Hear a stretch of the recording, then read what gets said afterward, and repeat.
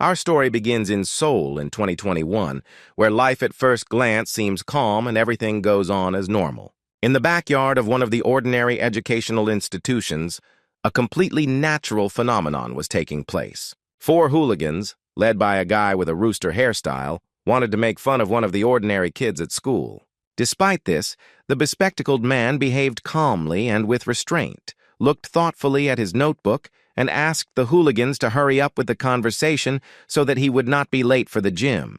The enraged leader of the hooligans was not particularly pleased with his words and, like a typical antagonist, began scratching the back of his head, discontentedly repeating this guy's name. Without taking his eyes off his notebook, the bespectacled boy named Do Jae-min walked past the cheeky student, saying that if they had no questions for him, then he would move on. As soon as the young man began to walk away, the rest of the hooligans, looking at their trembling boss, began to laugh at him for being ignored.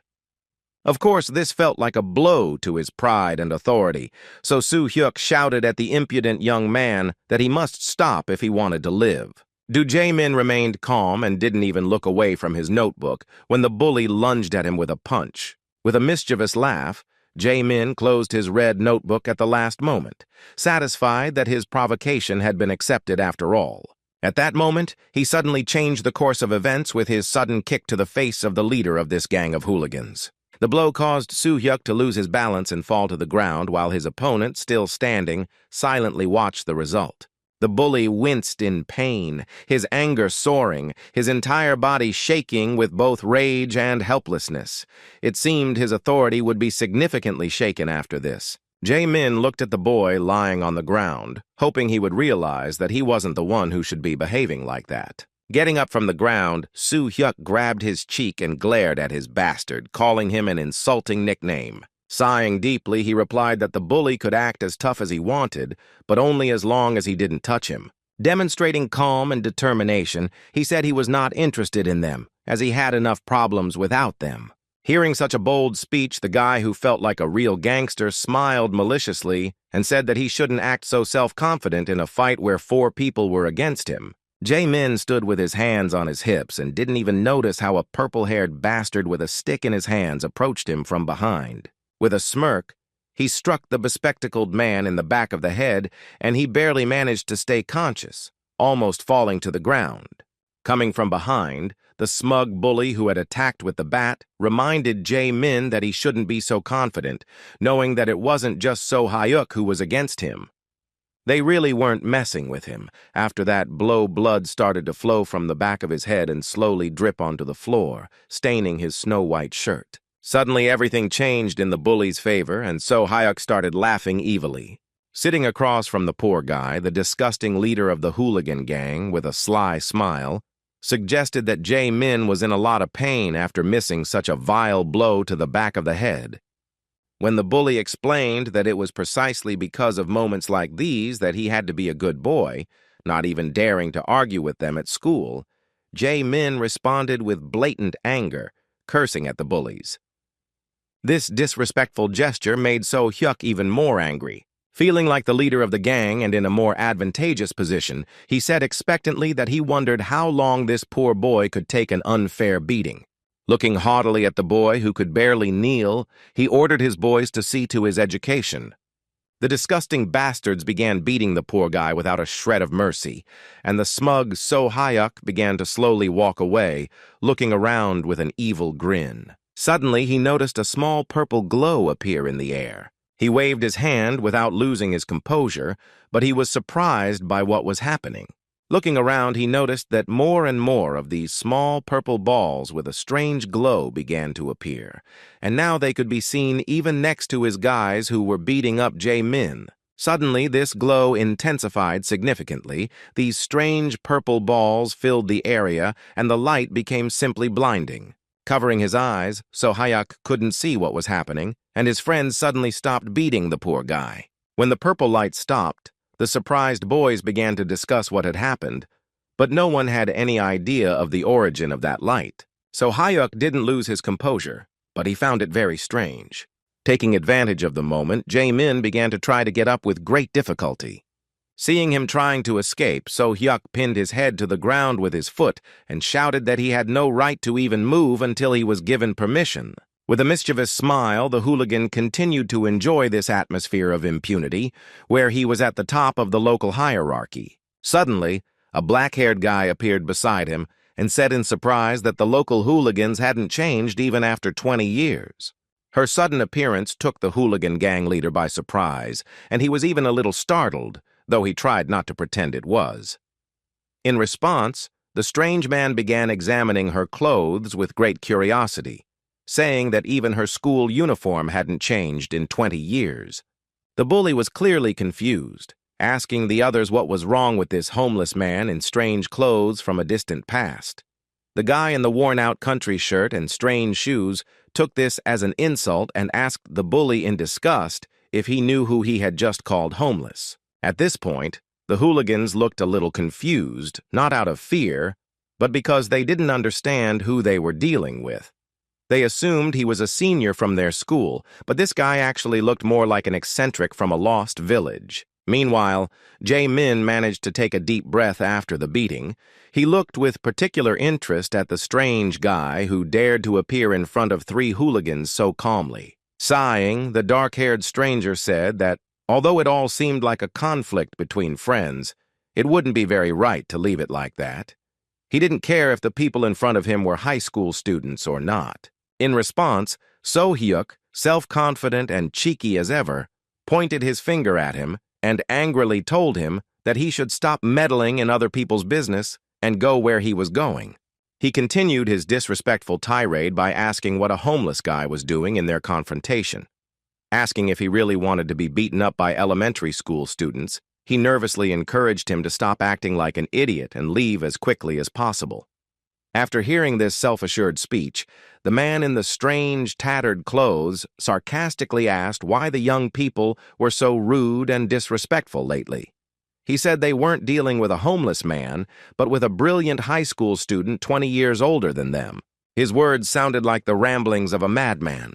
So-hyuk placed his fist on the boy's chest as a warning and told him to run as far as he could before he got into trouble. The shaggy, black-haired man had reached the end of his patience, and in response, he grabbed the rude man by the arm and said he would break his arm if he continued to irritate him.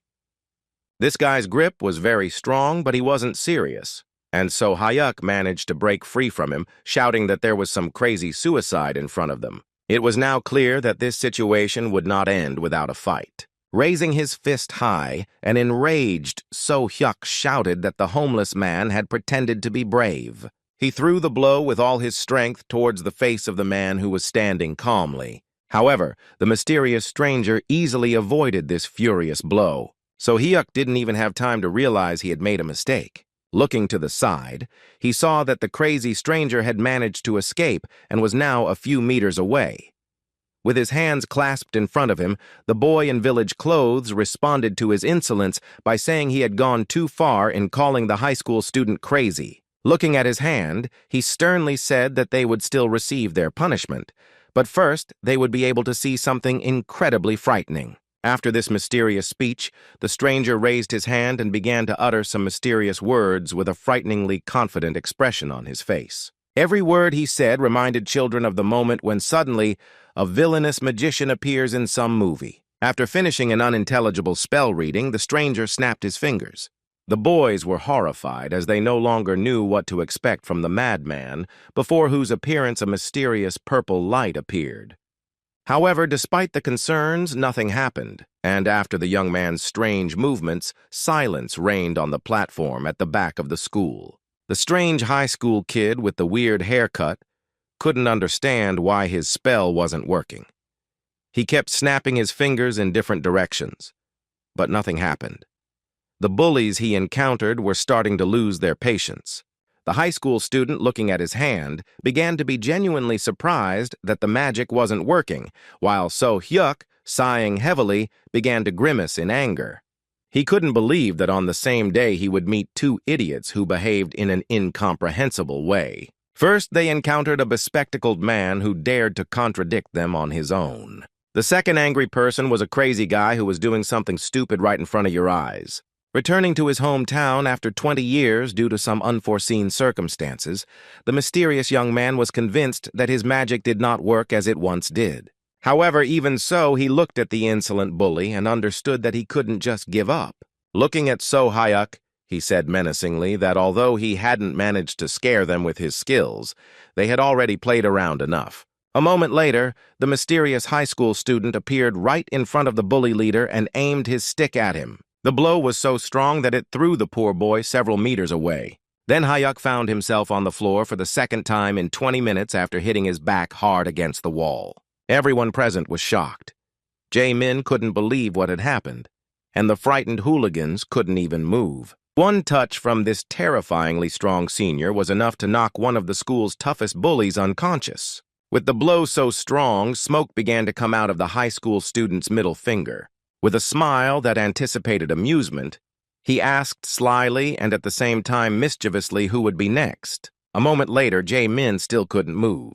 He was shocked that all of his attackers, including the guy with the bat, ended up on the ground. They were powerless against the strange guy in village clothes. Even the leader of the hooligans, who was an excellent fighter, lost consciousness with just one blow. With a shocked look, Jae-min tried to understand how it was possible that someone could defeat 4 hooligans with just one finger. Although these guys were insignificant, they were strong enough to take on even high school students who practice martial arts. Discipline class was over, but it remained a mystery to everyone who this strange guy in ridiculous clothes was and what he was doing at school.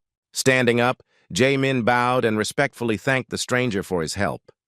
When the stranger began to stare at him, the bespectacled man thought he was worried about his condition. So he said he was fine, because his thick head was capable of withstanding even greater loads. However, the strange young man's interest caught him off guard. This high school student in homeless clothes wanted to know what day it was. In response, the guy with glasses said it was already September 10th. The stranger was really surprised when he learned that we were talking about. Putting his hand to his face, the stranger began to speak in surprise about how he had been called in 2016, then thinking that after 20 years of his absence from Seoul, exactly 20 years should have passed. He didn't understand what had gone wrong, that during his absence from this world only 5 years had passed. Although Jae-min couldn't figure out what was wrong with this strange guy, he decided it was for the best.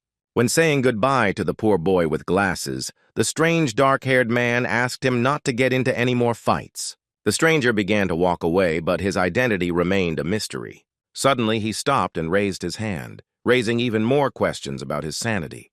He seemed too crazy for a high school student, as his behavior once again seemed crazy as he snapped his fingers and yelled nervously about some kind of teleportation.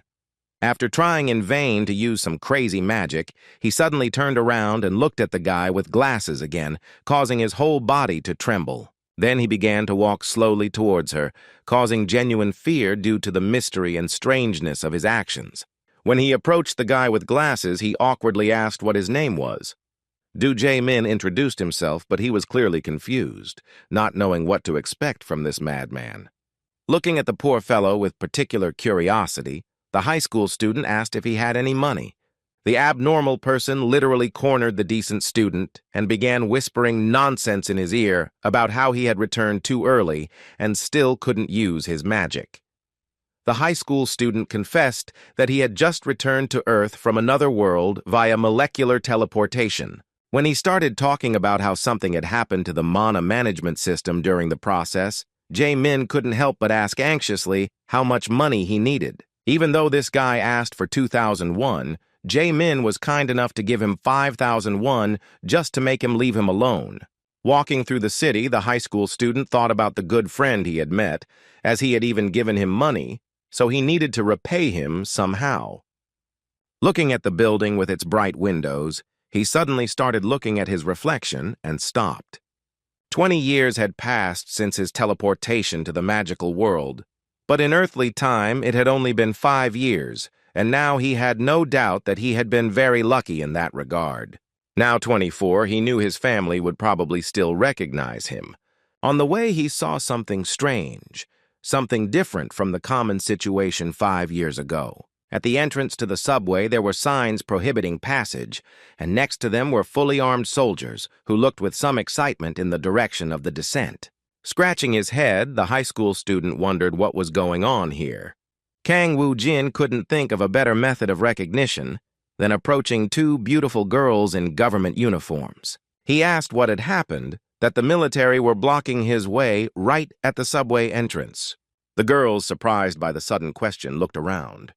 After a moment of silence, they began to laugh at the suddenness of such an obvious question, saying it wasn't at all strange, since all subway entrances were now under strict guard. They assumed he had escaped from North Korea, since he didn't know what was happening underground now. As they walked away laughing, they still hadn't given him a clear answer, and Woo-jin wondered if he should give them a lesson in manners. Still, he didn't raise his hand to the girls and walked towards the bus stop to take the bus home instead of the subway. As he had imagined, there were no military personnel at the stop, but he found another subway entrance nearby that was not guarded by the military. His curiosity led him downstairs, where he came across a grate blocking access to the subway. There was a lock on the door, which made him realize that something was really going on in the subway. I was locked in here and there was no light at all. Furthermore, it was clear that even the booth where tickets were purchased was covered in dust, as no one had been there for a long time. To his surprise, the key to the door lock was in plain sight. The curious boy who had returned from another world went further. It was his first time on the subway, which for some reason wasn't working. His conclusions were quite amusing. He continued to confirm his hunch that the security service had completely shut down at least this station. Upon returning to the entrance, he was disappointed, thinking that he had come to this place in vain. However, the moment he tried to open the door, he felt that it was impossible, and a system window appeared in front of him, telling him that he had entered the dungeon. The guy was confused. He saw the system window for the first time since returning to his home world, and leaving the dungeon was forbidden. Now he realized that the girl's words about guarding the dungeon were no coincidence. This place was no longer an ordinary subway, no longer used for transportation. The status window clarified that this dungeon was already being cleared, but since he had joined the process, he had no way to leave the area. The monsters in the subway station were an unexpected discovery. Woo-jin had no idea what had happened to the land in the last 5 years. As he knocked on the door, he was once again convinced that there was no way out. The status window appeared in front of him again, telling him that he needed a return stone to leave. Suddenly, he felt as if monsters were approaching. A rustling and a strange sound coming from the darkness made him wary. Suddenly, a monster with red fur, resembling some kind of wolf, appeared behind him. Kang Woo-jin's reflexes were enough to dodge this sneak attack. Despite this, the monster had no intention of retreating. Its predatory gaze indicated that it was about to attack again. Pointing his palm at him, Woo-jin uttered the name of his skill, trying to use restraint. However, this ability never worked, and the monster had already rushed to attack him. Kang Woo-jin was once again convinced that his magical power still didn't work on Earth. This time, he had to avoid the attack again by dodging it. He managed to deal with this monster using his own reflexes and the brute strength of his body. Looking closer at the monster, he suddenly realized he was already looking at a familiar creature. The predatory red wolf he began the battle with was actually a dwarf. Drebit attacked again, but Woo-jin continued to wonder why Alphen's monster was in his home world. Always dodging his attacks seemed crazy. Fortunately, Woo-jin noticed a fire crowbar lying on the ground nearby. Dodging another attack from the Drebit, he ran towards the metal tool to use it as a weapon. Standing up, he looked at the monster with a smirk, realizing his advantage. Armed with a crowbar, he decided he had no choice but to get rid of that monster so he could discover his future. The predatory creature began to growl furiously, rushing to attack again. However, this time Woo-jin did not dodge. He easily dealt a fatal blow to the monster. Although Kang Woo-jin was left without magic, even for his basic abilities, fighting Drebit was child's play. As expected, it didn't end there. Looking around, Kang Woo-jin saw another small flock of Drebit approaching. With an anticipatory smile, the boy who was investigating the changes in his home world assumed that these guys had lined up specifically to entertain him. As expected, he had no trouble dealing with even such a pack of Drebitoi. There wasn't a single scratch on his body, which wasn't surprising. But he knew that if someone much stronger showed up, there could be trouble. Suddenly, a system notification appeared in front of him, informing him that he had leveled up. Now he realized he hadn't just been transported back to Earth, he'd become a novice again, though he too belonged to the Necromancer class. Despite his lost progress, he was still a seasoned fighter and wasn't averse to going down this path a second time. He figured there was nothing wrong with getting stronger while these creatures were running around Seoul. Looking at his progress window again, he thought about how the Necromancer class was probably retained due to his status as a mage transported from another world. For returning to level 1 instead of level 99, he received attribute and skill points and also received some transferred skills, a combo box, and access to some kind of achievement shop.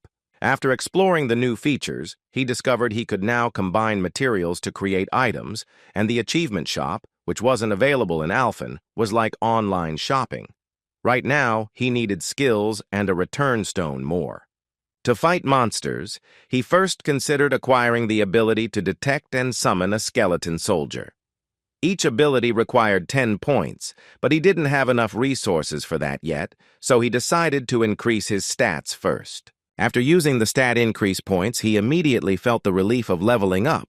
This way, he used all his points and his strength increased significantly. As he swung the crowbar, he realized he could now fight faster and strike with much greater range. This was a good thing, as ordinary weapons were not enough to deal with his new power.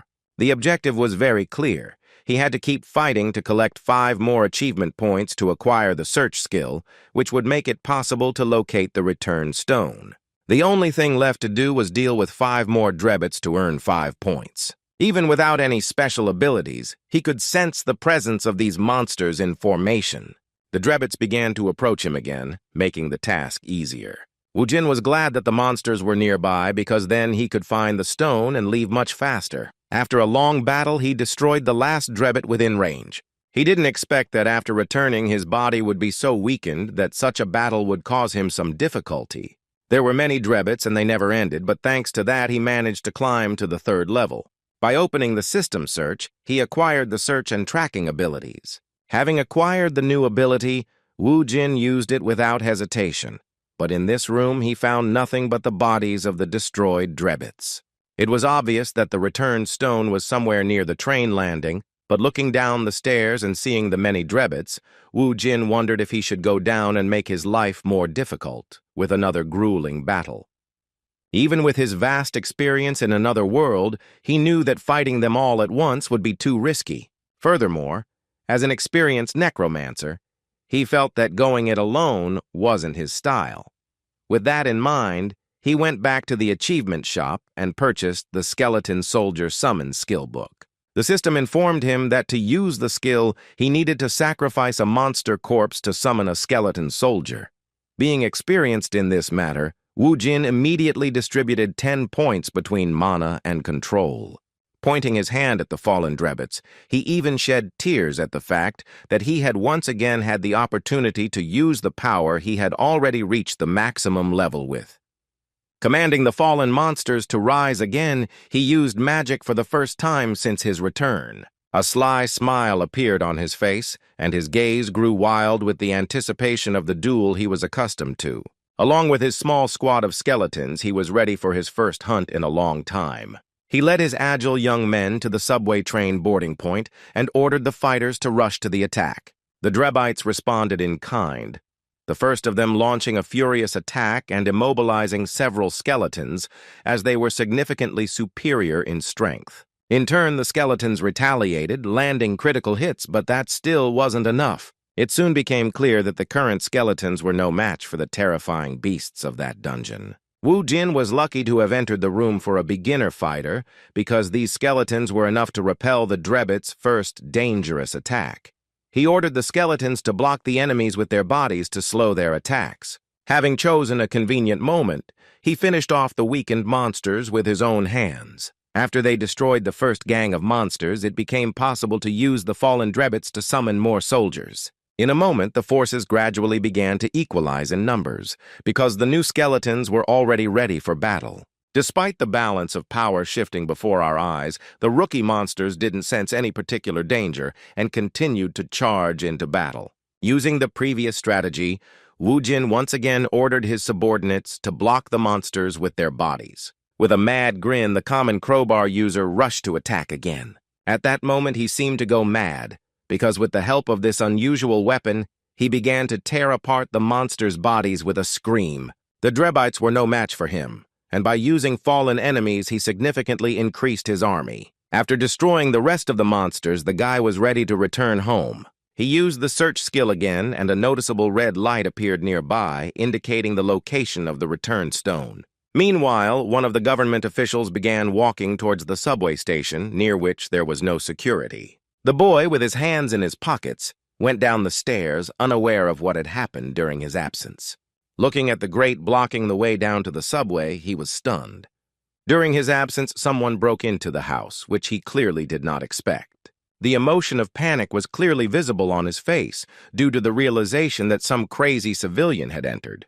The boy clutched his head, realizing it would be the end of him if anyone found out what had happened. He started shouting somewhere, thinking that he should call for help as soon as possible to find the madman who had probably already said goodbye to his life in a battle against monsters. Suddenly, his breath caught as he saw a blue glow on the other side of the bars. Some kind of portal appeared in front of him, through which Wu Jin exited. The boy suddenly started screaming and cut off the call when he saw that a strange high school student in village clothes had managed to enter and return to the dungeon entrance without any problems. Upon seeing Wu Jin, he screamed and assumed that he was one of the awakened ones. Meanwhile, on the streets of Seoul, there was another young man who had quietly entered the dungeon without any permission or hunter's license. His backpack was full of red mana crystals, which he called a nice catch. Apparently, this wasn't the first time he'd done something like this. Looking at his trophies, he spoke about the injustice of the current world. According to him, the scum of the guilds keep all the profits for themselves, although in reality, it is people like him who risk their lives participating in raids. Satisfied with the capture, the man began to walk slowly towards the exit of these alleys, arguing loudly that only fools would take these things to the shopping center, considering that on the black market these crystals would fetch much more. Suddenly, he froze in place when he heard a female voice calling him a rat. He turned and asked in a panic who was following him, and in response, he heard a question about how much he had managed to steal in this way. In a commanding tone of voice, the woman with red hair and bright red lipstick told him that he was not unprepared for the consequences. The confident girl, an awakened warrior class, introduced herself to him as scythe-wielding Death, come to take back what was stolen from her. The boy was in a difficult situation, cornered by the captain of the Hwarang Guild's Cinnabar team. Lee Yun-hee asked with a menacing look, how dare he steal the bloodstones from their dungeon. With her hands outstretched, she seemed to be offering him a deal, saying that if he already knew her, then they could resolve this matter less bloodily if he went with her. However, the boy was trembling with fear, knowing that being caught was a disaster, and bumping into her was death.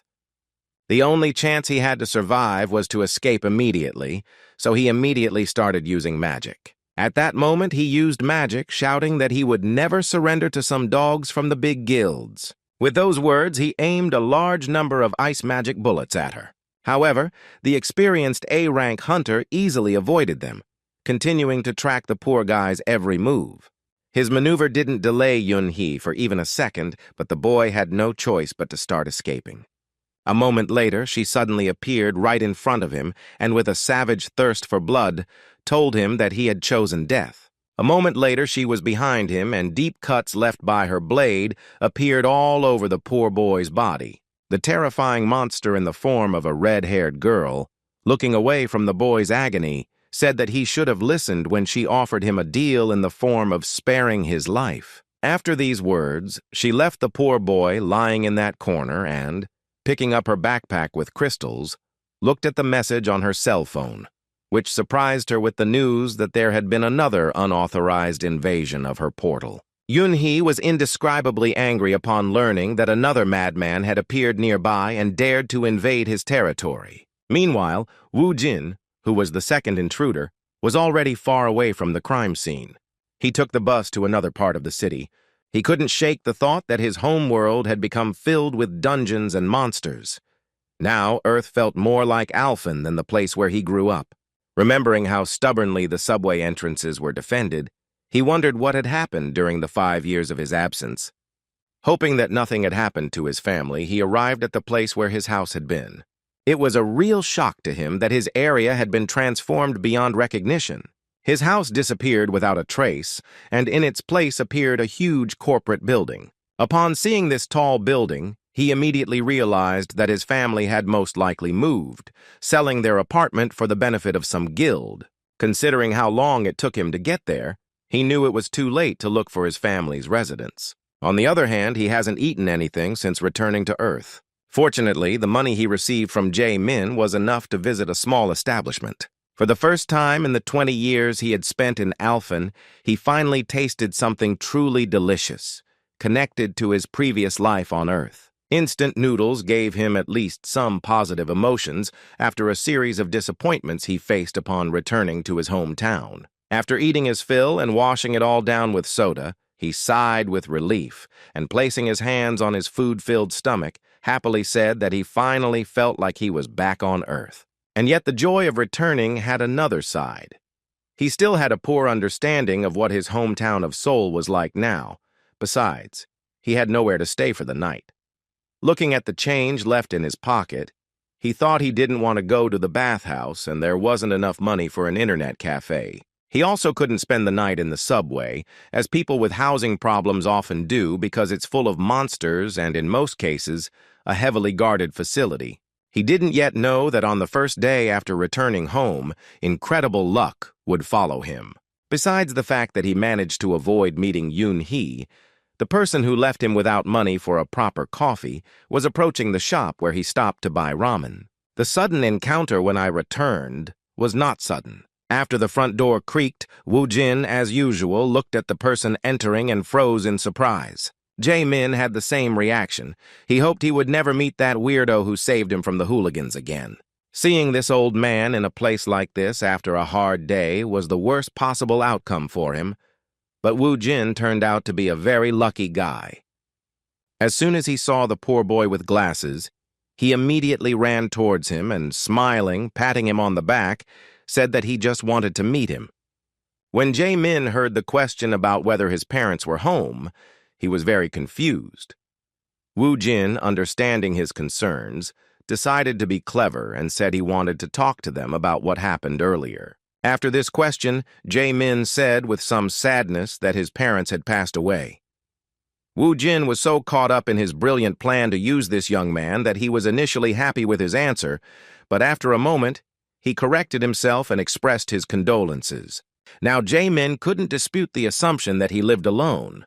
Understanding this, Woo-jin, without further questions, invited him to visit him as soon as possible. Jae-min was at a loss, unable to comprehend how he had been so cleverly deceived. With an obsessive smile, Woo-jin took his hand and said he would spend the night with him, but not for free. It turns out that with these words, he gave him 300 won, which was left over from the 5,000 he had received from that poor fellow earlier. The confused student, upon seeing these coins, said that this was probably the money he had shared with him that very morning. A moment later, he heard a sudden whistle near his left ear. So Woo-jin decided to change the subject, saying that he had just killed a fly that was trying to land on his dear comrade's ear. Jae-min was depressed. He had no choice but to accept this joke of fate. Not even the promises that he would get back everything he was owed calmed him down. The next day, the boys went to school together. First, Woo-jin shocked his teacher with his appearance. The old man responded to his appearance with a trembling voice, saying that he could not believe he was alive. With a smile on his face, Woo-jin, who now looked more like a maniac, said he was happy for the long-awaited meeting. Over a cup of coffee, they had a brief conversation, during which the professor tried to figure out where Woo-jin had been all this time. Everyone was afraid he had died due to the sudden appearance of dungeons from which monsters began to emerge. In response, Woo-jin said that he had technically died and come back. As expected, the professor didn't pay much attention to such nonsense, still thinking that this guy had become very strange and needed psychological help.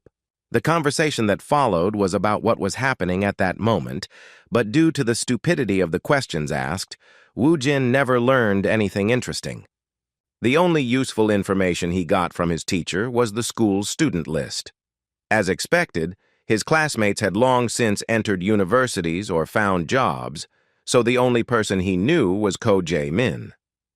The polite, bespectacled boy attracted the attention of girls, which really irritated the boys in his class, including So Hyuk, a bully with whom he had constant conflicts. This cheeky guy once again showed his disgusting character by pushing a student aside on his way to Jae-min. Placing his hand on his shoulder, he reminded him in a gruff tone that his luck was not due to his personal strength, but to the fact that some madman had appeared out of nowhere and interrupted his education class. With an angry, threatening look, he asked if he thought they should finish the conversation they had started earlier. Jae-min calmly replied that he would listen to his words, but only if he stopped making noise in the classroom. His words and calmness in such a situation made the bully furious. In response, he grabbed the poor boy by the hair and yelled that he needed to think again about the situation he was in and how he should behave in front of them. Just before So Hyuk hit his head on the table, he heard a boy suddenly enter the classroom asking him to stop. It turned out to be Woo Jin, who was happy to not only visit his new friend, but also to meet the hooligans who didn't understand his words the first time. Seeing him at the door, the chief bully of the younger classes, with a tremor running through his whole body, pointed his finger angrily at him, calling him the madman they had met yesterday. With an angry expression on his face, Woo Jin didn't even say anything. He just ordered those guys to follow him. The vandals didn't resist. They took him to the school roof. Within minutes, many curious people had appeared at this location, needing to confirm the side that would win this conflict. Seeing that some upperclassmen had just called Soo Hyuk and his gang to a fight, the students thought he was some kind of madman. Only Jae-min, who had already seen how this guy fought, understood perfectly that it wasn't he who was in danger, but those who ran towards him screaming, succumbing to excessive emotions. Watching the futile attempts of a fool from a gang of local hooligans, Woo Jin only confirmed his suspicions that there are such people everywhere, no matter if it is on Earth or in Alphen. So Hyuk, who rushed forward desperately even though he couldn't touch the enemy, was one of those who was filled with arrogance due to strength or power. Seeing this insolent man, Woo Jin understood that he did not know his place, and his behavior was reminiscent of Cassis from the Alphen Union. As a bloodthirsty necromancer who only summoned the souls of sinners, he tried every way to frame Woo Jin and turn the alliance against him. Just like that disgusting scoundrel Alphen, So Hyuk also tried his best to hurt Woo Jin, but his own strength wasn't enough. Woo Jin had seen this pattern of behavior before and knew exactly what to expect next. As expected, So Hyuk's arrogance prevented him from falling into despair, so he immediately turned to his subordinates, forcing them to attack Woo Jin in a similar manner to what Cassis of the Alphen Alliance did. However, this was not a problem because, having superior strength, the high school student already remembered from his own experience that such people can only be dealt with by responding to them in the same way 10 times greater. Only by having overwhelming strength can one not worry about the intentions of this or that arrogant, conceited bastard. None of these guys were a match for the veteran, even though they kept the entire school in fear. Woo Jin had no problem catering to anyone who wanted some of his father's guilt head. The educational moment with the followers of the school's main bully happened in a matter of seconds. Next came a tired, trembling boy destroyed by his own arrogance. Looking at So Hyuk, Woo Jin encouraged him by appealing to his pride. So Hyuk couldn't bear this kind of treatment and desperately rushed to attack. However, this time, Woo Jin wouldn't mess with him and sent him to the others, lying on the ground with his body trembling from the blow he had received. Addressing these bullies in front of the entire school, the senior put them in their place, saying they were too noisy for simpletons. While observing how the area had changed over the past 5 years, the high school student noticed a taxi coming towards him. He froze in place when he saw who came out. A middle-aged woman quickly ran towards the school entrance in the middle of the school day. Woo Jin couldn't mistake her for anyone else, because even though 20 years had passed since her reincarnation into another world, her mother still looked the same. He ran to meet her without delay, and when they saw each other, they embraced for several minutes. His mother was trembling with excitement, and tears flowed like a stream. Even the cold-blooded Wu Jin, who had been through hell for the past 20 years, could barely contain his emotions.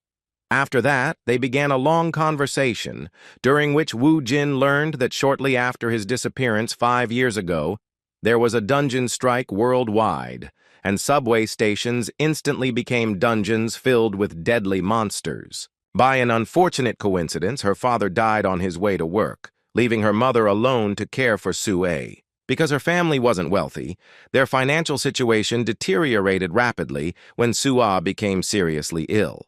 From then on, every day of her life was like torture. When they returned home, the mother left her son alone, saying she needed to go to kindergarten to pick up her daughter. Excited by this long-awaited reunion, Wu Jin couldn't organize his thoughts. To his dismay, he returned to a different house than the one they'd lived in before. His mother never told him what had happened to their home or how a tall corporate building had appeared in its place. However, as soon as he arrived at his new place of residence, a small and cramped apartment, he immediately realized how difficult it was for his mother to take care of the family alone. Just looking around the house, he immediately realized that such a family wouldn't fit here. In one of the boxes near the wall were things from the previous house, things that belonged to him and his father. Most likely, his mother simply couldn't throw away such valuable things associated with them. The realization of why his mother couldn't drive them out made even his cold heart freeze immediately. An hour later, Mom and Sue returned home, and the younger sister finally met her older brother. The shy girl hid behind her mother, but her brother's smile inspired confidence in her. Sitting across from her, Wu Jin asked if she remembered him and how he changed her diapers when she was little. In response, Sue was embarrassed and said that she no longer peed. It turns out that the mother had been working in a restaurant all this time, but for the first time in a long time, she took a day off to spend the day with her family after the return of her beloved son. The family atmosphere melted the ice in Wu Jin's heart, and he even played with his little sister before dinner. Night fell and they went to sleep. However, Wu Jin couldn't sleep for a long time, thinking about what his family's life would be like now. He understood that the world was no longer the same as before, and that he too needed to change and adapt. 20 years ago, he was summoned by Alphen for no reason. That world felt more like a game than anything resembling Earth. Thrown into a savage environment where everything around him was deadly, he fought harder than anyone to survive at any cost against the brutal monsters and creatures of Alphen. Finally, after many years of countless battles, he became a peak-level Necromancer, gaining unprecedented power. With no end in sight to his long journey, he returned to Earth after meeting with the Space Administrator. And he came all this way just to finally be reunited with his family, which he never stopped thinking about all this time. He just wanted normal happiness. But the Earth he returned to had changed almost beyond recognition. Not only is there a new order with dungeons and corporations, but his father is dead, and his family is barely surviving. Wu Jin couldn't accept this. He had no other option but to earn a decent amount of money to support his family. As an Alphen survivor, he had no doubt that he could overcome something even worse if it depended on his family, who had been waiting for him all this time. The next day, Wu Jin continued to adjust to life in Seoul, which had changed significantly in the past 5 years. He now even had a phone, something he could only dream of in the past. As he explored the vastness of the internet, he constantly came across references to awakened people. Furthermore, when he came out of the dungeon he had accidentally entered, the security guard was relieved to call him awake. The confused man was terrified, thinking an ordinary civilian had entered the dungeon. The first thing he asked was why Wu Jin had gone there if there were no more bloodstones. Before Jin could say a word, he was forced to sign some papers and agreements stating that he had followed safety precautions. Based on his still limited understanding of the modern world, he assumed he had a pretty good job. One way that will allow you to make good money in a short period of time is to use your awakened status. For the first time in his job, he didn't want to disturb his mother, so he wrote her a message saying he knew a friend who lived alone and agreed to take him in as a guest to prepare for the entrance exams. Although Wu Jin felt a little awkward about his pestering, he was still forced to turn to Do Jae-min again. However, when he called the number Jae-min left for him, he was connected to the Dongjin District Employment Agency. Hearing the voice of the employee who identified himself as a representative of the agency, Woo-jin became confused and began checking the number. He didn't make any mistakes and typed all the numbers correctly, so there was no doubt that it was the same number. Only after confirming that he had indeed contacted an employment agency did Woo-jin realize that the cunning Jae-min had dared to deceive him out of fear of further extortion of money. In fact, Woo-jin understood his behavior, because their meeting had been extremely strange, and he himself couldn't inspire any confidence. On the other hand, Jae-min may even have regretted doing so, because he never expressed gratitude for the fact that Soo-hyuk and his gang no longer bothered him thanks to the high school student's actions. Returning to his apartment after much thought, he came to the conclusion that, although Woo-jin seemed like a psychopath, he was definitely not a bad guy. Besides, there was no need to worry about him anymore, since he had managed to meet and talk to his mother. However, when Jae-min returned and entered his apartment, something unexpected happened. Suddenly, he heard a familiar voice welcoming him home. Jae-min was surprised to see Woo-jin sitting at the table, eating tangerines and watching TV. His first panicked question was how he managed to get in. As it turned out, he had seen Jae-min enter the password to enter the house earlier. While he could be commended for his phenomenal memory, his new elementary school friend wasn't so happy and said it could be considered breaking and entering. However, when Woo-jin mentioned that he had called him, but someone else had answered, all his complaints disappeared due to the guilt he felt over the disappointment. Seeing Jae-min's embarrassment, Woo-jin decided to put himself in his shoes and change the subject, asking if he would mind answering a few questions. At one point, the conversation took on a completely different tone, as Jae-min had discovered the truth about Woo-jin being an awakened person. Now, everything fell into place for him, as he had already observed the incredible strength of this high school student. The first question that interested Woo-jin was how much money the people who awakened after the dungeons appeared earned. Without a second thought, Jae-min confirmed his suspicions, clarifying that it usually depended on how difficult the dungeon was. According to him, Woo-jin is not yet qualified to participate in the clearing, so he first needs to register as an awakened with the association to obtain a license to enter the dungeons, and then he will have to join a guild for team raids. Alternatively, he could also get a job in an association or an administrative department, but Woo-jin, understanding how team cleaning works, was right when he decided that it would be more profitable to work alone for himself. However, in Jae-min's opinion, it wasn't that simple. He suggested avoiding the risk and joining a guild, as fighting alone was too dangerous, especially for a high school student. However, Woo-jin ignored his words. He understood that guilds required entrance exams, which he didn't have time for. He ignored this risk, justifying his decision by saying he urgently needed money. Realizing that arguing with him was simply pointless, Jae-min suggested that he at least form a group, as the dungeons were indeed very dangerous, and many of the awakened never made it out. Remembering he had a phone, his friend suggested he download an app. It was clear from Woo-jin's expression that he had no idea what was going on, so the more modern Jae-min took out his phone to help with the matter. When Jae-min picked up the phone, he expressed surprise at being holding such an old model. When he suggested it was used by someone in his family, Woo-jin awkwardly replied that it was a new model. He was really furious when he found out that the phone had been on the market for 4 years, which meant that the seller had cheated him by selling it as new. The cheeky owner of a small shop convinced him that it was the best-selling phone of the time and an enduring model used by a large number of famous people. While Woo-jin was dreaming about how he could put an end to all the rudeness of that salesman, Jae-min managed to log into the dungeon forum with the help of a slow technological device and said that it was possible to find information about the dungeons there and reserve them in advance. Woo-jin thought he was now ready to earn all the money in the world, but his enthusiasm was dampened by the reminder that he needed to reach the awakened rank first. Besides, Jae-min was certain he would simply die if he rushed into the first dungeon without discrimination. When the old phone was returned to its owner, The truth about the entrance fee was also revealed. Jae-min clarified that when it comes to the entrance fee, it's important to know that even for low-level dungeons, you'll need to pay 10,000 won. The money issue, as always, remained acute and problematic. There was silence, which was broken by a call to Jae-min. After that, a very obvious event happened. Woo-jin again borrowed money from Jae-min.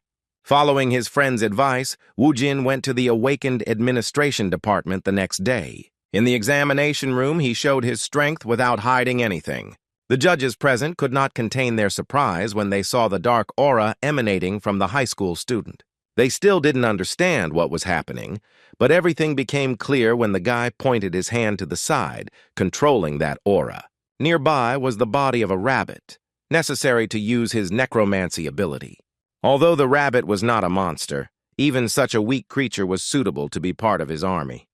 In front of everyone present, Woo-jin used necromancy magic, and after his black aura and the rabbit's body came into contact, a skeleton soldier appeared and kicked the ground, shattering the tiles. The fact that he shocked all the judges can be judged by the fact that they could not utter a word. Although the skeleton was summoned using the corpse of a weak animal, its powers were comparable to that of an ordinary person. Seeing their reactions, Woo-jin was eager to receive a decent rating. With just a skeleton, he felt extremely confident, realizing that necromancy was a very rare and truly powerful magic. Their only warrior emitted an impressive aura, even though he was just a beginner. The judges said with surprise that his powers were truly amazing. They had indeed seen a lot there in the past 5 years, but this was the first time they had encountered a necromancy user. Summoners' abilities are judged by the combat abilities of the familiars they summon, so it was common practice to use goblin copies to test Woo-jin's strength. Seeing the use of a hologram that had a physical form, Woo-jin couldn't help but be surprised at how far technological advancement had come since the blood crystals appeared in his home world. This seemed really cool, as it greatly simplified the process of testing new recruits' skills. Woo-jin immediately ordered his familiar to step forward and display his power. The skeleton obeyed the order without question and destroyed the goblin in an instant. Although his skills were truly unique, he was disappointed with his license after completing the test. Woo-jin received an F rank, and when asked if this was a high rank, he was kindly informed that it was actually reserved for the weakest awakened. As expected, the summoned familiar's power was weaker than they expected. However, in turn, the judges tried to calm the awakened one by saying that since it was a unique ability, there was no doubt that he would easily find a group for himself. Still, Woo-jin wasn't too upset, thinking that he didn't care about the ranking as long as he could enter the dungeon. Having obtained the permit, he immediately headed to the nearest point, which turned out to be Silum Station. The dungeon's rating was estimated at 2 stars, and many novice-awakened warriors with reasonably good equipment had already gathered there. One of the awakened, who was not entering the dungeon for the first time with his group, when he saw a newcomer alone, asked him if he wanted to join the squad. There were 7 of them, and the green-haired guy said there was still room for him. However, Woo-jin declined the offer, saying that he could handle it himself. The green-haired stranger was surprised and replied that he saw no point in spending so much money to enter, since he would hardly be able to carry many bloodstones due to the time limit. Seeing the surprise on Woo-jin's face, he immediately realized that he had only recently become a minor and still didn't know all the nuances.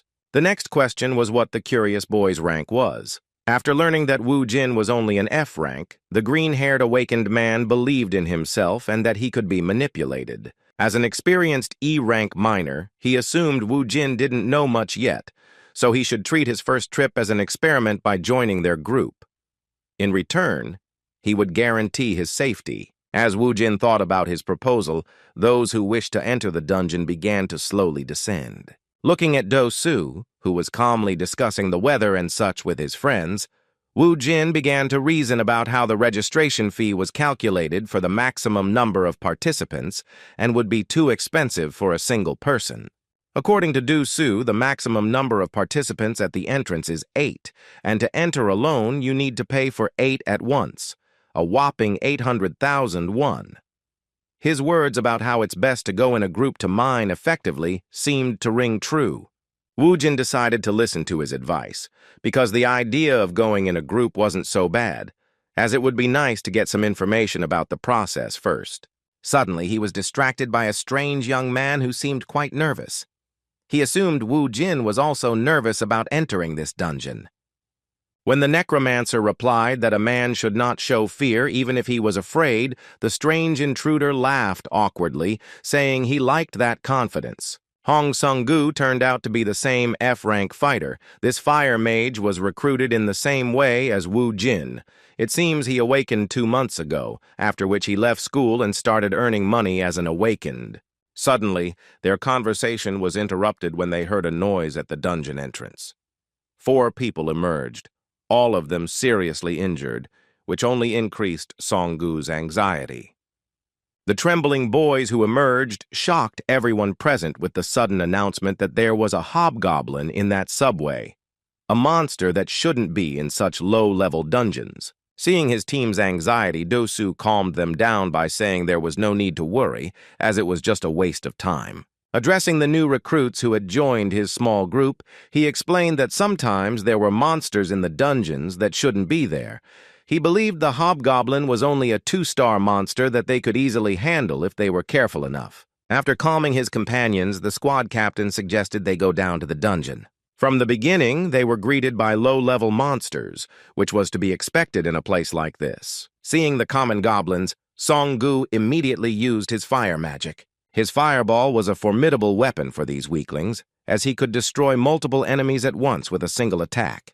The squad leader's fire magic proved more sophisticated. Using the burn, the mage Do-soo could stop multiple targets at once, depriving them of sight or the ability to breathe. His squad's teamwork was well practiced, and without waiting for orders, his fellow warrior class members rushed to the attack. The goblins, who couldn't see anything, couldn't resist and became easy targets for these guys. Wu Jin acted alone in his usual manner, using his beginner-level familiar, which easily overcame obstacles in the form of goblins. After the first wave was easily destroyed, Wu Jin took the opportunity to praise Sun-gu's skills, saying that his fire spells were very powerful. In turn, the rest of the squad admitted that the skeleton summoned by the Necromancer was faster than it first appeared. Furthermore, in their opinion, it seemed quite strong. No one doubted that it was definitely above F-rank. There was nothing strange about this, because Wu Jin had actually spent his remaining points to increase the skill level. Looking at his creation, he was convinced it was worth it. Meanwhile, Do-soo began to check the loot. While collecting bloodstones, he discovered that 2-star dungeons had some pretty good loot. Wu Jin became even more interested when he heard that a bloodstone would cost around 200,000 won. Hearing that even such a small monocrystal had such a high price, Wu Jin understood why the awakened were risking their lives instead of doing their usual things. Now it became clear that the 100,000 won entrance fee was nothing compared to the profit.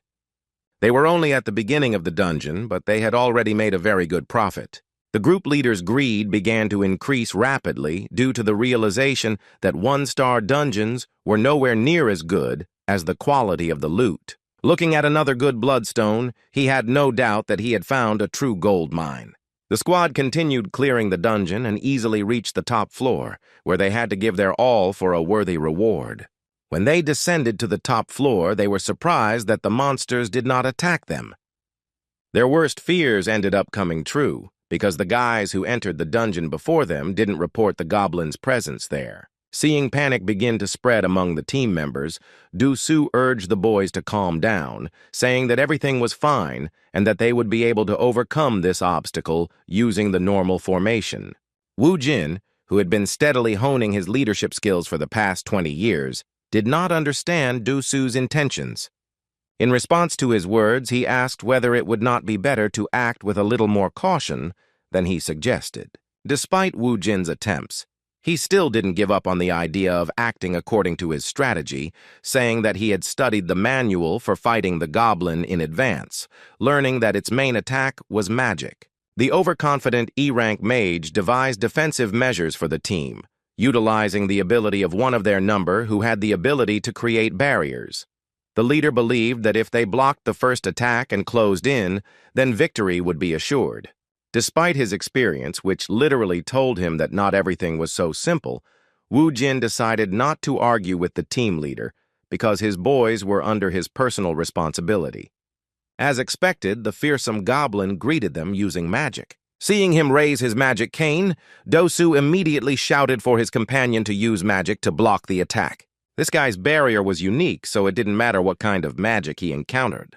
The goblin turned out to be a lightning magic user, but his power wasn't enough to destroy the wizard's defense. After repelling the enemy's first attack, Dosu ordered the boys to go on the offensive. First, the team leader blinded the enemy using the goblin's eye burn. In a moment, the warriors using swords rushed to attack, but the second-level monster stubbornly blocked the incoming attacks. Sungu joined them, directing his fireball spell at the goblin. It seemed like everything was going according to the team leader's plan, but Wu Jin clearly saw that they were already in danger. Among the monsters he encountered in Alphen were goblins. Compared to ordinary goblins, these guys had high intelligence, which was evident when the enemy cast a spell. Based on his experience, Wu Jin knew better than anyone that the true danger of this beginner-level monster was not its magic. While fighting the goblin, the boys completely forgot where the little goblins had disappeared to. It turns out that they hid in the ground and even armed themselves with improvised means, and their appearance and behavior suddenly changed. With a trembling voice, one of the team members said that these guys were unlike anything they had seen before. Taking advantage of the situation, one of the goblins secretly fired a dart from a corner at one of the squad members. His victim was an armored warrior, and the dart hit him right in the neck. His whole body became paralyzed, and he began to tremble in unbearable pain. A moment later, he received a sudden blow to the back of the head and fell to the ground. The goblins acted silently and secretly. It was clear that they could deal with the entire team if they didn't take any action. Looking at the pathetic actions of the guys in the squad he agreed to go with, Wu Jin said that was exactly what he was afraid of. The arrogant Dosu didn't seem like someone who wanted to listen to some new recruit among the awakened. Wu Jin had known from the meeting that the hobgoblins' real danger wasn't their magic or brute strength, but their ability to lead due to their comparatively high intelligence. The goblin squad leader is not just another one-star monster, but a true leader of the army, capable of using various tactics and even giving personal orders to each subordinate. Realizing that the boys couldn't handle the panic and that the situation was getting worse by the second, Dosu made a proper decision for the first time. He shouted that they should retreat and get out of that place as quickly as possible. All the fighters immediately ran towards the exit without looking at the monsters. Only Wu Jin and Sun Gu remained in their places, diligently covering their companions' backs. Using fire magic, he continued to attack, wasting most of his mana reserves. However, now, using the means available, the goblins managed to resist the attacks and continue their advance. Addressing the others, Du Su declared that they were no match for the enemy, so they should retreat immediately. When one of his perplexed comrades asked what they would do with Zhong Chul, who had suffered 2 surprise attacks, the leader shouted that there was no way out. Without even trying to help their friend, they cowardly ran towards the exit. However, the goblin was not about to end the fun. He was delighted with the performance of his players. Having accumulated enough mana, he directed lightning magic towards the fleeing boys. The blow was accurate. The goblin aimed at the most diligent of fighters. Songgu, who was very careless, was hit by this magic attack. The boy began to fall to the ground, and the leader, despite his condition, did not change tactics. They continued running towards the exit. The boys began to move away to a safe distance, and the goblins decided to stop chasing them, satisfied with such prey. As everyone fled, the injured Songgu, lying on the ground, was left to be torn to pieces by the goblins and their leader. The only one who didn't cower was the most experienced and quiet among the awakened, Wu Jin. Taking his favorite weapon, a crowbar found in the subway, from his inventory, he began walking slowly towards the goblins, saying that he had not hunted such enemies in a long time. Using his power, Wu Jin summoned 4 fighters who could easily replace the cowards who fled as soon as they sensed danger. Realizing that the battle was not yet over, the goblin immediately ordered his army to continue the offensive. Analyzing the situation and referring to his experience, Wu Jin came to the conclusion that it would be difficult to deal with goblins under the command of a hobgoblin. Based on this, he decided to make an unexpected move and advance to the vanguard himself, heading towards the strongest enemy. The goblins, whose instincts and will belonged entirely to their leader, advanced fearlessly into a frontal attack. In a moment, they were stopped and were busy fighting the Necromancer's familiars. While the skeletons fought the goblins, Wu Jin could fight their leader without fear. Seeing a human beside him, the goblin began to release lightning magic, pointing his cane at the enemy. Wu Jin had calculated from the beginning the time it would take the enemy to carry out such an attack. A moment later, he dealt a fatal blow to his opponent. With a smirk on his face, he asked the goblin if he really thought he would politely wait for him to finish casting his ridiculous spell. Due to the enemy's relatively low level, his actions were quite predictable, and dealing with him alone was not particularly difficult. After defeating the strongest monster in this dungeon, Wu Jin received a level-up message. As soon as he leveled up to 6th, he immediately felt the stat boost. Having gained a lot of experience from single-handedly destroying the enemy, he was convinced that fighting alone is much better and more fun than with a group of losers. Suddenly, he was distracted by some groans, and looking around, he saw Song Gu lying on the ground, trembling in pain. Wu Jin was surprised that he was still alive, and in response, he heard a desperate, weakened cry for help. He had no particular reason to help the stranger, but he still decided to make contact with the poor guy. Sitting down beside him, he asked what would happen if he saved him. In response, Song Gu said with a trembling voice that he would not tell anyone that he was actually a D-rank fighter, not an F-rank fighter. The dying boy's words seemed like complete nonsense, and even Wu Jin was surprised by his stupidity. Wu Jin knew this guy could be useful, so he thought about what he could ask for in return. With a mischievous smile, he said 2 would be enough. His suggestion was so carefully worded that the dying man couldn't even understand what was being said. Despite the unclear conditions, they managed to reach an agreement. After Wu Jin saved this poor injured boy, he gave him a completely fair task. Song Gu personally extracted all the mana crystals from the bodies of the dead goblins. Using the boy's labor, Wu Jin managed to obtain a backpack almost full of precious materials. After finishing the work, Song Gu, who was looking at his savior, couldn't stop thinking about how he received the lowest rating. After seeing him in action, he immediately realized that even without using the power of a necromancer, he could hunt 2-star monsters, which immediately made him a D-rank hunter.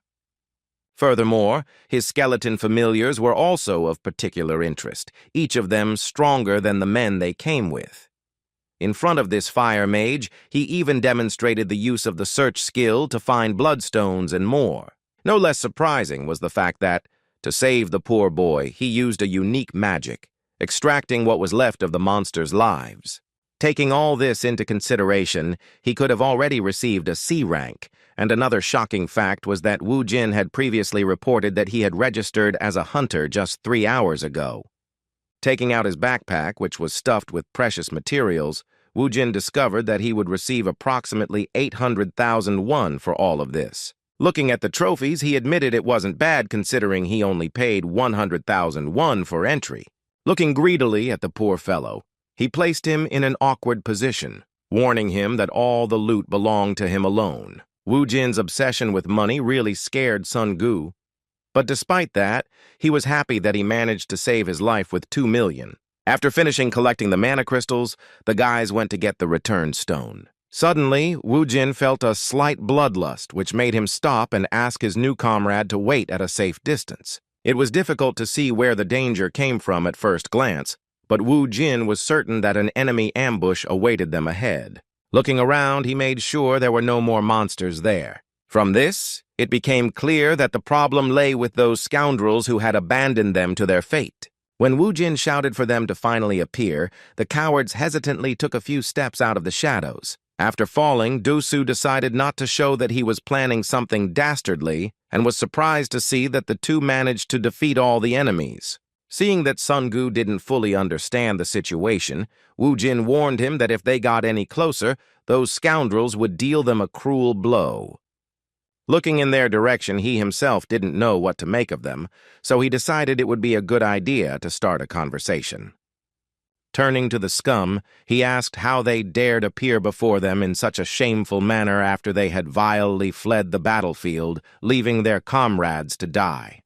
Furthermore, he immediately pointed out the strangeness in their behavior. That is, that if they really decided to escape the dungeon, they should have remained in the barrier without returning to the lower floors. Trying to defend himself from the direct insinuations that they were traitors, the group leader said with a stupid laugh that there was no need to accuse his teammates so rudely. With a false air of sympathy in his gestures, he tried to justify himself by saying they had simply returned to clear the dungeon after a tactical retreat. According to him, they were very surprised that all the monsters had already been destroyed by that point. Looking at the backpack full of crystals, he asked with a mischievous smile how they managed to defeat such a serious opponent. Woojin had no intention of playing their dirty games and said in a serious tone that they should not delay their vile plan. Taking out his backpack with precious materials that probably interested the group leader, he assumed that those naive fools wanted to run away after receiving the return stones. But now they saw that everything was clean there, and the money itself was coming to meet them. A moment later, he scattered all the mana crystals on the ground and was met with stunned looks from the group who had not expected such an act. With a menacing look, Woojin said in all seriousness that if they wanted their trophies so much, then they should try to get at least one of them for themselves. However, even after such high-quality manipulation, Du-Su continued to try to convey a different opinion to him. He repeated with a ridiculous smile that there had been a misunderstanding, justifying his words by saying that they were not so stupid as to attack someone who had killed monsters against which they could do nothing, even with the help of coordinated work. He apologized for them leaving him and Sun-gu behind, justifying this act by saying that their lives were at stake and that something like this was expected. He explained their return by saying that they had simply returned to get the return stones, and now, seeing that the way was clear, they could even thank him for giving them the opportunity to take John Chul's body. Seeing how stubbornly leader Du-Su continued to justify his behavior, Woojin began to doubt his guesses. The green-haired boy, although fond of jewelry, still seemed quite sincere. Sighing heavily, he decided he'd simply gone too far, mistaking the premonition of monsters for an ambush. Based on this, he surmised that during those 20 years spent in Alphen, he'd become very nervous and suspicious, which even affected his attitude toward people like himself after his return. In just a moment, he was confronted with the reality he had begun to deny just seconds ago. He felt a sudden, intense burning sensation in his eye area, used on him by a fire magic user, their group's leader, Du-Su. Song-gu was shocked by what was happening, and staring at his savior, he didn't even have time to react to the fact that those scoundrels had been ordered to begin the attack. A moment later, a magic arrow flew towards the poor boy and hit him in the left shoulder. Sun-gu screamed in pain as Woojin began to orient himself, resigning himself to the fact that he had to fight. He saw Du-Su rush towards him with a knife, shouting angrily that he shouldn't hold a grudge against him for this. In an instant, he appeared right in front of Woojin and delivered a fierce blow to his stomach. Meanwhile, in some other dungeon, another raid was successfully completed because the core team of one of the most serious guilds in Seoul was responsible for it. The guys were well equipped, and they even had a truck to transport all their gear. Not only the logistics, but also the teamwork was nearly flawless. The way they supported each other after a successful attack was envy-inducing. The pleasant conversation was interrupted by a phone call. The team leader, who is the same red-haired girl we met before, received a call informing her that the second unexpected intruder who entered her property had been found. It was about Woojin, and Yoon-hee couldn't help but be surprised when she learned that although they didn't have any information about him, they did have information that today was the first time he had appeared in the database after registering with the Awakened Alliance. Of course, the team leader wanted to know where he was right now so she could have a clear-cut conversation with him. She had no idea what kind of trouble he'd gotten himself into on the first day of his waking career. Returning to those events, the vile and disgusting Du-Su had already stabbed Woojin, and after his knife stopped, he began to look into his eyes curiously, hoping to see a reaction of pain in them. He was simply shocked when he saw that instead of the expected reaction, he began to laugh maliciously, saying that he was surprised by such insolence. As it turned out, Woojin not only managed to orient himself, but also blocked that sneaky strike by grabbing the attacker's arm. He gripped his arm so tightly that Do-soo began to tremble from the sharp pain, similar to a broken bone. He didn't have time to speak anymore. He threw the attacker to the ground with brute force, and he didn't even have time to realize how it happened. Do-soo broke the ground with his own body and began to scream in incredible pain. While smoothing his long hair, Woo-jin asked with a vicious expression if he really believed he could execute such a dastardly plan. There were only a few scratches on his face, and his eyes were intact, as he had managed to use his mana aura. Pointing his finger at the other bastards who dared to defy him, he asked if what they said about all awakened beings being the same as them was true. Looking at the blatant traitors, blinded by the bloodstones, he shocked the guys by using necromancy on the bodies of the goblins that were beside them. Calling for reinforcements in the form of 5 skeletons that outnumbered the attackers, he declared it was time for punishment and then ordered the scoundrels to be disposed of. In a moment, all the members of the group were exterminated before the eyes of their leader, who watched helplessly as he lay on the ground.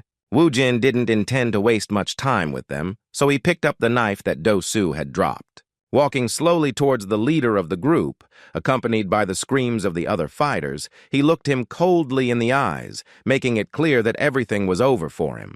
Injured after being thrown so hard to the ground, Do-soo panicked and shouted hoarsely that he was suggesting they just talk to avoid violence. With a wild look, Woo-jin asked if he wanted to buy time so that the delay in using his skill would pass. A moment later, Do-soo joined his companions and departed for the other world. After dealing with the vile members of the hunting group, Woo-jin didn't miss the opportunity to check the leader's pockets, hoping he had a lot of money. Wounded in the shoulder, Song-gu, who witnessed this cruel spectacle, could not believe what he saw and the coldness with which his rescuer dealt with the attackers. After eliminating 5 people in an instant, Woo-jin said that those bastards were useless anyway, and then asked his new friend if he agreed with his words. Looking around, he wondered why he couldn't even find the words to answer his question. Sun-gu was trembling with fear and pain from his injury. He said with great difficulty, in a weakened voice, that Woo-jin was absolutely right. Having finished his work, Woo-jin approached him and, placing his hands on his hips, declared that he was in danger for the 2nd time in a row. Speaking of which, he shocked Song-gu by saying that because of this, he would have to pay double. There was nothing to explain here.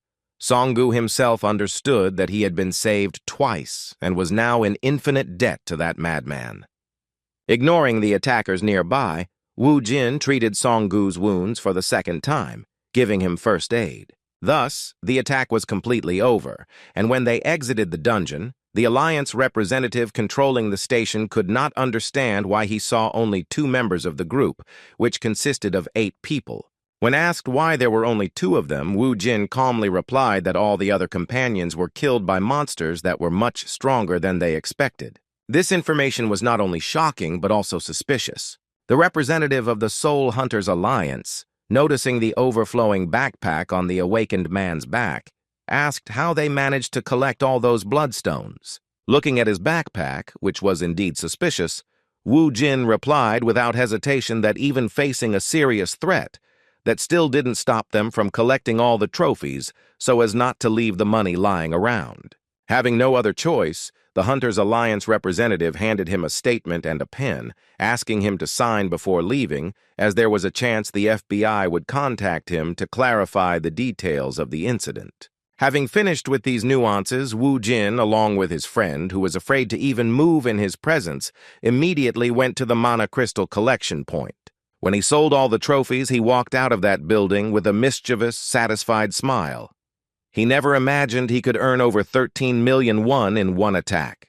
As he continued to walk with an angry expression on his face, he was also convinced that, to this amount, he should also add the 4 million bonus he would soon receive from Song-gu as payment for saving him. He once again confirmed his suspicions that it was worth continuing to clear dungeons alone to maximize the financial benefits of campaigns. Although he had twice escaped from situations where his life seemed to be on the line, Song-gu was deeply troubled, knowing there was no escape from this man. The sum of 4 million won was becoming increasingly worrying to him, because even with his savings, it wasn't enough to give it all at once. He was already wondering if he could try to lower the price of his ransom and if they would give him a loan of such an amount without any adequate explanation for such financial need. His thoughts were suddenly interrupted as Wu Jin spoke to him. Turning to him, he reminded him with the same crazed expression he'd seen before that he truly disliked those people who tried to stab him in the back. After this warning that made Sun Gu's blood run cold, Wu Jin bid him farewell, saying that he would eagerly await his call about payment for his saving services. It seemed like Sun Gu should have felt some relief when Wu Jin left, but instead, he was plunged into even greater shock as he wondered what amount of money they were talking about. He couldn't tell if they were talking about 4 million won or 400 million won. The uncontrollable series of funny events did not stop at this point. The workday of the owner of a small mobile equipment store was already coming to an end. His business was not in the best condition. There were few customers, and among them, there were not even 10 buyers, so he yawned with boredom, waiting for the end of the workday. Suddenly, he felt an inexplicable pressure, followed by the loud opening of the front door. He was simply shocked that some madman had entered his shop, kicking open its glass doors with a brutal kick. It was Wu Jin, and it was obvious he was far from in the best of moods and had no desire to negotiate with this blond man. Wu Jin slowly walked up to the salesman, grabbed him by the crib, and lifted him into the air with just one hand. The salesman was terrified yet furious and didn't understand what was happening. Due to his limited customer base, he couldn't afford a security contract. Seeing this madman, he trembled with fear, wondering why he was so strong. He didn't even have time to say a word before he was suddenly slapped in the face, fast as lightning and incredibly painful. He shouted angrily at what he was allowing himself to do. The salesman hoped he would be able to put him in his place. For the first time in his life, he made such a gross mistake, because instead of trying to find out the reason for the discontent of such an irritated visitor, he provoked his anger and another portion of slaps. The salesman barely had time to breathe. He couldn't understand what was happening, fearing that if this continued for a few more minutes, he might even die. His face began to swell, and he thought this was what he'd recently seen on TV. He couldn't think of anything else but to assume this was called indiscriminate rape. With a trembling voice, he began to beg for mercy. Looking at the poor boy, Wu Jin wondered if greeting him like that would be enough for him to realize the seriousness of his intentions. His mood wasn't that bad, so he didn't refuse the salesman's request, and instead of continuing to slap him, he simply threw him to the ground. When Wu Jin approached the phone shop owner, he immediately knelt in front of him and cried out pitifully that he would do whatever he asked. In response, Wu Jin told him that he really hated people who stabbed him in the back, as well as people who tried to deceive him. The salesman could not understand what kind of knife in the back he was talking about, and what he meant when he spoke about the deception he was accusing him of. Seeing the bewildered scoundrel's bewilderment, Wu Jin took out the phone the salesman had sold him, saying it was the latest model. Upon seeing this outdated model, the defeated swindler immediately remembered that this was the same device he had successfully sold to a simpleton. Not only did he sell the phone by saying it was the latest model, he also convinced you it was an incredible deal by selling it for the price of a brand new, very good one. At that moment, Wu Jin was truly perceived as a simpleton, because when he picked up this device after 20 years on Alphen, he was incredibly delighted. He even gleefully said that he couldn't believe how far technology had come in the last 5 years. Seeing the man's angry look, the salesman remembered that he was the one who had become the victim of his fraud. Everything fell into place. The man, terrified, had no choice but to correct the situation to his own detriment. On the way home, Wu Jin was enjoying his new phone. As expected, he was delighted with this device, which was indeed much better than the previous one. He still doubted whether he had done the right thing with the salesperson, because if they had been in Alphen, he would have lost his tongue. Suddenly, a few men in suits appeared behind him and called him by his full name. Wu Jin stopped, seeing that he was surrounded by some strange men. The red-haired stranger began to describe his dossier in detail, including information on the Hunters' Alliance and even information about him clearing Guaqian Station single-handedly, indicating that he had a rank much higher than F. She also didn't forget to mention that he was suspected of killing her teammates. Looking at this guy she had just met for the first time, Yoon-hee boldly asked if he was too fearless for a rookie. In response, Woo-jin asked who she was and why she was so interested in him. Unexpectedly to everyone, the leader of the hunting party behaved extremely unusually, politely apologizing for her manners. After that, she confidently introduced herself as the leader of the Hwarang Guild's Cinnabar group. To Woo-jin, this meant practically nothing. He still didn't know what things were like at the top of the guilds and who among them could be considered truly dangerous. However, for his own sake, he decided to check out why she was so confident. Using his detection ability, he easily determined that this bold woman possessed truly impressive strength. Continuing the conversation, he asked why she had met him. In response, Lee Yoon-hee mysteriously said that a rat was fearlessly roaming her guild's dungeons, believing that she would go unpunished for it. Realizing that he was the one being called Krissa, Woo-jin smiled mischievously. Looking around, he laughed at Yoon-hee's words, wondering if his guild had really brought so many people just because of a rat. Continuing his mockery, he said that since they were willing to bring so many people just for him, it meant Hwarang was a very large guild. Just as he was about to say that the dungeon he had recently entered was miserable, his speech was suddenly interrupted. One of the hunters was beside him in an instant and grabbed his face with his hand. Woo-jin didn't even have time to do anything before the redhead in the black tuxedo threw him to the ground with great force. After that, the hunter of the Hwarang Guild warned him to be careful with what he said, as by insulting the guild he would feel its true wrath. Although the blow looked impressive, Woo-jin wasn't particularly injured, but his anger flared due to the insolent treatment of his face. The attacker didn't even have time to notice how Woo-jin grabbed his hand. Gripping his stock tightly, he stood up in an instant and made him scream in pain, squeezing him almost to the point of breaking bones. It was obvious that this guy, who had been called a rat when they first met, was capable of handling these hunters. Yoon-hee understood this very well. She couldn't allow any of her team to suffer from the actions of a guy who irritated them.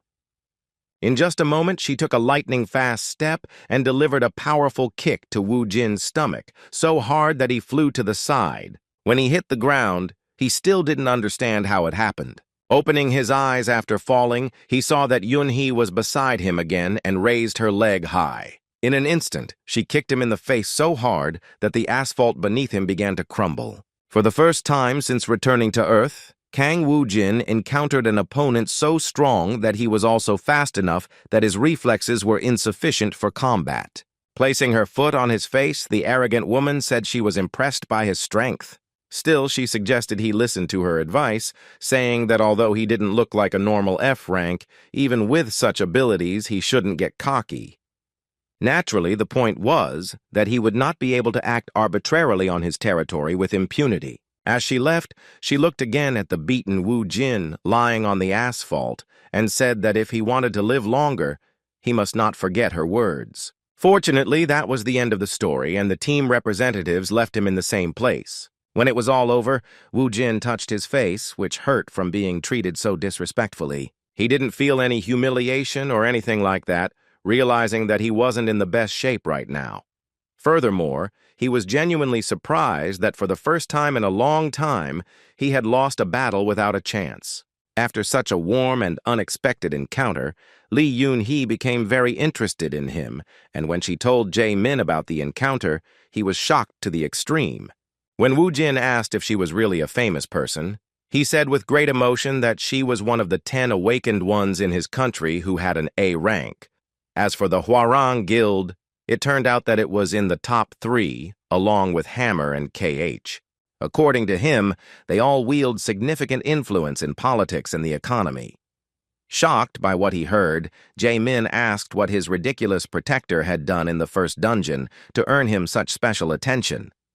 Woo-jin was extremely displeased with this tone and responded insolently.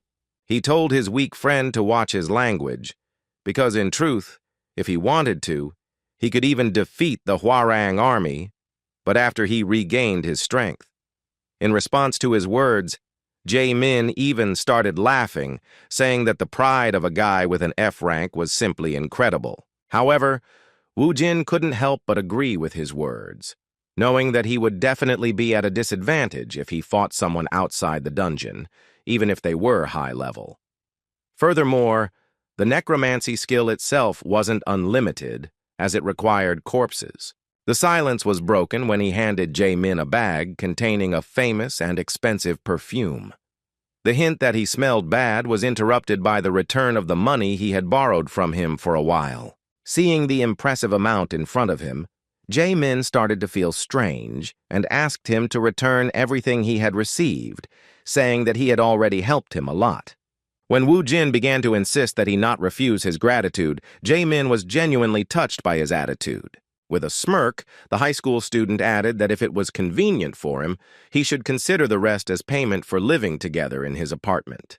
Jae-min agreed with her words, but in an instant, he broke out in a cold sweat, realizing what her words truly meant. He realized that Woo-jin was gently suggesting that he would continue living with him.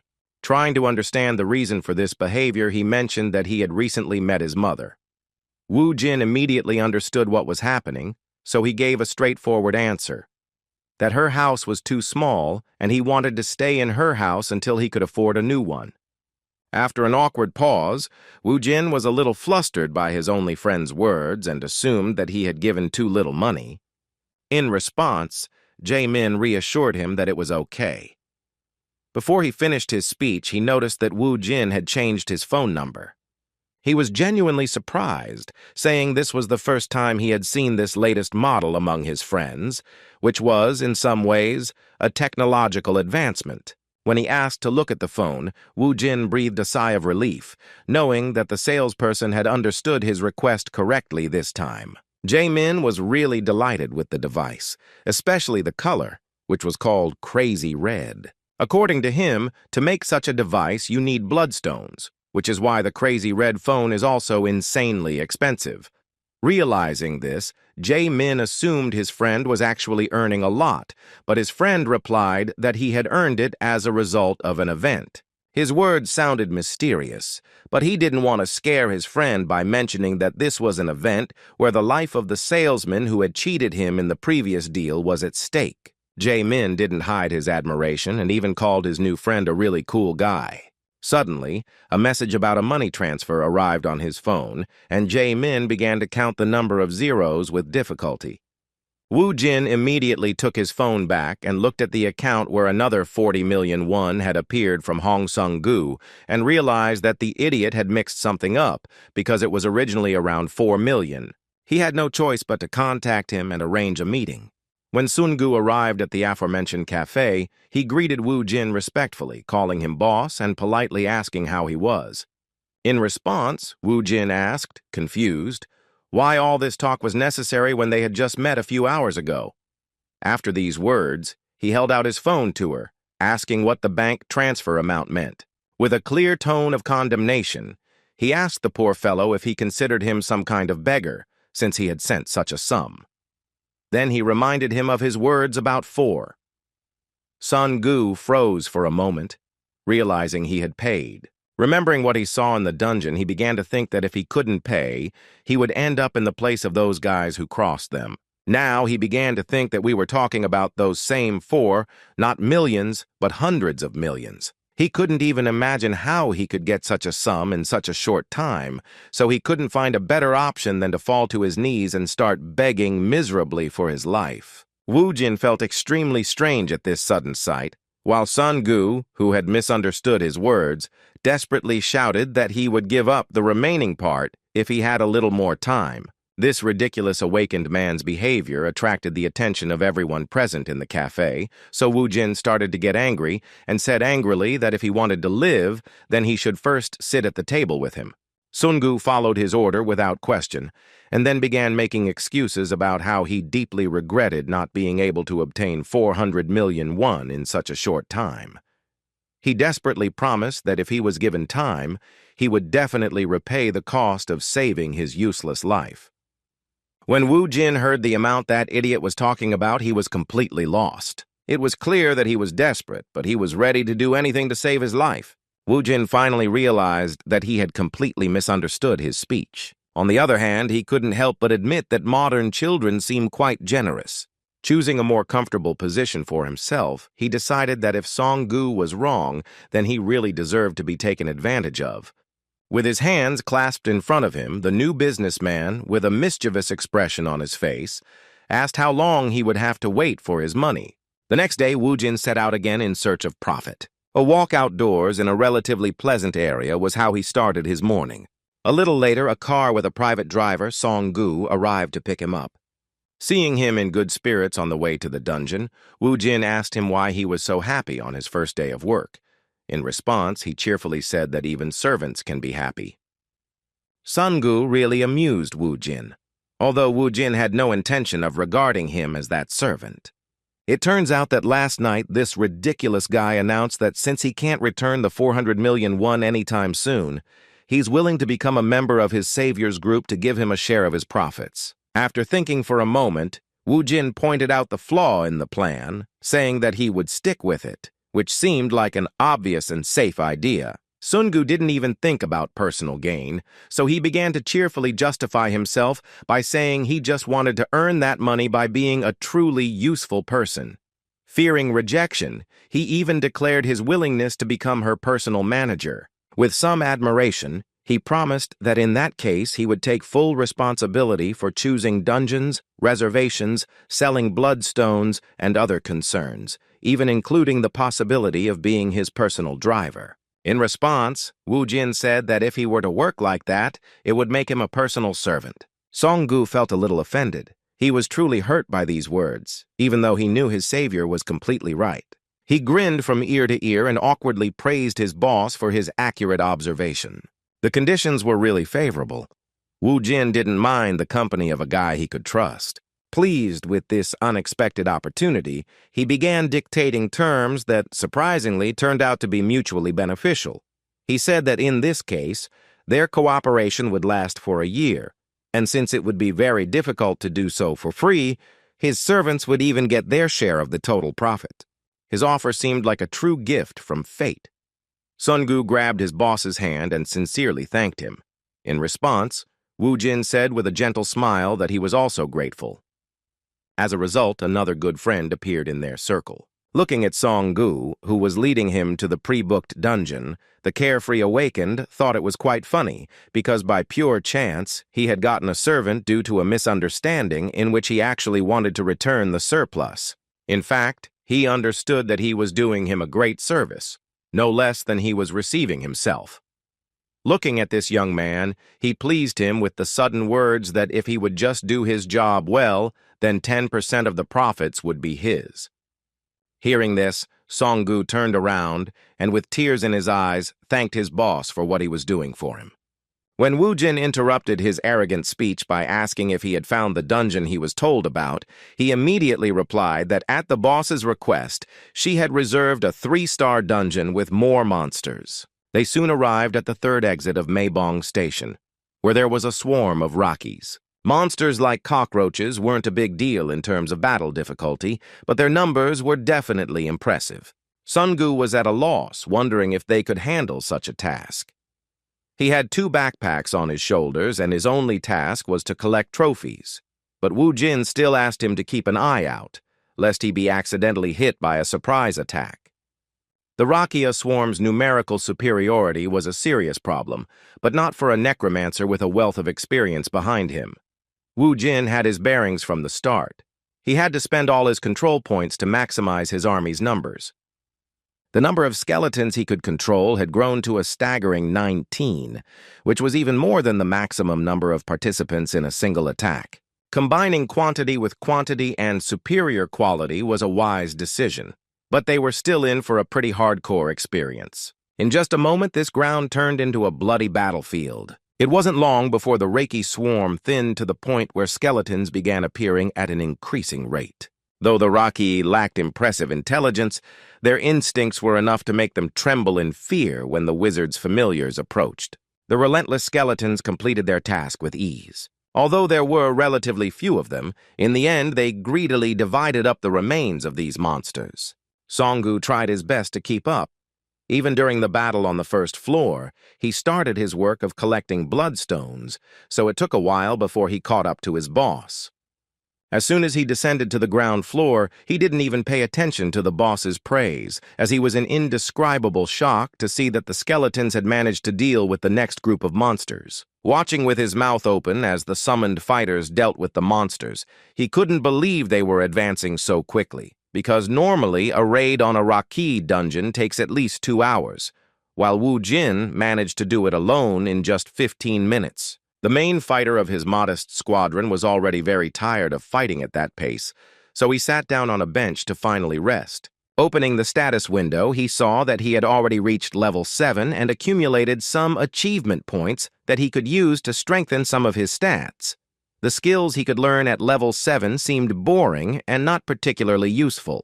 The flame-covered hand of fire required a lot of points, but offered no noticeable advantage, just like the water ball, a common mage spell. However, among these, he found a truly interesting option: summoning a skeleton mage. He could already learn this skill at level 10, so Wu Jin thought it would be a good idea to unlock it soon. Meanwhile, Sun-gu finished collecting trophies and even managed to find a return stone on his own. While in this dungeon, they managed to completely clear it in just 27 minutes, but Wu Jin was wondering what to do next. In fact, he hadn't thought about having much free time beforehand, since they had reserved the dungeon for 4 hours. As he climbed, he informed his already weary servant that they could pass through that dungeon 7 more times during that time. As soon as they finished their first expedition, they immediately went to the Bloodstone Reception Center and received a staggering 53 million won for their trophies. Hearing the mention of such an incredible amount, Song-gu was stunned, not understanding what the representative of this turning point was talking about. A moment later, he felt an incredible shock as he realized that this was indeed the amount they had received. Their check was in his hands. They had won over 50 million. Realizing that at this rate the amount would soon surpass 400 million, he began to tremble as he realized his share would be a whopping 40 million won. Previously, he had been going to peer-to-peer dungeons for 2 months and earned about 30 million. But here it was a whopping 40 million in 1 day. The surprising result was mind-boggling, and Sun-gu said he couldn't believe what was happening. With an incredibly happy expression on his face, he thanked his boss for what he was doing for him, calling him a great man. With a gentle smile, Wu Jin asked him not to worry, as it was still too early to rejoice, not the time to relax, knowing that they still had 7 more trips to the dungeon. Following his boss, his subordinate said that this was an opportunity given by the gods because, in the end, becoming Wu Jin's manager was indeed a great decision. The events surrounding the newly awakened, which began to show incredible success, began to gradually spread. At the Hammer Guild, one of the 3 most powerful hunter organizations in Seoul, everything was business as usual. The leader of one of the teams was enjoying his free time in the office. He was humming a song and making coffee when he was suddenly interrupted by a message. Without being distracted from his work, Captain Ga-min answered the call and asked what had happened and why he was being disturbed. In response, he was informed that 2 men had purchased a 4 a.m. ticket and entered the dungeon. The caller noted that the men were a bit strange. People die in dungeons all the time, so Ga-min didn't think there was anything strange about it. However, he was told in return that what was strange was that those 2 were still alive, but what was equally strange was how long it took them to clear the 3-star dungeon. He reported that the first attack took 30 minutes, and the second only took 11 minutes. A moment later, he saw Wu Jin and Sun-gu emerge from the dungeon again, and the third attack only took 9 minutes and 40 seconds. The shocking result surprised the guys from the Hammer Guild. They could not believe how this was possible, because even professional teams of 8 people spend 2 hours on such raids. Having won a bet that the mysterious guys would do it in under 10 minutes, the captain's subordinate who was watching them asked his boss if he could find information about those guys using his open-source data. Jae-ming had never heard of A-rank guys clearing dungeons in pairs. However, he was wrong, and his shock increased to an unprecedented level when he discovered that the two individuals being monitored were only F rank. Hanging up, the captain replied that they should keep in touch for now, as long as he could find out at least some information about those guys. Upon checking the data, he immediately discovered that one of them, named Wu Jin, had only registered in the Hunter database 1 day earlier, while the other squad member had only registered 2 months earlier. This result indicated that these measurements were inaccurate. An excited smile appeared on the captain's face, realizing that this was a very large measurement error and that those two should have received at least a C rating. Awakened ones with such serious abilities are likely to reach high-ranking positions. He knew this a long time ago and had been waiting for guys with such potential for a long time, so he couldn't miss the opportunity to put them at his disposal. As expected, the Hwarang Guild was also observing the events. One of the organization's managers noticed their strange activity and reported to Yun-hee that the guy who recently appeared in front of them was able to do something incredible. They had dealt with him before due to a report from a department employee that he had trespassed on their property. They already knew that Hong Sung-gu was an ordinary fire mage, while the main power was possessed by Kang Woo-jin, an F-rank necromancer. The organization's leader, turning to Captain Lee Yun-hee, asked what she thought of his abilities. Recalling the encounter, she replied that, in fact, she thought he was unusual, but not that unusual. Just like Captain Gay Min of the Hammer Guild, she also came to the conclusion that Wu Jin must be at least a C-rank fighter. The leader agreed with her words and concluded that there were 2 options. The first was that he was hiding his abilities during the test, and the second option was that Wu Jin was growing at a breakneck pace. It was the first time Lee Yun-hee had seen something like this, so she asked the most experienced leader if there had ever been an awakened who had such a development speed that they could rise 2 or 3 levels of power in one night. In response, the red-haired man said there was a similar case in history where an awakened person rose from F rank to A in an insanely short time. His potential was a secret until he reached the top spot in South Korea. Naturally, they were talking about Kim Kang Chow, and understanding this, Yun-hee objected, saying that such a good hunter couldn't be compared to some punks. Despite her opinion, the leader suggested she wasn't so sure about her guesses. He thought it would be a good idea to confirm who Wu Jin really was. Lee Sang-ho, Captain Ha-yoon's brother, who is the master of the Hwarang Guild, gave his sister the order to bring this guy to his office so they could find out what kind of person he is. Meanwhile, the boys continued their non-stop attacks, in which Wu Jin became faster and faster. On the other hand, Sun-gu, who had a completely different role, could barely remain conscious.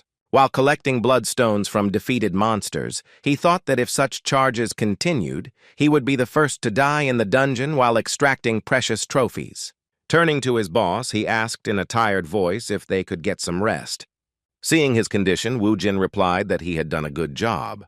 Although Sun-gu was his servant by verbal contract, he respected his work and fatigue, so he took a short break. Song-gu sat down on the ground, immediately drank half a bottle of water, and said with a more cheerful expression that he felt much better now. When the boss asked how much time he had left, he replied that it was a little over an hour. They were moving much faster than expected, so after 3 hours of continuous dungeon raiding, they had already earned about 400 million won. Wu Jin knew that was enough to buy Mom and Su-ah a house, and also to give Sun-gu everything he needed. Based on this, he made a very unexpected decision. Standing up, he gave his friend incredible motivation by telling him that all the remaining bloodstones would be completely under his control, and during that time, he would be under his protection. Taking a deep breath, the boss suggested that his subordinate do everything he could, and then suggested that they speed up. In just a moment, he advanced with great speed to attack the remaining monsters that were on the lower floors. Sun-gu was surprised by Wu Jin's enthusiasm. The progression of strength gradually increased, and the fighter, using the crowbar and his familiars, transformed into an increasingly powerful hunter. Taking advantage of the opportunity, he not only enhanced the abilities of his skeletons, but also fought on the battlefield, enhancing his own characteristics. The rush sometimes made him have to act according to the situation. Previously, he was just a general who wisely led his army, but now, finding himself at the forefront of battle, he himself often found himself in dangerous situations. However, in such a weak dungeon, he didn't really feel the pressure from the monsters because their numbers weren't a problem thanks to his 19 skeletons, and he himself could easily deal with surprise attacks. After 3 hours of constant attacks, he finally reached the long-awaited 10th level.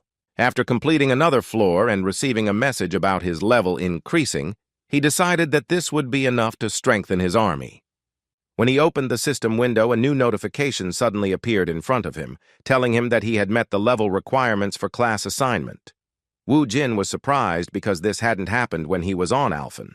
With a thoughtful look, he said that in Alphen, classes were also determined upon reaching level 10, but he was already a Necromancer, so he didn't understand what was going on with the system.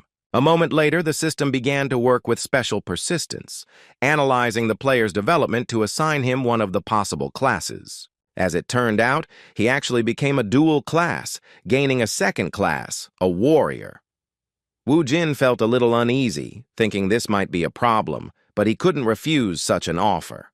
Plus, he received a bonus in the form of a warrior weapon.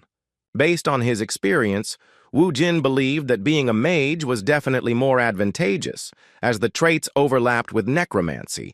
Unfortunately, he didn't receive the mage class, but instead became a warrior.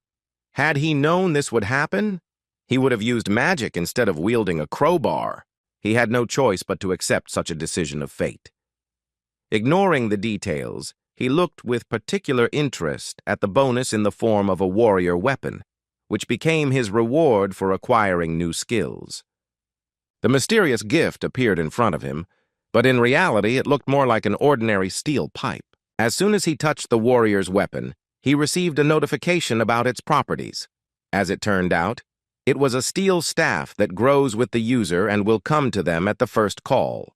After looking at this item, Wu Jin still smiled, realizing that a weapon with increasing characteristics wasn't so bad. He thought with anticipation about what it would become in the future.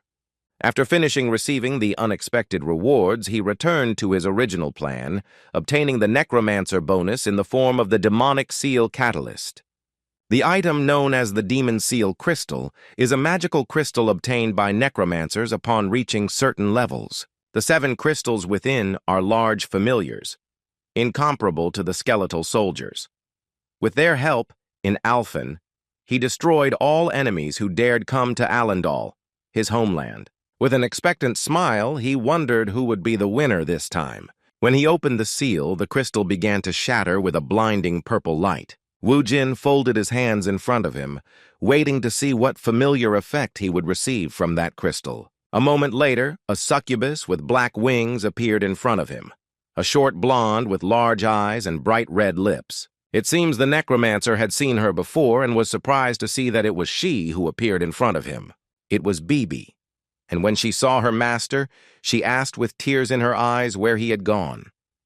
As Wu Jin tried to figure out why she was the one who appeared from the crystal, Bibi ran to him with hugs and shouted that she missed her master very much. There were many questions, the first of which was why she didn't stay in Alphen and what was going on in general since she somehow miraculously ended up on Earth.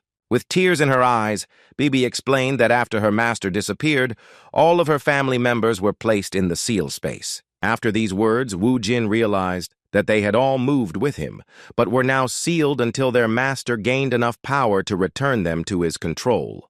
Bibi continued crying, talking about how much she missed her master, but after a moment she remembered something important and stopped. As it turned out, it was because she smelled a strange smell. Looking around, she wondered why she could smell that scent in such a place. Wu Jin couldn't even imagine that all this time he had been smelling the scent of their Tranet subjects. Hearing this, he was shocked, as he himself could not even imagine who was behind such an expansion of monsters on Earth. The one he feared seeing on his home planet was a demon that invaded Alphen from a mysterious dimension and destroyed 90% of the local population. Wu Jin had never fought him, but his subjects invaded his domain, Allendal, so often that the sight of them made him sick. It has now become clear that the fact that Tranit is gradually invading Earth is the reason for the sudden appearance of the dungeons. Finding himself on his home planet, Wu Jin thought he had escaped Hell, but in reality, Hell was following him. Meanwhile, near the station where they were fighting, some representatives of large hunter organizations had already appeared. There were many guys interested in Wu Jin, including leaders of big teams. Looking at his watch, Ha Min replied to the representative of the large organization that the recruits they were interested in entered the dungeon 8 minutes ago, so they should be leaving soon. According to him, those who interested his leader so much were not simpletons, as they earned more than 400 million won, working with just 2 people and in just 1 dungeon in less than 4 hours. This guy, observing the situation, believed that with such strength, he would also be able to clear dungeons at this speed. Meanwhile, all eyes turned to the boys as they finally emerged from the dungeon. Sungu could barely move his legs, while Wu Jin was fine. But he was still thinking about the disturbing news he had learned after his first familiar appeared. Jin Min Chang broke the silence by praising them for their good work in the dungeon. With a smile on his face, he asked if they would mind giving him a few minutes of their time to hear one of the most fateful proposals of their lives. In response, Wu Jin coldly walked past, half-heartedly retorting that he had declined their offer. Hearing such an unexpected response, Jin felt desperate, casting aside his pride, and ran after them, begging them to stop. With a frown, Wu Jin asked why he was asking if they were willing to listen if he was going to waste their valuable time anyway. Mr. Min Chang was very worried about the situation. His face was covered in cold sweat due to the difficult dialogue. He could not understand what was wrong with the guy who, by recruiting him, would make his career skyrocket. In response, he apologized for having made them waste all their time with beating around the bush. Having regained his former respectable appearance, he handed over his business card and said they should get to work, because the Hammer Guild wanted to recruit them. But even after the direct text, Wu Jin turned and started walking away, shocking even his protege with his response that he wasn't interested. Jun, having lost his pride again, started running after them, assuming they simply didn't know who they were. Wu Jin knew it wouldn't stop like this, so he turned to the aggressive leader of the hunting team and said that he heard they were one of the 3 biggest guilds in Korea. Jin Min Chang felt a little relieved knowing that he was being treated properly. Afterward, he handed the promising hunter his business card and told him that his guild had the strongest awakened in its ranks. He promised that if they joined, they would receive the best support without delay. Ignoring formalities, Wu Jin, calling the representative of one of the strongest organizations simply a man, asked him to stop this meaningless dialogue. With an irritated look, he said he was clearly in a bad mood, so it was worth stopping to irritate him, lest he become rude. His behavior seemed unusual to others because no one even imagined what was threatening their planet. After winning a large sum of money, Wu Jin stopped at an interesting place and then, along with his mother and sister, went to one of the most prosperous areas of the city. The mother was shocked to learn that her son, a few days after his return, took them to a huge house that, according to the real estate agent, now belonged to the family. She was excited about what was happening, realizing that such a house would cost an unimaginable amount of money. Looking at her son, who had a calm smile on his face, she still wondered how he would afford such a house. Looking at his phone, he replied that he had recently replenished his account and could now pay. His mother was shocked to hear such words, and her son was forced to explain that he was, in fact, a wanderer who earned money in the dungeons. As expected, his mother was very worried. She couldn't allow her son to take such a risk after losing a family member once. However, Wu Jin insisted that she had nothing to worry about. After all, he wasn't weak, and hunting in the dungeon was like fighting cockroaches to him. Even after all her arguments, her mother couldn't accept her words. But her daughter chimed in, asking if she could get a dog. She reminded her that they could have one if they had a house with at least some lawn, and here he was simply enormous. With a baleful look, she pulled at her clothes again, and in response, the worried mother asked her to wait while she sorted out what was going on. Seeing her worried, Wu Jin asked her not to worry. Placing his hand on his little sister's head, He told them they should consider this compensation for the hard times they'd endured due to there being no man in the family for 5 years. With a gentle smile, he asked them to just believe in their strength. Indeed, this was how he managed to allay their concerns, and soon the family moved into a spacious new home. That same night, Woo Jin went for a walk. After rounding the corner of one of the houses, he turned to Bibi and asked her to come out of hiding. His summoning began to work, but she never appeared before him. As he repeated his words, he saw that the trail of summoning magic began to lead him to the corner of the building. He was surprised because when he looked around, Bibi was still not there.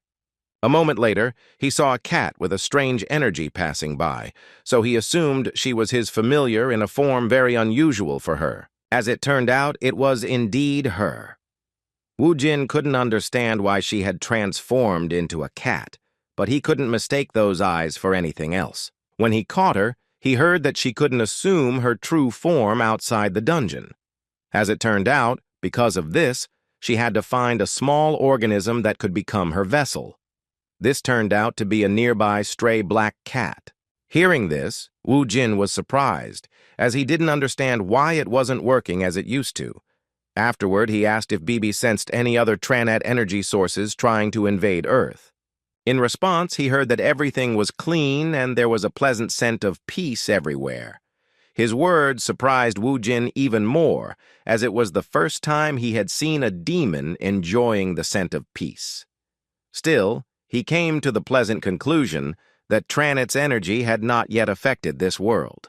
Suddenly, he was distracted by the voice of a stranger who called out to him, full of surprise, assuming that Woo Jin even took care of stray cats. Looking around, the Necromancer saw another mysterious man who was very interested in his strength and personality. With a pleasant smile, the red-haired man who introduced himself as the eyes of the Hwarang Guild asked if it would be difficult for him to set aside a little time for a chat. While Woo Jin was with Lee Sang-ho, his subordinate Sun-gu visited a place he had only dreamed of visiting before. While at a luxury car showroom, he waited to meet the dealer, still wondering what could explain his boss's strange behavior. When they were returning from work to the dungeon, he asked the question that had been bothering him directly. He wondered why he had refused the Hammer Guild's offer, which other hunters could only dream of. With a heavy sigh, Woo Jin replied that he just wanted to. Sun-gu was surprised by this answer, as it sounded like his boss was some kind of cheeky schoolboy. Woo Jin explained that he simply hated following anyone's orders. Alarmed by this answer, Song-gu, with cold sweat on his face, replied that not even the powerful Hammer Guild could compare to the strength of his boss.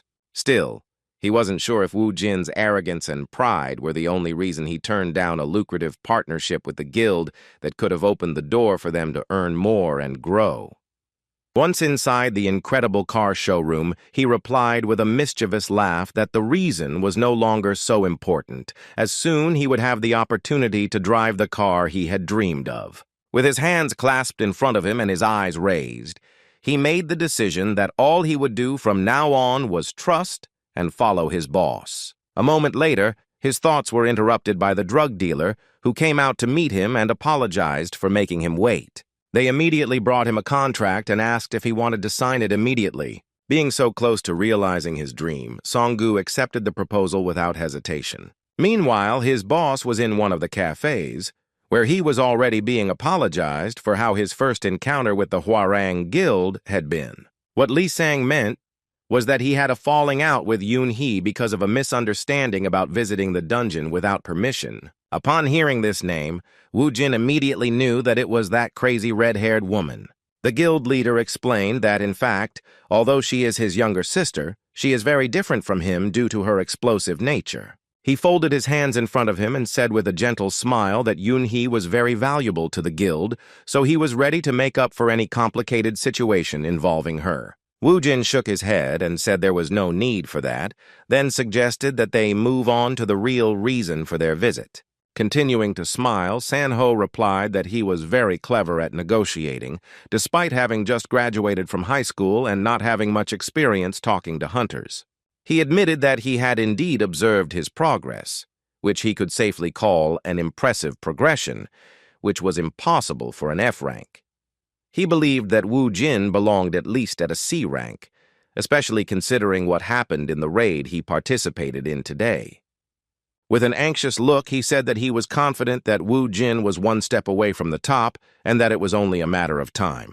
After hearing their praise, Wu Jin immediately realized that they were now also interested in having him at their disposal. Seeing his mood, Sanho confirmed his suspicions and asked him to join the Hwarang Guild, promising that they would be able to provide the best conditions for his development. Wu Jin was not interested in such proposals, so he decided to act unexpectedly and suggested that what they called the conditions for development was that the role of leader would be transferred to him if he could defeat him in a duel. Considering it was just a friendly joke, Mr. Lee responded with a laugh that he expected nothing less from him, having heard of his self-confidence. In response, he said with a gentle smile that he leads the Hwarang Guild not because of his awakened abilities, because his B rank is worthless compared to even his sister's A rank. Relying on these words, he gave a complete answer that therefore he could not give him his place even if he defeated him in battle. In response, Wu Jin got up from the table and started walking towards the exit, disrespectfully replying that in that case, he was not interested. He was suddenly stopped by a surprising question from the Hwarang leader. Mr. Lee coldly asked if he knew why the dungeons appeared on Earth. Seeing Wu Jin's interest, he said that it had been 5 years since the underground tremor, but they still hadn't learned anything about the dungeons. However, according to his observations, the dungeons were getting bigger, and the monsters inside were much stronger than before. But humanity isn't the least bit alarmed by this, because people are completely immersed in making money from bloodstones. Mr. Lee Sang-ho is absolutely certain that the world will drown in chaos if things continue like this. With a sincere look, he made the most advantageous proposal at the moment, saying that gathering the awakened to prevent this was his true purpose. Looking at the promising hunter, he expressed hope that he would entrust them with his strength. The next morning, the Hammer Guild was truly restless. The leader of the 4th team was in a bad mood, which left the entire team worried. Suddenly, Assistant Leader Jin noticed something interesting. He immediately turned to his boss, saying that the guys they were interested in had already managed to reserve Exit 6 of Guachin Station. Hearing this, Mr. Jin became furious and said that he shouldn't spoil the mood by talking about that cheeky boy so early. Walking toward the window, Junmin Chang began to complain about how good Wu Jin was, suggesting he'd be a C-rank hunter at best.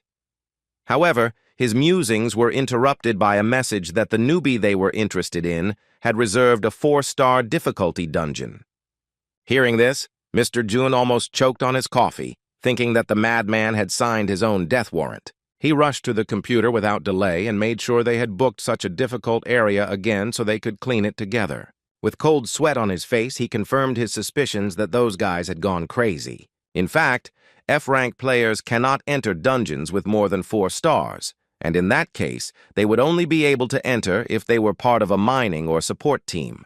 From the beginning, Leader Jun saw that they were newbies who were reserving dungeons without even basic knowledge, and yet he was tormented by the question of what kind of skills they possessed to be able to clear such a difficult dungeon. In response, Jun asked if there was a 4-star dungeon nearby. As it turned out, it was the exit of Cheongsa Station. Upon hearing his hunch confirmed, the leader thought it was pretty close to what the guys he was interested in had booked. He asked his subordinate to try to cancel the reservation to interest Wu Jin.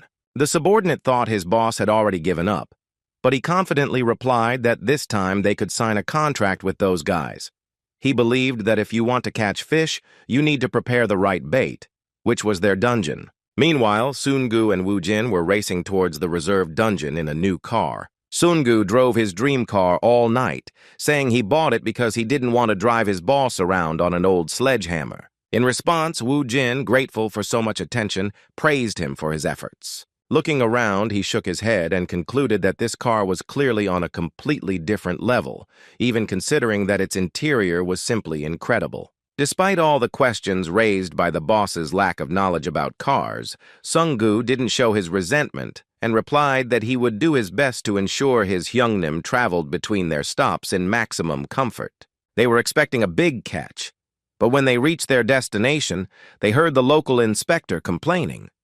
He said he couldn't imagine two F-rank guys clearing a 4-star dungeon. Sungu assured them that everything was fine and that they were confident in their abilities, but the Hunter Association representative still refused to let them in.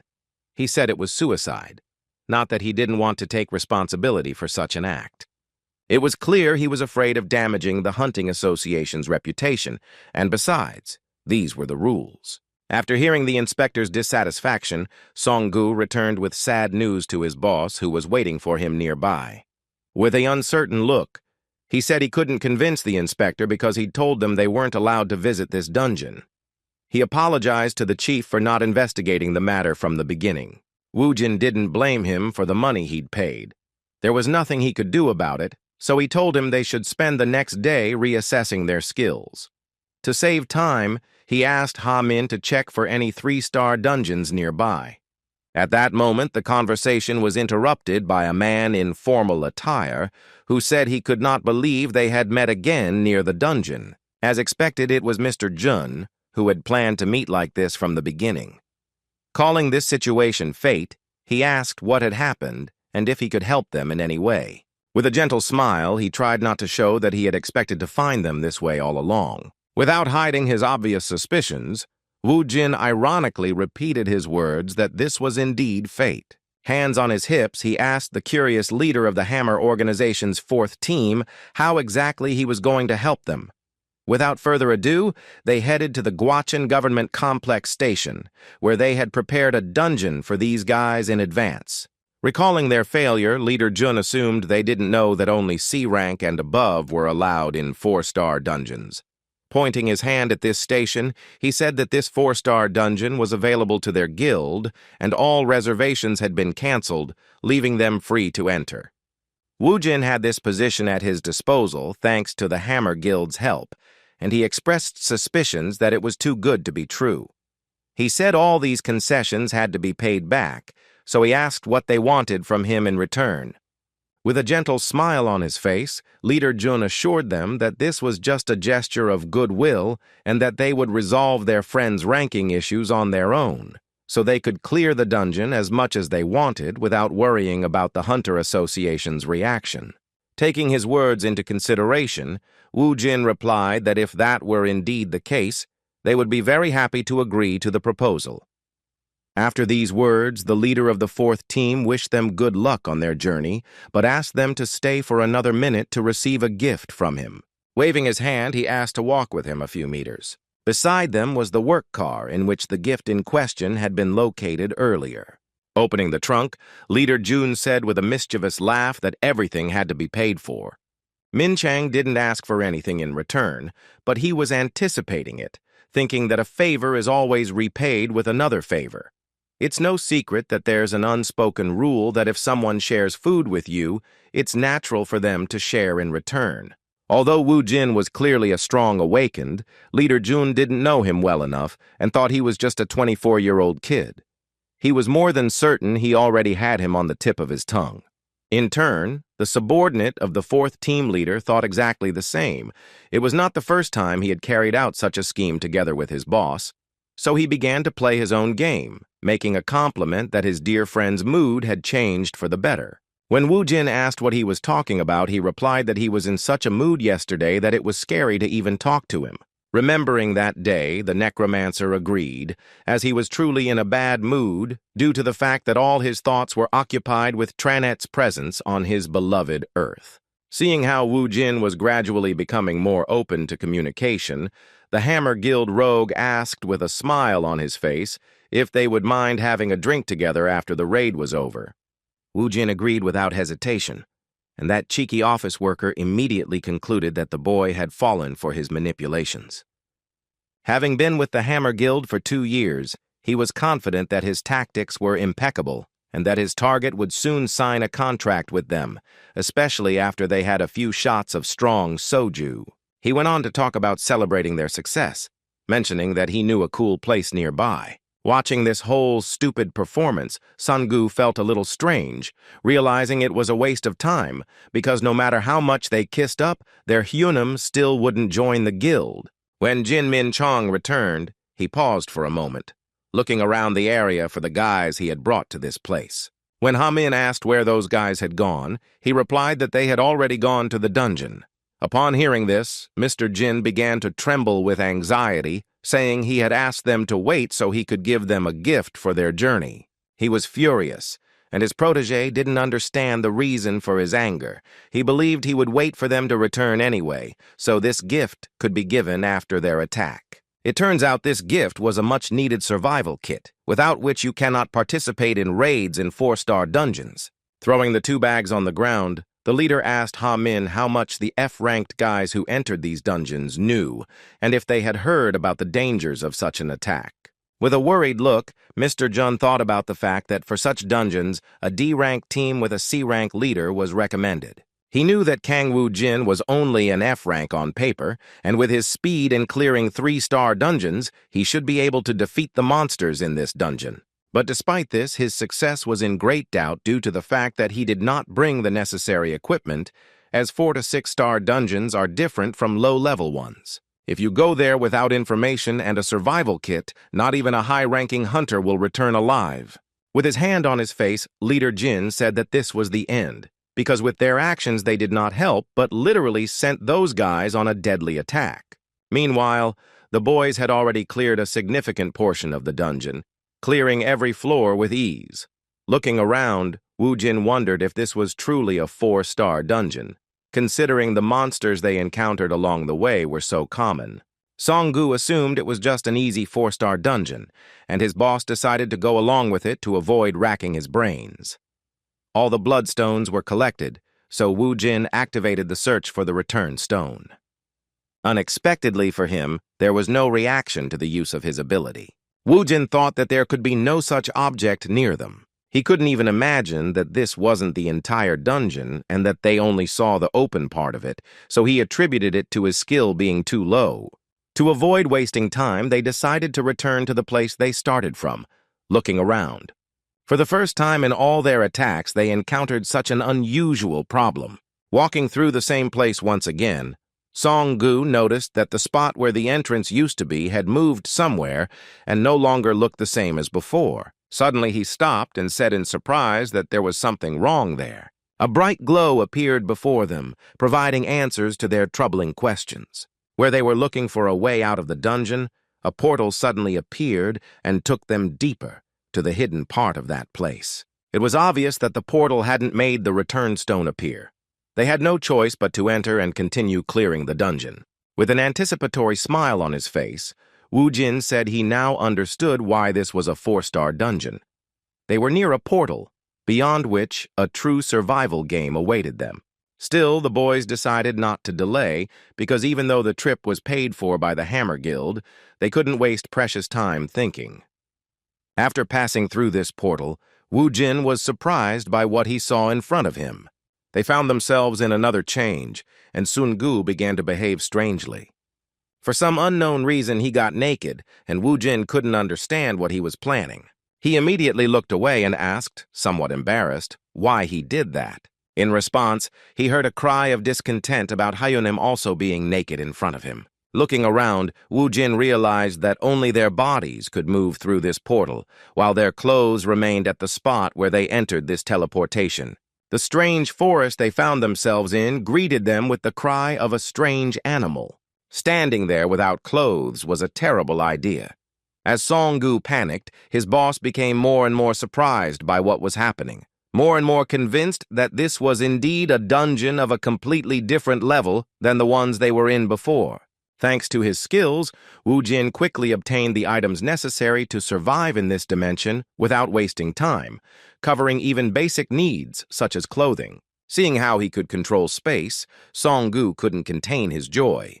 Woo-jin continued to amaze him with his skills and how coolly he acted in any situation. Even though they had been working together lately, he still seemed like a complete mystery. While Sun-gu tried to guess what his boss was doing, he distributed his experience points. At that moment, he was level 10, and thanks to the bonuses transferred from Alphen, his attributes were much higher than those of guys at the same level. Even so, he knew that a 4-star dungeon was still dangerous.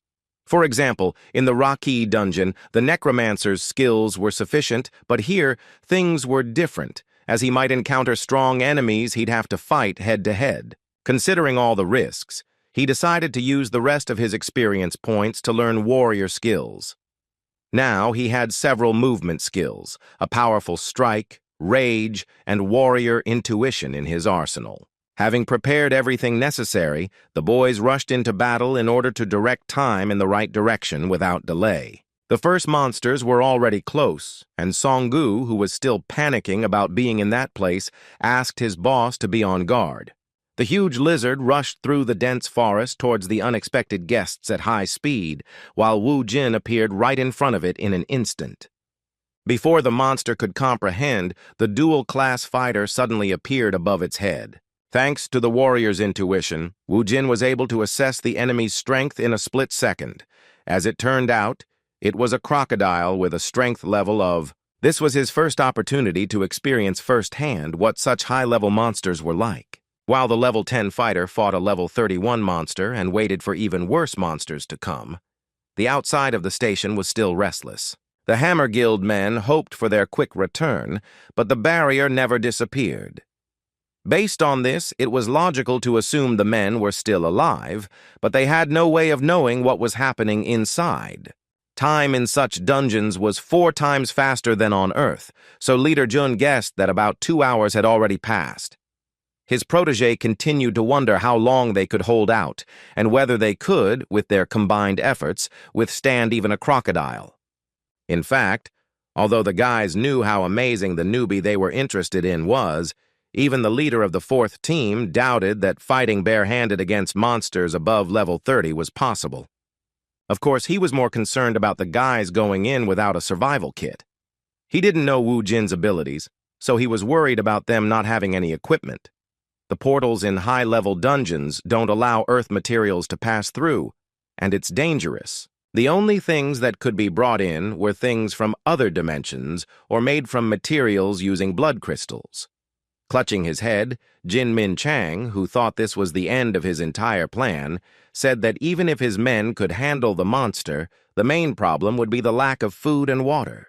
One problem was replaced by another, because they understood that even if it was difficult to survive empty-handed in the Amazon jungle, there was no talk of such survival in the portal of a high-level dungeon. While the guys from the Hammer Guild were tormented by their sad assumptions, there was a feast at the dungeon portal that could be envied. The previously excited Song-gu enjoyed the amazing crocodile meat with a smile on his face, and his boss even managed to obtain the seasonings he used in Alphen.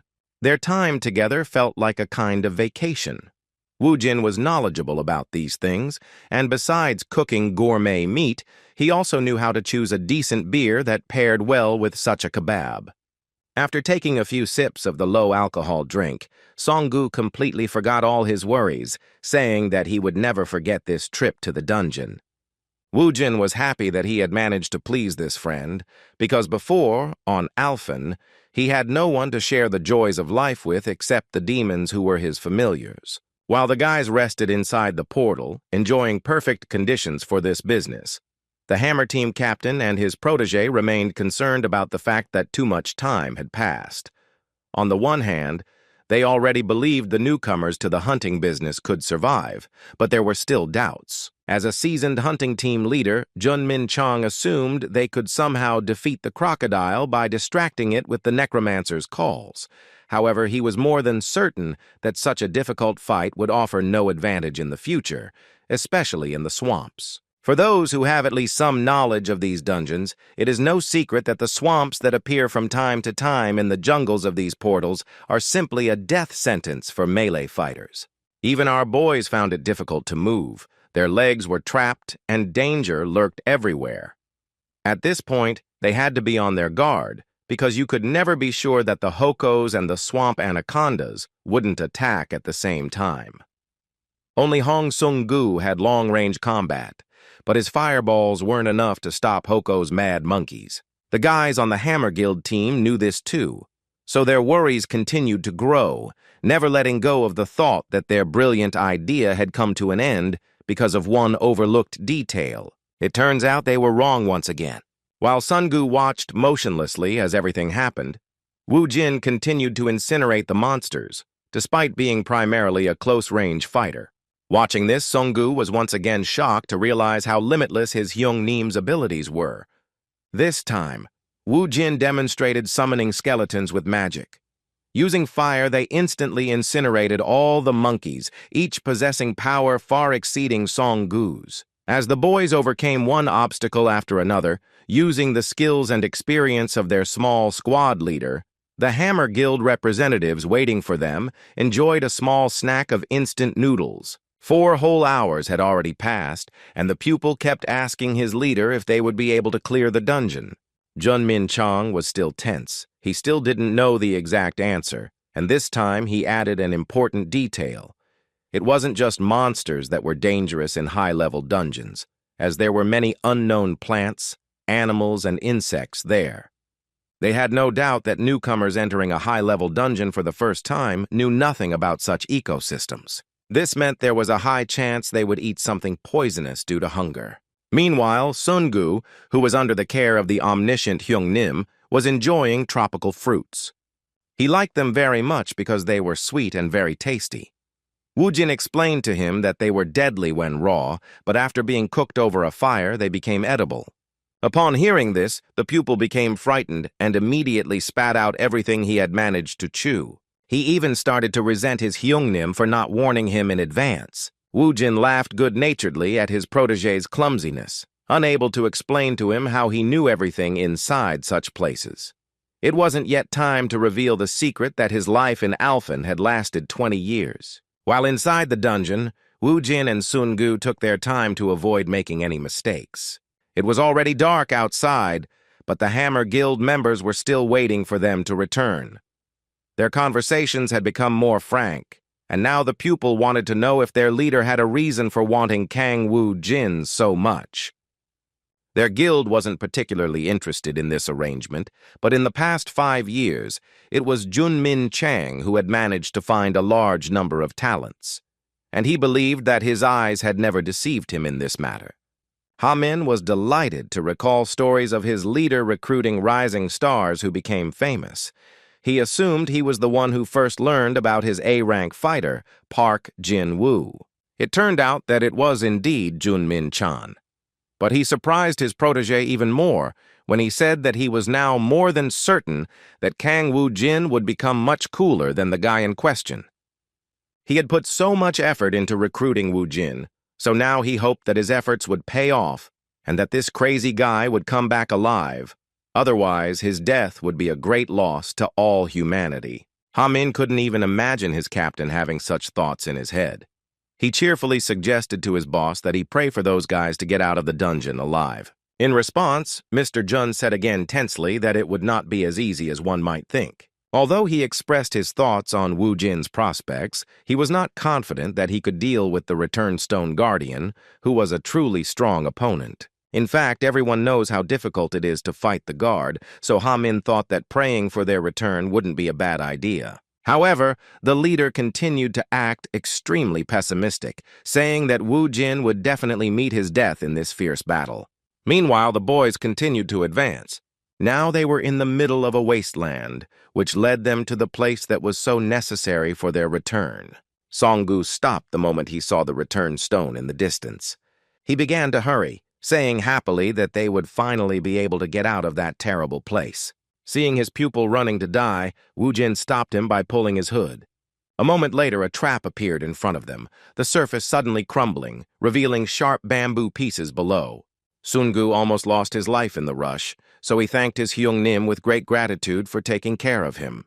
Wu Jin didn't react at all, just continued to look into the distance with particular interest. His friend didn't understand what had caught his rescuer's attention, so he looked around. It only took a moment for him to realize that the trap wasn't the only thing that could stop them from obtaining the Hearthstone. A moment after the trap was activated, they saw a large number of high-level monsters appear. It seemed like a real problem, but Wu Jin had expected something like this. Ahead of them appeared some rather formidable enemies, much stronger than the crocodile they encountered as soon as they passed through the portal. It was a small detachment of Alphen orcs, made up of warriors and mages of the highest level. Alphen's population consists of a large number of races, including humans, elves, dwarves, beastmen, and even orcs. Another question was what they were doing in the dungeon on Earth.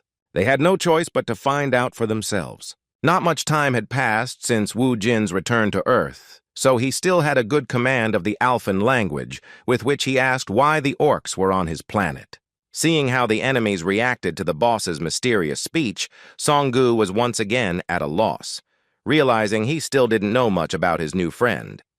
The orcs began to look around, not understanding how this man from a planet that was not native to them knew their language. In response, one of them asked who he was and how he knew the language of Alphen. Wu Jin didn't intend to answer that question, so he asked them to ignore it and asked again what they were doing there. One of the orcs paused for a moment before answering. He found it unpleasant and difficult to talk about how they had all lost their home. Jin was shocked because his guess was correct. Tranet defeated them all. According to the orc, when the balance was broken, Tranet became the master of all that existed on Alphen. They are here precisely because of the contract with their planet's new master. It was strange to hear about some kind of contract coming from the lips of the orcs who had lost everything because of Alphen's new master. It turns out this contract was incredibly complicated. After it, the orcs would take control of Earth and it would become their new home. Hearing this, Wu Jin wondered how they could fall for such a stupid trick, since Tranet doesn't even own Earth, which makes this contract even more useless than serving such a scoundrel. Taking out his gun, Wu Jin showed that he had no intention of toying with those who were intruding in his home. In response to his determination, the orc leader shouted for his squad to attack immediately. This battle was a real challenge, as never before had the guys faced so many opponents with such a high level of strength. Wu Jin was extremely calm, knowing that he needed to keep a cool head to deal with such a problem. This battle decided his fate, as well as the fate of his pupils, because without getting past these guys, they wouldn't be able to reach the return stone. A little more time passed, and the Hammer Guild men were still waiting for his return near the barrier. Outside, 6 hours and 20 minutes had passed, but Ha Min was still encouraging his leader, saying cheerfully once again that he had a good feeling. At this point, Jun Min Chang, who had been pondering the situation all this time, began to realize that they were probably crossing the swamp, or, unlikely, already nearing the orc squad guarding the return stone, since more than a day had passed. He was astonished at the thought that these two actually had a chance of clearing this dungeon, which belonged to a high-tier dimension. Suddenly, the barrier began to disappear before their eyes, which shocked them even more in their moment of deep thought. Min Chang literally felt a lump in his throat, realizing that this was a fateful moment, because there were two options. Looking down, he froze, waiting for the boys to return. However, the hope that they would return alive began to gradually fade. The barrier disappeared, but they still didn't leave. Ha Min understood his boss's feelings because it meant only one thing. The worst-case scenario had come true, and they were finished. Disappointed with what happened, Jun Min Chang was devastated and was about to fill his emptiness with alcohol, so he suggested to Ha Min that they get back together. However, a moment later, he heard footsteps and tired, dissatisfied words about taking a wagon with him on the next attack. Looking down, he saw the guys dragging a large amount of artifacts obtained from inside the dungeon. The sadness of loss suddenly turned into sincere joy and gratitude to fate, and Leader Jun congratulated Wu Jin with great joy on his return to the surface. With the same calm smile, Wu Jin, who didn't even look tired, asked why the guys from the Hammer Guild were so happy to see him. Returning after a long raid, the guys reacquainted themselves with the details they'd missed before entering the dungeon. Wu Jin concluded that the survival kit wasn't particularly necessary, but the information was valuable. They were a little disappointed to learn that the crocodile skin, a very expensive resource, had not interested them and had been left in the dungeon. In fact, Song-gu wasn't happy to learn that he would get it next time. The bloodstones, which weighed quite a bit, were enough for him. His dream of becoming a fire mage was becoming increasingly vague, as his work as a porter left him with barely a moment to rest. At one point, the driver noticed his Hyun-nim looking at someone on the street with particular interest. He happened to see his friend, Jae-min, walking down the sidewalk with a girl in a blue dress and a yellow Panama hat on her forehead. Stopping, Woo-jin distracted his friend by shouting his name. Jae-min looked around in surprise, not understanding whose voice it was. Seeing a premium car nearby and a black-haired young man sitting in the front seat, he immediately realized that his boss was talking to him, but the girl standing next to him, seeing strangers, became quiet and began to behave modestly and reservedly without attracting attention. Ignoring her discomfort, Woo-jin assumed his dear friend was on a date. In response, Jae-min awkwardly clarified that she was just his Nuna. When Jae-min approached her, he introduced Woo-jin as the guy who helped him deal with some bully issues. He'd mentioned him before, and she knew exactly who he was, but she still felt uneasy. Gathering her resolve, she looked up and asked if his name was Woo-jin. Looking at the girl standing in front of the car, Woo-jin was literally speechless. Meanwhile, the document accepting Kang Woo-jin as vice president was already on the Hammer Guild director's desk, but he was skeptical about this unexpected offer. The awkward conversation was interrupted by the news that Vice President Park Jin-woo had arrived for a meeting. As soon as Mr. Park walked in, he was surprised that Leader Jun was visiting the president at such a late hour.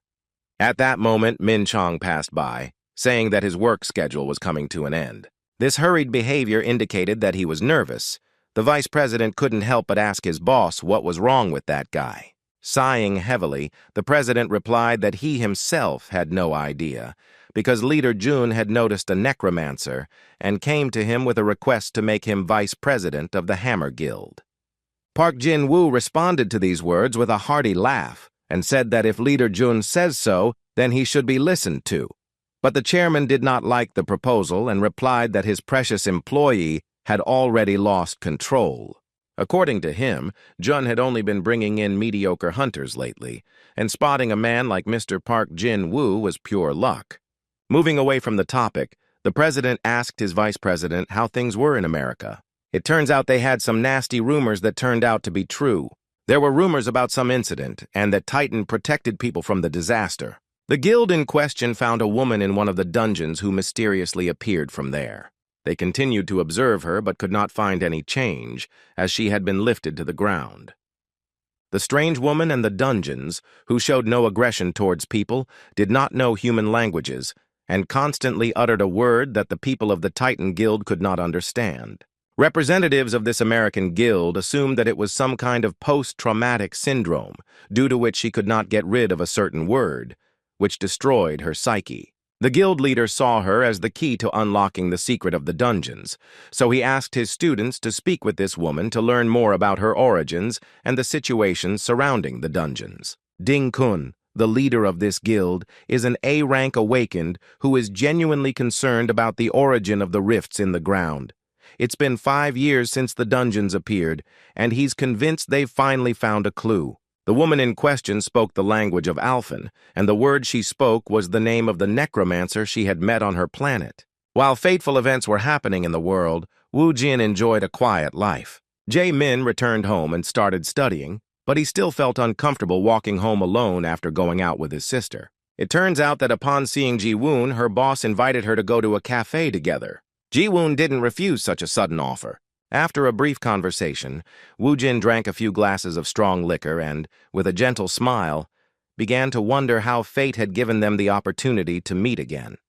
He couldn't help but compliment her, even saying that even though 5 years had passed, she was still as cute as ever. In response, a blush appeared on the shy girl's face, and she tried to somehow avoid such unexpected words. Seeing his former classmate acting so modestly, Woo-jin explained to his friend what was going on, saying that Ji-woon was the most popular girl in school and that half the boys had a crush on her. Sung-gu believed every word his boss said and began to support this humble girl, while she continued to make clumsy excuses about not being that popular. Woo-jin continued to appreciate her reaction, but he didn't shame her to hurt her feelings. He appreciated her emotions because he wasn't an exception among those who liked her. Ji-woong had always been a smart and sweet girl to him who got along well with all the students. He saw that she had changed a lot, while Ji-woon herself was surprised by his behavior and wondered if he had always been so friendly. His sudden question hit home and caught her off guard. He asked why she was wearing a Panama hat and if she simply hadn't washed her hair before going for a walk. The girl became confused, began to stutter, and hesitantly explained that she simply liked wearing Panama hats. Sungu, still drinking alcohol, began to analyze the situation and was aware that his boss's frankness was putting this beautiful girl in an embarrassing position. He couldn't understand how he could ask a girl such a question, but he suddenly realized that it probably meant his boss had never met a girl before, and that was why he was putting her in an awkward position with his frankness. It was obvious why Woo Jin casually continued to say strange phrases. For example, he assumed it was inconvenient for her, so he suggested that she take it off despite her apologies. Seeing Ji-woong's obvious discomfort, Sungu decided to change the subject before she pulled her hat down to her chin. The happy pupil suggested that Nuna and the boss play a drinking game. Woo Jin was a little cautious and asked why they were suddenly playing. In the end, the alcohol did its job, and after half an hour, they were so drunk that Sungu was already drinking alcohol from the bottle alone, singing some love songs. He was drunk and looked so strange that Woo Jin couldn't say a word. At that moment, he felt a hint of anger toward his pupil and threateningly stated that if he himself wouldn't sit at the table, he would help him. A menacing aura, reminiscent of a bloodlust, did its job in an instant. After calming his drunk and restless friend, Woo Jin turned his attention to Ji-woon, who after so much alcohol was trying to compose himself and lie down on the table. At this point, it was clear that she had had enough alcohol and it was time to replenish her sparkling water supply. It turns out she had already fallen asleep and suddenly woke up startled, accidentally knocking her Panama hat off her head. As soon as the Panama hat fell to the ground, his secret was revealed. Sungu saw what it was. At first, he thought he was imagining things because he was drunk. However, judging by the reaction of a random visitor, it was clear that his eyes were not lying to him. Ji-woon had a burn on her forehead that she was very embarrassed about, and a woman passing by justified her lack of self-confidence as she soon began discussing the matter with her friend with some disgust. Sungu was alarmed by this because now they both understood what was causing Nuna's behavior. Despite this, Woo Jin continued to be cold. Fortunately, Ji-woon was asleep again at that moment, so she didn't notice what happened. As usual, it was up to Woo Jin to handle the situation. He took her hat and asked his friend not to make a fuss as if something big had happened. Placing a Panama hat on her head to hide the burn, he told her it wasn't a big deal because even with it on, she still looked cute. After drinking one last time, the boys went home, taking Ji-woon home first. When she woke up, the first thing she felt was a headache due to the hangover, because alcohol is a senseless and disgusting thing. Remembering what happened that night, she wondered where she was. But when she looked around, she saw her younger brother and realized that she was sleeping in her own bed. Jae-min saw her sister finally wake up when she asked how she got home. The brother replied that Woo Jin had brought her, after which he offered her to wash up and have some soup, which is great for getting over a hangover. Ji-woon did so, but when she entered the bathroom, she was surprised to notice a Panama hat on her head. At first, she thought she had fallen asleep right there, but at that very moment, a very important memory of that night came to her head. She remembered being so drunk that she felt a lightness in her head, which was due to the Panama hat having fallen to the ground. However, at another point, she clearly remembered being carried in someone's arms, and the Panama hat was already on her head. His heart began to pound with excitement as he realized he had finally discovered his secret. It was about the scar she got during the dungeon raid 5 years ago when she was attacked by a monster. Standing in front of the mirror, she told herself she didn't want Woo Jin to see her with that horrible scar across half her face. She wanted him to think she was still the same as she was when they were in school.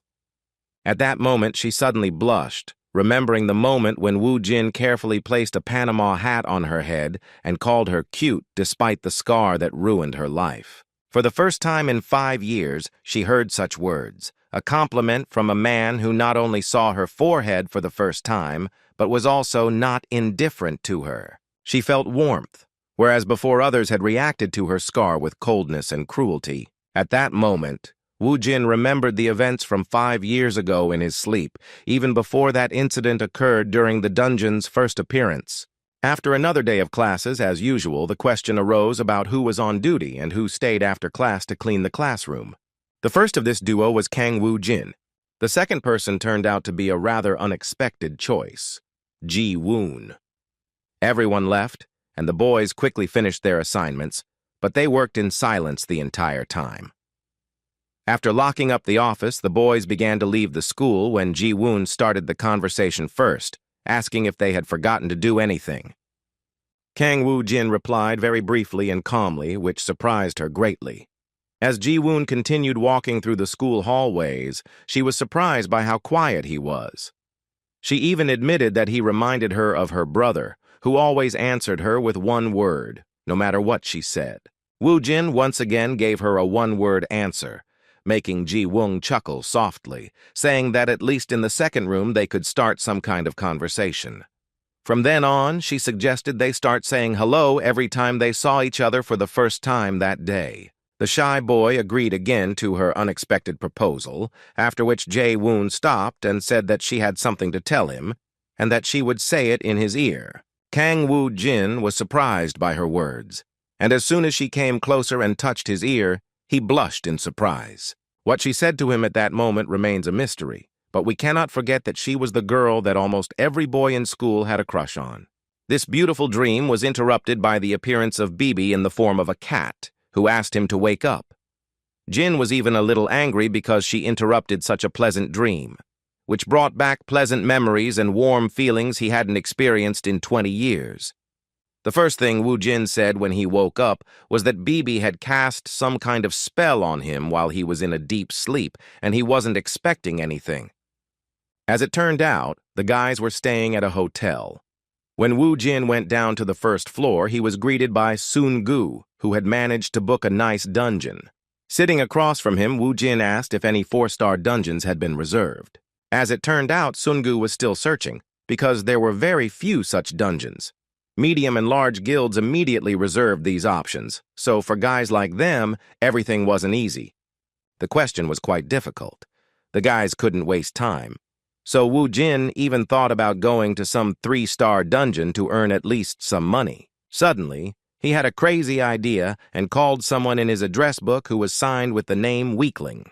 Before making the call, Woo Jin started laughing mischievously, and in response to his request, the same Weakling immediately replied that he would soon arrive at the meeting place. In response, Woo Jin said he wouldn't wait more than 15 minutes. As expected, Woo Jin's authority was impressive enough that the man didn't even try to ask for more time. Seeing this unusual behavior from his boss, his protege asked who he was calling. At first, Woo Jin suggested that Sun-gu try to guess, and after his futile attempts, he said with a mischievous smile that this person was like a generous tree to them. It turns out that the one he listed as weak was none other than the leader of the Hammer Guild's 4th team. The man ran into the hotel building, and Woo Jin, seeing him in front of him, praised him for arriving at the meeting place so quickly. Trying to catch his breath, Jun Min Chang apologized with a happy expression for making his dear friend wait so long, and then asked what he needed help with. Sitting next to him and explaining the gist of the request, he said that if it was about finding 4-star dungeons, then he was one of the best experts on the subject. According to him, the dungeon forum is very good, but only for beginners. Taking out his laptop, he said he could take advantage of the guild's exclusive program. According to him, the guild's support team specializes in this matter, but he himself has access to the Hammer Guild base. Returning to how the guys spent the day after the last attack, he said they can spend the night for free at any hotel if they join them. Continuing to recruit them into his team, he stated that they could also provide a house for free, which was a very lucrative offer for any high-level hunter, and an exceptional thank you if they agreed to cooperate. With a cheerful smile, Woo Jin replied that it was great, although it was clear that he was not at all interested in the offer, even after such statements, because he already had the means to buy houses and soon might even have the opportunity to stay in one of the good hotels. As they talked, Junmin Chang finally entered the guild's database and suggested that they take a look at any raided dungeons that might be available to them.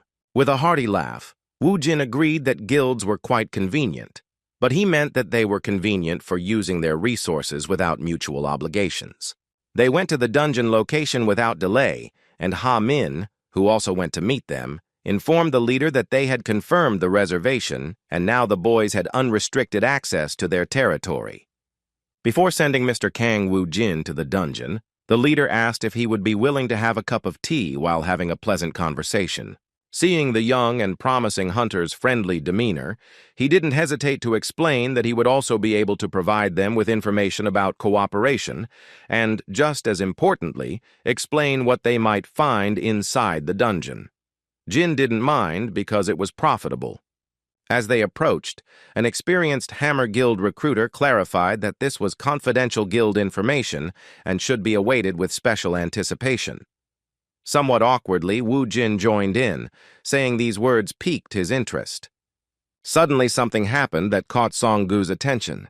For the first time, he personally saw how the dungeon was reset. At that moment, Junmin Chang felt a certain shock as he realized that he was following this dungeon reset. He immediately shouted for his protege to quickly contact the guild. The panic of the Hammer Guild representatives continued to grow, and the people who were near the dungeon and were removing the intense glow of the barrier might unknowingly be in the danger zone. Just like Song-gu, Wu Jin still didn't know what a dungeon reset was and what dangers came with it. Meanwhile, journalists arrived at the scene and began recording breaking news. Seeing all this confusion, when the soldiers began to gather at the site, the boys understood that there was no time for tea. The passage to the dungeon was closed in an instant, and according to Jun's leader, this mine had already finished its work. He clarified that the point is that dungeons can be in 3 states. The first state is the mine, the most common dungeon state, which is usually worked on by beginners. The second state is 0, as is the case with this dungeon. The last one is an escape. The worst-case scenario where monsters escape the dungeon and enter the outside world, destroying everything in their path. The dungeons the boys entered earlier were definitely mines. In essence, mines are dungeons that have already been cleared and where common monsters that pose no particular danger to hunters have been summoned. These places attract the awakened because they can safely mine valuable resources such as bloodstones. According to Junmin Chang, the mines last for about 3 months. But when that stage ends, a reset occurs and a new dungeon appears. They saw the entrance to the 6th station at Seoul University Reset, which is the 2nd stage of the dungeon's progression. The information that made Wu Jin think was the leader's words that now many guilds would want to get there first. Hearing this, Wu Jin asked if this meant the dungeon was now ownerless. With a cheerful tone, Mr. Jun replied, yes, in other words, it was waiting for a new owner. A moment later, he stopped laughing, realizing why Wu Jin had asked that question. With some excitement, he decided to make sure that Wu Jin hadn't gone mad again and wasn't planning to try to purify him. When the madman replied if there was a problem with that, Junmin Chang shouted in panic that they couldn't participate in a crazy Thai raid because the monsters in the first raid were much more dangerous than normal monsters. The 4th team leader tried to convince him that the guild should handle it, but Kang Wu Jin interpreted his words as an attempt to convince him that the dungeon shouldn't go to him, but to the Hammer Guild. Mr. Jun tried to convince him that wasn't what he meant. Such attempts were futile, and he understood this perfectly well, so he still admitted that the Hunters Association's statutes did not prohibit him from accessing the new dungeon, but he would only be able to enter after measuring the energy, because this dungeon was of a high level. It was a happy coincidence that the Hunter Association team had just arrived on site and began measuring the energy the dungeon emitted during the reset. This was necessary to assign the dungeon a tier from 1 to 6 stars. To enter a 4-star dungeon, you must officially have at least a C rank, while 5-star requires a B rank. A-rank raid squads are the only forces allowed to enter 6-star dungeons. With a somewhat thoughtful look, Kang Wu Jin reminded his new friend that he had already told him once that he was a C-rank representative, and then with a crazy anticipatory smile, he said that in that case, he would be able to enter the dungeon if it was a 4-star dungeon. Due to a great misfortune, this dungeon ended up becoming a 5-star dungeon after the reset, causing Kang Woo-jin to lose the opportunity to visit it. Hearing this, Mr. Jun felt a certain relief and admitted with a smile that he was glad that at least this would make him give up on this idea. A moment later, the boys were distracted by the sudden noise of a crowd of onlookers. They were delighted with the Cinnabar squad, which was nearby, and arrived at the location of the cleared dungeon without delay. It is now clear that this dungeon will go to the Hwarang Guild. Noticing the Hwarang Guild team leader, the Necromancer immediately remembered who she was. It was that crazy girl who dared to step on his face. By appearing in front of him, even if it wasn't on purpose, Lee Yun-hee made a serious mistake, because Kang Woo-jin doesn't forget grievances. Woo-jin sprang into action, suddenly walking toward Team Cinnabar and feigning excitement, saying he couldn't believe an A-rank awakened would arrive on the scene so quickly.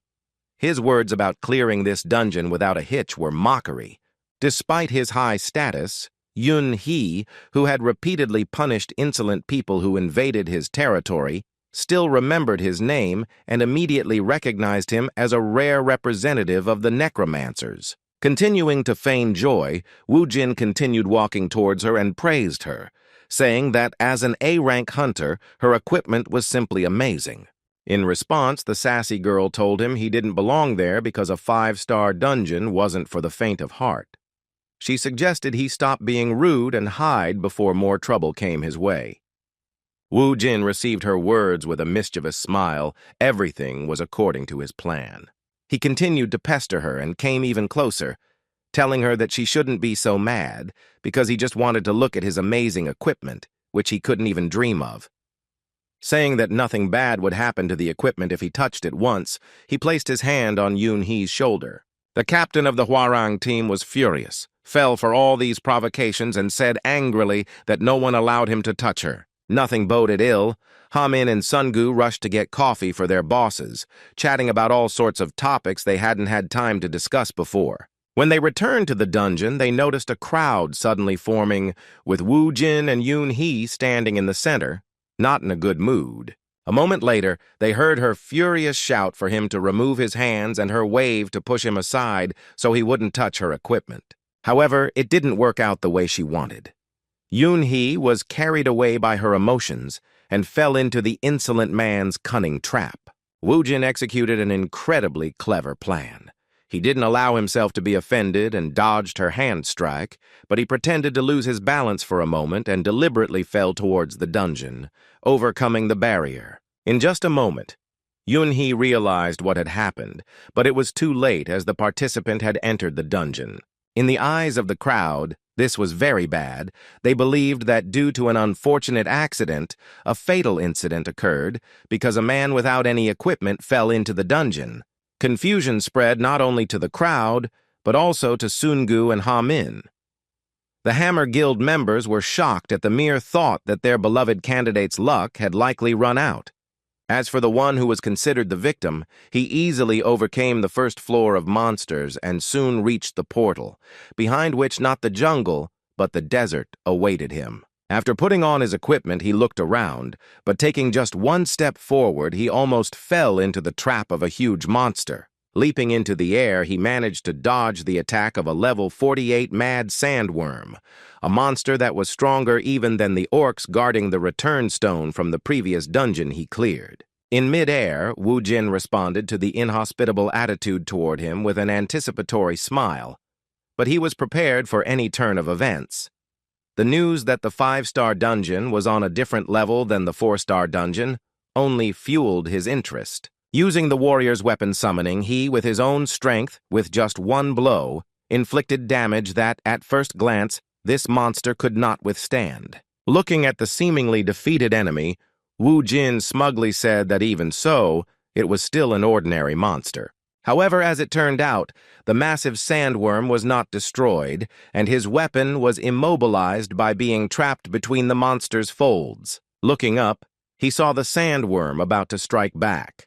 This moment left the Necromancer a bit confused, as it had been a long time since he'd been in a situation where he'd underestimated his opponent. Having freed his weapon from the worm's clutches, he realized in an instant that all this time he had been surrounded by these worms. This was no joke, as they quickly made a veritable cage with their bodies, pointing their deadly teeth at him. However, even in a confined and hopeless situation, he managed to deliver a fatal blow, using the full power of his weapon in slashing strikes. By cutting through level 48 monsters like Tofu, he demonstrated the power of the warrior's special weapon form, the level 20 spear.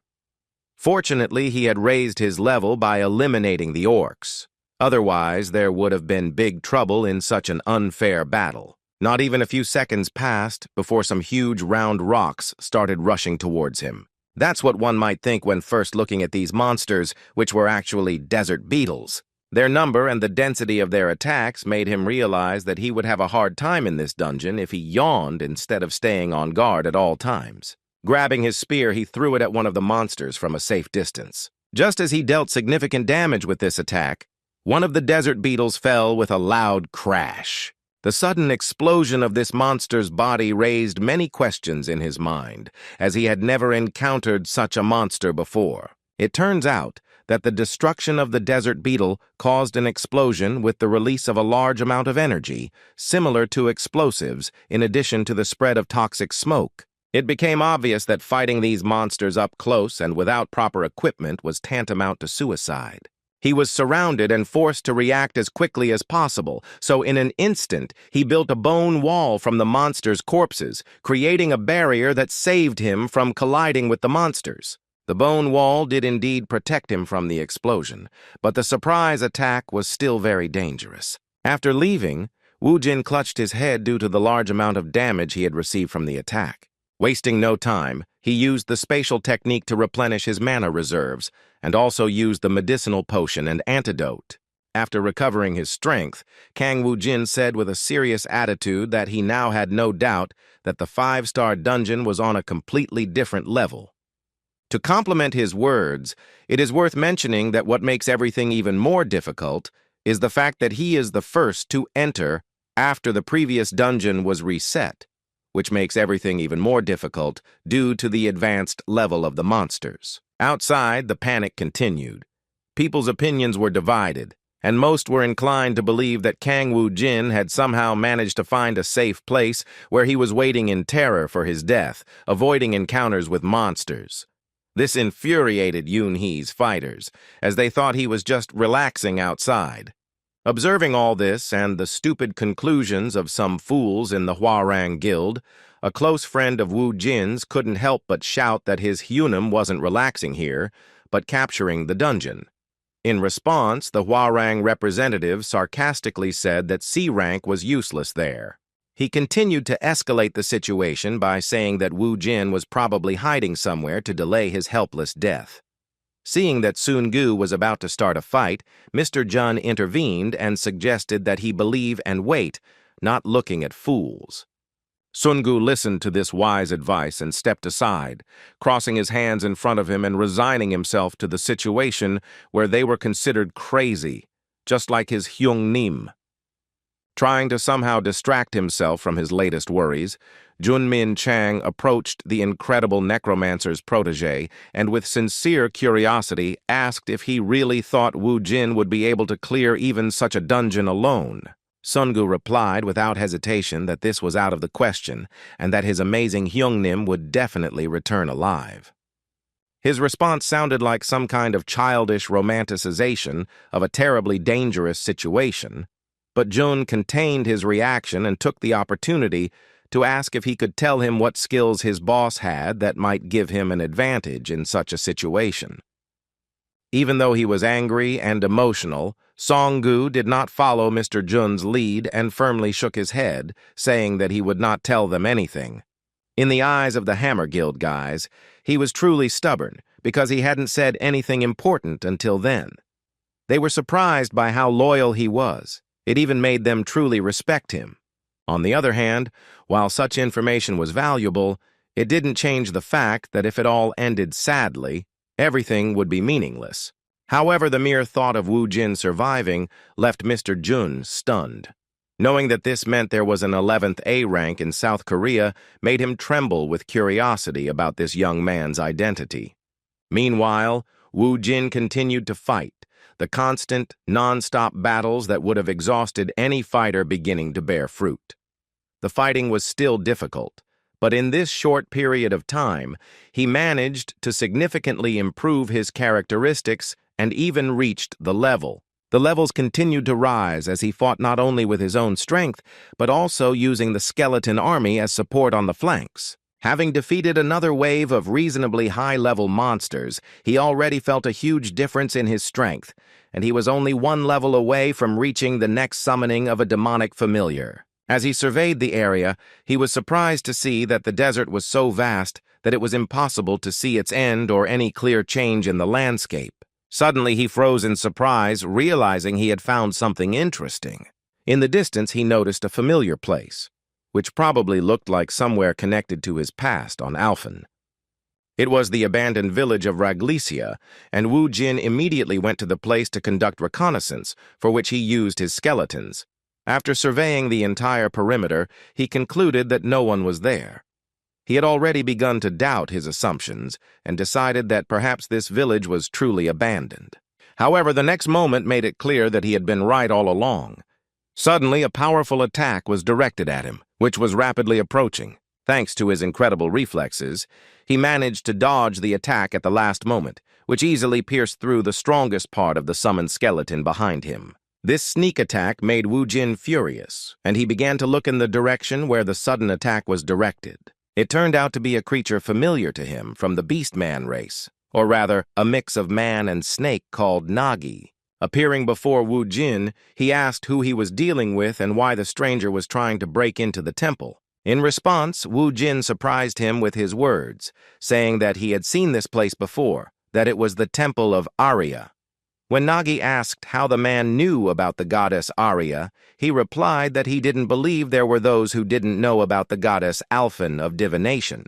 After that, Wu Jin asked Nagi why Arya's followers invaded Earth, and if this could be considered a situation where Tranet and Arya started acting together despite their differences in worldview. Hearing these direct words, Nagi literally exploded and shouted that he should not dare insult the goddess, because the situation he describes so disrespectfully is, in fact, a necessary measure to punish the cult. When the topic of cult came up, Wu Jin asked what kind of cult they were talking about. Despite the hostile reaction and a certain hatred towards the human, Nagi still explained that they had joined forces with Tranet to punish the traitor who had escaped from Earth. The one he was talking about, he called the Blue-Eyed Priestess. Hearing this, Wu Jin learned very valuable information, as he had no idea that the priestess was on Earth. Now he had all the information he needed, and there was no longer any need for these men.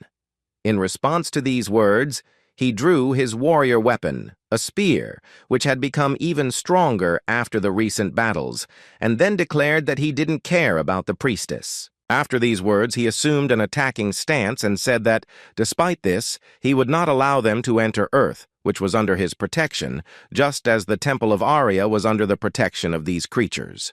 In response, Nagi, recognizing the man's determination, answered him with the same words, saying that he would use all his strength to get past him to Earth, after which he showed that his fighters, who had been surrounding him for a long time, were simply hidden by invisibility. Looking around, Wu Jin awkwardly said that this was too much because making people angry was his personal thing. Despite his speech, there was more than enough reason for concern.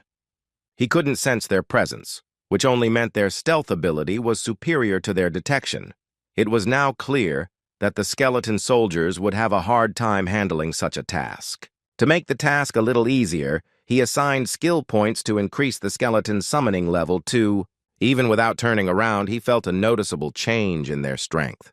Now they were much better armed. They became stronger and even received a small but quite strong armor. Stepping forward and preparing to fight, he recognized the truth that lay before him. With the anticipation of the battle, he said aloud that even after this, the outcome of the battle still remains a mystery. Even so, both he and Nagi had no doubt that risking their lives was the only option to move forward. The elite goblin spearmen charged forward with a shout.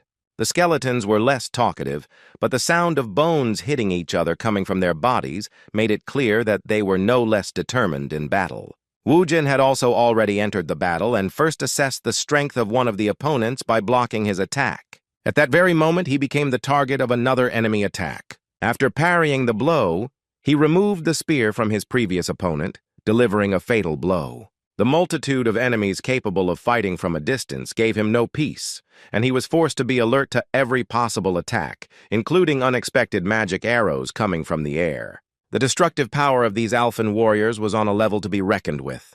They were not shy about attacking him from behind to achieve their objective, which made them very dangerous enemies. He had no choice but to protect himself from enemies with long-range techniques. Using bone spears, Wu Jin immediately launched a counterattack, but was unsuccessful because the enemy was hiding behind a wall.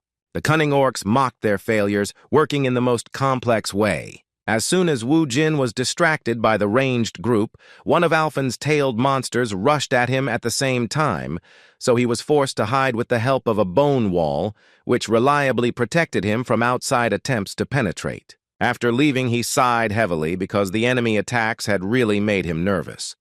The difference in enemy levels was truly significant.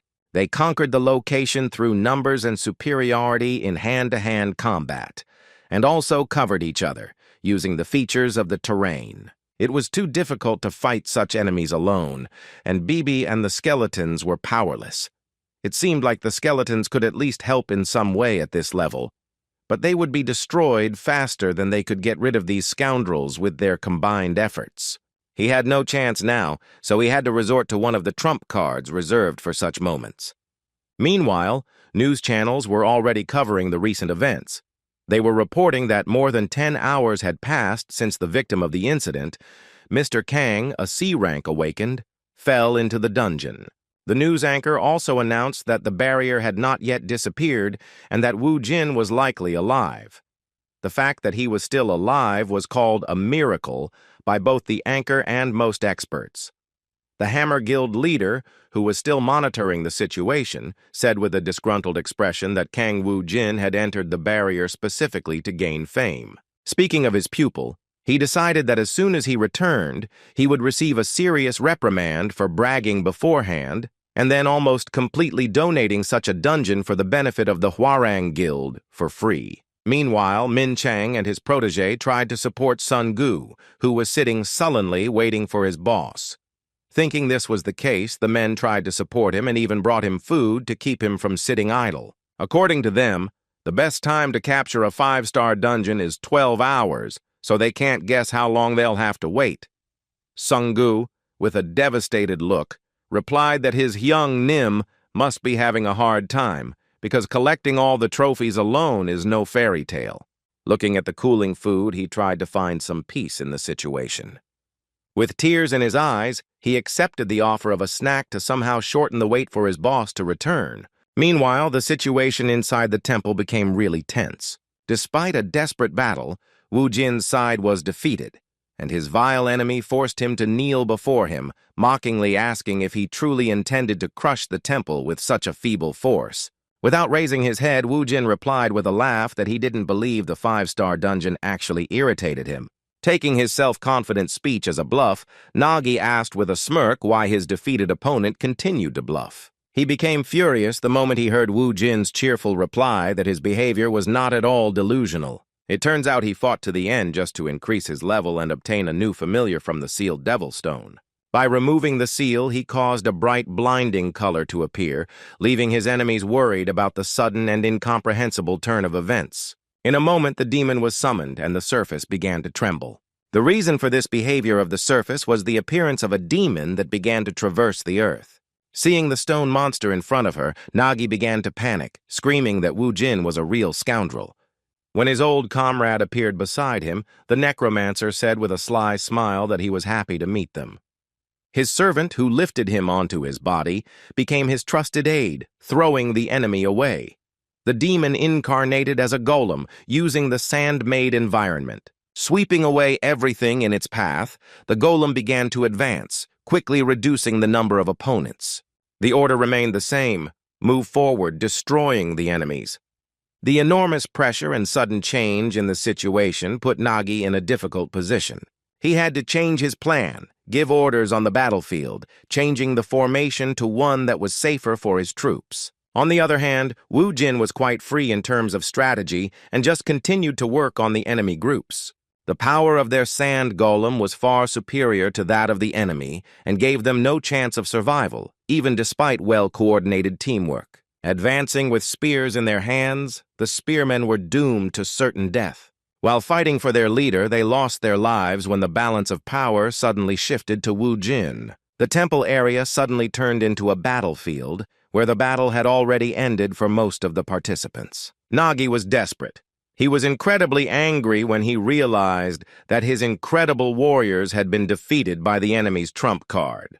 He couldn't stand the fact that a man was mocking his unit, asking how hard it was to fight in a minority. Burning with rage, he gritted his teeth and said he would destroy him along with his arrogance. After these words, Nagi began to angrily release his fire magic, accumulating it in his right hand for a powerful attack. In response, Wu Jin gave an order with a sly smile to change the shape of the warrior's weapon. Now in his hands was not a spear, but a huge hammer carrying great power. Using the skill, he prepared to block the opponent's attack, who furiously aimed his magic spear at him. However, Wu Jin's cunning smile did not disappear even when he saw such a formidable force in front of him. It turns out his ability was to create a powerful vortex that would swallow everything around him. Using his second trump card, he managed to easily defeat the strongest monster in this dungeon. Wiping the blood from his mouth, Nagi couldn't accept what had happened. Looking at his defeated opponent, Wu Jin figured he wouldn't be able to get any information out of that stubborn fellow because he was the dungeon boss.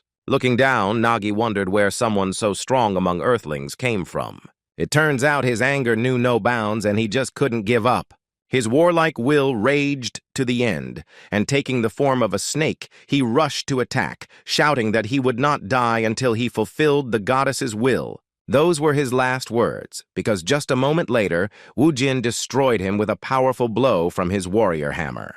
Nagi had lost his own life by talking too much, but even without that, he had little chance of seeing the next sunset. The dungeon boss had been defeated, but the people outside didn't know about it yet. While eating instant noodles, Songgu kept thinking about his boss.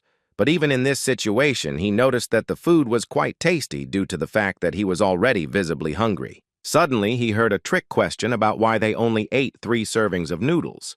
It turned out to be Wu Jin's voice, and upon hearing it, Songgu completely forgot about his delicious dinner and smiled happily. He started running towards his boss just as reporters started pointing their cameras at them. There was a lot of noise around, but Songgu didn't pay attention because he wanted to ask his boss if he was okay or not.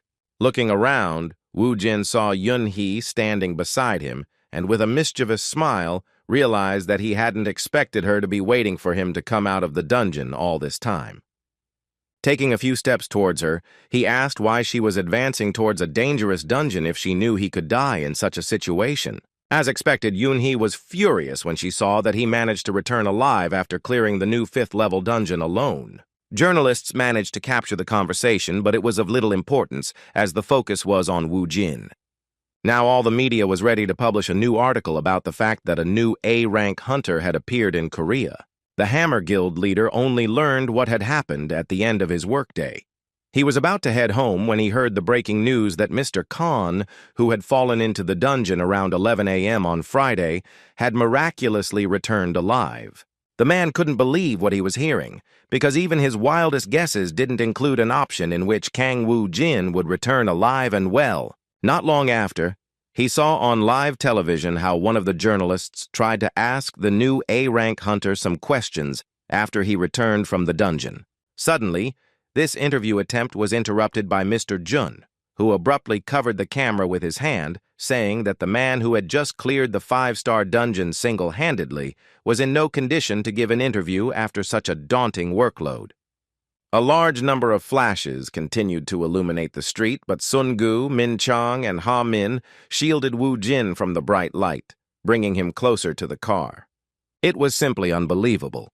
Even the heads of large organizations were shocked by what happened at the end of a normal working day. The Hammer Guild president at that moment remembered his subordinate's words that this guy called Wu Jin was definitely an awakened with extraordinary abilities. He then replied that he could no longer invest in Leader Jun's intuition, as his recent awakenings had not shown any decent results since joining the organization. This time, his intuition really worked, and the president understood that if he brought Kang Woo-jin into his guild, they would become the first organization in Korea to have 3 A-rank hunters in their ranks. Although he began to regret his words, the prospects literally clouded his mind.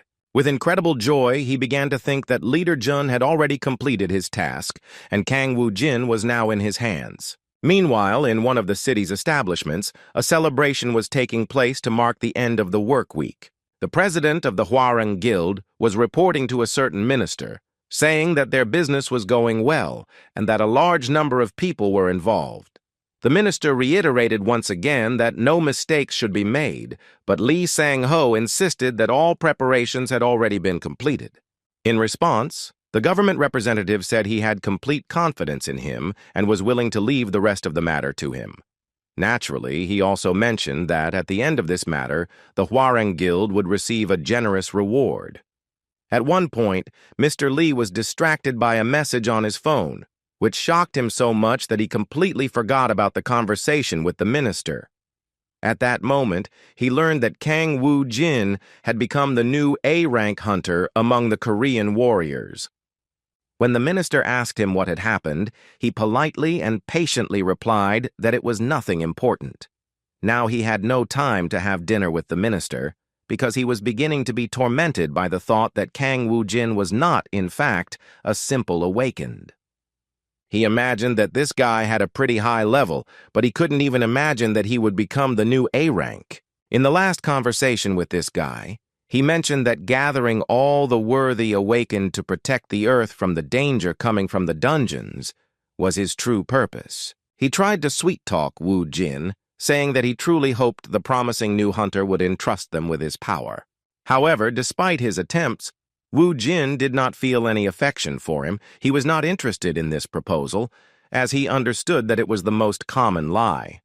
With some condemnation at the end of the last conversation, he called his speech beautiful, despite being a rotten person himself inside. Even if it was a personal insult, Lee Sang-ho was willing to endure such insolence toward him in order to achieve his goal. He responded with a reserved smile that he had yet to earn the trust of such a mysterious hunter, then suggested they continue their conversation another time. Recalling that situation, Sang-ho no longer doubted that Woo-jin had some kind of secret. Now the president wanted this guy on his team even more.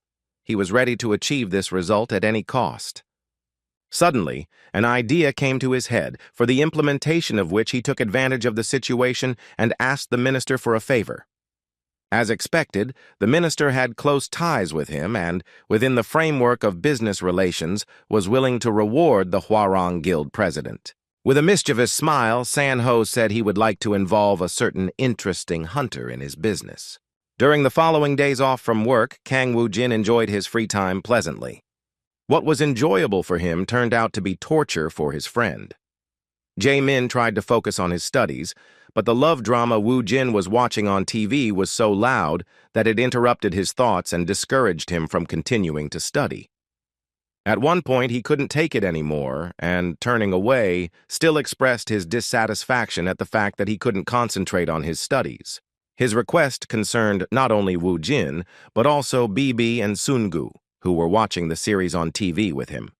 Despite his insolence, Woo-jin still lowered the volume so as not to disturb his friend, who allowed him to continue living in his apartment. However, Jae-min's headaches haven't subsided lately, because now there was also a black cat in his apartment that meowed a lot. Turning to Woo-jin, he asked if they were concerned about the situation that had developed around the recent events. The problem was that reporters from various newspapers had gathered near their homes and had been crowding for 3 days in anticipation of meeting the much-talked-about hunter. Woo-jin assured him that it wasn't a big problem, as they would break up sooner or later, as he planned to not leave the apartment for a few more days. His words didn't please Jae-min very much, and what's more, the insolence ended up becoming even more serious as his new, problematic, and now even famous friend started ordering some products from the store so he could watch movies with delicious food. Jae-min tried to say he was busy because he had exams coming up, but that didn't stop Woo Jin. As soon as he waved an impressive amount of money in front of him, he immediately changed his attitude towards the request, having learned that he could keep the change for himself. Suddenly, his daily life was interrupted by a call on Woo Jin's cell phone. Picking up the phone, he assumed it was his mother calling, so he asked if everything was calm and if the reporters had stopped coming to their house. It turns out they hadn't given up yet, because Woo Jin's photos were a sensation, and so they were ready to stand under the sights of his supposed location for days on end. When he learned that the reporters were still at his mother's house, he reacted with some guilt, thinking that he would return later to get them. It turns out that wasn't the only problem he discovered. Before reporting what had happened, he asked Sungu whether Korea was divided or had finally been united. When he learned that nothing had changed in these 5 years, Woo Jin was simply shocked, because even though dungeons had sprung up everywhere, this thing remained the same as before. His discontent and excessive emotionality seemed like a mystery, and Songgu couldn't understand what was causing his boss's unusual behavior. As it turned out, something very unexpected happened.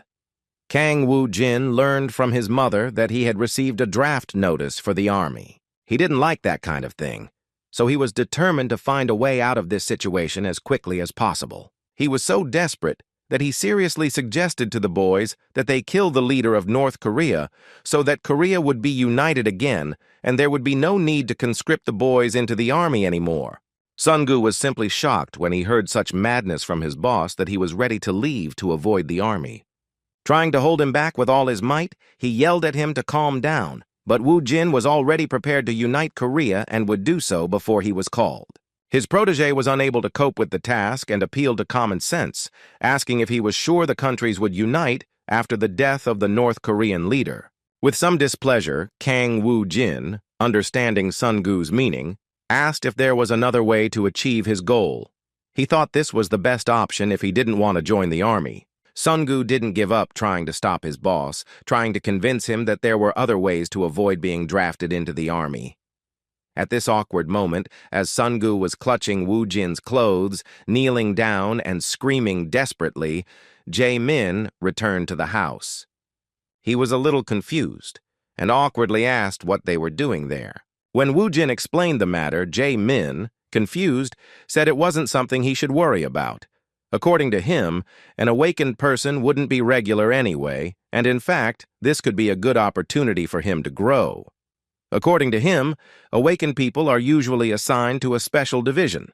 But even in this case, there is an alternative. The guys were interested in an alternative to conscription.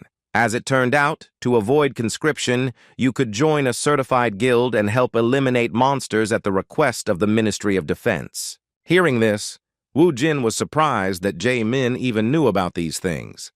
As it turned out, his friend really wanted to join a major guild, so he studied these things. Having learned new options on how to avoid being summoned, Woo Jin looked at his protege with suspicion. He put Songgu in an embarrassing position and made him feel guilty by saying he was so useless. Meanwhile, a small celebration began in the Hammer Guild, as Ha-min came to his leader with a very happy look on his face, saying that he had done something incredible. It was the first time Mr. Jun had seen him in that state of mind, so he wanted to know where his protege got so much pathos from, and what feat could have made him so happy and proud of the result. With an equally cheerful look, he stated that Lord Woo Jin had arranged a meeting with him to talk about the guild. Approaching the shocked boss, he said that, in other words, this meant that the most promising A-rank awakened would join their organization, elevating them to the top spot among all the hunter organizations in Korea. After these words, Min Chung began to recall the recent events, all his efforts when he tried in every way to help Woo Jin. He realized that all his good deeds were not in vain, and that he had worried in vain. Ha-min kept shouting about how their leader had done something great again, but Min Chang tried to remain calm and proudly said that they shouldn't make a fuss about it. Straightening his jacket, he went to the president's office to inform him about scheduling such an important meeting for their organization. Now he had no doubt that he hadn't lost control yet. A sudden knock on the guild president's large office distracted him from his work. but he was happy to see his beloved protege, whom he had considered useless until recently. Upon seeing Leader Jun, he immediately asked how Kang Woo-jin's case was progressing. In response, Leader Jun delighted him with the news and made him laugh with joy, saying that they had contacted him to discuss the details. Upon hearing this, the president ran up to him, grabbed his hands, and began to gleefully talk about how, as always, he had done an incredible job. Leader Jun was in no hurry and decided to mention the situation to the vice president, but the president replied without hesitation that he would resign if necessary. With a hearty laugh, anticipating incredible events, the president said that Hammer Guild was able to become the best guild in Korea only thanks to such an incredible leader. At the end of the conversation, Min Chang thanked the president for his attention and special attitude towards the situation, and said that he would consider it as his gratitude after the matter was concluded. After finishing all the preparations, Ha Min and his boss went to a cafe where he arranged a meeting with the incredible awakened that all the guilds in Korea wanted to get their hands on. However, they were suddenly disappointed, as they did not expect that the conversation would not be about what they thought. It turns out that Woo Jin didn't mean that he wanted to join the Hammer Guild. In fact, he wanted to propose that they create their own guild. Confused, Leader Jun tried to resolve the situation, believing it was a misunderstanding, so he reminded him that they had already discussed him joining the Hammer Guild. In response, Woo Jin clearly explained that there was no need for that, and that it would be better for Leader Jun and Mr. Ha Min to join them. Leader Jun, who thought success was already in his pocket, clutched his head and said with some tension that they were already certain of signing the contract. Such an unexpected proposal put them in a difficult position. Ha Min was also confused and thoughtful. However, even though not everything went as they wanted, Ha Min still found the strength to step out of her comfort zone and ask what the terms of their cooperation would be if they agreed to work in the organization Woo Jin was planning to create. They were shocked when they learned that they were being offered an incredible amount of money. Woo Jin tried to lure them to work for his organization with incredible conditions, including increasing their current salaries by up to 100 million won. While fixing his hair, Leader Jun sighed deeply, regained his composure, and replied that it wasn't just a matter of money. Trying to return to his previous question, he reminded him that he was the leader of the Hammer Guild. As an ordinary person, he joined one of the best guilds and went through many hardships to achieve such success, which makes such decisions difficult. He didn't like such radicalism, so he insisted once again that it wasn't just about the money. In response to these arguments, Woo Jin smiled mischievously, prepared for the fact that it wouldn't be so easy to get them to cooperate. He clasped his hands in front of him and said he'd assured them his guild would be greater than any other, including the Hammer Guild. He confidently stated that everything would be exactly as he'd promised, and then suddenly offered them the positions of founders of the organization. As expected, such words, which contained genuine confidence, deeply imprinted themselves on the Hammer Guild's young men. On the way home, Ha Min even confessed to the leader that he would take over Woo Jin's leadership. His colleague was taken aback. He couldn't believe his loyal protege had so easily agreed to this sudden proposal. Ha Min explained to him that this offer was possibly his only chance to get something big, since it was Mr. Woo Jin, an incredible A-rank awakened. Citing the fact that he was able to clear a 5-star dungeon alone, something no one else had done, he expressed his confidence that his guild would also grow rapidly. On the other hand, he did not think such growth would be possible if he remained in his current position in the Hammer organization.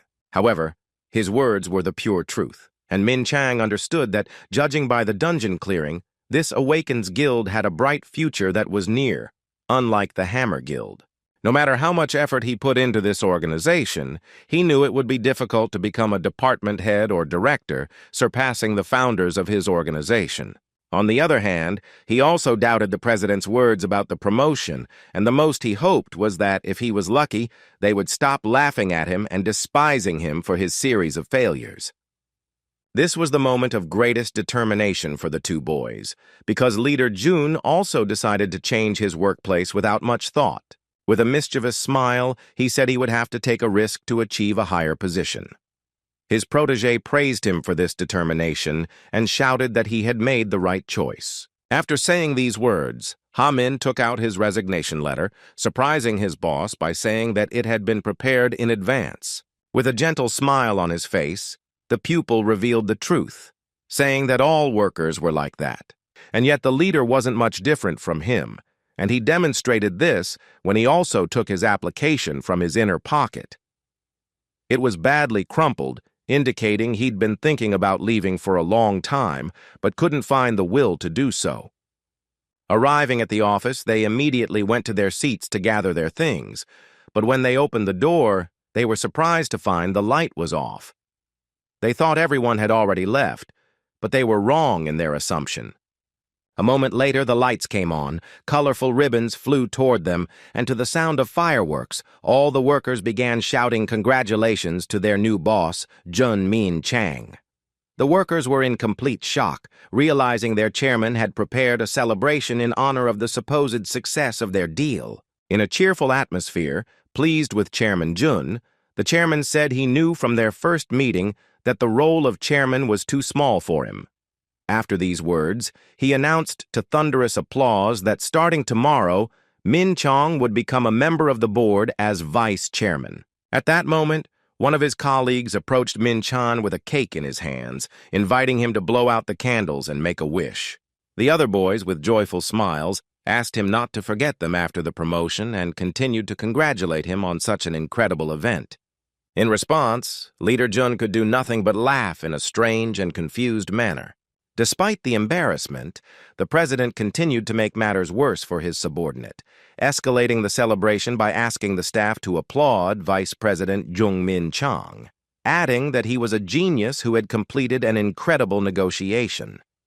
The guys didn't even have time to realize how the whole thing had ended when they found themselves in the middle of a celebration in a room set up with champagne and pleasant music, as well as an unlimited supply of snacks. Seeing her boss's confusion, Ha-min surreptitiously gave him her statement. Fleeing from the new vice president, he said with a cheerful laugh that he was so embarrassed that food wouldn't go down his throat, so he wouldn't stay there and entrusted the rest to his boss. As he left, he said he believed the leader would be able to leave as well. He did not have to be bored for long, because a moment later the president attacked him with a request that he not stand there like a column and follow him quickly. The situation worsened, even though it seemed like it couldn't get any worse. Vice President Jun felt even more awkward when he learned that every employee in the Hammer Guild wanted to hear the details of his exploit. With cold sweat on his face, Min Chang tried to stop the president, but the president didn't listen and asked him not to be shy and tell everything as it was. Seeing the new vice president stuttering and acting insecure, his boss told him he should accept the fact that he now has more responsibility than ever. Jun crossed his hands in front of him and admitted to all his classmates that he had failed and that the celebration had been in vain. The president could not understand what he heard at first. A moment later, the man he had appointed vice president bent down and apologized for not recruiting Kang Woo-jin. When the president realized what had happened, he pointed his finger at his subordinate and shouted angrily if what he had said was really true. In response, Jun apologized, and the president, filled with rage, continued to shout that a simple apology would not be enough, threatening his protege with dismissal. Upon hearing of the dismissal, Min Chang felt some relief, realizing he would be grateful. The president continued to shout about how much resources had been spent on this matter and how it couldn't be made up for with a simple apology, but Min Chang didn't listen to him, as he was completely absorbed in his own thoughts. He was right, because Leader Jun released the dungeon reserve and let Kang Woo-jin use it for free, and also paid people to hide his real rank. Things went too far, so Min Chang took advantage of the situation to resign and say he would take responsibility. Placing 2 resignation letters on the table, the vice president announced that he would be leaving the Hammer Guild. Upon hearing this, the president became even more dissatisfied, saying he must have lost his mind. He wondered what his resignation would change, since he wasn't a public servant. He sighed deeply and assumed that Min Chang was simply running away from the mess he had created with his own hands. Looking down, Jun couldn't understand what else the president wanted from him, since he had already done everything he could to apologize, even resigning along with his protege. Still, he did his job, then introduced himself, saying he was done with the formalities and was leaving. When he said goodbye, he shocked his president, who thought he was on a short leash. The president was beside himself with rage, and his two staff could only restrain him, while the satisfied Junmin Chang, adjusting his tie, had already completely bid farewell to the Hammer Guild. He was ready to face all the difficulties of his new life, trusting his intuition and faith in Wu Jin. For the first time in his life, he walked out of the Hammer Guild building with such a happy expression on his face. Seeing his light gait, Ha-min surprised him by asking him to hurry up and go to the car. It turns out he had been waiting for him all this time, believing he would find the determination to accept this challenge and do what was right. With a gentle smile, he explained that he wouldn't go anywhere without his leader, then invited him into the car.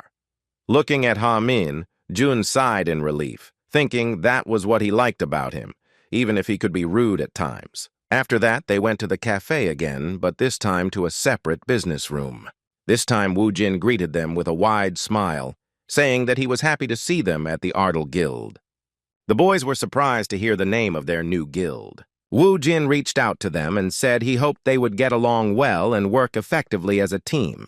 With a gentle smile, Junmin Chang sincerely said that he believed that with such a leader, they could do anything. After that, he offered to communicate with them without formalities and promised that he and Ha-min would do everything to ensure that their new guild, Ardal, became world famous.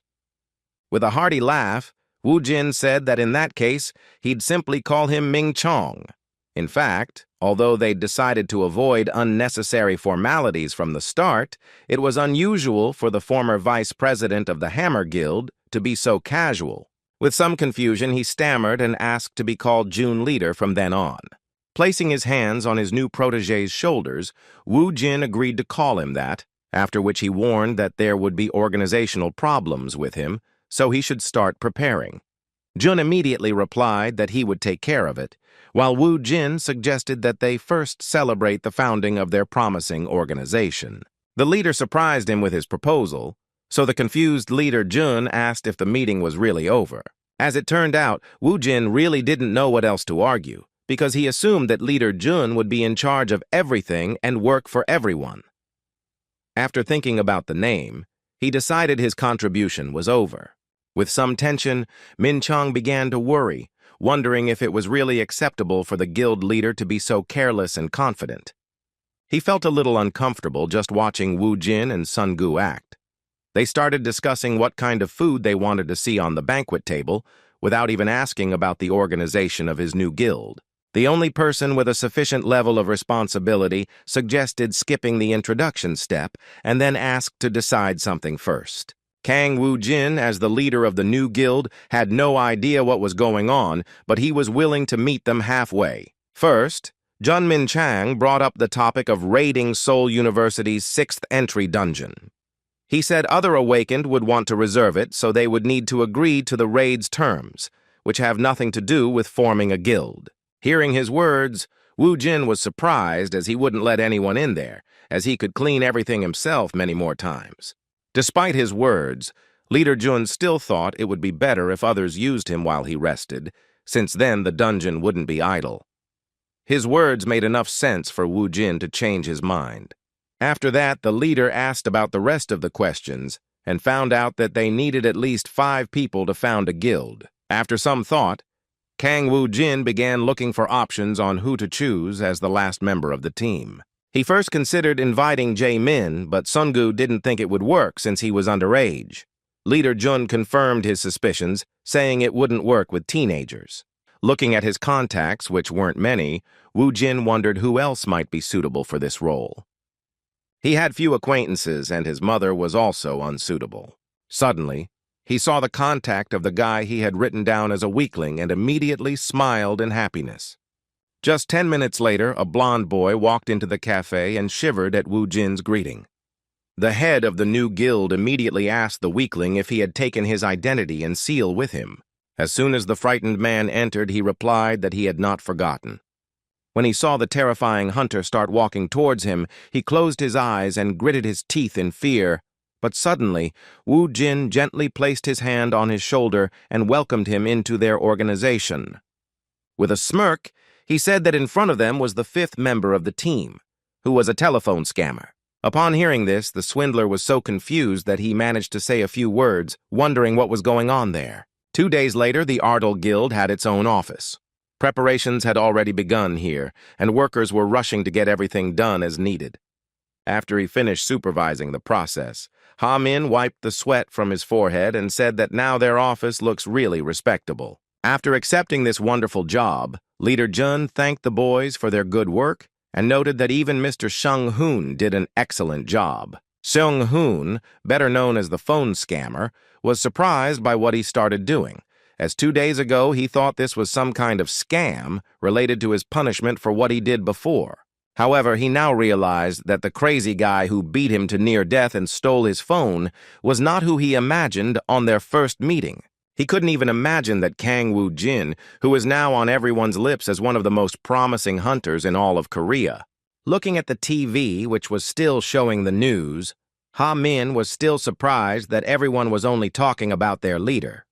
Woo Jin explained with a sincere smile that it wasn't surprising, because he was Korea's 11th A rank awakened, though it wasn't official yet. It was logical to assume he was one of the strongest hunters in history, so it was no surprise that everyone treated him that way. Looking at these guys, Sung Hoon wondered how this madman managed to attract even the Hammer Guild members. With a mischievous smile on his face, he decided that this situation was quite advantageous, as it meant that the leader was offering very good terms. In fact, Sung Hoon had been suffering from boredom for a long time, as the business wasn't making enough money like before, so he didn't mind working at the guild. Suddenly, his thoughts about his sudden success were interrupted by the question of how he was connected to the head of the newly formed guild Ardal. Ha Min recalled that when they first met, the CEO and that guy seemed close, since Sung Hoon had come running so quickly after his call. One of the founders assumed he was a relative or close friend of Woo Jin, but he couldn't even fathom what had caused that guy's behavior. He couldn't admit that he'd only rushed to that cafe so quickly because he didn't want to get beaten up. He honestly didn't understand why Woo Jin had called him of all people, so he assumed he simply regretted beating him up that day. Suddenly, the conversation was interrupted by the appearance of the newly formed guild's head, Ardal himself. Looking around, he said it looked really good and he was glad everyone had done a great job. After thanking him for his participation in the work, Leader Jun asked if he had finished describing his dungeon raid. Looking back at the nearly dead and exhausted Sun-gu, he said that this guy was the only one who really had to sweat. Seeing him in such a state, Ha Min and Jun Min Chun were simply shocked, realizing how much their leader had driven him to this. Sun-gu decided to pass, while the attentive leader Jun reached out to him and asked if he was feeling well. His appearance answered the question in itself, and Ha Min clarified that they had a lot to write about, even if it was a successful raid on a 5-star dungeon. As soon as the boss's protege, who was responsible for the trophies, sat down at the table, it seemed to everyone that his soul was leaving his body. Seeing this, the concerned founders decided that he should receive some kind of allowance for his hard work, and preferably a lifetime allowance. After resting for a while, Kang Woo Jin, as the head of the Ardal Guild, gathered the boys in the meeting room for the first time to decide what, in his words, was the most important thing at the moment. First, he turned to the person he trusted most, Leader Jun. He was wondering what position he would take to do as much useful things as possible for the guild. Hearing this question, Leader Jun was a little confused because he hadn't imagined he would have so much freedom of choice. At first, he thought it was simply irresponsibility and a lack of experience on the part of their leader. He was partially right, and Woo Jin himself explained that they were short-staffed, so it was worth distributing responsibilities to improve the work. He suggested that everyone state their desired position in the guild hierarchy. Upon hearing this, everyone was shocked to realize that they had freedom of choice about which position to take. The one who was most shocked was the telephone scammer Sung-hoon, as he had no idea that his life would be turned upside down after being beaten by a madman he tried to deceive, considering him a simpleton. Everyone fell silent, so Woo Jin took the initiative again and began asking Leader Jun which positions were generally needed first in guilds. Leader Jun immediately replied that there were two categories: awakened workers and ordinary workers. Leadership positions were usually given to awakened workers, but he said that wasn't that important. What he thought was really important were the details of the contract, like the dungeon raid rate and percentage, and so on. After hearing his words, Woo Jin went to Sun Gu, asking him again what he wanted. The confused man awkwardly replied that he had been working as his manager recently and had no idea what to do next. Seeing that he was extremely indecisive, Woo Jin gave him the position of guild director without argument. Hearing this, Song Gu shivered in shock, but upon seeing his boss's gentle smile, he immediately realized that it was no joke. With an incredible sparkle in his eyes and a blush on his cheeks, he felt enormous pride in the fact that at the age of 21, he had already become a director. It turns out he started rejoicing too early because, in fact, the boss appointed him director of item collection in the dungeons. The difficult life that seemed to be ending after being appointed to the position of director was actually only made worse by an even greater workload and responsibility. The Hammer Guild members weren't thrilled either, as they had never heard of such a position. Turning back to the experienced former representative of one of the largest hunter guilds, Woo Jin asked what departments the guild had. Leader Jun replied that they were the accounting department, the administrative department, the sales and support department, and the management department. After some thought, Woo Jin noticed a discrepancy between the number of founders and the number of departments and decided it would be worthwhile to divide everything into three. First, he decided to give a place in the hierarchy to Leader Jun. Considering his expertise in organizing the guild's work, he pleased him by appointing him general manager of the entire Ardal Guild. A cheerful Jun replied that he would do his best to achieve common goals. Next up was Ha Min, and he knew exactly what he wanted as head of the support department. Without further ado, Woo Jin agreed to his wish, and he got the position he wanted. With a good laugh, he said he promised to do his best. The last one left was a telephone scammer, frightened but touched by the leader's sudden generosity. Looking at Sung-hoon, Woo Jin turned to Leader Jun, confused, and asked what this guy was doing between them. Leader Jun was at a loss, stuttering, as he asked if the leader had told them he would be one of the founders of the Ardal Guild. It was true that this fair-haired rogue was the fifth member of their team. In response, Woo Jin said he just wanted to use his name. Now he couldn't do anything about it because that guy had actually become the fifth member of their guild. Seeing how Sung-hoon started to panic, the boys thought about what they should do with the last participant of the meeting. With a mischievous smile, Woo Jin came up with a very good plan.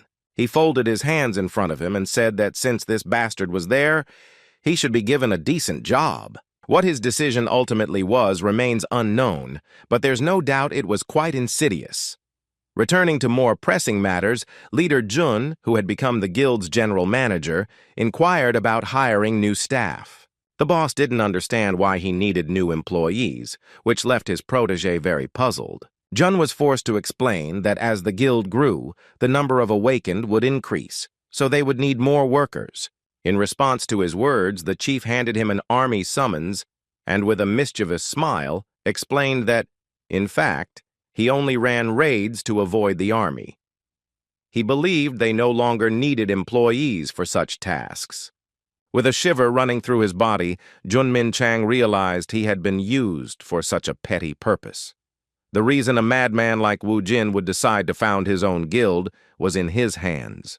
It was hard for him to realize that it was because of his pride that he had never decided to join the Hammer Guild. He also felt heavy knowing that if Woo Jin had chosen the easier path for him and joined the Hammer Guild, he would have become the head of the department and lived happily ever after, without being bothered by as many worries as in the newly formed Ardal Guild. Seeing the concern of his organization's general manager, Woo Jin asked why he suddenly became silent. In response, he hesitantly said that he thought they still needed a few more workers to make all the work processes easier. Wu Jin wasn't against it and suggested he handle it without disturbing the others. He shocked his protege even further by saying that the work of the support department would now be entirely in the hands of the general manager.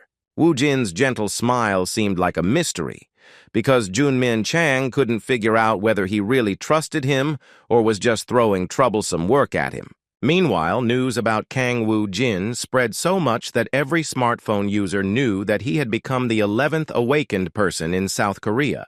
He became very popular, and Ji-woon, who was reading the news, couldn't believe he was drinking with such a person. Furthermore, the person who was just his schoolmate ended up becoming a completely different person after 5 years of absence from the city. During their last meeting, something happened that she couldn't even imagine. The moment the Panama hat that hid her scar, which she found disgusting, fell off her head, Wu Jin put the Panama hat back on her head, saying that even so she was still beautiful. Just remembering that moment made her feel butterflies in her stomach, and she couldn't stay still. A blush appeared on her face, and she began to distract herself from these thoughts, telling herself that she shouldn't think about such things. Suddenly she heard the front door creak.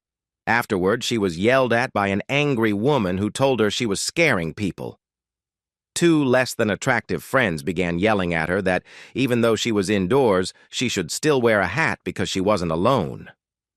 They asked her to behave appropriately, demonstrating once again the disgusting character traits of those people who did not treat her scar with understanding. By apologizing, Ji-woon once again demonstrated his patience. Even though the girls in her dorm had started leaving the room, she still overheard some of their conversations about saving money to move out of that place because Ji-woon was constantly scaring them with his appearance. At that moment, the sweet girl felt sad again and lost hope of being loved, especially by someone as popular as Wu Jin.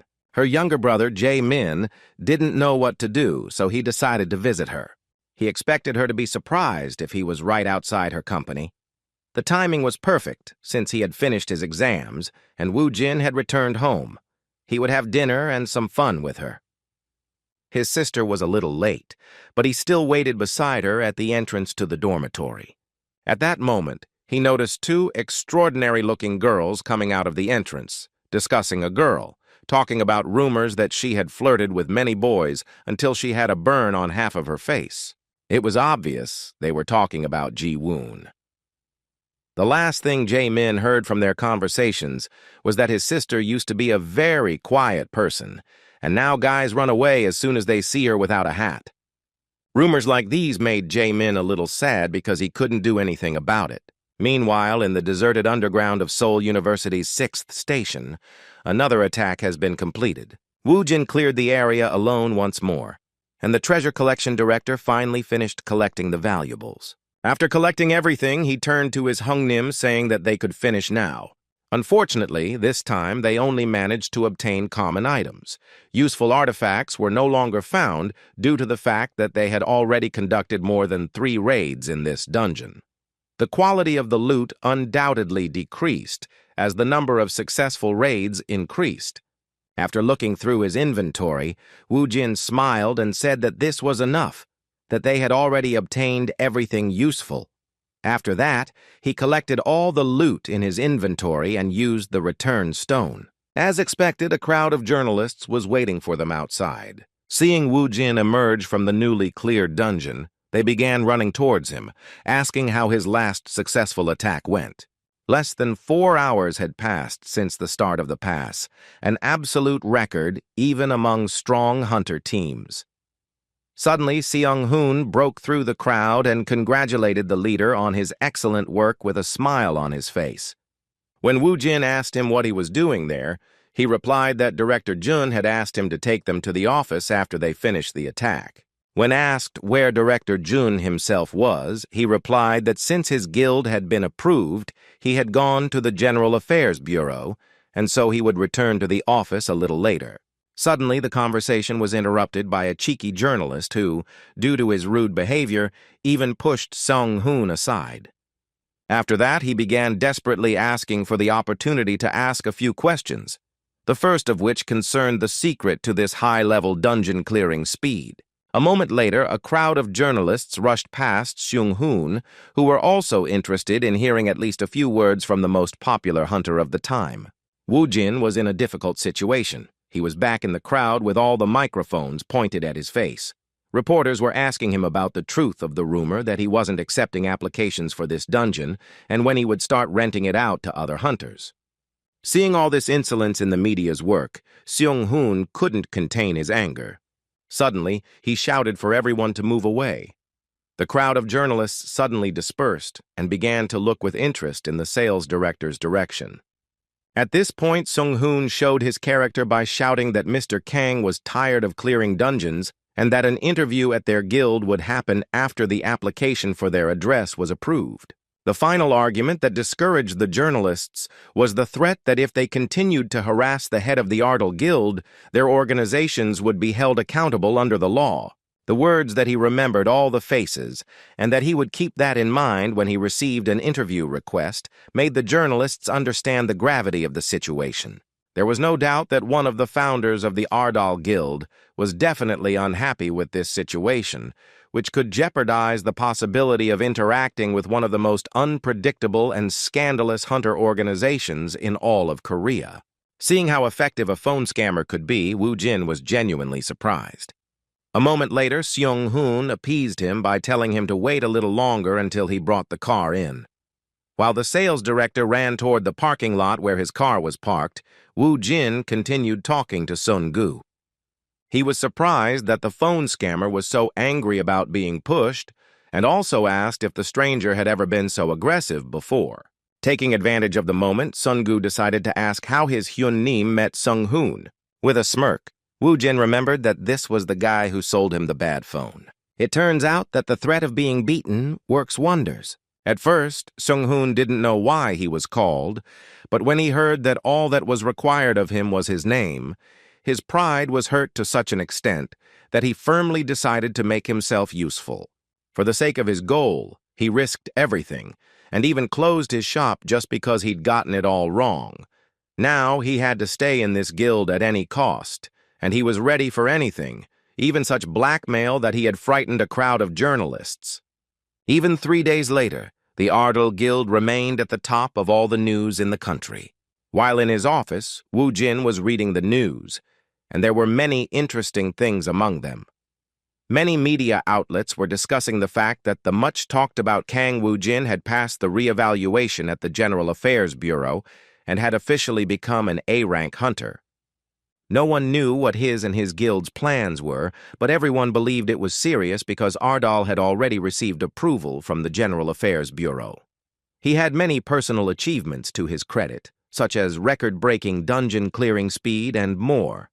What interested Woo-jin most was the article comparing who was the strongest awakened in Korea. First, he was compared to Kim Kong-chul, a mysterious figure rumored to have the strength of a hunter. When Sun-gu entered one of his offices, he asked in surprise what he was eating. As it turned out, the pot containing what appeared to be popcorn was actually overflowing with booster stones that increased a hunter's stats.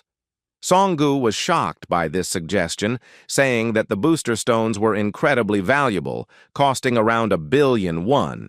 He was embarrassed to ask for something like that, so Woo-jin decided to offer some to make his job easier.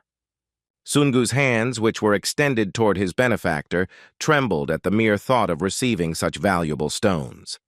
Hyun-nim had told him that these 3 stones would increase his strength, agility, and endurance. Continuing to eat the jewels like popcorn and insignificant expenses, Woo-jin asked his protege not to worry about it and do everything to improve his own characteristics. He even looked at it from a practical perspective, because Sun-gu needed to become stronger to carry more things and faster to collect them faster. Of course, he also needed good stamina to work even harder for the benefit of his guild. At that moment, Jae-min suddenly came to visit them, and from the beginning it was noticeable that he was not in a very good mood. Seeing his sad companion in front of him, Woo-jin wondered what was wrong with him. A moment later, Jae-min said he wanted to talk to him about something important and personal. He asked for a few minutes, and Woo-jin didn't mind. Half an hour later, Sun-gu visited his boss again, who was in his office. The first thing he asked was why Jae-min left so quickly. Upon learning that he had indeed returned home, Song-gu asked what had happened to make him look so serious and depressed at the same time. When choosing a suitable shirt, Woo-jin replied that it was a long story, something like a brother's love for a sister. These words seemed like a riddle. The boss continued, saying that he needed to go out for a short walk. When Sun-gu asked him where he was going, he replied that he wanted to meet Ji-won. He also suggested that his protege take advantage of the quiet moment and leave work a little early. Hearing that his boss was seeing a girl, Sun-gu shouted in surprise that it was a real date. At that moment, Se-young-hoon walked down the hallway and overheard the mention. While doing all sorts of menial office work, like watering flowers, he decided he finally had a serious task, a chance to show his best side. He decided to act openly and immediately entered his boss's office. With a sly smile, he said hiring him was an excellent decision. Hearing such a sudden speech, Woo-jin tried to figure out what he was talking about and what suddenly interested him in the conversation. Not to mention that he heard about the meeting from his boss, Sung-hoon said that they should trust him because he was a real expert in this. As a result, the boys went shopping at one of the more premium stores, even though the clothes there looked a bit primitive. Looking around, Sun-gu, who was in that place for the first time, was surprised as he asked if this was really the same Korea he lived in. They were in the VIP room of this store. The guys had no idea there was such a place in the mall where customers receive special attention. 3 consultants worked with Woo-jin simultaneously, taking his body measurements to select the perfect outfits. Sun Hong seemed to be the 4th consultant, as he tried his best to reach the guild leader, offering him various formal attire options. Woo-jin, who was the center of attention, still didn't understand what all the fuss was about. An hour earlier, he learned that Sung-hoon was interested in helping him on the hike. He then said there are many ways to win over a girl, but among them, it's worth paying attention to the most effective ones. According to him, the most important thing is sincerity and first impressions. After that, he asked the children to do as he said and took them with him for a shopping trip to the mall. Woo-jin still didn't fully understand what the scammer wanted from him. Winking back, Sung-hoon then said that wearing the right clothes is the first step to a girl's heart. Although the guild leader didn't take it as seriously as his students, he still wasn't against it, thinking that sometimes it wouldn't hurt to buy something new and stylish. When he appeared in front of the boys in his new clothes, a crisp black suit with a dark blue shirt, the consultants could barely contain their joy, and the more sincere Sung-hoon and Sun-gi said that he really looked great. With a gentle smile, the immodest young man asked the boys to be quiet, realizing that their reaction was indeed genuine. Seung-hoon, who was following him closely, once again suggested he improve his appearance. This time, he said a suit and a watch would complete the look. Putting the watch in his hand, the leader started walking towards the exit, but Seung-hoon asked him to get something else important. As it turned out, it was a plan to have fun in the area where his boss was meeting a girl. When his subordinate urged him to just follow his plan, Woo-jin realized he had been misunderstood. Still, he wanted to have some fun relaxing, so he decided to listen and thanked Sung-hoon for his efforts, saying they could leave work early in honor of the upcoming weekend. Sun Hong was very happy with the result of his efforts, so he finally wished the leader good luck, shouting that he would succeed. As soon as he left, Song-gu fell onto the sofa in relief and said that now they could finally rest. It turns out that wasn't the end, because according to Seung-hoon, he still had a delicate matter to resolve for the sake of his leader. After that, he said a line about how every time he tries to bring people together, they inevitably become lifelong couples. Sun Hong was determined from beginning to end and even openly admitted that he would help the leader with his love. Hearing this, Sun-gu was at a loss, because he had just heard from his boss that he just wanted to go for a walk. He couldn't believe that Hyun-nim would actually meet her, and Seung-hoon only confirmed these words, although he himself was only relying on guesses related to part of the conversation he had overheard. The sales director glanced at his watch and said time was short and he had a lot to prepare. He then headed for the exit, wishing the director good luck with collecting trophies and a good weekend. In just an instant, Sung-hoon disappeared, and Sun-gu was left alone, without receiving answers to all his sudden questions. Despite how desperately his colleague tried to help the leader, he doubted Hyun-nim would confess her love since he was telling her about some kind of medicine or something. Meanwhile, Ji-woon finished another day of work and returned to the Daesun Company dormitory. She was as sad as ever, thinking that another day was torture, which she had successfully overcome yet again. When she got out of the shower, she realized she had a new message on her cell phone.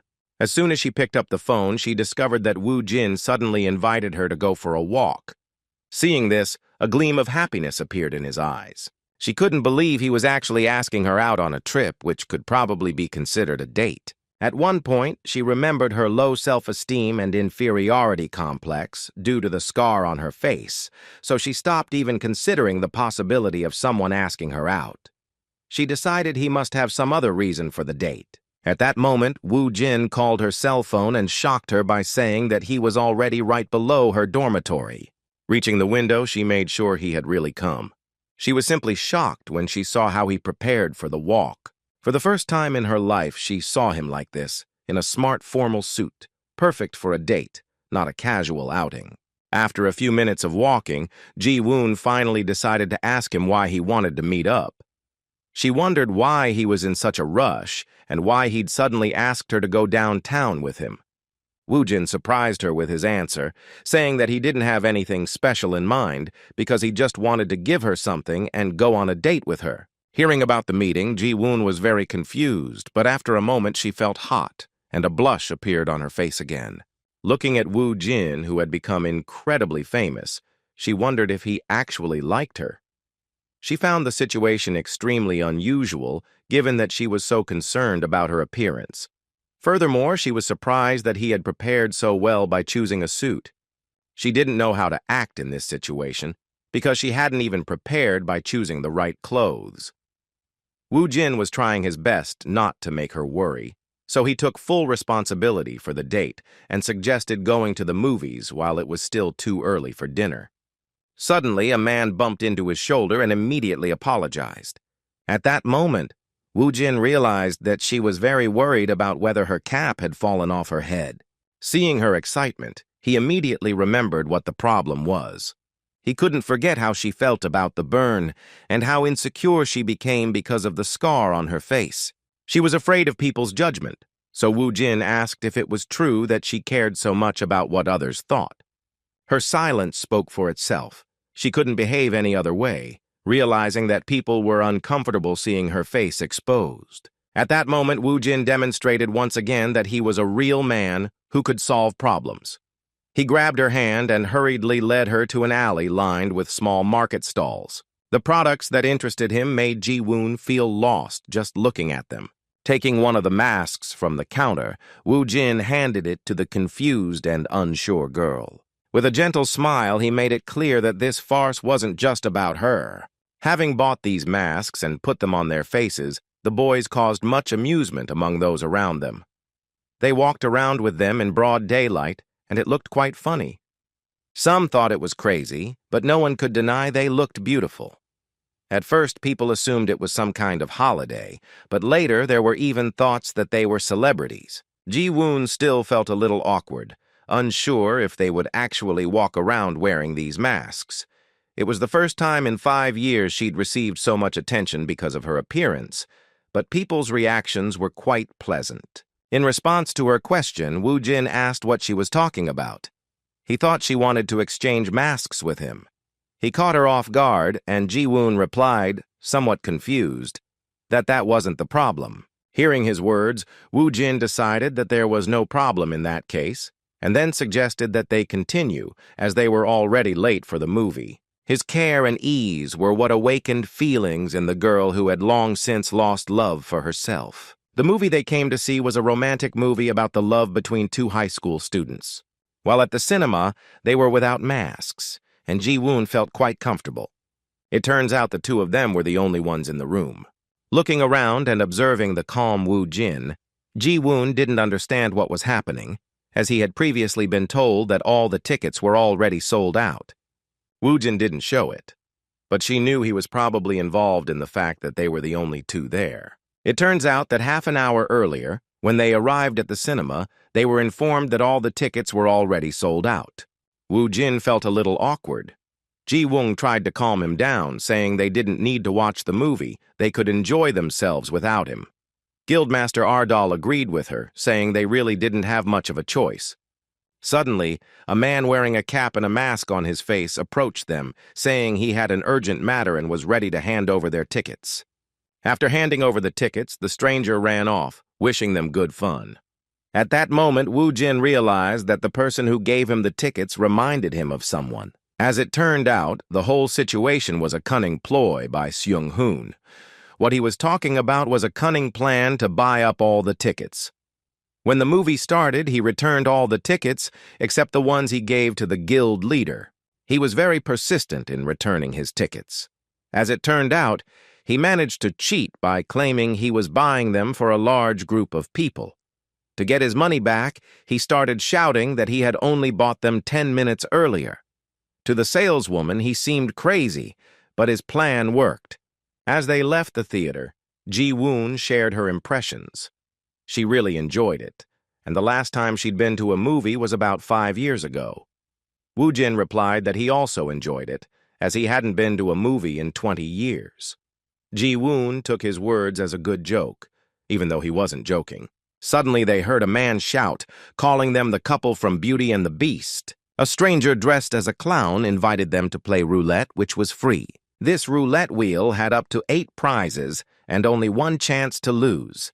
According to the stranger, such an opportunity will never present itself again, because the chance of winning is up to 90%. Looking at Ji-woong, Woo Jin asked if they should try, somewhat wary of the proposal. She wasn't ready to take responsibility for the decision, saying she was very bad at such things. With nothing to lose, Ji-woon tried his luck, but the roulette wheel stopped him at a loss. In response, the stranger suggested he not be upset and asked the monster to try his luck, as it would be nice to give his girlfriend a gift on a date. Woo Jin didn't refuse, even though he didn't believe it was a good idea. He started spinning the roulette wheel, thinking that unless he was cursed or something, he would hardly lose anything.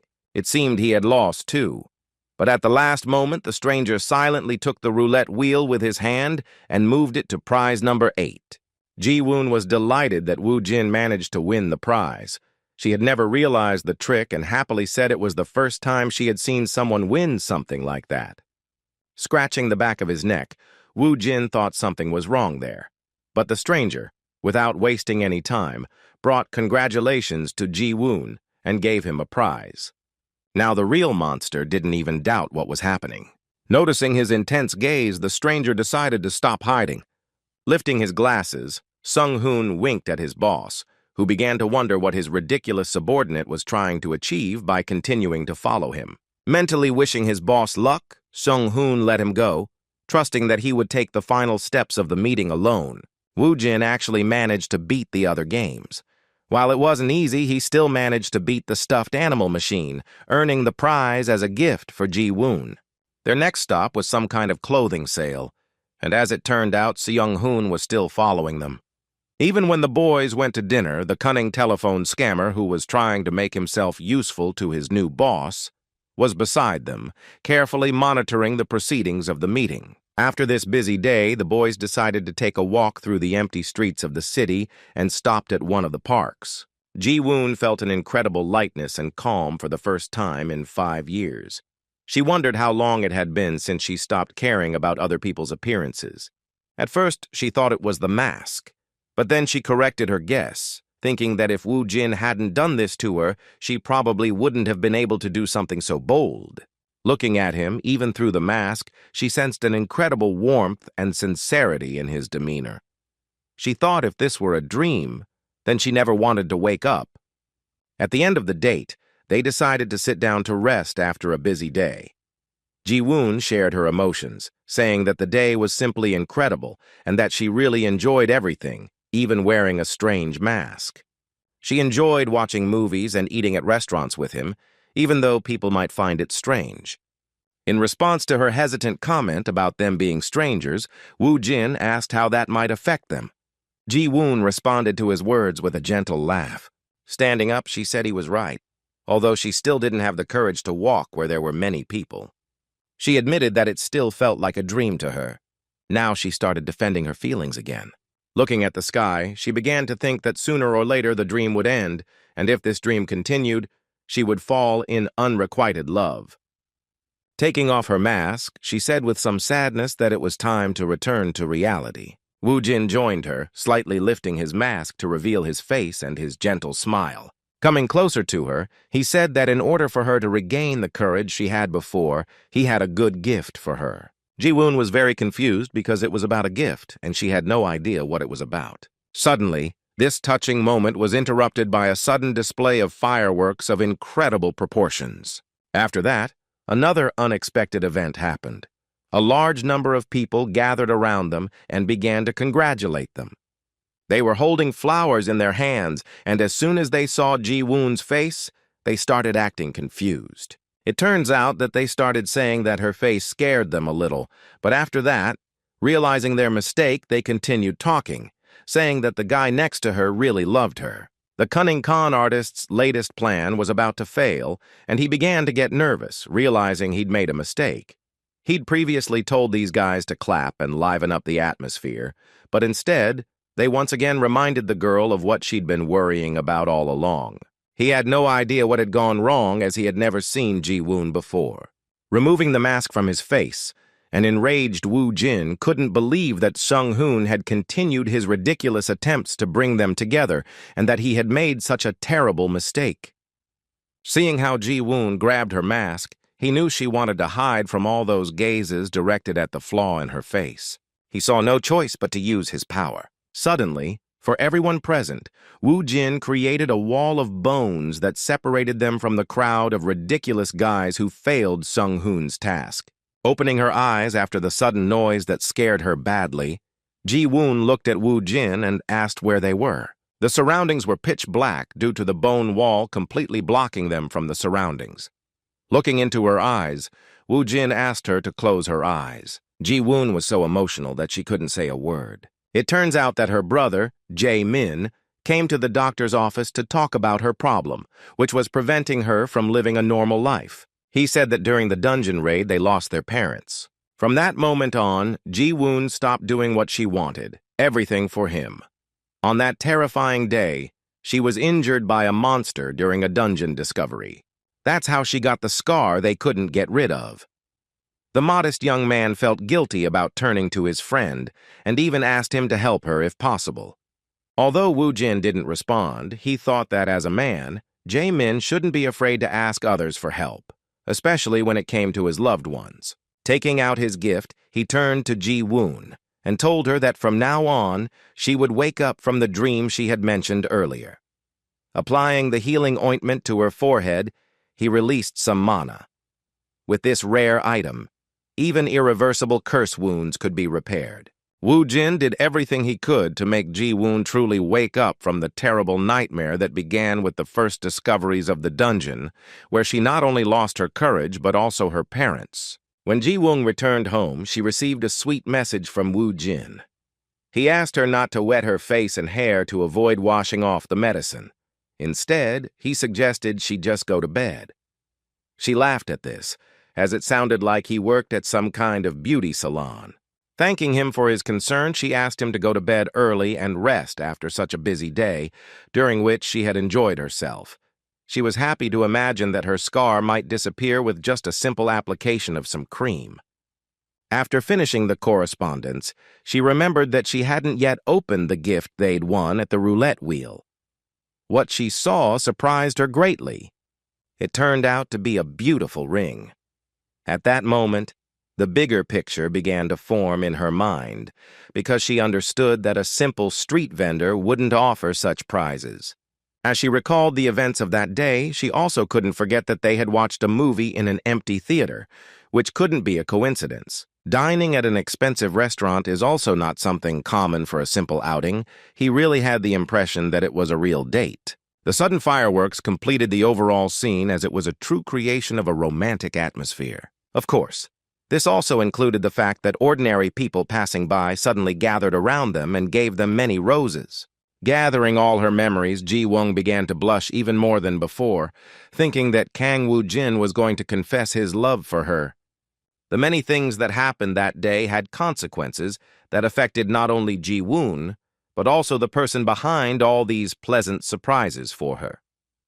On Monday, when the boys gathered in the office again for work, Seung-hoon had been exercising since morning. He did a large number of push-ups, saying that from then on he would only do what was asked of him. This was explained by the fact that the guild boss was not pleased with the large number of intrusive surprises his pupil created. Sun-hong began to become even more obedient because the fear of the leader's terrifying power gave him no peace. After the educational moment ended, Woo-jin repeated again that he should only do what he was asked to do, and nothing more. After these words, he further asked why he did something he wasn't asked to do. With great guilt and constant apologies, the humble servant cried out that he felt he had not shown loyalty to his leader, and so had made the mistake of trying to make up for lost time. His words even pleased Woo-jin, and he stopped being angry with him for the mistakes he had made due to his arbitrariness, then asked him with a smile to remember once and for all that he only expected from him what he himself asked for. Seung-hoon felt a bit relieved, but the embarrassment returned after the leader asked whose money he'd spent on these gifts. As it turned out, he'd used the guild's corporate account, which was a serious strategic mistake and another problem in his life. Upon hearing this, the boss again made him do push-ups and shouted that he should only do what he was asked to do. The educational moment was suddenly interrupted by Director Jun, who had just finished handling some organizational matters and found time to meet with the boss. Upon entering the boardroom, he was surprised to ask what was going on and why the head of the sales department was doing intense training in the middle of the workday.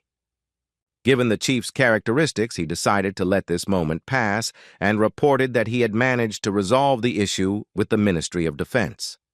As it turned out, Woo-jin didn't actually have to serve in the military now, but there were some caveats. According to Director Jun, he was exempted from this on the condition that he fulfill 10 requests from the military. He declined to elaborate on the list of conditions, saying it was unprecedented and unheard of. Surprised by his words, Woo-jin asked him not to delay and finish what he had started to say. Mustering all his determination and suppressing his embarrassment, Min Chang said that in connection with this agreement, Mr. Kang must be immediately mobilized to Daegu at Exit 3 of Yongin Station. It turns out that in the place in question his power would be of great help, as there was a breakthrough in the dungeon. Woo-jin immediately went to the aforementioned location and found that there was not a single soul around. It seemed to him that the area was some kind of ghost town. Regarding the dungeon's discovery, Director Jun explained that if the dungeon is not completed within 30 days after the reset, the barrier begins to crumble and monsters spill out of the dungeon into the streets.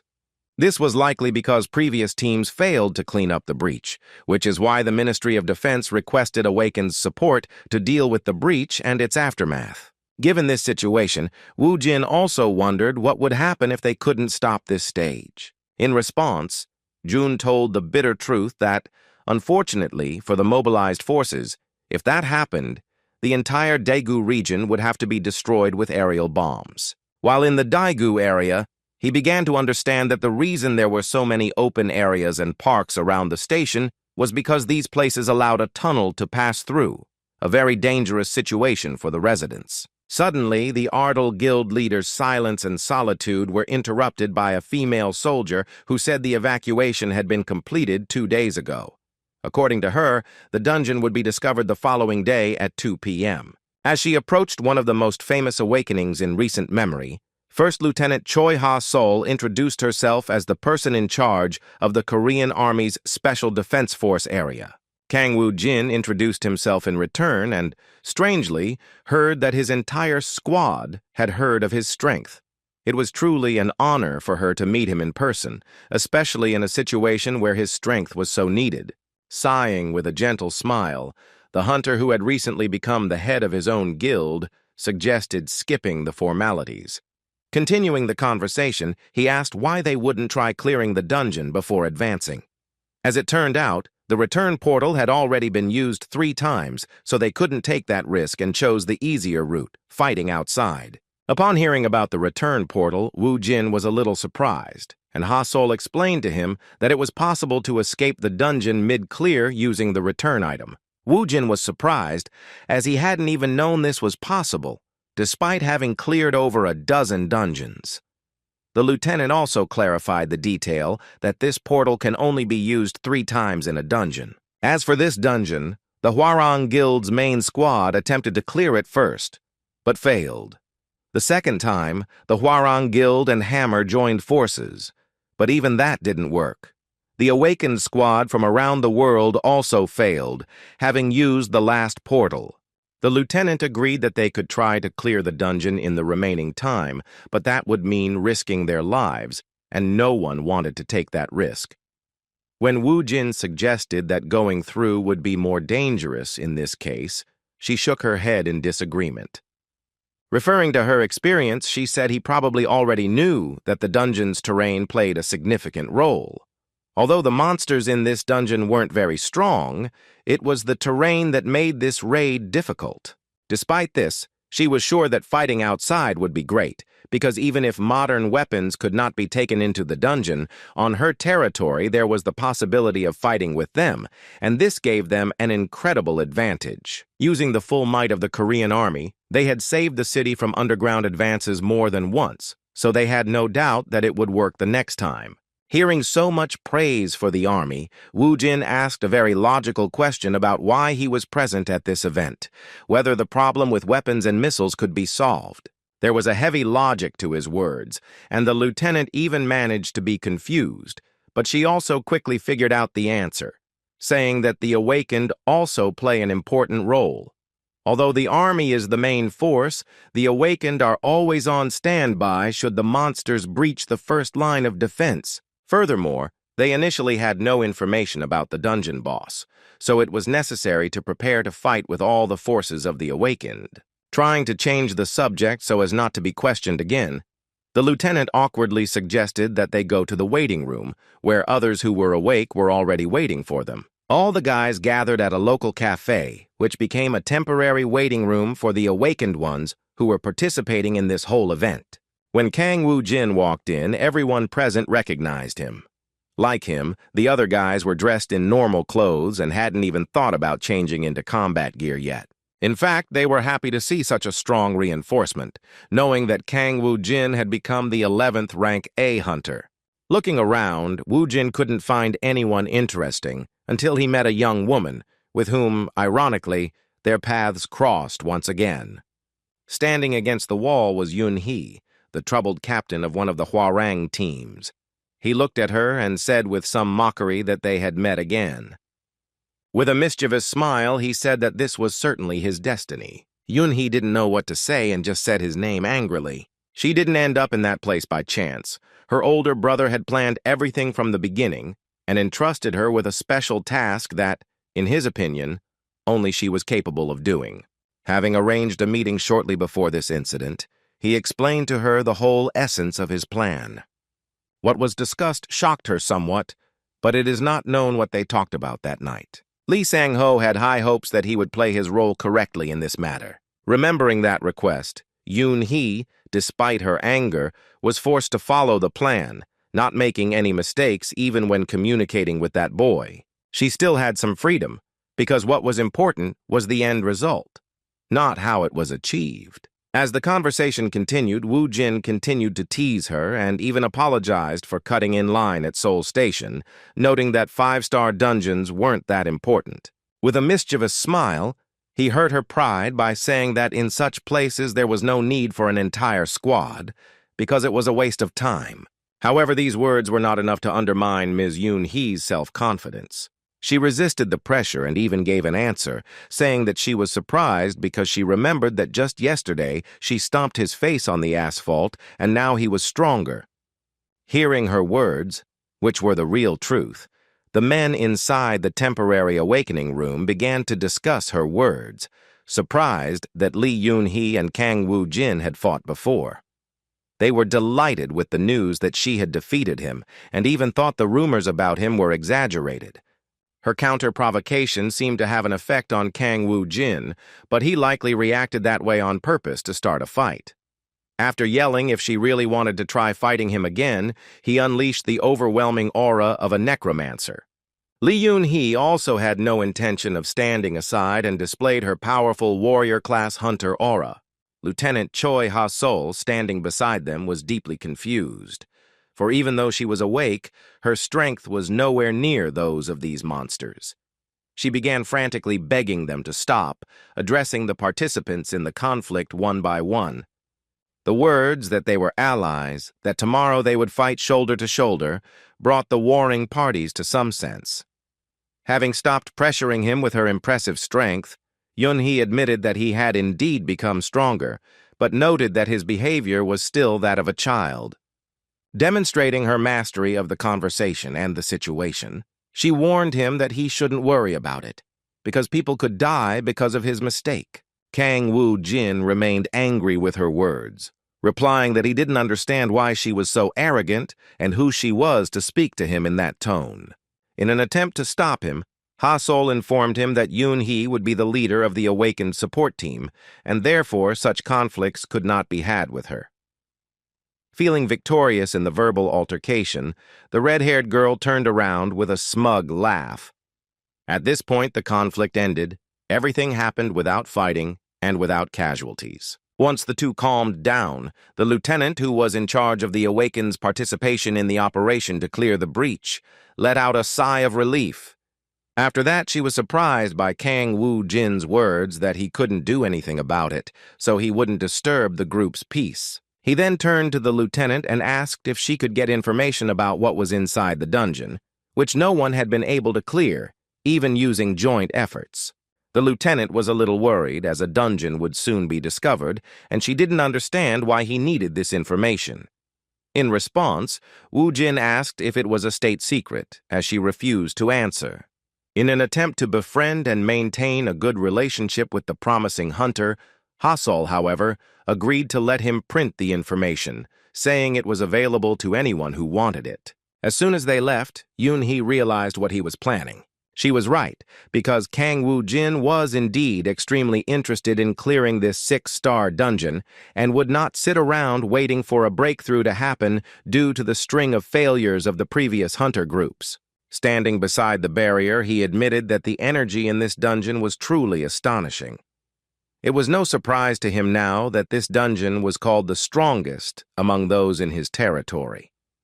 Suddenly, his enjoyment of the barrier's powerful aura was interrupted by a stern female voice. Yun-hee, who had guessed what he was planning, followed him and now wanted to know what he was going to do. With a smirk, he replied that she herself knew he would clear this dungeon like all the previous ones. In response, Yun-hee suggested that if he was going to do something so crazy, then he was definitely not in his right mind. Woo-jin responded to her suggestion with a mischievous laugh, because in his mind, things weren't quite as she thought.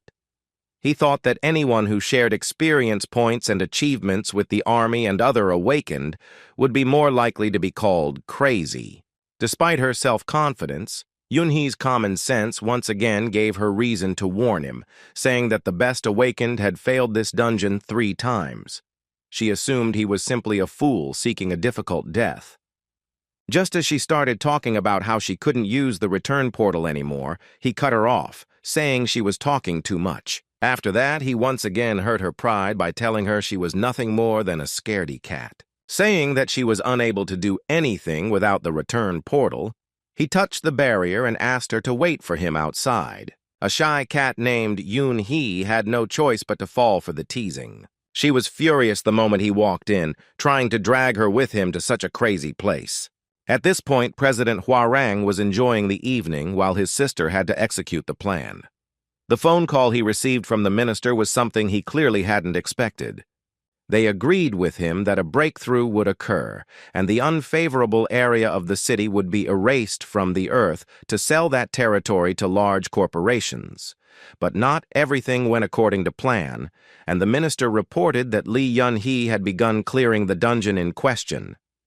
Upon hearing this, Mr. Lee could barely contain his anger and apologized to the minister, asking him to contact him a little later when he found out what was really going on. He had no idea why Yun-hee had entered the dungeon or how she could deviate from her mission. Yun-hee actually fell for the provocation and entered. Finding herself in the first place after passing through the portal, she saw a very bloody place, which from its appearance indicated that a great battle had already taken place here.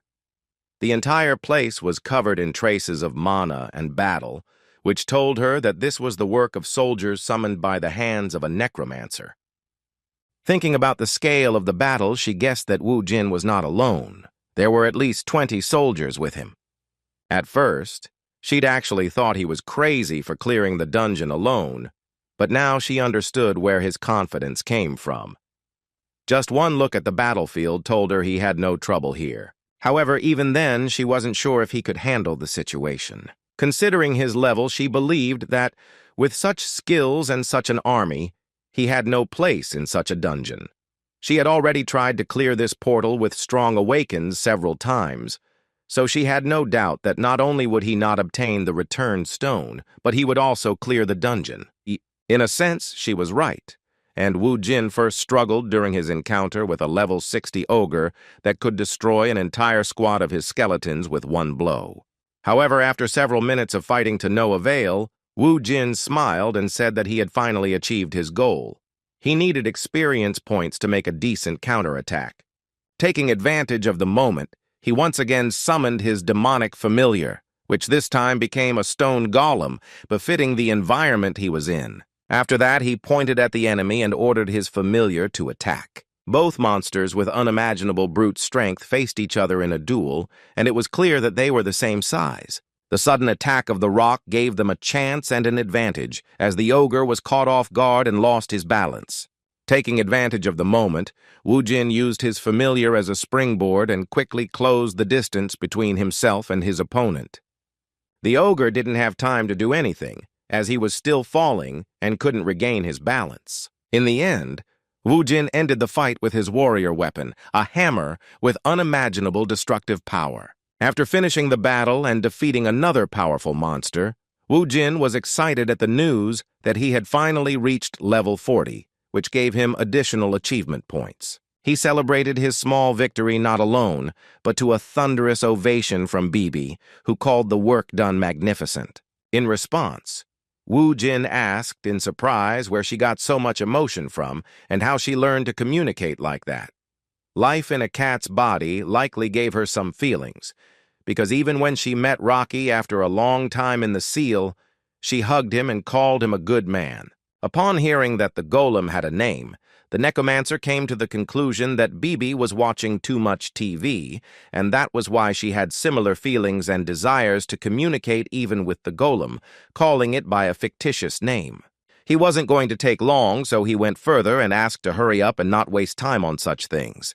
However, taking a few more steps towards the supposed center of the dungeon, he discovered something very unexpected. He discovered a peculiarity in the landscape that was the reason this dungeon couldn't be cleared by other awakened.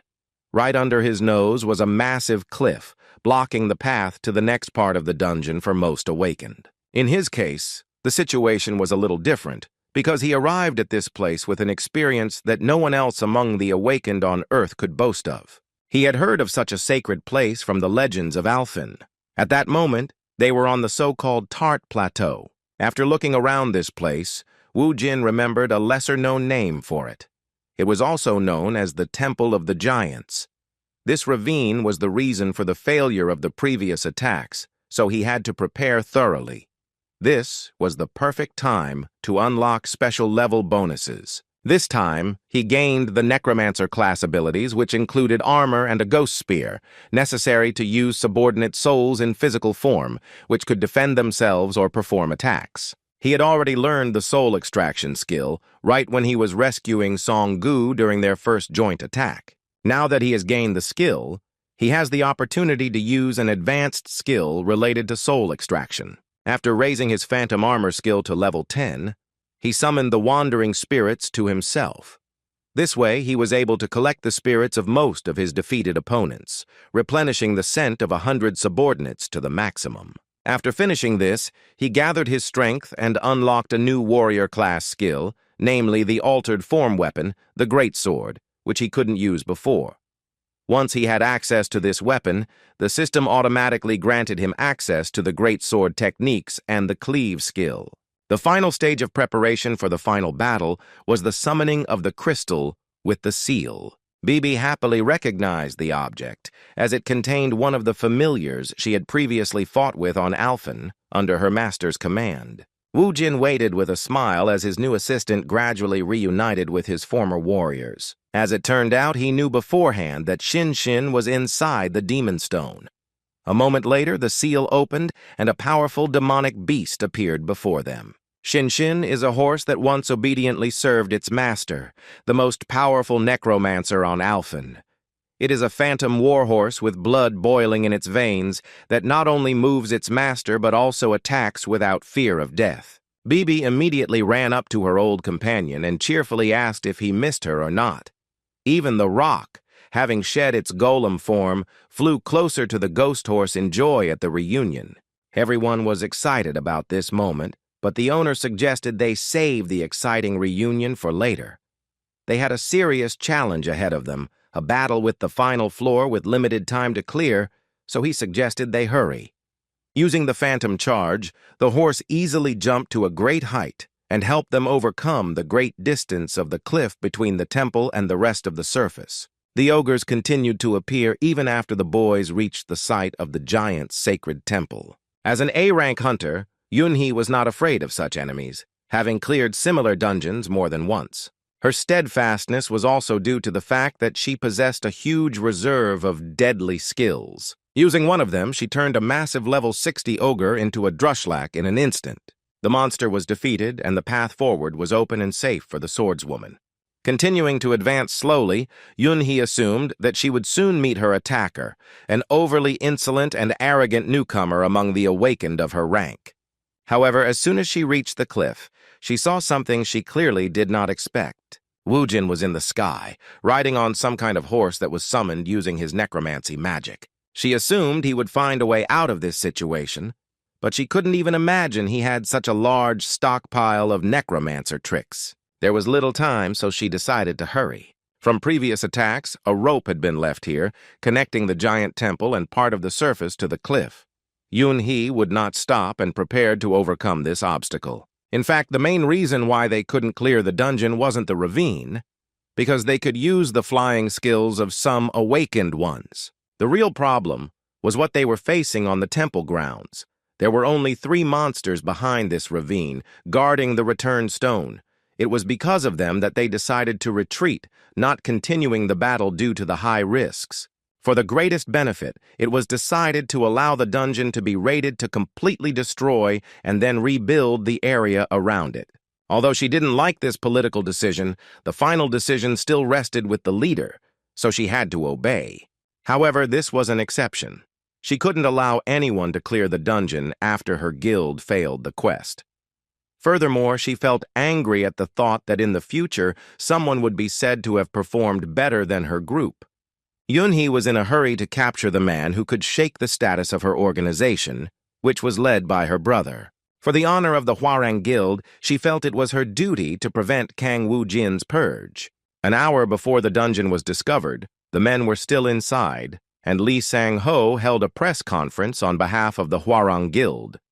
A huge crowd of journalists gathered in one place, wanting to know what chances of survival Li Yunhee and Kang Wu Jin had, having entered the dungeon. In all seriousness, the president of the organization replied that such a probability was extremely low, and that he expected that most likely even his sister would meet a sad end in such a difficult place. One of the reporters mentioned that the dungeon discovery was about an hour away. Mentioning that Li Yunhee was his sister, he wanted to ask the Hwarang Guild president what he thought of the matter. The question was personal, so Mr. Li asked if they were really interested in what he thought. Demonstrating fake tremors throughout his body and anxiety about the situation, he said that one of his family members was about to die and he couldn't do anything.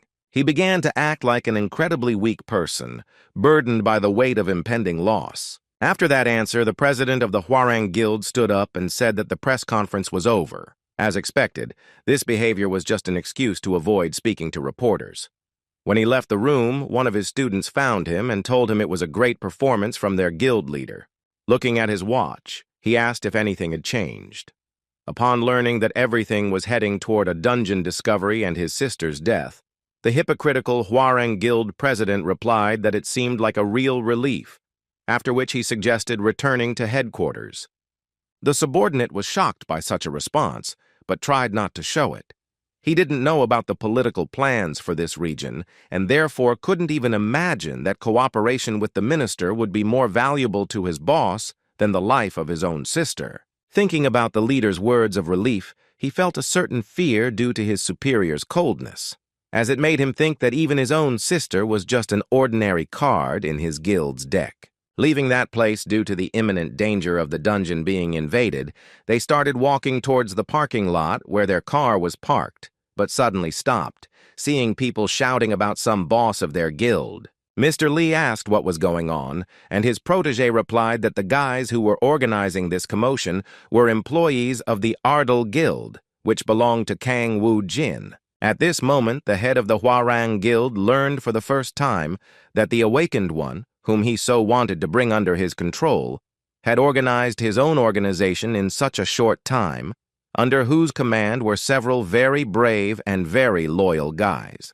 Meanwhile, Woo-jin arrived at the giant temple's grounds and thanked Shin for his excellent work. Looking around, Bibi was surprised that this place was actually called a temple. She said she would have believed her master's words if he had said it was just some kind of cemetery. There were many strange stone statues everywhere, which made the place truly creepy. Bibi assumed the giants in question had simply transformed into golems or something. Woo-jin himself didn't know the answer to this question, as he only knew about the giant temple through rumors. Still, he had a way to check whether the place was safe or whether he should expect a sudden attack from enemies.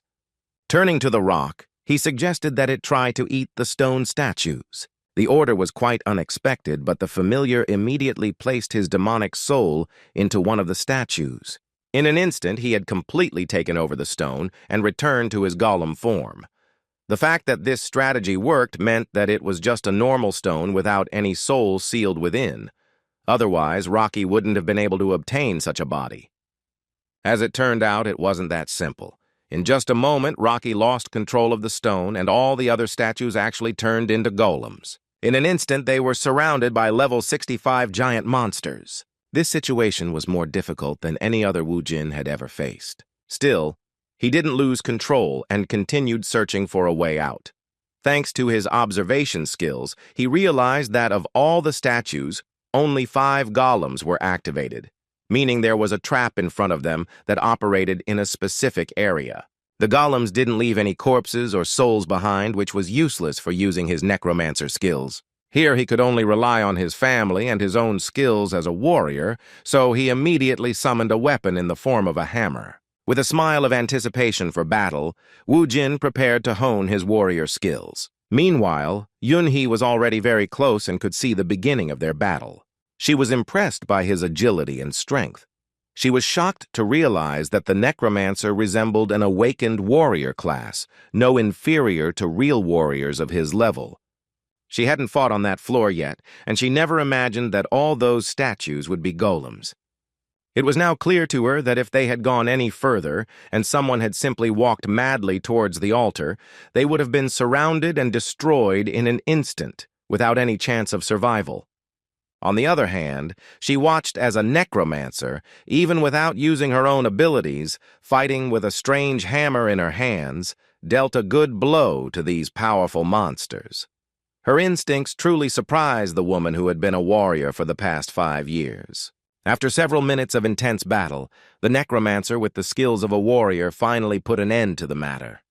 During the battle, he was very tired, but his strength was restored the moment he destroyed all 5 golems. It seemed the end was near, because the only advantage the enemies of this temple had was their numbers. But there was something bothering Woo-jin. He felt like things weren't that simple. There was still something he didn't like from the beginning.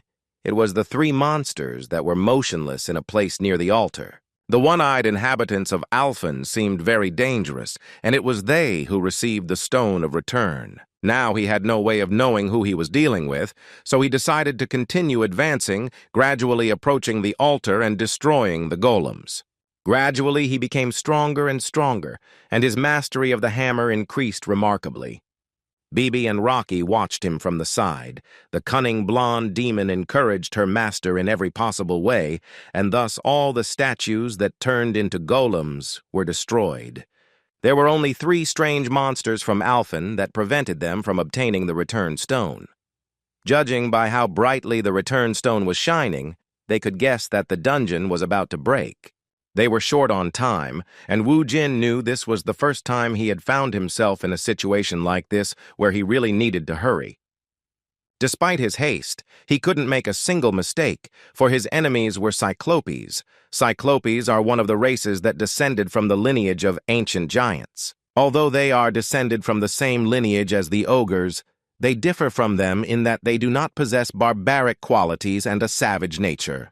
The Cyclopes actually inherited the wisdom of a race of ancient giants. Their race prospered because of their civilization.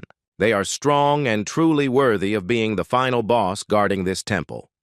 One of the 3 Cyclopes, seeing Wu Jin before him, said in the Alphen language that it was surprising to find such a person in such a place. Wu Jin didn't know him personally, so he was surprised that his name was known to this Cyclops. It turns out these guys also knew about their demonic familiars, because they called Ricky a giant god of destruction who could attack. Bibi was given a cute nickname she hadn't heard since Alphen, where she was called the Witch of Hallucinations. Wu Jin himself was called a ruthless necromancer, which made him smile at the fond memories. Hearing this, he assumed that even among the giant clan, he was still quite famous. Cyclops responded to his words about fame with some anger, saying that he could not help but remember such a person. At one point, their bodies suddenly began to increase in size, proving the fact that they were the heirs of the giants. Gripping his weapon in anger, he said that the ruthless necromancer was remembered by them as the King of Death, the immortal Ardal. It was no surprise that his name from the time of Alphen was spoken aloud. But Wu Jin was extremely concerned about the gigantification capabilities the Cyclopes had demonstrated. In just a moment, the massive Cyclops pointed his glowing, deadly mace at his opponent. Wu Jin reacted skillfully and ordered his familiar to assume a defensive stance. Rocky, using his entire body, successfully blocked the blow of a large mace. It was not possible to destroy a person in an instant using surprise. Having escaped this deadly attack, Wu Jin began to prepare for the fight, but first decided to check if Tranet had sent them, like their previous opponents. Cyclops, who was expected to be a proud being representing the race of wise giants, responded quite shamefully, claiming that Tranet was the new order of their universe, which would fix everything. He was certain that Wu Jin would be unable to handle and stop his army. When he continued his shameful speech, saying that the immortal Ardal had already lost when he escaped from Alphen, Wu Jin became seriously angered. Continuing to anger the legendary Necromancer of Alphen, the Cyclops said that his anger confirmed his words. Wu Jin lowered his eyes and said with an evil smile that he should not cross the line, because he would pay a very painful price for it. Having transformed his warrior weapon into a spear, he advanced to attack, and only at the last moment did the Cyclops realize that this attack could no longer be avoided. The giant monster's only eye was pierced by a spear. This is the weakest point of this Alphen race. Wu Jin thought with a satisfied smile that this was the end for his opponent, and that there were only 2 of them left. However, a moment later, Cyclops unexpectedly retaliated, slapping him with his palms. Clasping his palms together with all his strength, he said that now the immortal Ardal had come to an end. However, a moment later, Wu Jin proved that he was still not suppressed and used a whirlwind of blades to cut through his limbs like they were tofu, freeing himself from his grip. Returning to the surface, he ignored Bibi's concerns and uttered words of incomprehension about the Cyclops being normal, even after having pierced his eye with a spear. In just a moment, the system reported that the Cyclops had completely healed all of his injuries, and his missing limbs had returned to their original appearance. This was truly bad news. It was a powerful ability that Wu Jin hadn't expected to see in such a place. Meanwhile, the conflict between the military and the Ardal Guild continued outside. A scandal erupted at the 4th Guard post because the guild's founders asked to be allowed to pass through the place where their guild master entered the dungeon. They were refused information about his condition, no matter how much they pleaded. According to army representatives, they have already reported all necessary information to the media, and being so close is very dangerous due to the threat of a dungeon invasion. Ji Wung, who arrived at this troubled place with his brother, couldn't stop worrying about whether Kang Wu Jin was okay or not. She lowered her head and tried to hide her emotions, because if she thought about the worst, she wouldn't even be able to imagine what would happen to her life. Gritting her teeth, she began to pray, strengthening her faith that he would return alive and well. Their prayers were invaluable as Wu Jin continued to fight fiercely against 3 gigantic monsters at once. As seasoned warrior Yoon Hee watched him fight, she was amazed at how he continued to resist despite the immense pressure. She recognized that Cyclopes possessed monstrous strength due to their gigantic bodies. Equally thrilling was their near-instantaneous ability to regenerate. From the outside, this whole situation seemed hopeless to her, and she was incredibly interested in what he would do. Continuing the battle, Wu Jin chose a more mobile weapon, the legendary sword, with which he could inflict deadly cuts. However, even this did not bring results, as the Cyclopes continued to regenerate non-stop the moment they received a fatal wound. There was no end to this, and all his efforts were in vain. He already understood that if this continued, then a dungeon raid could not be avoided. It was the first time he had seen and never heard of a Cyclopes with such regenerative ability. He understood this was his homeland, but such an ability seemed very unbalanced. As soon as he thought this, he realized that he was actually fighting on his own territory, where they had a huge advantage. Thinking of this, he reminded himself that this place was the temple of the entire giant race. From the beginning, the Cyclopes guarded this temple, which meant that it was not only about its cultural value, but also about preserving the power of this place and using its advantages for protection. Wu Jin understood that all his abilities were limited in that place, so he asked Rocky and Bibi to do everything they could to distract the Cyclops for a while. Looking at the enormous Cyclops with its overwhelming strength, Bibi began to panic, saying she couldn't imagine how they would handle such a task. In response, Wu Jin placed his hand on her head and said he believed they could do it. After offering them excellent training that they could not refuse, the cunning master fled from his pupils, leaving them to be torn to pieces by monsters like mad dogs. It wasn't the first time Rocky had been involved in a fight where he was just a body to be defeated, but this was the first time Bibi had attempted such a role, and the sight of the frightening Cyclops alone sent shivers down her spine. With some panic, she looked at her enemies and politely asked them to stop for a second so she could have a chance to focus on the fight. Meanwhile, Wu Jin climbed the enormous statue these Cyclopes were guarding. This statue was so large that without it, no one would have known what kind of temple it was. The ironic thought wasn't just about the decoration, but also about the functionality of such a thing in such a place. Wu Jin imagined that the divine relic kept in this temple granted buffs to its worshippers.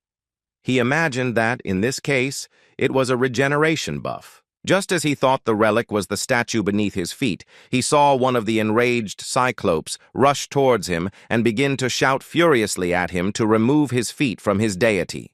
With a mischievous smile, Wu Jin replied that his reaction meant he had finally discovered their weak point. Cyclops' alarm clearly indicated he was close to the answer to this riddle. The Cyclops could not use his brute strength near that place, so he angrily shouted the name of Alphen's Necromancer, calling him the immortal Ardal. Wasting no time, Kang Wu Jin resorted to a warrior skill. In just a moment, he used an earth-shattering blow that turned the giant deity statue into a pile of rocks. Cyclops' reaction was immediate. He immediately attacked with a rage he had never shown before. Now he was not afraid to brandish his huge mace, which indicated that the counterattack would have the desired result. Using his legendary sword, Wu Jin decapitated his opponent with a precise cut. As soon as the Cyclops fell to the ground, it was obvious that he was no longer able to receive the terrain bonus. His regeneration was not able to restore him after such an injury. Seeing the satisfactory result, Wu Jin mischievously said that he was right and that now his moves were working properly. Turning to the other two monsters, he asked if they would like to repeat what they said about him being a frightened fugitive who had left the battlefield. The battle was now more even, as they had nearly the same level of regeneration available. With a determined look, he declared the fact that, despite his tricks, they could no longer continue their nonsense, confident that they would defeat him. The last two monsters weren't much of a problem, and Wu Jin had access to many items that could quickly increase his power level in less than a minute.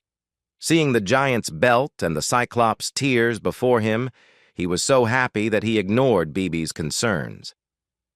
Looking through his inventory, Wu Jin thought about how he was beginning to drift further and further away from his former self. His strength stats were already nearly on par with his magic stats, and that was only after several battles with monsters that his skeleton army was no match for. It didn't matter much now, so he suggested that his family hurry up with his return. Bibi was delighted with this suggestion, as she was already missing the carefree life of watching TV series. However, as soon as they returned to the altar, they discovered that the return stone had disappeared. Wu Jin immediately asked his family members if they had taken it, but it turned out they had done nothing of the sort. It seemed as if the return stone had been stolen by some ghost, but a moment later the answer to their question appeared before them. A cunning cat burglar appeared before them and, showing them the stone they were looking for, asked if they really needed it so much. For the first time since entering the dungeon, Yun-hee appeared before Wu Jin, fully appreciating his battle skills. Wu Jin hadn't noticed her before, so he asked in confusion what she was doing there and if she really fell for the provocation and followed him. It turns out that the Hwarang Guild president asked her to get Kang Wu Jin to enter the dungeon that would open the way to Yongin Station. Hearing such madness, Yun-hee couldn't understand what her brother was thinking. He explained that Kang Wu Jin was a dangerous person because he was an individual with unknown abilities and past. That's why he believed there was no better place to uncover his secrets than the ruined dungeon where he would be forced to fight at the peak of his abilities. Mr. Lee wanted his sister to risk her life and observe him closely to find out what kind of abilities the mysterious Necromancer had and what skills he possessed. He considered him a serious threat, so he was interested in knowing who was backing him and everything he could find out about this hunter. Hearing such a difficult request, Yun-hee wasn't thrilled. She wondered why she had to do this and whether it was possible to send someone of lower rank. Mr. Lee replied that he was sure only she could do it. Furthermore, he really wanted Kang Wu Jin by his side, but it was impossible due to him founding his own independent force, the Ardal Guild. Now, he didn't care what Kang Wu Jin was doing, because the fact that he was able to clear dungeons alone in the shortest amount of time meant that it wouldn't be difficult for him to carry out a revolution in the Bloodstone market, which would shake the authority of the strongest guilds in Korea that were in balance. While in that place, Yun-hee knew that she wouldn't be able to catch him, so she thought about how it would be better to get rid of him before he gained influence. For the first time since they met, the red-haired girl showed some respect for Wu Jin, saying that she was surprised to learn that he was clearing the dungeon alone. She initially thought he was playing tricks, but now she admitted he was truly strong. Despite her words, Wu Jin was still wary and replied that he didn't need her gratitude. After that, he reminded him that the dungeon was about to be raided and that he needed to return the Hearthstone as soon as possible. Hearing the threatening tone coming towards her, Yun-hee rushed to the attack without hesitation and tried to strike first. Wu Jin was surprised by her strength, as she was indeed a true A-rank warrior.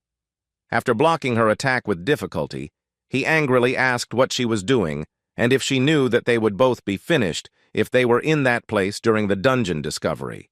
In response, the mad woman said that she simply could not allow him to leave that place alive. Meanwhile, the Ardal Guild members continued trying to reach the dungeon entrance, claiming they had a direct connection to the person involved in this incident. They wouldn't reveal the details to the media because this was the leader of their organization. The conversation with the army representative was suddenly interrupted by Mr. Lee, president of the Hwarang Guild, whose interests also affected the situation. Upon seeing him, Min Chang introduced this red-haired scoundrel to his colleagues, the founders of Ardal. When he approached Mr. Lee, he was counting on his help, so he introduced himself as Director Ardal and explained that they were there because they heard that their guildmaster had entered that dungeon. Analyzing the situation, Lee Sang-ho concluded that both his boss and his subordinates simply didn't understand the hints coming from his side. He decided that Woo Jin had indeed fallen for Yoon-hee's provocations and followed her lead, signing his own death warrant. Adjusting his glasses, he warned them that a dungeon discovery was coming soon, so they'd better stay away from that place. He immediately began to lead them into thinking about a tragic outcome, saying that responsibility and compensation for losses would come after they dealt with the discovery. Director Jun couldn't believe that President Hwarang was willing to accept the loss of his own sister.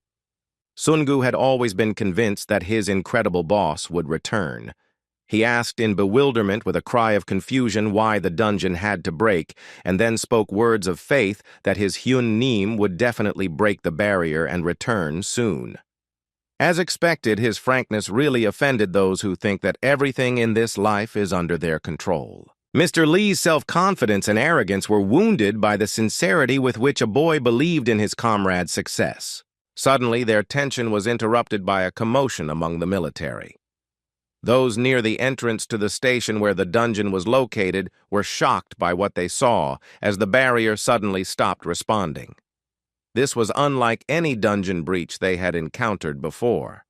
The screams of someone coming out of the station left Mr. Lee in shock, as he now realized that his plan had been ruined and the consequences of breaking the agreement with the Prime Minister were inevitable. It was still unknown whose footsteps were heard at the exit. An hour before this event, the battle within the dungeon against the inhabitants of another dimension had completely concluded, but even so, the sounds of battle continued to fill the area. The cruel Lee Yoon-hee tried with all her might to destroy her opponent, Woo Jin, who threatened her guild and could upset the balance of power between all the guilds with his incredible power. This crazy red-headed girl's brute strength was enough to corner the Necromancer. However, she had no intention of toying with him and even resorted to the skill before he even started to resist. His Shadow Dash skill made it clear from the start that this was next-level movement speed. Seeing the upper warrior-class hunter approaching at incredible speed, Woo Jin realized that he was in a very bad situation.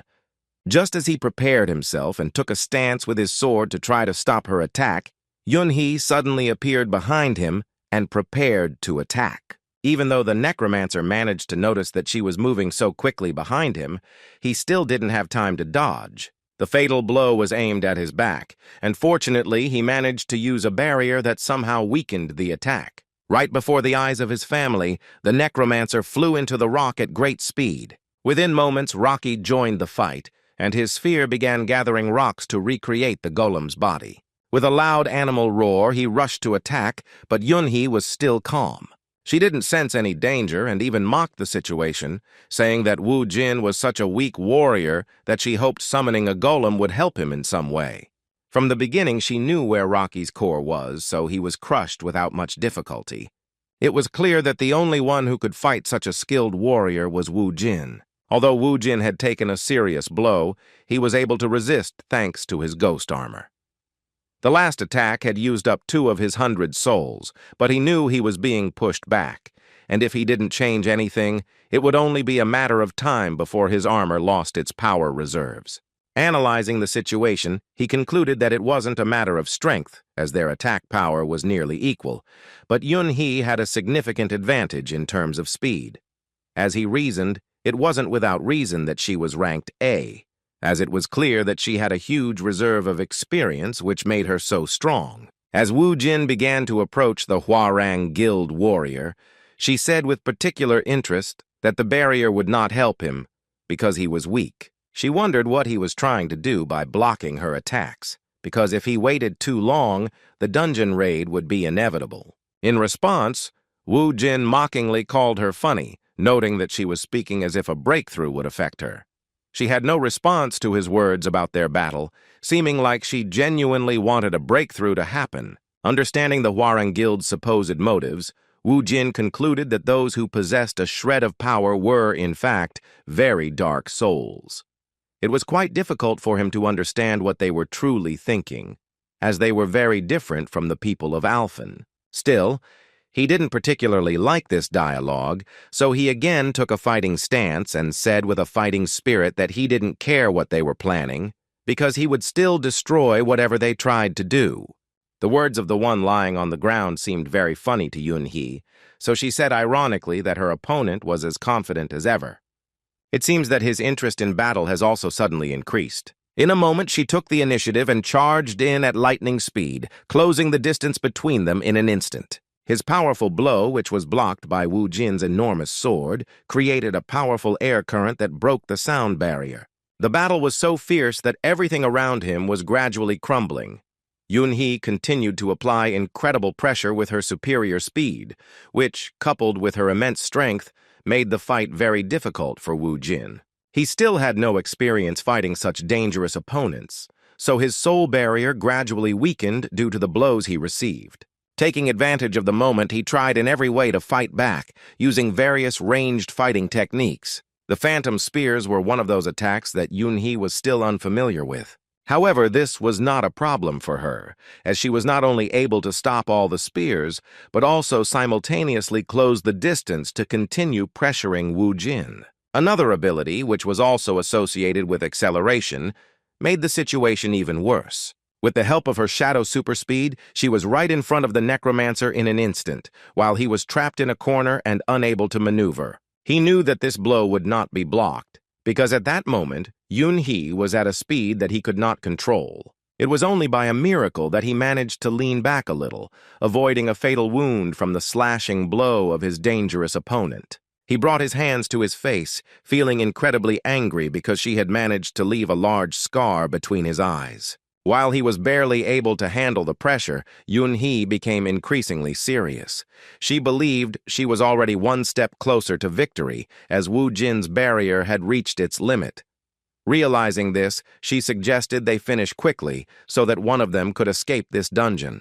Her next deadly attack was the Moon Slash skill, which released even more magical power than any other move she had ever used. Despite the danger, Wu Jin seemed quite calm as he watched her with a confident smile on his face. In just a moment, Yun-hee rushed forward and dealt a direct blow to him, which at first glance seemed impossible to escape. Bibi couldn't help her master in any way and just screamed in panic for him to run away. At that moment, Wu Jin disappeared from sight due to the dust that rose after using the deadly Moon Slash. After this attack, Yun-hee said with a mischievous smile that she hadn't enjoyed a battle this much in a long time. She had already thought it was all over and her victory was already assured, so she disrespectfully said she was glad they wouldn't meet again. However, just as the burning sensation began to fade, she saw that it wasn't the mortally wounded Wu Jin standing before her, but one of his skeletons, whose chest she had pierced.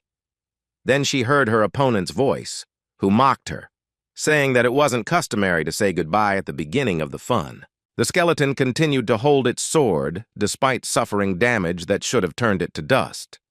Seeing Yun-hee's look, Wu Jin wondered why she was so surprised and imagined she'd never met a familiar like that before. As it turned out, Kang Wu Jin had managed to evade her attack and was merely waiting for a moment when his superior opponent would be immobilized. He finally caught her, and it became clear to everyone on the battlefield. Cold sweat broke out on the face of the fatally deceived Yun-hee, realizing that her cunning opponent was only pretending to be cornered, luring her to a place where he could summon the undead. Furthermore, she couldn't understand how it was possible that despite using her abilities more and more, she still couldn't achieve the desired result. From the beginning, Wu Jin had been trying to avoid her attacks, but his advantage was undeniable, which made her unable to understand how he had gotten to the point of blocking her attacks. The situation she found herself in left her no room for action, for now her speed and strength were useless. Drawing his massive deadly sword, Wu Jin declared it her turn. Fighting against Li Yunhee's incredible arrogance, she missed many details and was now furious. Using her immense strength, she ripped the blade from the skeleton's hand. Charging forward again, she shouted that even such slow attacks wouldn't work on her. Seeing his anger, Wu Jin started laughing mischievously, saying that he agreed that he couldn't keep up with his speed. It turned out that he had set another trap that Yunhee couldn't even imagine. The moment she tried to advance towards him, she received her first wound. Her whole body was shaking in pain, and when she looked around, she saw that there were 2 more skeletons that had stabbed her in the back. Yunhee, who gave in to her emotions, didn't even realize how difficult a situation she herself was in. With a smirk, Wu Jin pointed out his stupidity, saying that it was obvious that Cyclopes usually traveled in groups of 3. After these words, he stood up and said that it was really time to end this boring fight. Yunhee, immobilized and seriously injured, began shouting insults at him, but it was all over for her. In just a moment, Wu Jin dealt the fatal blow and said goodbye to her. As soon as he defeated her, his body began to overflow with the enormous amount of experience he'd gained for his victory. At the same time, the system informed him that he had reached level 50, and as a reward, he received the resurrection and slaying abilities. After this fight, Wu Jin immediately used the return stone and found himself outside in his hometown again. He paid no attention to the shouts at the entrance to the enclosure, but he heard that the voices belonged to his friends. The Ardell Guild founders, standing outside, tried to breach the dungeon entrance, claiming that if the barrier were gone, there was no longer any danger to them. Suddenly, the ongoing discussions with the army representatives stopped, as Wu Jin had ascended the stairs. He didn't look the same as before, but the guys were incredibly happy that he came back alive. Seeing his friends, Wu Jin asked in surprise when they'd made it this far. The guys ignored his questions because they wanted to hug their boss as soon as possible, for whom they were more worried than ever. Director Jun said they rushed over as soon as they heard the news. Everyone was horrified when they saw the injury on Hyungnim's face, but the boss told them to ignore it, saying it was only temporary. Turning to the boys, he remembered he'd left his clothes and phone somewhere nearby, then asked them to look for things nearby. Director Jun again couldn't understand his boss because at that moment, the entire country owed him for saving a huge residential area of the city, and he was only concerned about his own things. Just as Wu Jin gave a small task to the enthusiastic founders of his guild, he heard a young girl's voice shouting his name. It was Ji-woon, and she ran to him with great speed and hugged him. With tears streaming down her face, she began to yell at him for being a fool for making her worry so much. She wanted to know how he could just run into such a dangerous dungeon alone. Wu Jin was pleasantly surprised by her reaction to the situation, but decided to pay attention to her. Telling her that all her troubles should be over by now, he asked why she was still wearing a cap. As soon as Ji-woon looked up, he said that she had become even more beautiful. As it turned out, in this situation, she thought her scar disappearing meant nothing compared to the massive wound left on her face. Wu Jin, who had already forgotten about her scar, replied that it would disappear too after he used the ointment. It seemed her worries should have subsided, as Wu Jin stood safe and sound in front of her, but that wasn't the end of their difficult conversation. Taking advantage of the moment, she decided to mention the ring he'd given her. She was overcome with emotion and, closing her eyes, began screaming that if he really wanted to go out with her, then she was fine with it. Without listening to her speech until the end, Wu Jin took the girl by surprise, with a red face, by saying that he didn't know what ring she was talking about.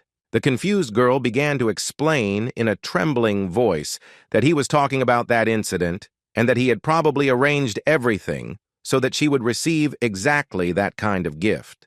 The confusion in Wu Jin's eyes told her that she had misunderstood. She began to feel so strange that she was ready to sink through the floor. What frightened her even more was that there were so many people around who might misunderstand her and consider her some kind of naive idiot.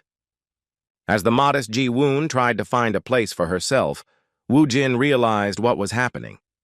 Looking at the boys, he began to stare at Seong-han, who was terrified.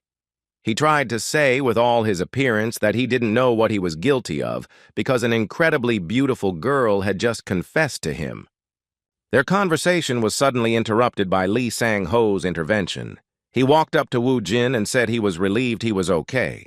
After that, he asked with fake excitement in his voice what had happened to the team leader, Lee Yoon-hee. Remembering what happened inside the dungeon, Kang Woo-jin thought about how to respond to put that disgusting bastard in his place. The situation seemed quite suspicious to him. He believed the Hwarang Guild president had a direct connection to what happened.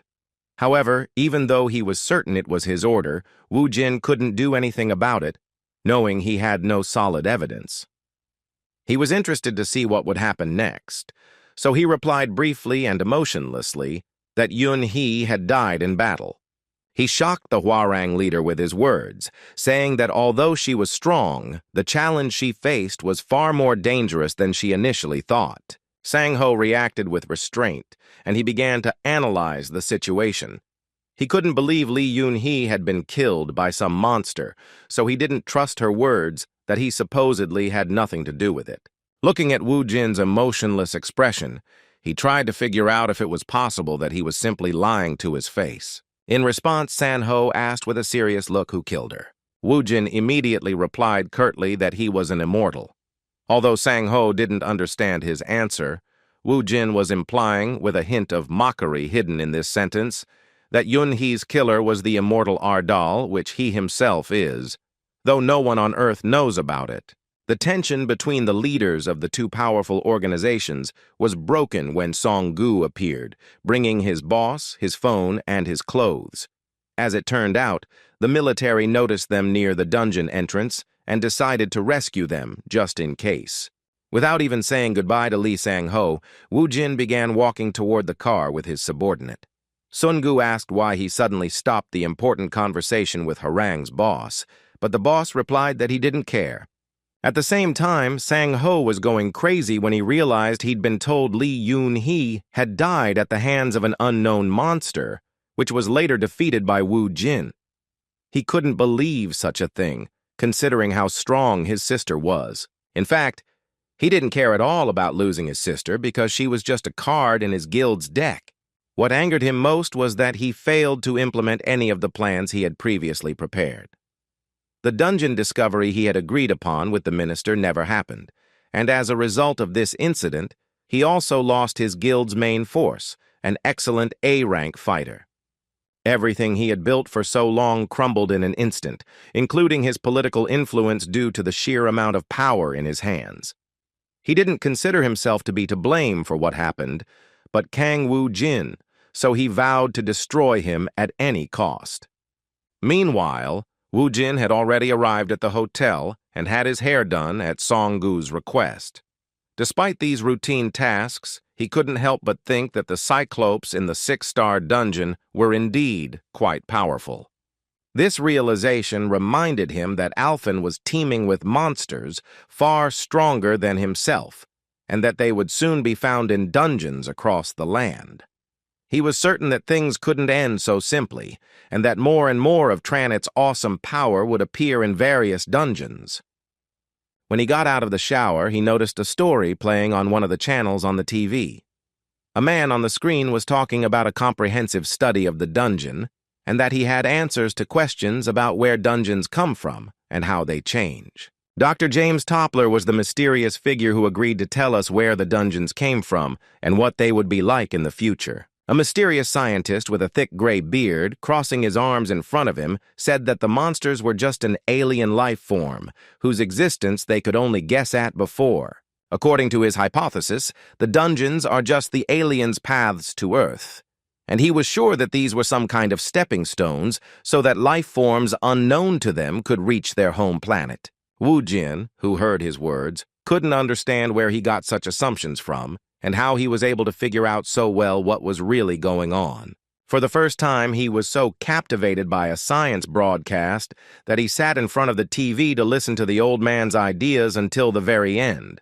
According to Dr. Toppler, the aliens won't be able to cross the border simply by creating a gate, because the underground won't pass through until 30 days have passed.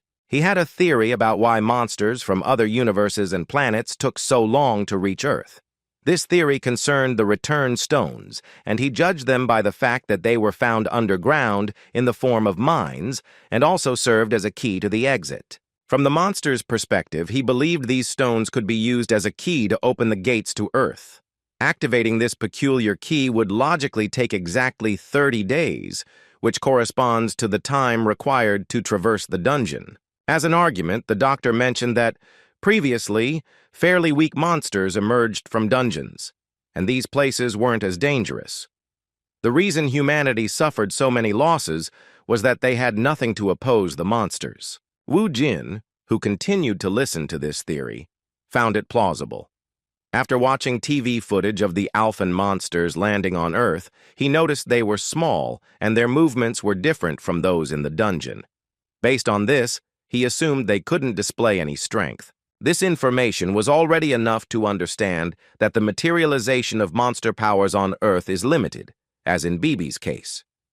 The doctor continued to share his assumptions, saying that after the dungeons were shaken, stronger variations began to appear more frequently, and worsening is inevitable. Wu Jin also noticed that after a short period of time, more dangerous dungeons began to appear, and there were many more of them, and this became a problem for ordinary hunters. He thought about this as well, but it was more important to him to figure out what this phenomenon was connected to. The scientist continued sharing his theory, saying that in fact, the dungeons are not just mines, as the bloodstones are just bait that the monsters have placed there for some benefit. At that moment, Wu Jin realized what was happening. The more bloodstones there were on Earth, the more comfortable the monsters would be on their planet. The weak dungeons were just preparation for Earth becoming a comfortable place for monsters to exist. The scientist's words made sense and opened new perspectives for the Necromancer who was thinking about how to prevent the Tranit invasion of his home planet. When it came to the blood crystal theory, he remembered that on Alphen, the energy contained in these stones was called mana. The crystals increase the concentration of mana on Earth due to the people who extract and use them. This method creates an environment for the materialization of monster powers. After listening to the science television program until the end, Wu Jin drew unexpected conclusions and promised that he would remember Professor James Toppler because his speech was full of meaning. After that, he received a call from Director Jun. He immediately apologized for disturbing his boss's rest and said he should go and take a look himself. Wu Jin was clearly not happy with what he heard on the phone. It turns out he was forced to attend a sudden press conference dedicated to the situation that had occurred in the dungeon. Most likely, the initiator of this press conference was the guild president Hwarang, who was expressing his anger at having both of his plans destroyed by the guild leader Ardal. A large number of journalists and Director Jun were present in the small hall. Wu Jin's appearance was exactly what everyone was waiting for to start this sudden conference. As Wu Jin sat between the Hwarang guild leader and his director, Junmin Chang apologized once again, saying he couldn't stop the interview.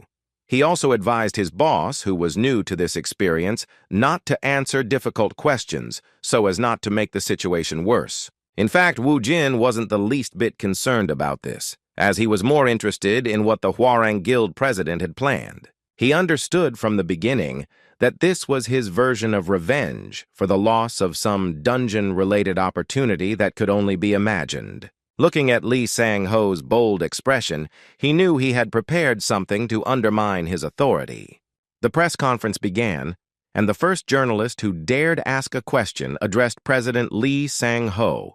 Speaking about the endless cleanup before the dungeon's discovery, he wanted to know if it was an order from Hwarang or Ardal, or if it was an agreement between them.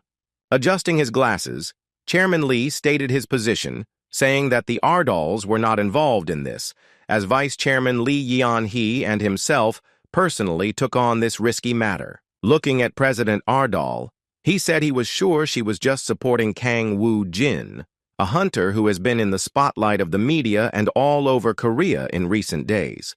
In response to his words, the reporter assumed that this meant that the vice leader had entered the dungeon without thinking in the hope of helping Kang Wu Jin. The next question was directed to guild leader Ardal, He was interested in the kind of teamwork he and the vice guild leader Hwarang had when clearing such a difficult and unpredictable dungeon. He was interested in the details of the clear and the timing of Lee Yun-hee's death. The question of how she died and whether he did everything he could to save her made it clear to Wu Jin that Sang-ho had worked with the journalist in advance to put him in a difficult situation. While he remained silent, the reporter continued to emotionally try to get at least some kind of answer, asking if there was a conflict between him and Lee Yun-hee inside the dungeon. Observing this, Mr. Lee, whose hands had organized this meeting with prepared questions, appreciated how the guild leader Ardal was under such pressure. He believed Wu Jin would regret daring to get involved with the Hwarang. At that moment, when Wu Jin suddenly refused to continue the conversation with him and silently left with his protege, Chairman Hwarang addressed the reporters with the message that he had some suspicions about Kang Wu Jin. He believed that from that moment on, the entire Korean press would never let him go. The atmosphere was heating up, and the reporters were playing their part in Lee Sang-ho's plan, and doing so well.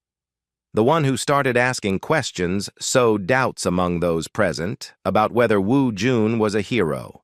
He said the country had a right to know, and that he should answer rather than remain silent. Everyone present began to whisper about whether Lee Yun-hee's death could be linked to Kang Wu Jin. Reporters began to believe it was possible, and Director Jun was horrified to realize that this had unexpectedly turned into a public hearing, a veritable media trial. If Jun had known in advance that this was coming, he would definitely have rejected this press conference. Seeing how lost his boss was after being accused of killing an A-rank hunter, he had urged him to keep a low profile out of some panic. Despite his words, Guildmaster Ardal boldly stood up from his seat and asked directly, with a disapproving look, what they wanted from him. The reporter continued his tirade about how the country had a right to know what was going on inside, but Wu Jin wouldn't stand for it and sternly told him to stop his idle talk. This was the first time a guild representative had given such a bold response to a reporter. The man in the white shirt was simply shocked by something so unexpected. Kang Wu Jin wasn't going to stop there, and immediately turned his attention to the culprit behind all this chaos, the Hwarang Guild president. Mr. Lee Sang-ho hadn't expected something like this to happen. He had no idea what the alleged defendant wanted from him. A moment later, Wu Jin unexpectedly kicked him in the shoulder, causing him to fall along with the chair, and his glasses flew to the side. Such rudeness was unprecedented. It simply shocked all the reporters, and the guild director Ardal opened his mouth as he realized the consequences they would face due to the behavior of his temperamental guildmaster. President Lee's free fall was short-lived, but he landed on the ground quite painfully. Standing up, he, continuing to play the victim of the situation, grabbed his shoulder and, in an angry and threatening tone, asked the aggressor what that meant and what he wanted to say to the media present at that press conference with that unprecedented behavior. In response, Wu Jin said with a wicked grin that this all seemed like a very bad joke. He then accused Chairman Lee of cheating and asked how he dared to use his dirty tricks right in front of his eyes. Continuing with this madness, Wu Jin walked up to the president again and grabbed him by the shirt, then lifted him into the air. Lee Sang-ho, who was trembling from the situation, hoped to gain an advantage by being beaten. Continuing to play the victim, he asked what Wu Jin was trying to do by doing this in the middle of a live broadcast. There was genuine anger on his face, already reveling in the victory he had anticipated due to Kang Wu Jin's thoughtless actions. With some mockery, he said that the insolent man named Kang Wu Jin had made a grave mistake, because the entire country was watching him at that very moment. However, his words did not shake Wu Jin's confidence, and with a sly smile, he asked the enemy if he was sure that this was really a mistake. As all the reporters present took photos and videos of what was happening, Wu Jin wondered what the population was like in Alphen, where he had ended up 5 years ago. He had no doubt there were at least 2 billion people there. These thoughts led him to find it difficult to recall such statistics ever since, as he had to eliminate the majority of the population. His brutal methods had always been effective, so he ignored Director Jun's deep concerns. Looking at the camera's recording, he thought that while he had wiped out a large portion of Alphen's population, it wasn't a problem, even though every citizen had witnessed his actions with their own eyes. That's why he thought a live broadcast from a country meant nothing to him.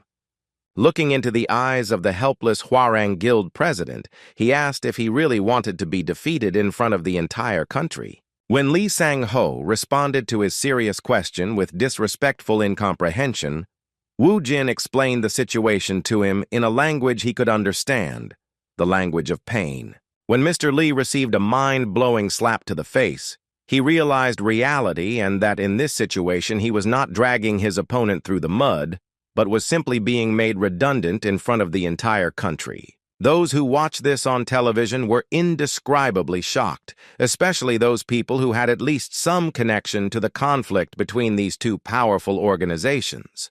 Sun Han, clutching his face, thought with horror that he might be in this poor fellow's shoes. He was horrified by the mere thought that he had tried to deceive this madman. Even with everything going on, it was hard to believe he'd allow himself to do something like that at a press conference. No one could believe there were actually people who didn't care about public opinion. Beating up Leader Lee on live TV wasn't in the media's plans, so they stopped the broadcast and started another TV show.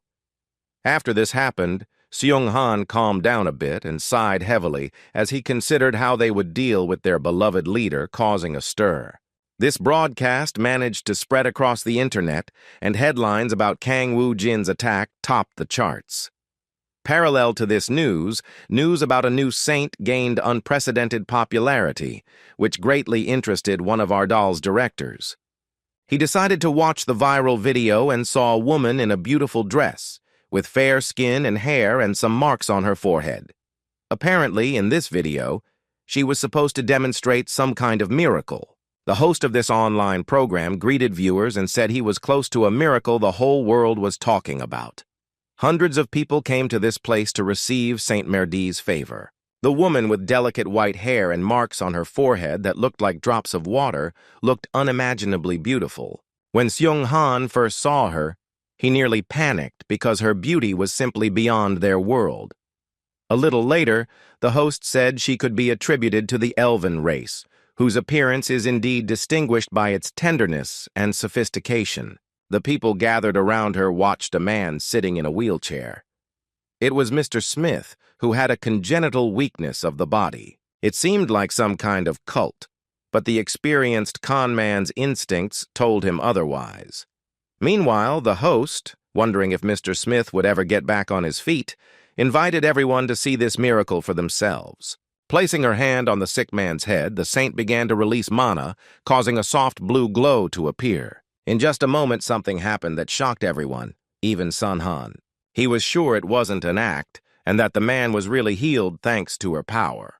With a shudder running through his body and tears in his eyes, Mr. Smith began to sincerely thank Mrs. Merdi for saving his life. In response, she said that the Lord's favor has no limits for those who believe in him.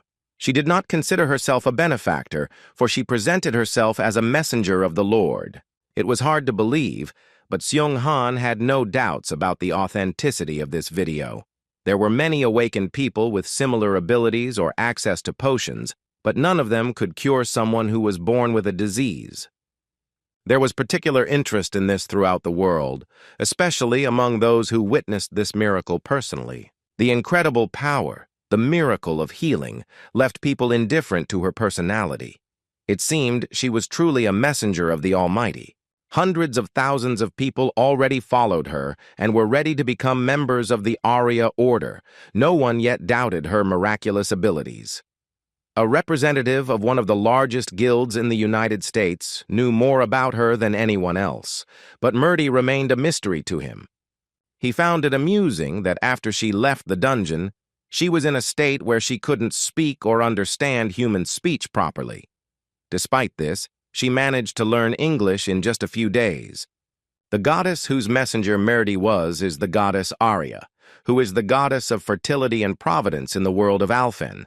Merdi, once she mastered the local language, presented herself as a priestess serving Arya. After that, she demonstrated many miracles because she not only has magical healing, but also can convey Aria's prediction through divine revelation, which is truly amazing. Due to their ability to predict the location and timing of a dungeon's appearance, the Awakened were able to excel at this, clearing 5- and 6-star dungeons in just a week. What was also known about Saint Merdi is that there is a condition for using this power. To benefit from his help, one must found a squad of paladins serving the goddess Aria.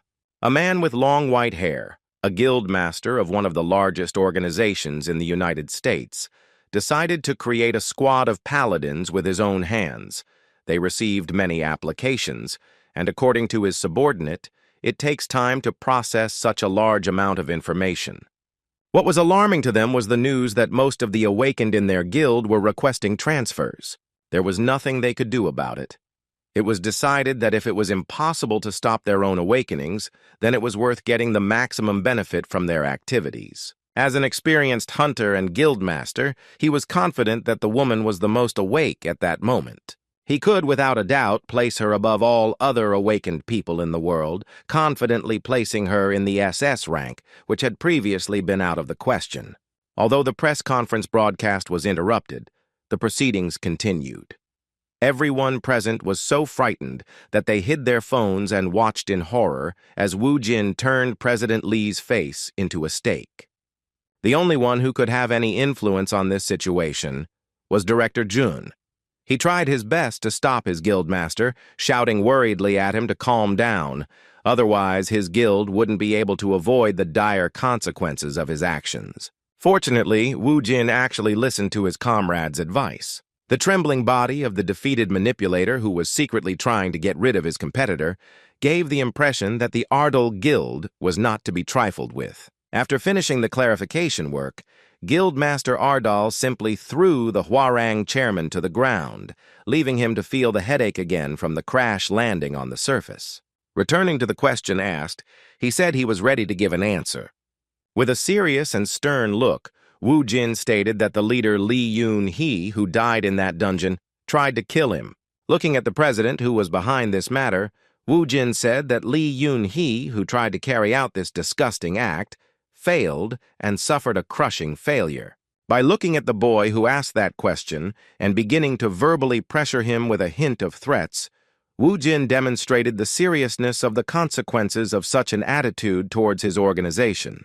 With anger written all over his face, he threatened that if he saw that vile and corrupt journalist at his press conference again, he wouldn't get away with it so easily. The reporter, scared to death, began to regret contacting Hwarang because now the media he represented was forbidden from contacting the craziest guild that was the center of attention in Korea. After these words, Kang Woo-jin turned around and asked the guild director to leave. The press conference ended. But even afterward, Jun Min-chan couldn't calm down. He was worried about the situation and wanted to know if it was true that Li Yun-hee tried to kill his boss. Wu Jin personally confirmed his words, and based on this, a terrifying guess immediately came to the director's mind, which made him feel cold all over.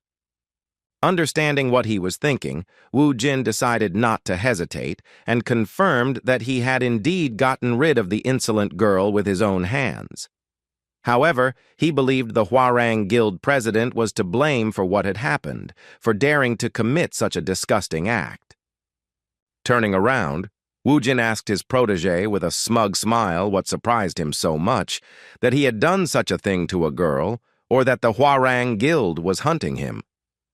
Nodding in response, Jun tried to calm himself, because such details were not for the faint of heart.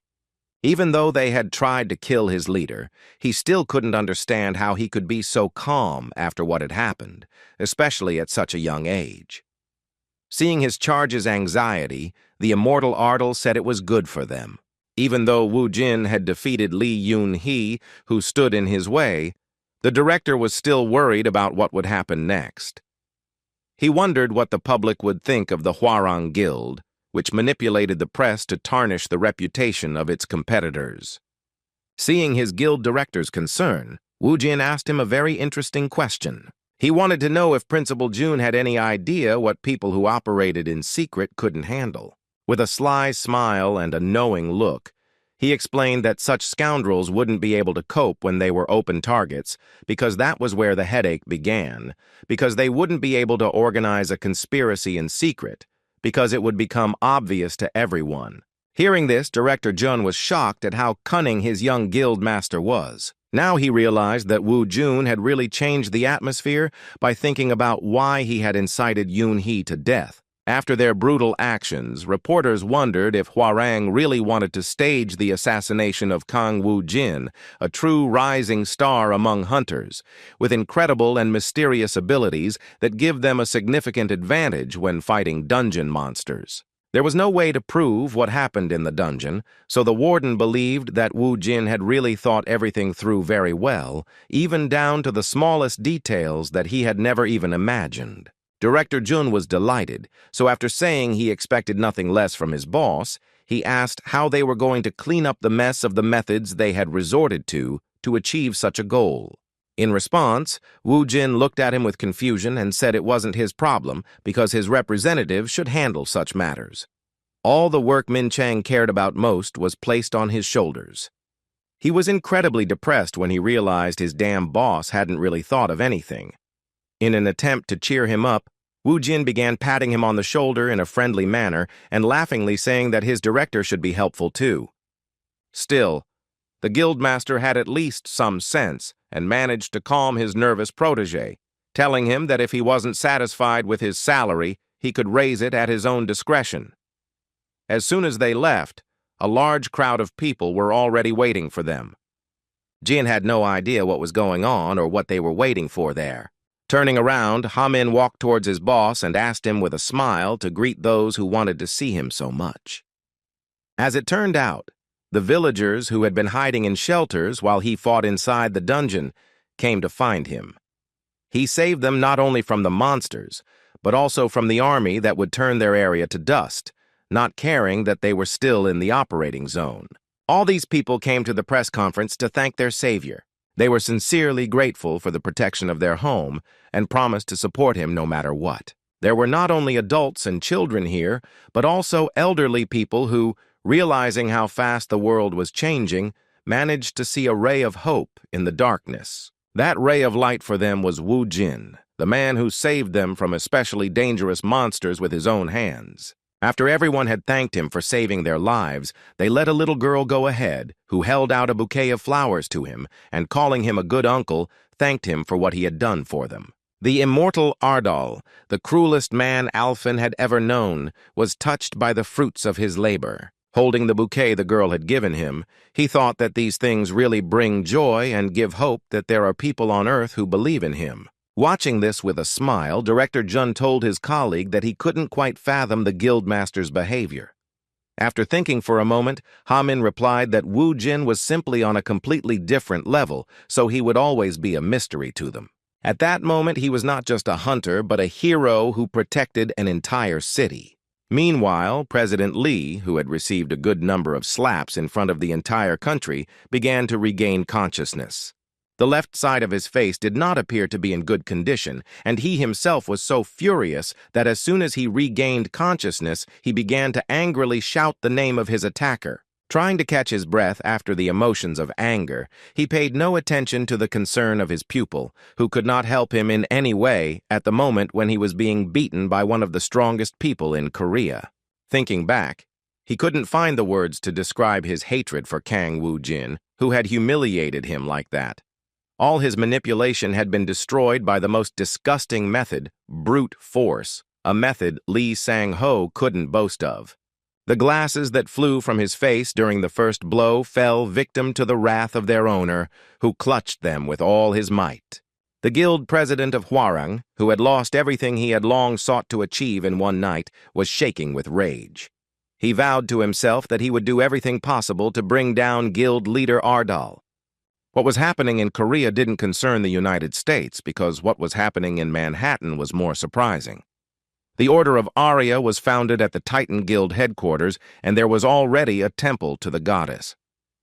The messenger of the goddess Arya, known as Saint Merdi, prayed to the deity in her native tongue, the language of Alphen.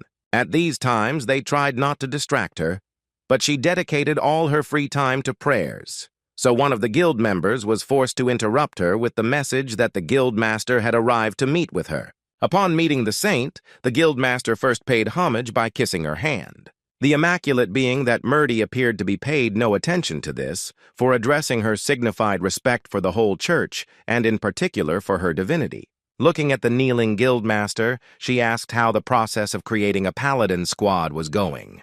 The blonde man replied that everything was going even better than they'd planned.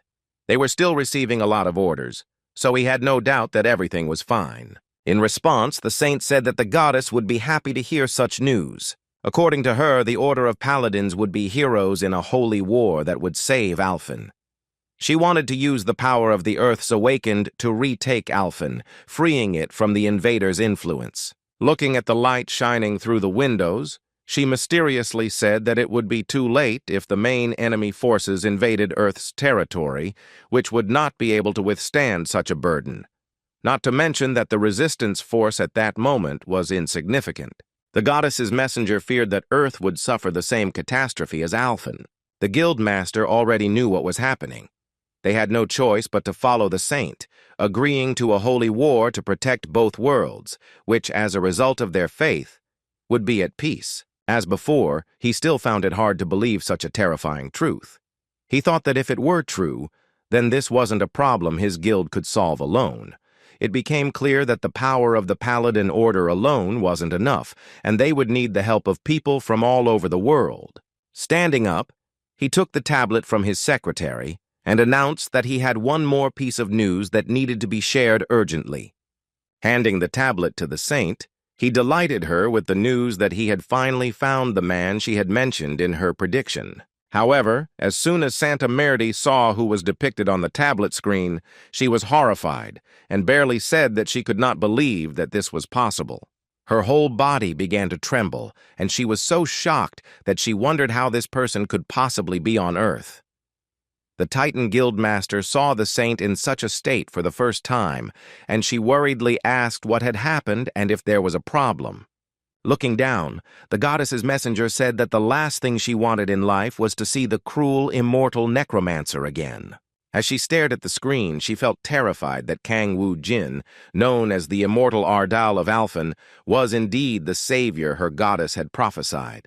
6 days after clearing the 6-star dungeon and all the subsequent events, Wu-jin finally returned to his office, where he met with the other founders and began his workday with some unpleasant news.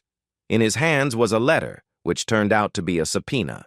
The boys were worried, and Director Jun explained that after what happened at the press conference, the Hwarang Guild president couldn't think of anything better to do than sue him.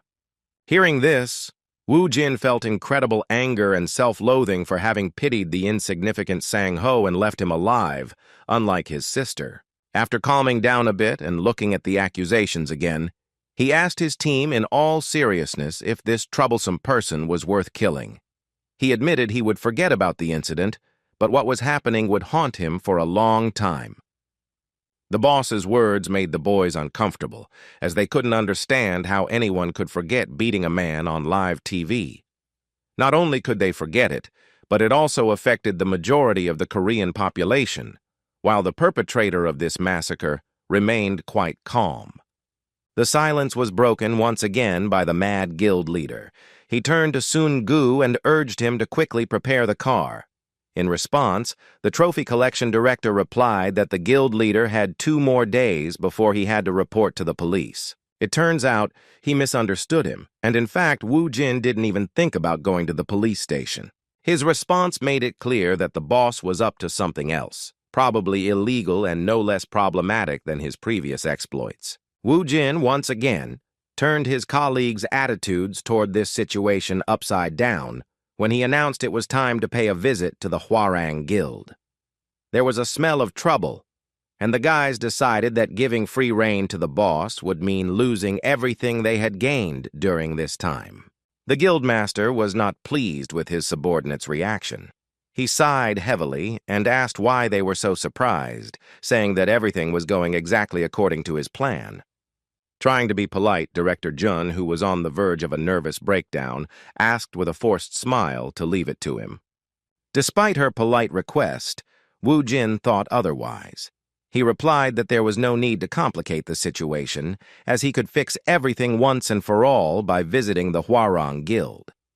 Realizing that the boss wouldn't give up on his intentions so easily, Director Jun approached him and said with a pained expression on his face that it wouldn't be difficult for him to deal with this situation with his own strength and easier methods. Such an initiative from the director was rare, so, surprised by his behavior, Wu Jin decided not to object. Returning to his other questions, he asked if there was any problem that required his fate to be resolved. In response, Director Jun said they were in urgent need of staff and asked if he could hire more. At the very least, they needed a lawyer as well as more service personnel to handle the lawsuit. Hearing about hiring workers, Wu Jin thought about it, because there really weren't many of them, unlike the number of members in other guilds. He was also worried that the bloodstones would continue to accumulate on Earth.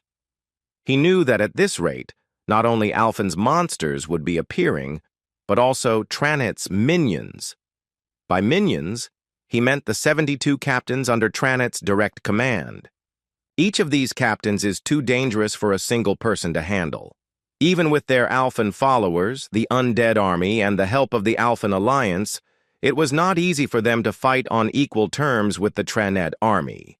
Upon returning to Earth, things got much worse, as he could only count on 4 harmless workers from his guild, whose fighting skills were only enough to fight flies in the office. Looking at Song-gu, he wondered what kind of resistance they could muster when the only one who had awakened among them was a man with such a sweet gaze. This man's only strength was his gentle heart. But in a war, that would be a disadvantage rather than an advantage. Returning to the subject of hiring employees, he looked to his director with the hope that he could be trusted with this matter.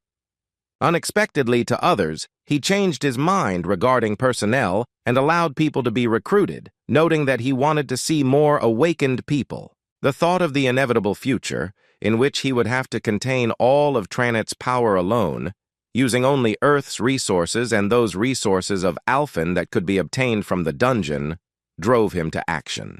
Looking at Song-gu, he suddenly invited him to follow him. It turns out he wanted to go with him to one of the dungeons. Although there were some pretty dangerous monsters here, Song-gu, whom he entrusted the battle to, was doing quite well. Using the sword was the first time he discovered this type of melee combat, but his progress was quite rapid, and given the stones he used to improve his stats, the ogres were no longer a big problem for him.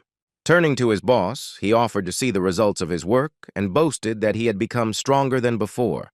In response, he saw some misunderstanding or even disappointment on Hyunam's part. Having collected many trophies, Song-gu was incredibly happy and didn't even notice how his boss's gaze was directed straight at his soul. Wu Jin decided to examine his characteristics and discovered that this man respected him only because he was afraid and also loved and hated him at the same time. The battle mage with the ability to use fireballs had, due to circumstances, acquired incredible skills in collecting bloodstones, which seemed a bit comical. Wu Jin wanted to correct this mistake, so he asked him to stop collecting trophies. Sun-gu had no idea what his boss wanted from him this time, but he hoped his request wouldn't cause any problems. He was genuinely surprised when he heard the sudden question about how strong he wanted to become. Seeing his ward's confusion, Wu Jin explained his point, saying he was certain he had some purpose. He sincerely believed and hoped that Sun-gu didn't intend to continue collecting these bloodstones for him for years. Hearing these unexpected words from the abusive boss, Song-gu opened his eyes, remembering that his original dream was to become a high-class fire mage and obtain a recognizable and flashy red outfit that would literally scream about his magic. He knew that doing what the director ordered wouldn't get him any closer to his goal, because driving, carrying supplies, mining bloodstones, and reserving dungeons weren't the best training. Besides, the director would once again give his accurate guess, saying he was probably dissatisfied with himself. In response, Song-gu spoke candidly about how, when he woke up, he began dreaming of becoming a high-class fire mage. Previously, he was willing to do anything for his goal, so Wu Jin decided to see if he could keep his dream even though he was dead tired. Clenching his fist, The determined young man shouted that he would continue pursuing his goal no matter the difficulties. Those words and the sparkle in his eyes were enough for Wu Jin to believe him and respond to his speech with a gentle smile. Taking out his terrifying weapon, he scared Song Gu, saying that in that case they would begin immediately. The boss then told his protege that they only needed a month.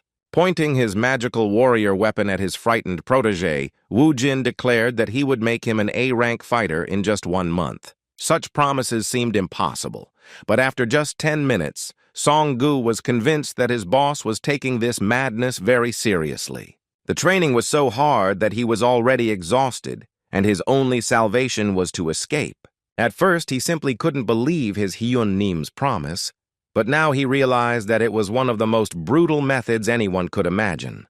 Sensing the enemy approaching, Song Gu decided to stop and face another difficult battle with dignity.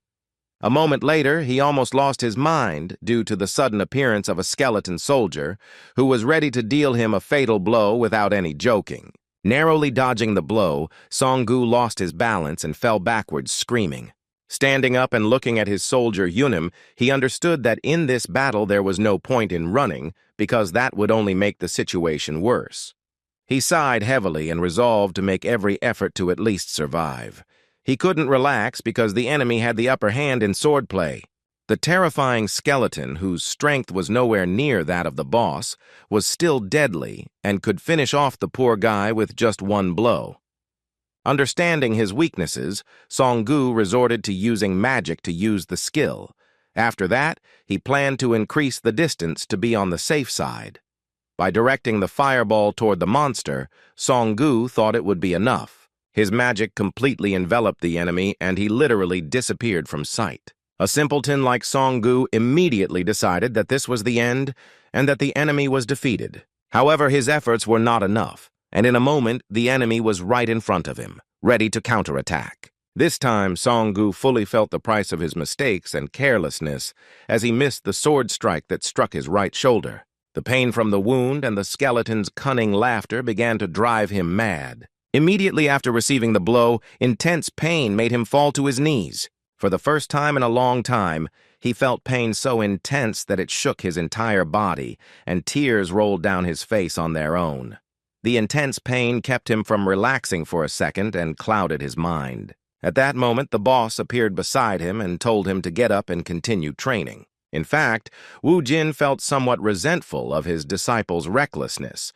He couldn't believe he actually thought he could defeat his skeleton warrior with his puny fireball.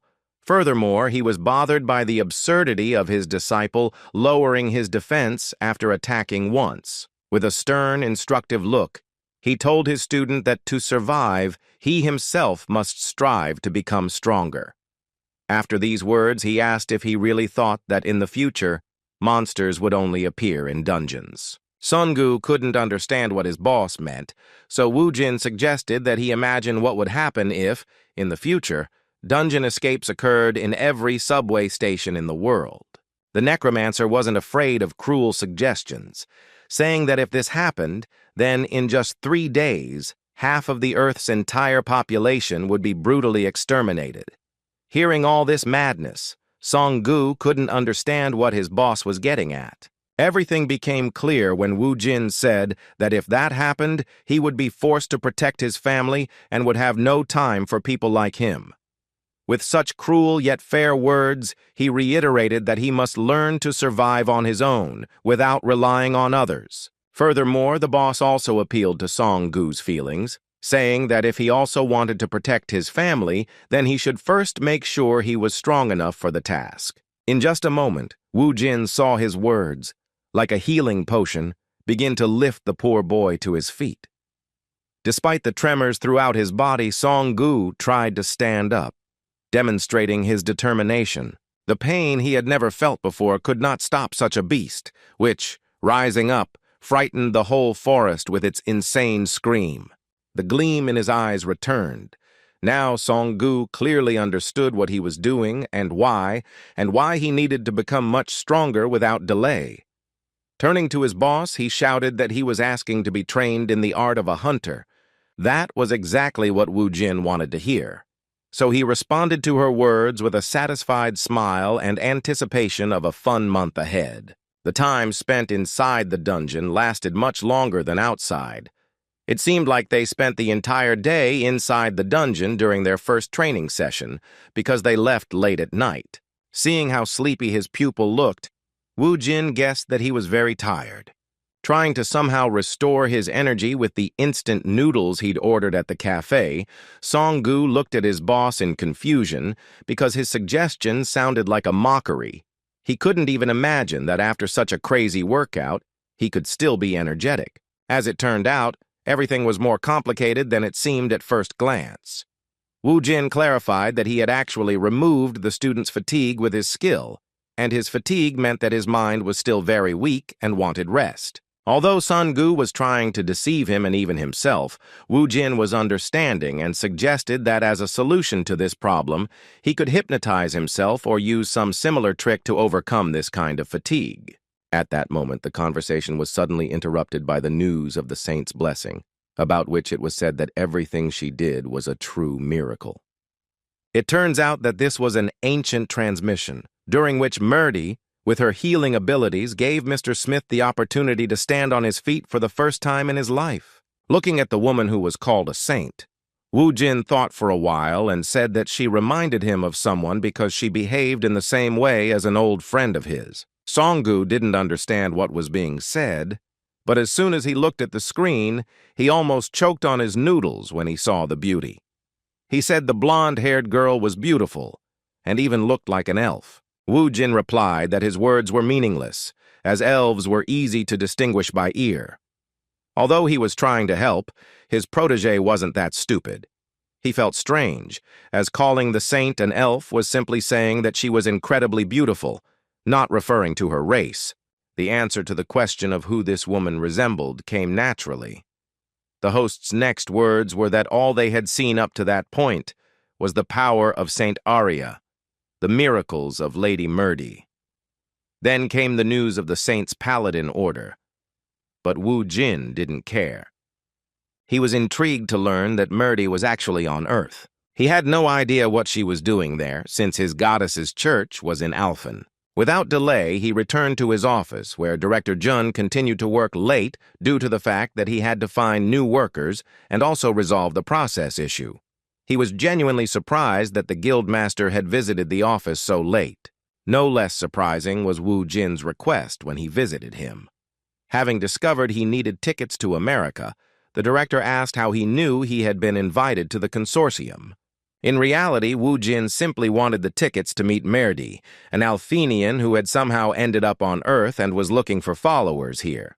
When he first heard about the consortium, he asked what it was all about. Director Jun explained that recently, the Titan Guild had rescued someone very valuable and interesting from the dungeon. He explained that she was a saint who became known as Murdy. He described the woman he was talking about as an incredibly capable hunter whose abilities people questioned. In light of this, the Titan Guild sent out an invitation to the consortium to guilds from around the world, and as Ardal had become one of the most influential in Korea, Kang Wu Jin was no exception to the guest list. Wu Jin didn't seem particularly interested in his words, repeating that he only wanted tickets. These words seemed mysterious to the director, and he reacted somewhat confused, trying to figure out what had really happened and the reason for such a sudden interest in America. After the boss expressed his request, Min Chang remembered the skill books and enhancement stones his boss had ordered. It was all right on time, and Wu Jin replied that he would have Sun Gu learn these items before the next training session. Taking another look at the items the director had obtained, Wu Jin asked if there were more items on the list he had provided. Feeling guilty, Director Jun explained that since they had recently used up most of the guild's budget, their finances were currently being cut. He also noticed that skill books and enhancement stones were always a luxury, so even these items were quite expensive. Realizing it was worth improving his guild's financial situation, the guild master asked if there were any dungeons nearby. The director replied that there were indeed many of them, but unfortunately it was difficult for small guilds like Ardal to claim the same positions as larger guilds. In response, Wu Jin asked about the discovery of 6-star dungeons that could still be completed. After some thought, Min Chun remembered that among similar situations, there was a request from the Ministry of Defense. Seeing his protégé's concern, Wu Jin urged him not to hesitate, as he understood that it was likely some extraordinary place, which gave Min Chun pause. It turns out that the Defense Ministry's order concerned North Korean territory, and the dungeon itself is located in Pyongyang. Hearing this, Wu Jin was surprised that his country was willing to help break through a dungeon in an area separate from the main part of the country. What was happening in North Korea was a mystery to him. It was hard to imagine what Kang Wu Jin would do once he found himself in such a place, as he had always thought of using his power to achieve the long-awaited reunification of the two parts of his country. It turns out that the Pyongyang dictatorship continued to flourish, and each offense forced the country's representatives to kneel before their leader. Addressing the president, one of those responsible for Homeland Security tearfully begged him to spare him and give him another chance to correct the mistakes he had made. The North Korean president, as expected, was an arrogant man who did not tolerate such situations. Looking at the man in charge of dungeon security, he asked if he really expected mercy from him, as he himself fled the dungeon with his tail between his legs, like the ultimate coward. The awakened one, who was given much responsibility, continued to cry about how sincerely sorry he was for what had happened. His appeal, with which he tried to save his life, only delayed the inevitable fate of all who were not to the president's liking. The brutal dictator who held all power in North Korea told him he should ask for forgiveness not from himself, but from God.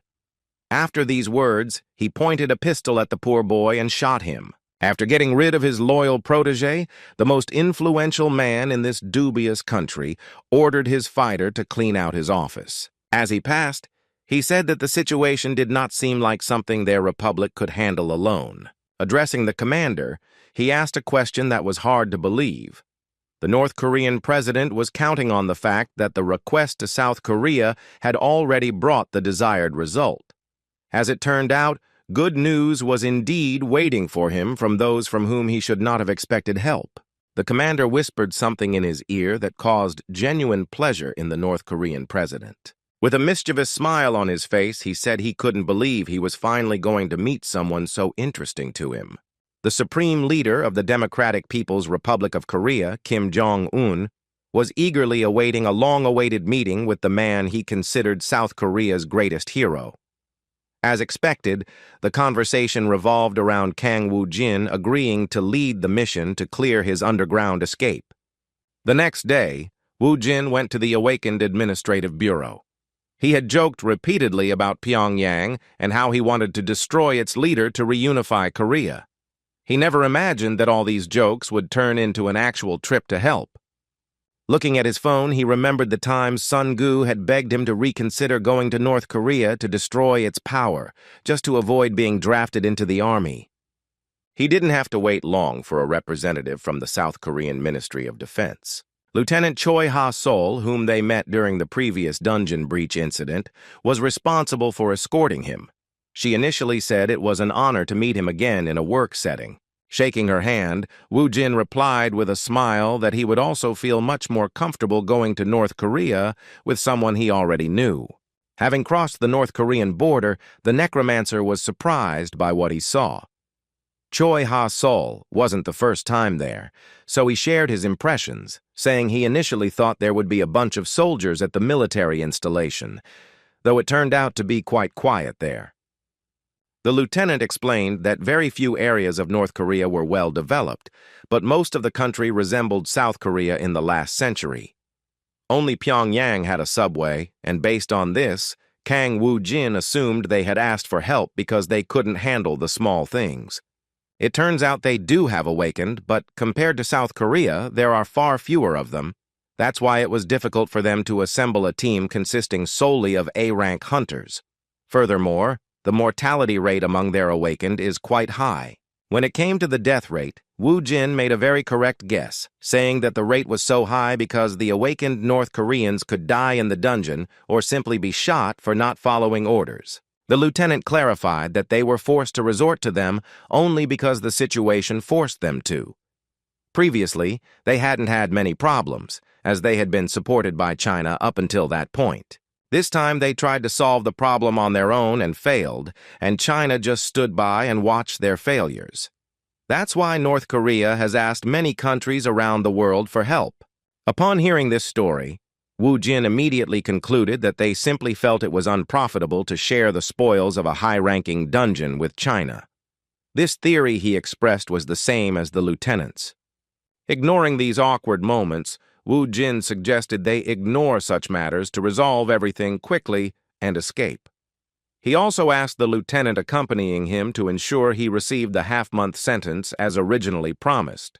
Ha Sol assured him everything was fine. After this brief conversation, Lieutenant Ha Sol looked at the mysterious, popular, and extraordinary hunter who was making waves in Korea. She realized that Wu Jin's condition was to let him spend half a month in the dungeon from the start of the first sweep. Negotiations between the North and South were scheduled for the period following the arrival of the Northern delegation. However, this is a rather insignificant request for the first party to clear the dungeon, since it is known that the first party faces the most serious difficulties the place can provide. Considering this, she hoped that despite the hunter's character, everything would go well. However, his calm only applied if the dungeon was successfully cleared. If it failed, the result would be Wu Jin's death, and North Korea would suffer enormous financial losses, including the loss of a major city where the dungeon was located. It was about Pyongyang, and it made her worried that if the worst-case scenario came true, relations between the North and South would gradually become even worse than ever. Looking at this confident young man, she hoped he would handle it, just as he had with all the incredible problems he had solved with his own hands before. Everything was in his hands, not just the events in North Korea, but also its relations with South Korea. Upon arrival, the lieutenant introduced the square as the Kumsusan Memorial Palace of the Sun. Looking at the rather bulky building, Wu Jin asked, perplexed, why tanks were placed there. Ha Sol continued, saying that the palace was originally a symbolic building. The nearby Kwangmen station became a dungeon he had to clear. The tanks there were measures to prevent an escape from the dungeon. Meanwhile, one of the government officials approached them and offered to follow him. Upon entering, they saw symbols of the dictatorship, such as posters with the faces of former heads of state.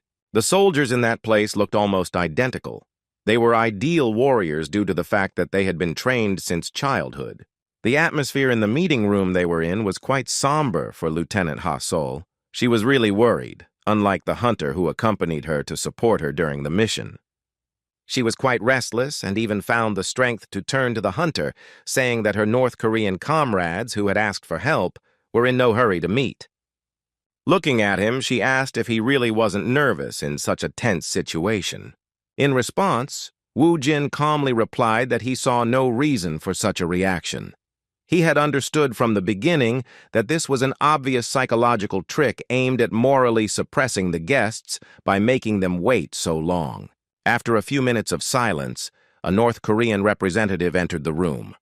The diplomat announced that the first chairman of his country's National Defense Committee had arrived for the meeting. Wu Jin and Lieutenant Ha Sol took a few steps toward them.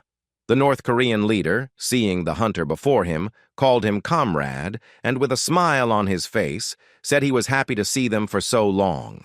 He also said he had heard a lot about him and his exploits. Seeing such a strange person in front of him, Wu Jin froze in surprise. When introduced to the head of a dictatorial country, he expected to see a stern man, but to his surprise, this man turned out to be more like a cheeky little pig. With a smile on his face, he perceived the situation as one in which he could allow himself absolute freedom of action. Shaking his outstretched hand, he greeted the North Korean leader without much formality, which deeply shocked both the lieutenant and the representatives of this dictatorship who stood behind their leader. One of the ministers shouted nervously that the hunter should behave more politely in the presence of his country's first president. The loyalty of these dogs did not cause any particular emotion in the Necromancer, as he expected such behavior from them in the presence of the leader, who could, in a word, end their lives in a very sad way. Continuing to play with their feelings, He put his hand over his mouth, showing his feigned regret, and then said that he was very happy to meet Yong-gun. By calling the leader of that state by name, he demonstrated even more disrespect, making representatives on both sides think that this was the end of their diplomatic relations. The lieutenant was so shocked that her facial expressions literally screamed that she regretted choosing the hunter who had chosen that madman. Although Wu Jin had done something similar to the Hwarang Guild president, she felt that even without any instructions, he would understand how to behave in that person's presence. At that exact moment, the North Koreans drew their pistols, shouting that the insolent man didn't understand who he was playing tricks on. They promised he wouldn't get away with it and were about to pull the trigger, firing a bullet toward their country's savior. With a cold sweat covering her face, Ha-Sol was already saying goodbye to her life, realizing that the mad Necromancer had put them in a desperate situation. However, Wu Jin continued to communicate with the same unwavering confidence, saying he was polite when asked. He pretended not to understand what the problem was. The lieutenant was already panicking furiously, thinking that now neither the dungeon nor anything else mattered, because they would die right there. The silence that seemed to be his last seconds of life was suddenly broken by the loud laughter of the North Korean leader, whose feelings seemed hurt by such behavior. The lieutenant was in complete shock, realizing he had actually taken all of this as a joke. Kim Jong-un said with great joy that he now has no doubt that his dear guest is, without a doubt, a very open person. Calling him the strongest man in South Korea, he said he expected nothing less from him. Patting the hunter on the shoulder, the state leader invited him to sit down first to discuss the details of their cooperation. The lieutenant, who could barely understand what was happening, couldn't believe they were alive after what Kang Woo-jin had done. Sitting at a large round table, both sides began the discussion. Woo-jin, showing his disinterest in this dubious task, suggested getting straight to the point, saying he would go to the dungeon immediately. As expected, his words once again served as manipulation, targeting North Korea's top brass. The country's top officials trembled with rage, believing their task should be the immediate elimination of the insolent dog who dared to communicate in such a tone with their leader. However, despite his severity, Chen-un once again responded positively to his words and nodded in agreement, once again laughing and remarking that he greatly appreciated his frankness.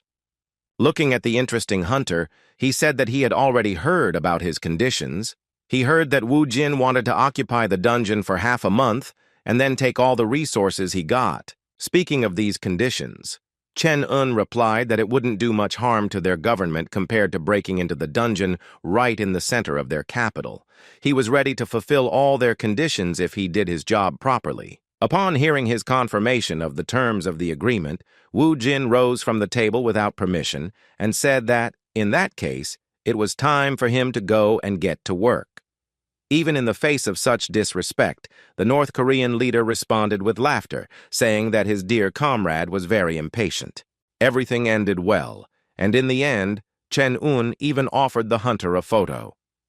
As they began to leave the Sun Palace with the lieutenant, Ha-Sol expressed her concerns. She was angry with the hunter for his behavior and asked him not to do such things in the future. Sighing, Wu Jin replied that he didn't see a problem with her choice of words.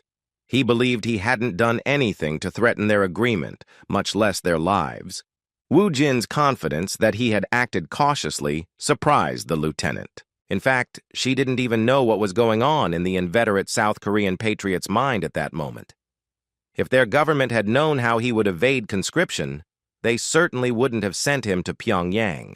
As soon as Wu Jin met Chen-un, he became sullen and even considered simply eliminating this troublesome leader of a dictatorial country. However, he decided against such foolish actions because he didn't want to be fired and lose some of his perks.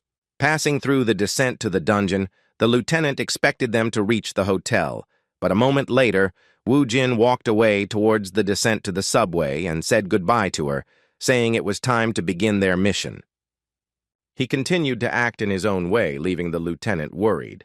This action seemed less crazy to her than the previous one, so she treated it patiently and hoped he would return safely. Wu Jin had no doubt that he would not let her, his country, or the Ardal Guild down, so he responded to her words with a gentle smile that spread hope. The leader of North Korea secretly observed everything that happened through his binoculars. Chrissy's methods were commonplace in his arsenal of strange deeds. Watching Wu Jin disappear after passing through the portal, he asked his companion if he thought this hunter was amazing, to which his protege, as expected, gave a positive response. Kim Jong-un said he would be incredibly happy if such an incredibly strong person appeared in his country. In response, his protege asked if his leader thought Kang Woo-jin could handle such a difficult task alone. In response, Chen Eng confidently replied with an anticipatory smile that Woo-jin would definitely return victorious. With a more serious look, he mentally wished his companion success in his mission. At that moment, Woo-jin felt goosebumps on his skin and even looked around because of this disgusting sensation, mistaking it for an instinctive sense of the presence of a monster. Upon entering the dungeon, he found himself in a very scary place where there was only darkness and no vegetation.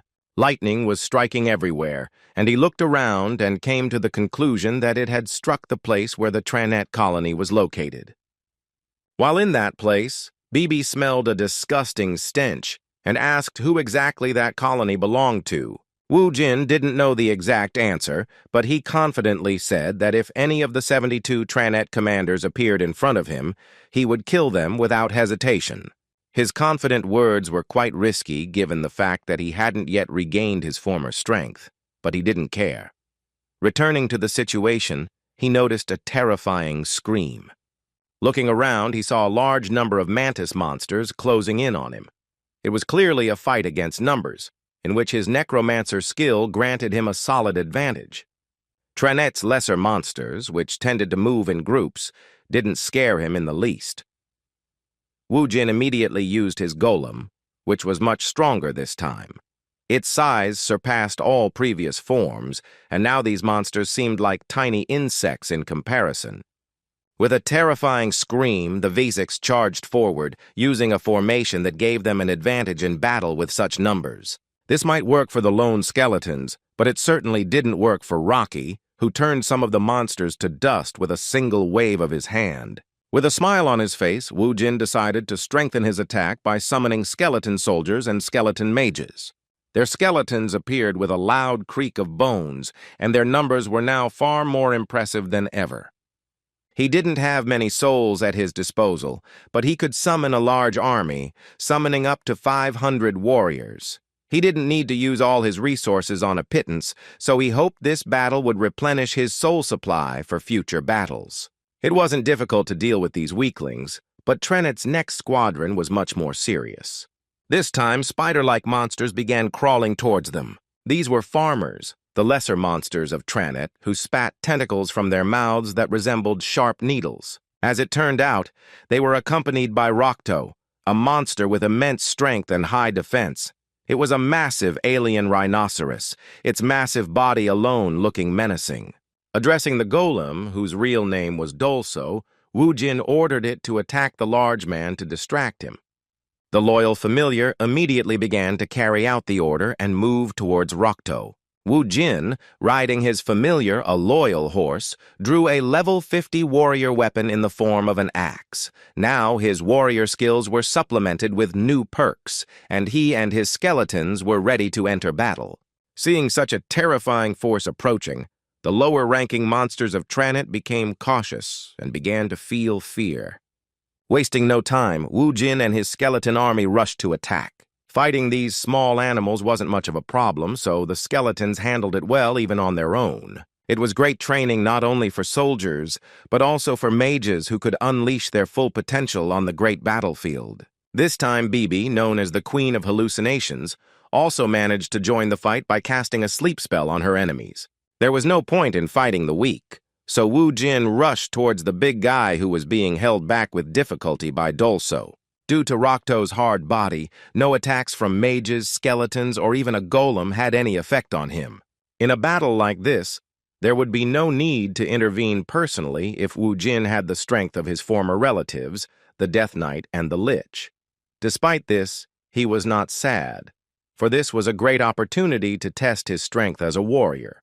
Using the power of the Necromancer, he expended several souls, transforming them into arrows made of bones. Their power wasn't enough to penetrate Rokto's thick defense, so he used them more wisely, creating a cage around the enemy monster. After throwing Rokto into the cage, Wu Jin used his horse to fly above it. While attacking, he used a skill he had never used before. It was a property of his new warrior weapon form that, swinging furiously at high speed, turned this monster into sliced tofu. Jin was genuinely delighted with his new power, because even though he didn't have his main offensive powers as a necromancer, he had the offensive abilities of a warrior that he had acquired upon returning to Earth. For the next 12 days, he fought the same monsters he had encountered before. They weren't particularly strong, so it was good training for his army. Eventually, they reached a place that was the center of the entire colony. Here was the tree, the source of all the monsters. The incubator they reached was still breeding low-ranking enemies. Seeing this, Wu Jin concluded that they wouldn't be able to find the colony's owner in this dungeon. Although he wanted to find out which pupils he was dealing with, the cleanup had to be completed. Raising his hand, he used for the first time the Monster Corpse Resurrection skill, which he had last used during the fierce battles on Alphen. Controlling corpses with half their original abilities was a great way to preserve souls during battles like this. Using this very useful necromantic skill, he commanded the monsters to attack his own lair. Having lost touch with Tranit's will, the monsters rushed to attack. Their quick movements and lack of any fear led them to their own lair, where they were now ready to destroy everything around them. After besieging the monster incubator of one of the Tranet captains, Wu Jin decided to take advantage of another advantage of this unique ability. Using the corpse explosion skill, he completely destroyed the incubator they emerged from a few hours ago. The force of the explosion from such a large amount of explosives caused a powerful wave, and Wu Jin even covered his clothes with a long cloak. Once the dust settled on the surface, he and his familiar Bibi could see the returned stone, which meant that the dungeon was completely cleared. To his surprise, by destroying the incubator, he managed to obtain another valuable item. This object turned out to be a fragment of a dimension he had never encountered before. By touching this mysterious fragment that made up the material world, he discovered that it was used as material to form spatial sacred ground, in this case, to create a dungeon through which Tranet moved his army. After obtaining this mysterious stone, Wu Jin asked Bibi if she knew anything about the spatial sacred land. Her relative was surprised by this question and immediately replied that it was the first time she had heard of such a thing. Looking again at the fragment he knew little about, Wu Jin decided he shouldn't think too much about it, since not even Bibi knew what it was. He concluded that there would come a time when he would need to use it. Until then, he decided to keep it in his inventory. At the same time, strange things were happening in Kim Chung-woon's secret hobby room. This place contained many rare artifacts obtained from within the dungeons. The head of state observed the results of the execution of his order, gradually correcting the new painting in his gallery. It turns out that in the middle of this crazy room, he decided to place a huge portrait, in which he was depicted next to the strongest hunter in South Korea.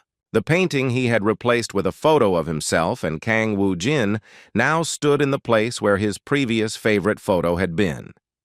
Concerned by this spontaneous decision, the subordinate wanted to know what to do with this item that no longer interested the head of state. Looking closer, Kim Chung-woong remembered it was a picture of his favorite African-American singer. After thinking for just a moment, he came to the conclusion that the object should be thrown in the trash, then looked away and continued to enjoy his new favorite exhibit. A sudden knock in that crazy room distracted the boss, and he allowed his guest to enter. This time, one of the high officials visited him and informed the president that there was news he would be happy to hear. Kim Chung-woong was overjoyed to learn that Comrade Kang Woo-jin had successfully cleaned up Gwangmyeong Station.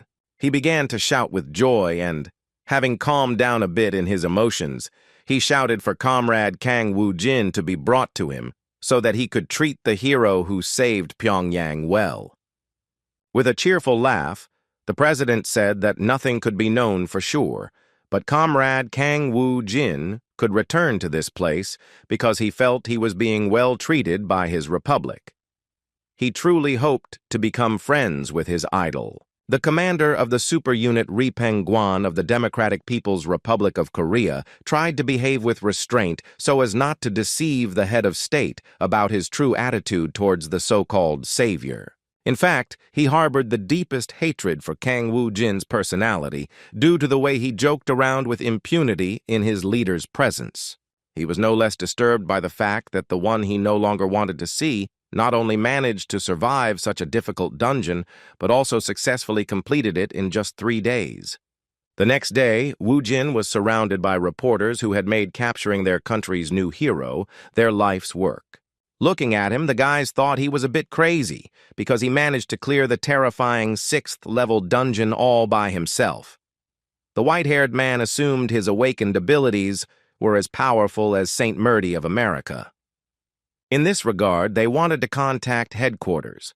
These guys who were watching the Korean hunter so closely were foreign reporters who had been granted permission to visit North Korea. As soon as the photo shoot ended, Lieutenant Ha-sol ran up to him with a happy smile. With genuine joy, she congratulated him on another successful cleanup and praised him for not letting the country down and for doing a great job. In response, Woo-jin said with a gentle smile that everything was supposed to happen this way, since they had come to this place to successfully cleanse it from the beginning.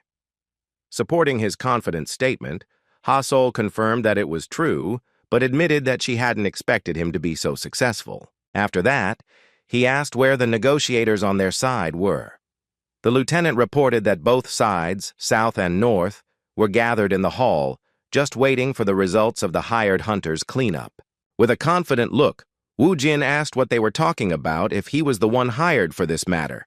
In response, the lieutenant couldn't say a word, as the negotiating team believed their chances of failure were 70%. After these words, Woo-jin suddenly left and headed towards the dungeon again, saying that he believed the negotiators would do their job well and then wished him good luck. The lieutenant was in a real panic, realizing he could let down all of South Korea with such recklessness.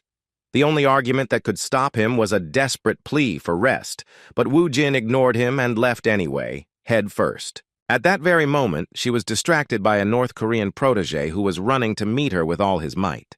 Stopping, he asked haltingly where Comrade Kang Woo-jin had gone. As soon as he heard that the hunter had returned underground, he was horrified and said in a trembling voice that something terrible had happened.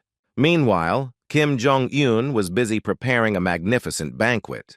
He personally gave orders for the preparation of the banquet, saying everything had to be at its best. He couldn't allow them to lose to South Korea as a welcoming ceremony. After 14 days inside the dungeon, Woo-jin has greatly increased the strength of his family members and army of warriors and mages. He enjoyed the process, having recently discovered how much fun automatic hunting can be. Due to his long stay in the dungeon and continued battles, he managed to increase his level to 60, unlocking the warrior class perks. He now has a bow, a warrior's tenacity skill, and archer abilities at his disposal. To compare the power of his new weapon, he used the achievement shop and purchased a very basic but reliable weapon, which was the bone bow. There weren't any particularly strong monsters there, so their target was the low-ranking weaklings in Tranit's army. The shot from this weapon not only turned the monster into dust, but also destroyed a small area where the arrow was aimed. Looking at the results of his attack, Woo-jin concluded that using a bow would grant a larger area of effect and greater speed than the bone spear. This wasn't a bad thing, as his range of long-range attacks had become even more diverse.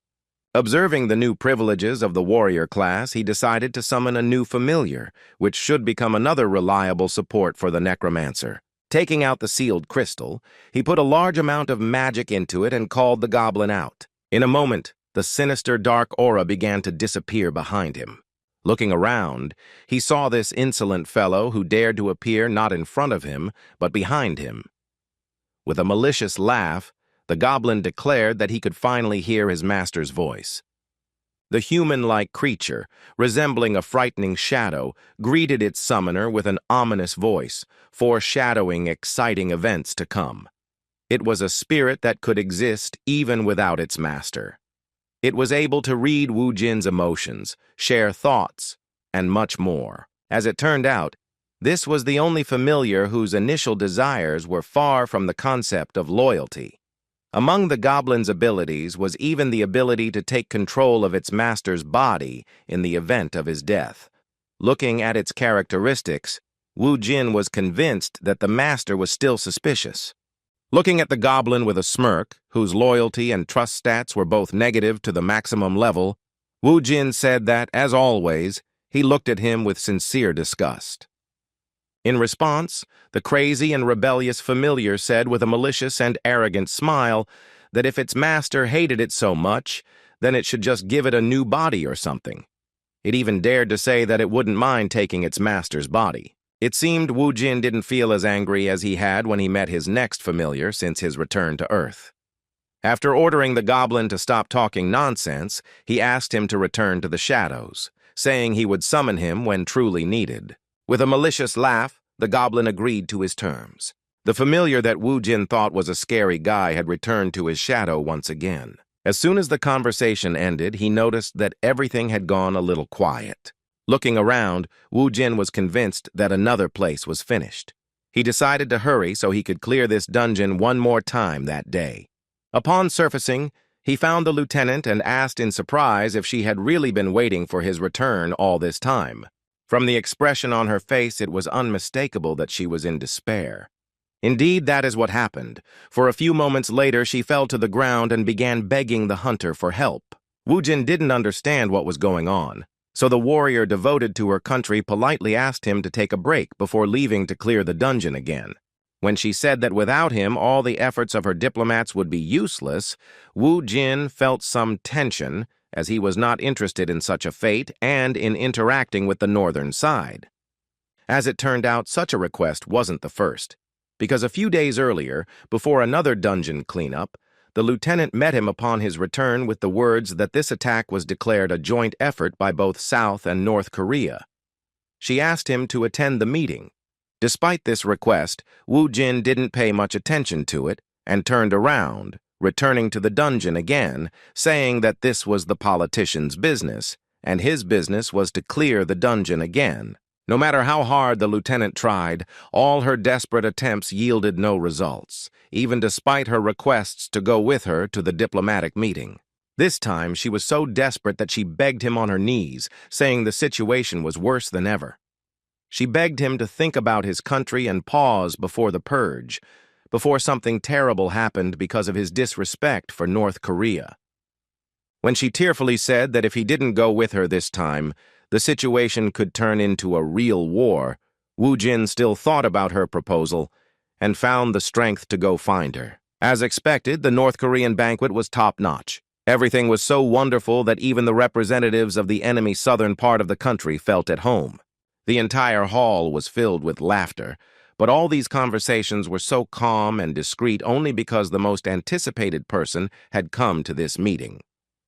Kang Wu Jin, who attended the event this time, was sitting alone and bored, which made his time a little more interesting with sweets. Rising from the table, he approached the lieutenant and asked if he could leave, as the main part of the banquet was already over. His words did not go unnoticed by the North Korean leader, and he urged one of his protégés to hurry to stop his comrade, calling him by name. One of Kim Chung-won's frightened subordinates approached Wu Jin and handed him a piece of paper, asking him to write his name on it before leaving. The South Korean hero didn't understand what he was talking about, so the soldier explained that he was the strongest awakened in North Korea, and that it would be a great honor for him to receive his autograph before he left. It seemed a bit strange, but Wu Jin didn't refuse him. He wrote his name on a piece of paper and said goodbye, wishing him to keep trying with the same spirit as before. The man's happiness knew no bounds, for he had managed to accomplish such an important mission. Thanks to Wu Jin not refusing his request, his life was spared, and he nodded to his leader as a sign that his task was complete. As he left, Kang Wu Jin began to suspect that something was wrong. Looking at the North Korean leader, he turned to the goblin and asked him to take care of the piglet, which was behaving extremely suspiciously. Although the goblin was not a loyal familiar, he still agreed to join the chief of the northern state to inform his master about everything that was happening. In a moment, his shadow began to change shape and move in the other direction. The North Koreans didn't notice the shadow disappearing below them. They were intrigued by their own plans, while one of the government officials asked the commander if they should pursue the South Korean hunter. The super unit's commander, Ri Pen-guan, still harbored a grudge against Kang Woo-jin, so he planned something cunning and ruthless. Having asked his protege to carry out the task, he warned them to be as discreet as possible. He could not allow anyone to belittle his leader and his country, so he was willing to do anything to restore his pride. The moment of Kim Chung-woon and Woo-jin's first meeting was etched in his memory for the rest of his life. Although the South Korean hunter's brazen behavior did not hurt his leader's feelings, he still could not forgive him for it. He was also deeply disturbed by the way Kim Chung-woon spoke so admiringly of the scoundrel who looked down on them all. Everything he had in mind, he dedicated to his president, whose mind, in his opinion, had been clouded by the one he considered a true scoundrel. For the sake of the prosperity of a strong and prosperous republic, they decided to take the most desperate measures. Woo-jin, as before, calmly walked to the dungeon, where this time he was suddenly met by two North Korean fighters. He was alarmed by their appearance and their warm words of good luck with his latest cleanse, but he never suspected anything was wrong. After thanking them for their kind words, he descended as usual, approaching the portal to the dungeon. As soon as he entered, one of the soldiers ordered his subordinate to hurry up and carry out the order before the barrier disappeared along with the South Korean hunter. The poor boy obeyed the order without question and ran after Woo-jin, screaming and begging him to stop. After looking around, Woo-jin stopped and asked why he was following him to the dungeon portal. In response, the soldier said in a trembling voice that he had an urgent message from their president. Woo-jin was surprised by his words, because recently everything was fine, and they were together in a meeting of two delegations. A moment later, the army soldier took a few steps forward and, with cold sweat on his face, said words of gratitude for saving his country, after which he pressed the detonator of the explosive that was on his body. Woo-jin was shocked by this unexpected turn of events. A moment later, a very loud explosion occurred, which turned the lower floors of the subway into ruins. The soldier outside who had given the order looked patiently at the stairs, hoping the plan had worked. The super unit commander, Ri Pen-guan, was somewhat surprised that the barrier didn't disappear several minutes after his protege entered. To reassure himself, he assumed that Woo-jin hadn't died instantly and was now mortally wounded. He believed that, even if that were the case, Woo-jin would be mortally wounded, and that it would only be a matter of time before he became prey to the monsters. Believing that his operation was destined for success, and that everything would work exactly as he had planned, he left the observation point without waiting for the barrier to disappear. 2 days after Kang Woo-jin entered the dungeon, the issue of him still not returning from the dungeon began to surface in the negotiation room. After meeting with the South Korean representative, Lieutenant Ha-sol reported that the barrier was not responding. They were in a difficult situation. Holding his head, his country's representative said that a day had already passed since the deadline Kang Woo-jin had requested. He was terrified to think about what kind of compensation North Korea would demand for the violation of the terms of their agreement. Only Lieutenant Ha-sol, who knew Woo-jin best, suspected something was wrong. She said everything seemed suspicious, as the hunter's last sweep of this dungeon had only lasted 1 day and 17 hours, meaning he should have left by now. Recalling the data discussed, the representative of South Korea asked whether it was possible to assume that an unforeseen circumstance had occurred in the dungeon, due to which his fighter was forced to stay. In response, the lieutenant handed him several suspicious photographs, which showed that after Woo-jin descended into the dungeon, he was followed by a North Korean fighter dressed in a long cloak. Immediately after Kang Woo-jin entered the dungeon, a foreign reporter snapped a photo of a North Korean soldier following him.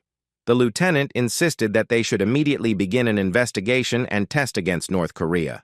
In response, their country's representative asked a very frightening and unexpected question. He was interested in finding out from Choi Ha-sol whether her own life was valuable to her or not. Seeing the expected confusion on the young soldier's face, he told her it was Pyongyang, with whom it was more difficult to do business than with anyone else. He warned her that if they went against them based on a small doubt, it was not a fact that it would be safe for the entire country. Despite his concerns, the lieutenant disagreed with his position and firmly stated that they could not simply sit around waiting for some miracle. As soon as she raised her voice, the South Korean diplomat jumped out of his chair, slammed his fist on the table, and shouted that he didn't understand what she was talking about. After calming down a bit, he urged her not to be so naive. He suggested that there was a possibility that even this office was bugged, and then pushed her to believe that they still weren't sure whether their hunter was alive or not. Despite the situation, the only thing he could say was to suggest that she wait a little longer, as they simply had no other options. Meanwhile, Kim Chung-woong learned that someone had gone down to the dungeon after his idol, which may have been due to him being inside for so long. The chairman's frightened subordinates swore in trembling voices that they were doing everything they could to find out what really happened. He had no complaints about the foreign reporters who took this photo, but his anger toward his own subordinates indicated that he was in no way involved in the antics of the commander of the Democratic People's Republic of Korea's top-secret unit. 3 days after Kang Woo-jin entered the dungeon, there was no news, but the sudden events surrounding the incident turned the situation upside down. A camp was set up near the dungeon, where concerned representatives from South Korea and reporters from several countries granted permission to work in the area were stationed. 3 days passed, and Kang Woo-jin hadn't returned. The lieutenant could only hope that everything was okay.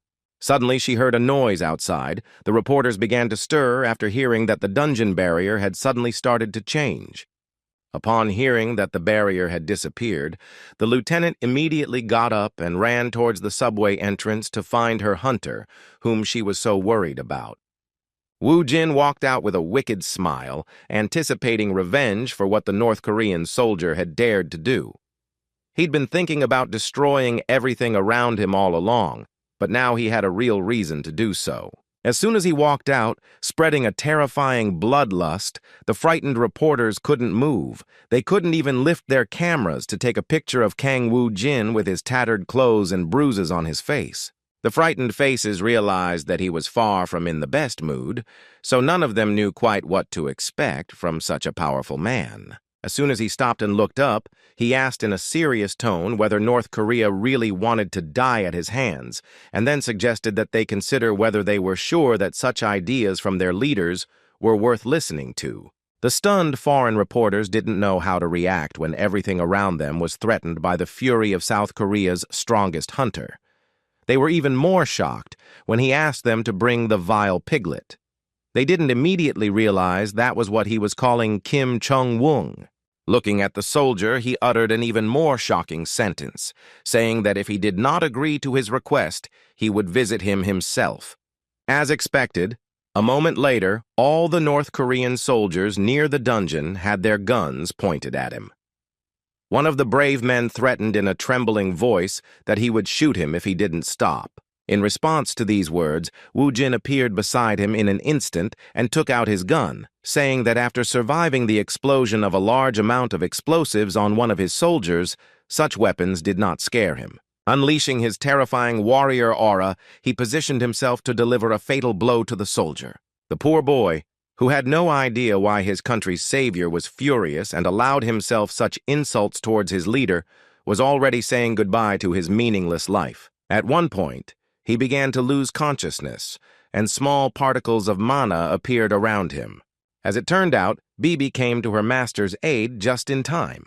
She cast a sleeping spell just before Woo-jin crushed the poor boy to the ground. Appearing in her usual cat form, Bibi said it didn't suit her master to be so temperamental. It seemed she was the only one he'd been willing to talk to under any circumstances. Hoping for her understanding, Bibi told him they would be tried for all these murders, but the Necromancer sternly replied that she shouldn't interfere with him. The military and foreign reporters were put to sleep by Bibi's spell, but these guys were replaced by other North Korean military personnel who immediately became extremely hostile. Woo-jin was surrounded again, and these men, while acknowledging his strength, told him he was wrong if he thought North Korea was full of weaklings.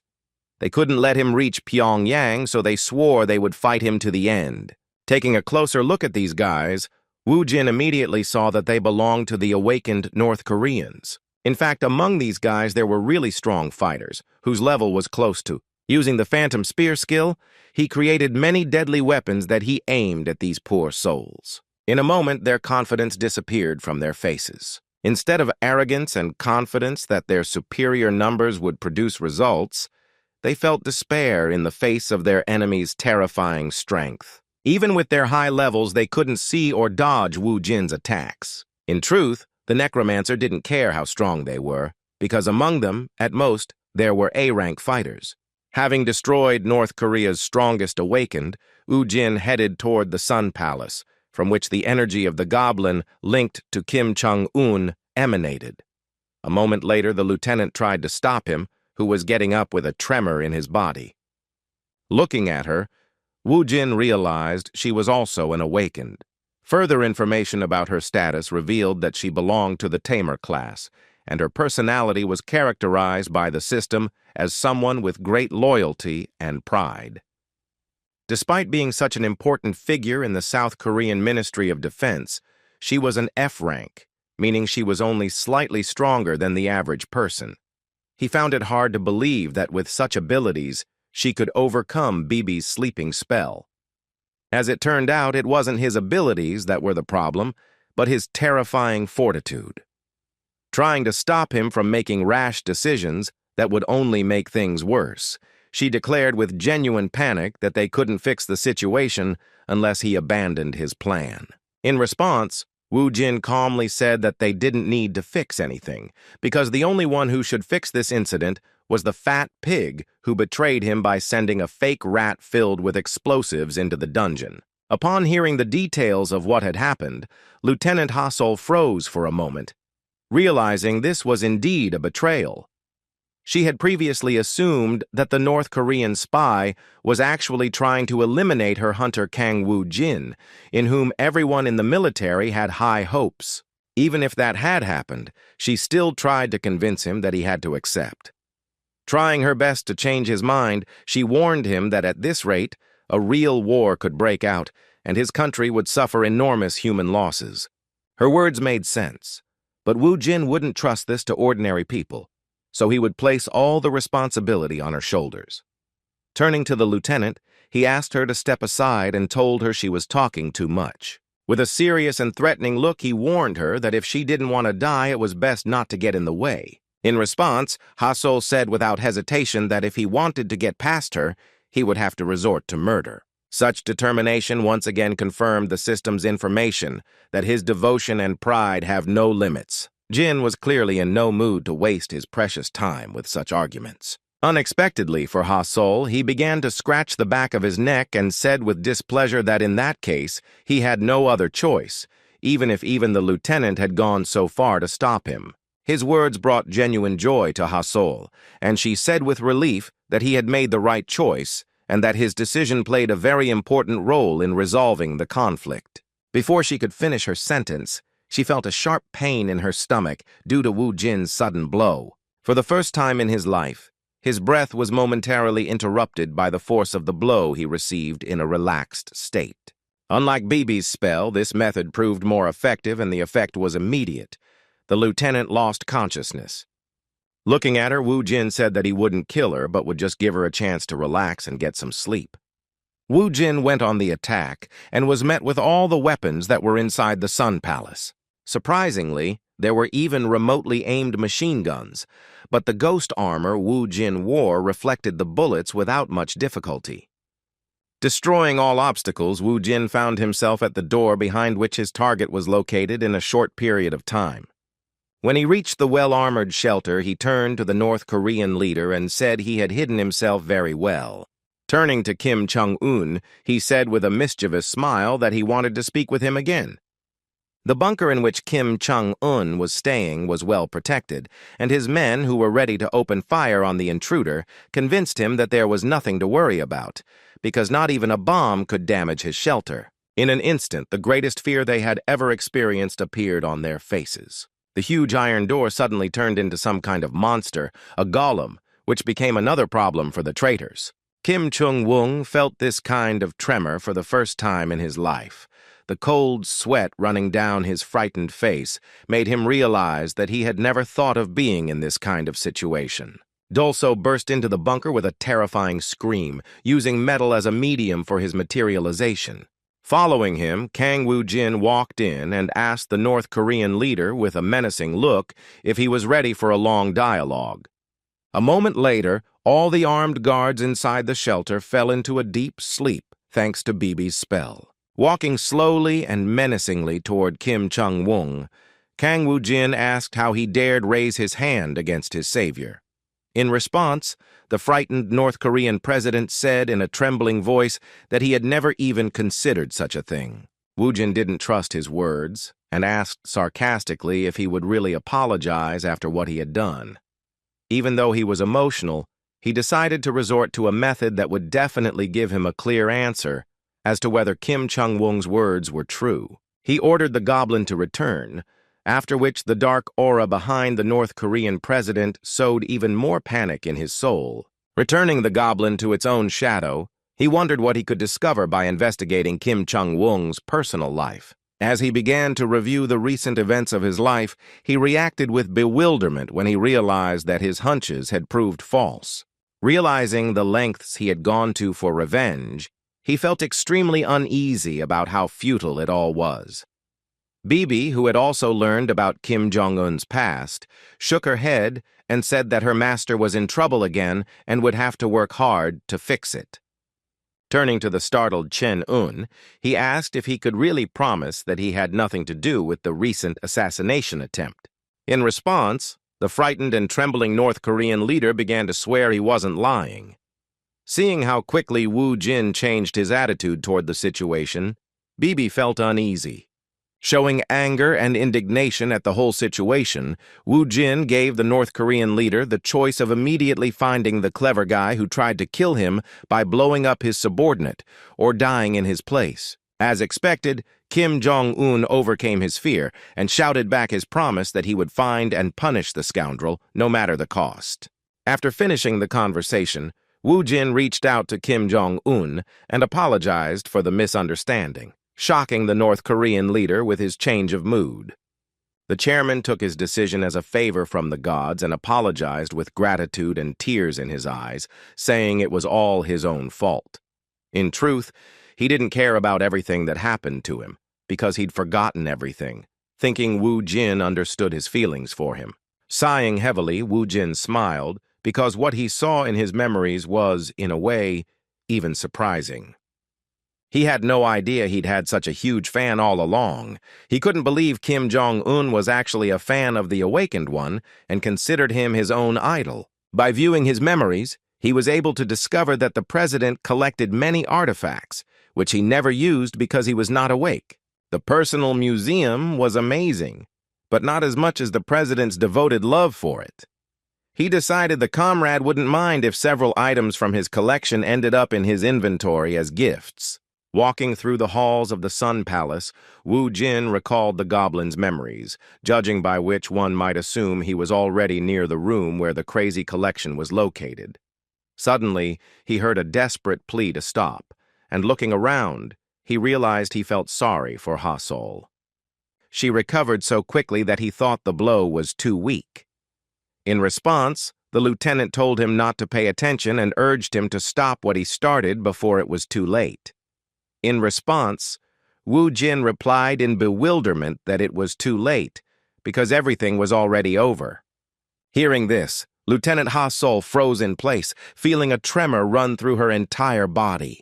She interpreted this as Woo-jin having found Chairman Kim Jong-un and eliminated him because North Korea had betrayed its savior. Holding her head, she began to mumble something in a shaky voice about how everything was over and that the war could no longer be stopped. With a heavy sigh, Woo-jin, who could no longer listen to the complaints about the terrible war, still admitted that he did not kill Kim Jong-un. Upon hearing this, Ha-sol was shocked at the mere thought that she would have to give her life to try to stop him from eliminating the leader of North Korea. She continued to anger the Necromancer, begging him to come to his senses. She promised that if his anger couldn't be calmed by words, then she was ready to sacrifice her own life so he wouldn't make matters worse in South Korea with his own hands. With a smile on his face, interested in her words, Woo Jin asked if she was really willing to give her life to him.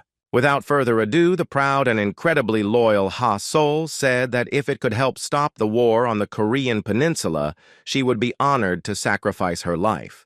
There wasn't a drop of lie in his words, and Woo Jin saw that perfectly well. Her personality intrigued him from the start, even though she was useless in combat. Even though Ha Sol didn't have a pure and innocent soul like Sun Gu or Ji Won, he'd never seen such fire in her eyes and such sincerity in every word. He thought it was most likely because she was so confident in her beliefs. With a mischievous smile on his face, he turned to Lieutenant Choi Ha Sol. He then said something that deeply surprised her.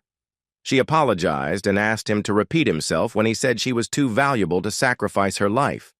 In exchange, he offered her the chance to resign. Seeing her bewilderment, he cheerfully explained that he wanted her to leave her military post and start working for him so that he would make concessions and spare Kim Jong-un. When the lieutenant tried to figure out why he had brought this up so abruptly, Woo Jin reminded her of her words about being willing to offer her life in exchange. He explained that he had taken her words as an admission that from now on she belonged entirely to him. As expected, it wasn't easy for her to accept such information. She had worked her entire life to get to where she was now, so it was difficult to accept the request to give up her career as a soldier. However, she was willing to do it to stop the war, without understanding the request. Everything ended happily, and everyone even benefited somewhat from this embarrassing incident. Kim Jong-un caught Ri Pyong-gwan and everyone involved. As for his investigation, as is often the case in North Korea, innocent people were among those caught. Believing he was dealing with simply resilient prisoners, Kim Jong-un continued the interrogations to the limit of his patience. Begging for mercy and swearing they had nothing to do with it didn't change the situation one bit. The enraged president looked for a traitor in anyone he suspected of hating his idol. Furthermore, he accused them not only of attacking comrade Kang Woo Jin, but also of stealing the treasures people had earned with their blood and sweat.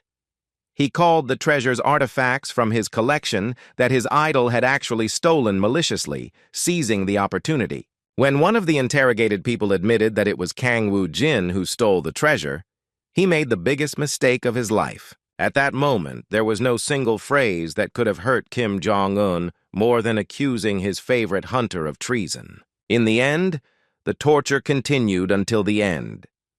Kim Jong-un, enjoying the process, thought about how Woo Jin had helped him find the traitors so close to him. Remembering his idol, he was grateful to fate for helping him avoid more serious consequences because of the traitors. The next day, Woo Jin and Ha Sol were already in South Korea, where they felt relieved. Woo Jin was quite fed up with the lieutenant's unprecedented patriotism and loyalty, as she mentioned the charms of her homeland every step of the way after returning home. As it turned out, she had been very nervous for the past 3 days while Woo Jin was resting carefree. Every day she heard the sounds of warships and gunfire, fearing their end. After calming the lieutenant down a bit, Woo Jin smiled at the thought of leveling up, filling his inventory, and finding a new worker. Looking up at the sky, where he could see an international flight that wasn't visible in North Korea, he called the trip a success. His next destination was the United States, and he couldn't wait to see what awaited him there. Of course, it was about the long-awaited encounter with Saint Merdi, who had somehow left Alphen and ended up on Earth, where he began his activities. Several days passed, and events in the Democratic People's Republic of Korea were already being covered around the world.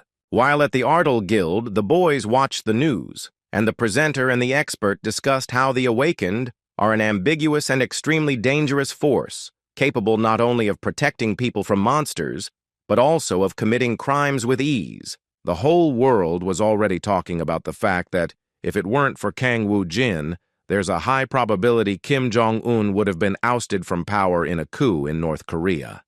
His contribution to relations with North Korea was recognized as incredible, and in connection with this, he was slated to receive a presidential order. As expected, upon hearing this, the founders of the Ardell Guild were surprised. Furthermore, the one who feared the guild master most was certain it was all a lie. He argued that it was impossible for someone like Kang Woo-jin to do anything without making mistakes.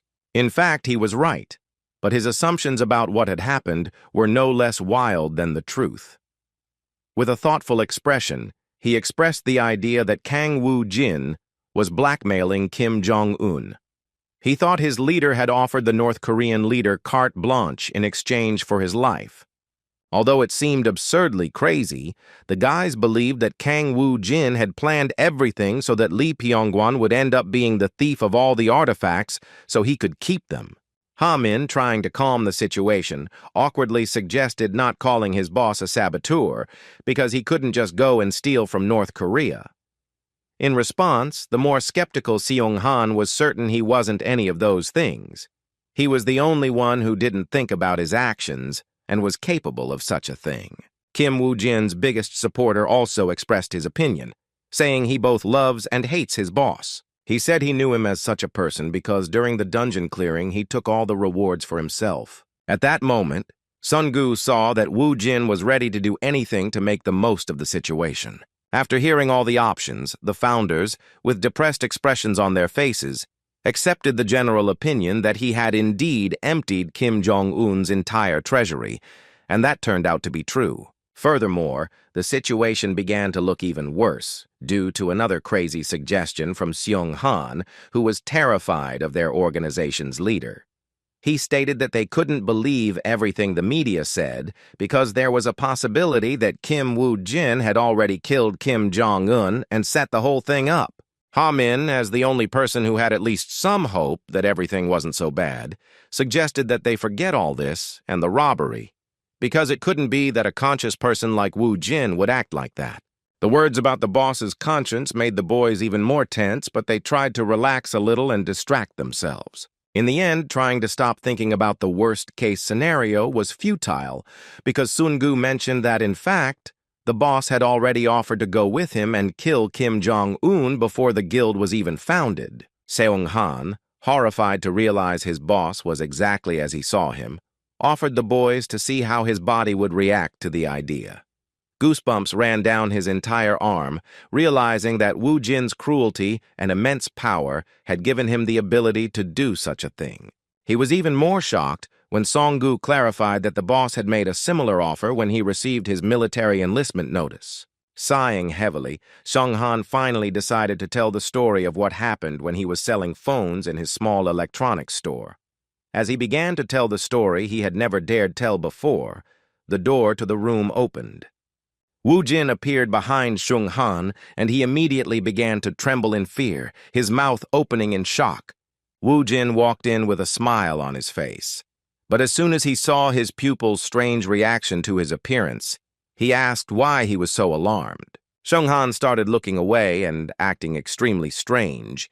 He was sweating because of the adrenaline he felt, so Woo-jin assumed that they were gossiping about something behind his back. Fortunately for the founders, they managed to hide the fact that they actually discussed the matter. The boys all went to the establishment together to have a few drinks and celebrate a job well done. After gathering everyone at the table, Woo-jin, with a cheerful laugh, suggested that they eat well, so that they would have enough strength for the enormous amount of work that lay ahead. While pouring alcohol into the glasses, Ha-min thanked the boss for his work with a hearty laugh. Everyone relaxed a bit, but that didn't worry Director Min Chang, as he was responsible for most organizational matters and the guild's interactions with the authorities. He decided, with some concern, to ask the guild leader if it was true that he wasn't going to the Blue House to receive the hero's order. Woo-jin replied that he wouldn't go and that there was no point in pestering him with that question again. Noticing his protégé's persistence, he suggested with some irritation that his protégé thought he would run to the president at his first word. Jumping up, he said that in that case he should leave so everyone would know how he felt about it. The director began to panic at the guildmaster's reaction and shouted in confusion that such a reaction was unnecessary, because he was the one who should decide. Picking up the phone, he pretended to already be working on the matter and said, with an awkward laugh, that he would politely decline the government representative's request. Despite the wonderful dinner and great company, the founder's depression deepened when Wu Jin once again demonstrated his stubborn nature by making one of them suffer for a nearly impossible task. To break this silence somehow, Sung Han decided to ask his boss if he knew who was more popular than him at the moment. Wu Jin was skeptical about what the former con man was saying, but decided to listen. It turned out he wanted to show him the saint of the Arya Order, Merdi, whose abilities seemed simply incredible. At first, the boys supported Seung Han's version that the video was fake, but Wu Jin refuted their guesses, saying it was all true. Opening another bottle of sake, he decided to deflect the question of how he was so sure it was true. Wu Jin replied that it was because they knew her personally. Upon hearing these words, the boys were in incredible shock and didn't know what to say to him. They had no reason to doubt his words, because every crazy thing he said always turned out to be true. Director Jun decided to clarify the information. He mentioned that the saint was first encountered in the dungeon during research. Mentioning that she must be on par with the awakened S rank, he asked again if they could actually meet. While slowly pouring the drink, Wu Jin mysteriously said that there was a planet called Alphen. The boys still didn't understand what was being discussed, but they were surprised that Wu Jin had some knowledge of astrology, despite not giving the impression of being an educated person. It turns out that Wu Jin had enough trust in his team to reveal the information he had been hiding from others all this time. In all seriousness, he stated that 5 years ago he disappeared from Earth and ended up on a planet known as Alphen. There was silence after these words, the confused boys unsure how to react. Sun Han was drunk enough to react with loud laughter, saying that the boss's joke was too complicated, that it took him a few seconds to understand it. In response, Wu Jin told him to keep quiet, as these were no jokes. Then the guildmaster continued his story, mentioning that the planet Alphen was home to not only humans, but also monsters and even hybrids. Speaking about his experience, he said that he fought against them for 20 years in an attempt to survive and finally managed to return to Earth, where only 5 years had passed. Director Jun, who took his boss's words to heart, commented that it was very similar to the passage of time in dungeons. Wu Jin confirmed his hunch, saying that just like on Alphen, dungeons had also begun to appear on Earth. The otherworldly story made the director think it might be true. Assuming Wu Jin was telling the truth as always, he realized it was now clear why he was so inhumanly strong. This also explained why he could communicate with others so easily. After calculating Wu Jin's entire lifespan, he realized his true age was 44. Returning to the question of the saint, Wu Jin explained that it was there that he learned about Merdi. It was still a question for him how she arrived on Earth, but he made it clear to the boys that they would only understand when he met her in person and asked about it. Sun Gu, who, like the director, believed every word of his, asked the boss if he was sure he could tell him everything like that. In response, Wu Jin replied that he saw no reason to hide such things, because everyone lived in a world where priestesses from other planets emerged from dungeons. The next question was from Min Chang. He wanted to know what kind of relationship his boss had with the priestess who arrived on Earth and shocked all of humanity with her abilities. With a mischievous smile, Wu Jin replied that she was like a friend to him. Meanwhile, Merdi, thinking that the ruthless, immortal necromancer Ardal was about to find her, prayed desperately to her goddess.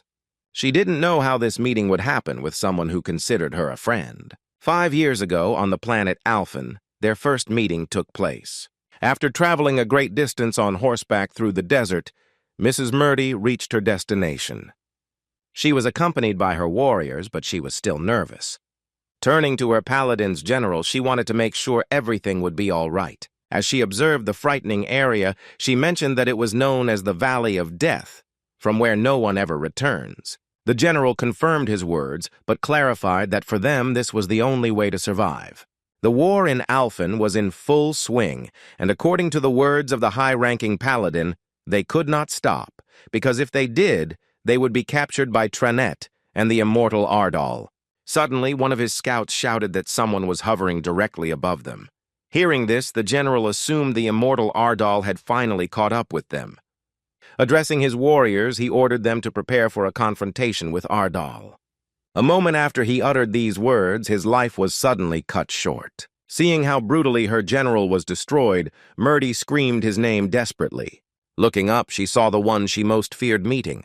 Turning to her goddess, she asked why she was undergoing such terrible trials. The immortal Ardal of Alphen, who suddenly appeared on his horse against the backdrop of the full moon, wondered why the Alliance dogs had suddenly decided to enter his territory. With a smirk, he suggested that they had decided this was the safest way to commit suicide. The Ardal Guild Founders Party continued, and Sung Han, who was drinking more because he was nervous, fell asleep and began raving in his sleep about how he got into big trouble simply by selling a phone with a minimal profit margin. The rest of the boys felt awkward about what Seung Han was saying, while Wu Jin started to get angry and said that this time he could finish what he started. Breaking the awkward silence, Sunggu turned to his Hyungnim. With particular emotion, he said something that had been tormenting him for a long time. He was uncomfortable with how indifferent he was to the media and what was happening around him, including what happened to Hwarang's Seung-hoon and Lee Sang-ho. Wu Jin replied that they didn't need details and that they should just get used to it. Director Jun supported his colleague's speech, saying that, even so, his boss should pay attention to official matters and consider the risks of social isolation at the international level. He tried to convince the president that there was no point in making new enemies. The words about making new enemies made Wu Jin think about his experience with this matter during his time on Alphen. Looking back on his reign on that planet, he admitted that he had indeed cared about it before. He cared about the country, and he cared about how others perceived it, so he did indeed care about public opinion back then. But now, after all he had been through, he doubted he could travel much at that pace, distracted by public sentiment. Director Jun Min Chong didn't understand what the guild president meant, but he listened carefully to the rest. Speaking about the fact that the problems the founders were concerned with were not particularly important, he brought up the idea of a real catastrophe as an argument. Discussing what was happening on Earth, he revealed to them his idea that the time would soon come when all the dungeons in the world would explode at once. This is what he envisioned as a catastrophe that couldn't be compared to the shock of 5 years ago. Having shared his opinion, he gave the boys food for thought, asking whether human laws and countries will still exist after what will surely happen in the future. President Jun, who couldn't even fathom such a scenario, tried to defend the view that if the dungeons were overrun, the army would be able to suppress them. As it turned out, he was partially right, but only in terms of how the army dealt with dungeons containing level 6 monsters. The guild president opened their eyes to the harsh truth, saying that when more powerful monsters appeared here, everything would be different. As an example, he compared the 6-star monsters to a pet dog, saying they weren't particularly difficult to handle. He imagined the monsters they would encounter, like elephants and even dragons. It was obvious that modern firearms would be useless, even against the ghosts that would fly around them. Of course, there was another weapon option that hadn't yet been used. Nuclear weapons were probably the only way to deal with such a serious challenge, but Wu Jin was certain it was a direct path to suicide. If they were used, the world would collapse, and national borders would be reduced to dust and ash. Morality would become a myth, and everyone would begin to survive. The founder, with the kindest heart and full of hope, resolutely cried out that even so, people would unite to defeat the common enemy. While people often display their worst qualities in situations where their lives are at risk, Wu Jin could agree that people who united would do so. It was about creating new monarchies, filled with the valor of warriors, saints, and their knights. However, even with this possibility in mind, he still believed it was futile, as everyone would eventually try to grab their own piece until everything collapsed. Ultimately, he expected a return to hostility due to the desire to achieve his own goals. It seemed that after such a long conversation, even Song-gu began to panic, his optimism visibly shaken. He felt despair, which was amplified by the alcohol. Turning to his boss, the emotional young man asked with a trembling voice what they should do instead of sitting around and waiting for the worst outcome. In response, the guild president said with a self-assured smile that this was indeed the organization's goal and that all this time they had been preparing for the future and its inevitable challenges. Speaking about this, he said that the world will need a hero during a disaster, a strong leader who will lead all the weak, making them a force to be reckoned with. Now, the founders began to understand the ideas that Wu Jin was demonstrating through his actions. His words about how there was no point in thinking about what others thought of him, about the articles that insulted him, took on new meaning in their heads. The summons to the police station and everything else, the president's order, all of that was useless because of the catastrophe that was fast approaching. With a determined and furious look, Wu Jin said that instead, he should show people more how arrogant and cruel he can be to achieve his goals. The man Wu Jin wanted to portray himself as could indeed become a strong leader, followed by all those who, as a result of failures and a series of tragedies, have experienced despair. What President Hwarang didn't realize yet was that he was furious because the media was spreading news about the guild president Ardal. Wu Jin's string of successes left him furious, wanting to destroy everything around him. He couldn't stop screaming, unable to understand how someone like Kang Wu Jin could accomplish so much, rising above the other guilds, eclipsing their glory with his exploits. Looking at his photo with the North Korean leader, he wondered how such a rebel could be so praised and how he could become almost the most recognizable face in all of Korea. It turns out this cunning fox still had ways to influence the situation and was confident he could get revenge. When contacting the president of another major Korean guild, he threatened to publish information that could destroy his reputation within a day. Manipulating his competitor, he promised to get rid of that obscure documentation if he granted one of his requests. Hearing the SJ Group chairman's agreement, Lee Sang-ho smiled mischievously. He had Kim Ho-jun on his hook and would use his power and influence to make Wu Jin regret becoming his opponent. To carry out his dastardly plan, he decided to take advantage of his competitor's Western connections, whom he began to blackmail. As expected, his decision was related to the news that Kang Wu Jin was going to America. A week later, the founders went to the airport to embark on a long-awaited trip where they would meet Saint Merdi, a follower of the goddess Alphen, in person. Song-gu was late, but that was because he had improved his ranking. He continued to smile mischievously as he finally revealed the news that he was now a B rank. Despite his smile, Wu Jin mentioned that the plan was to visit America only after reaching A rank.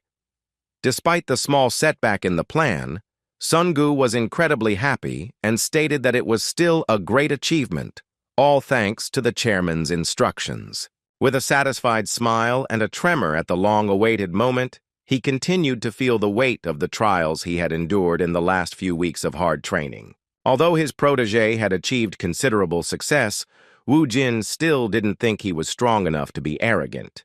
He was happy for his success, but still warned him not to clear 4-star dungeons alone for the thrill of it. After these words, he handed his subordinate an object that left him in shock. It was a true gem, a marble dungeon return ball. Seeing Song-gu's joy at the gift, the chief explained that he had bought the orb of return for him, so he wouldn't be knocked out during one of the raids. He asked him not to worry about the item's value and to use it whenever he sensed danger. With incredible gratitude and tears in his eyes, Sung-gu couldn't fully express his feelings about the guild president buying him something that cost over 10 billion won. Now he realized that his Hyungnim was actually a person with a very kind and big heart. Still, Wu Jin wouldn't be himself if he didn't make him doubt this thought. Speaking of how Sung-gu had finally become a little stronger, he again urged him to try not to die at the first opportunity. Due to the cost of this gift, he warned him that he wouldn't leave him alone if he died. The chairman shook his protege's faith by telling him that if he died, he would simply turn him into a skeleton. While a dejected Sung-gu struggled to find an explanation for his words, Director Jun was finishing another important conversation for his guild. It turns out the information he received was shocking. Finishing the conversation, he thanked his interlocutor for informing them. Seeing his subordinate's anxiety, the guild president asked who had called him and what had happened. After calming down a bit, Junmin Chang reported a call from the Ministry of Defense.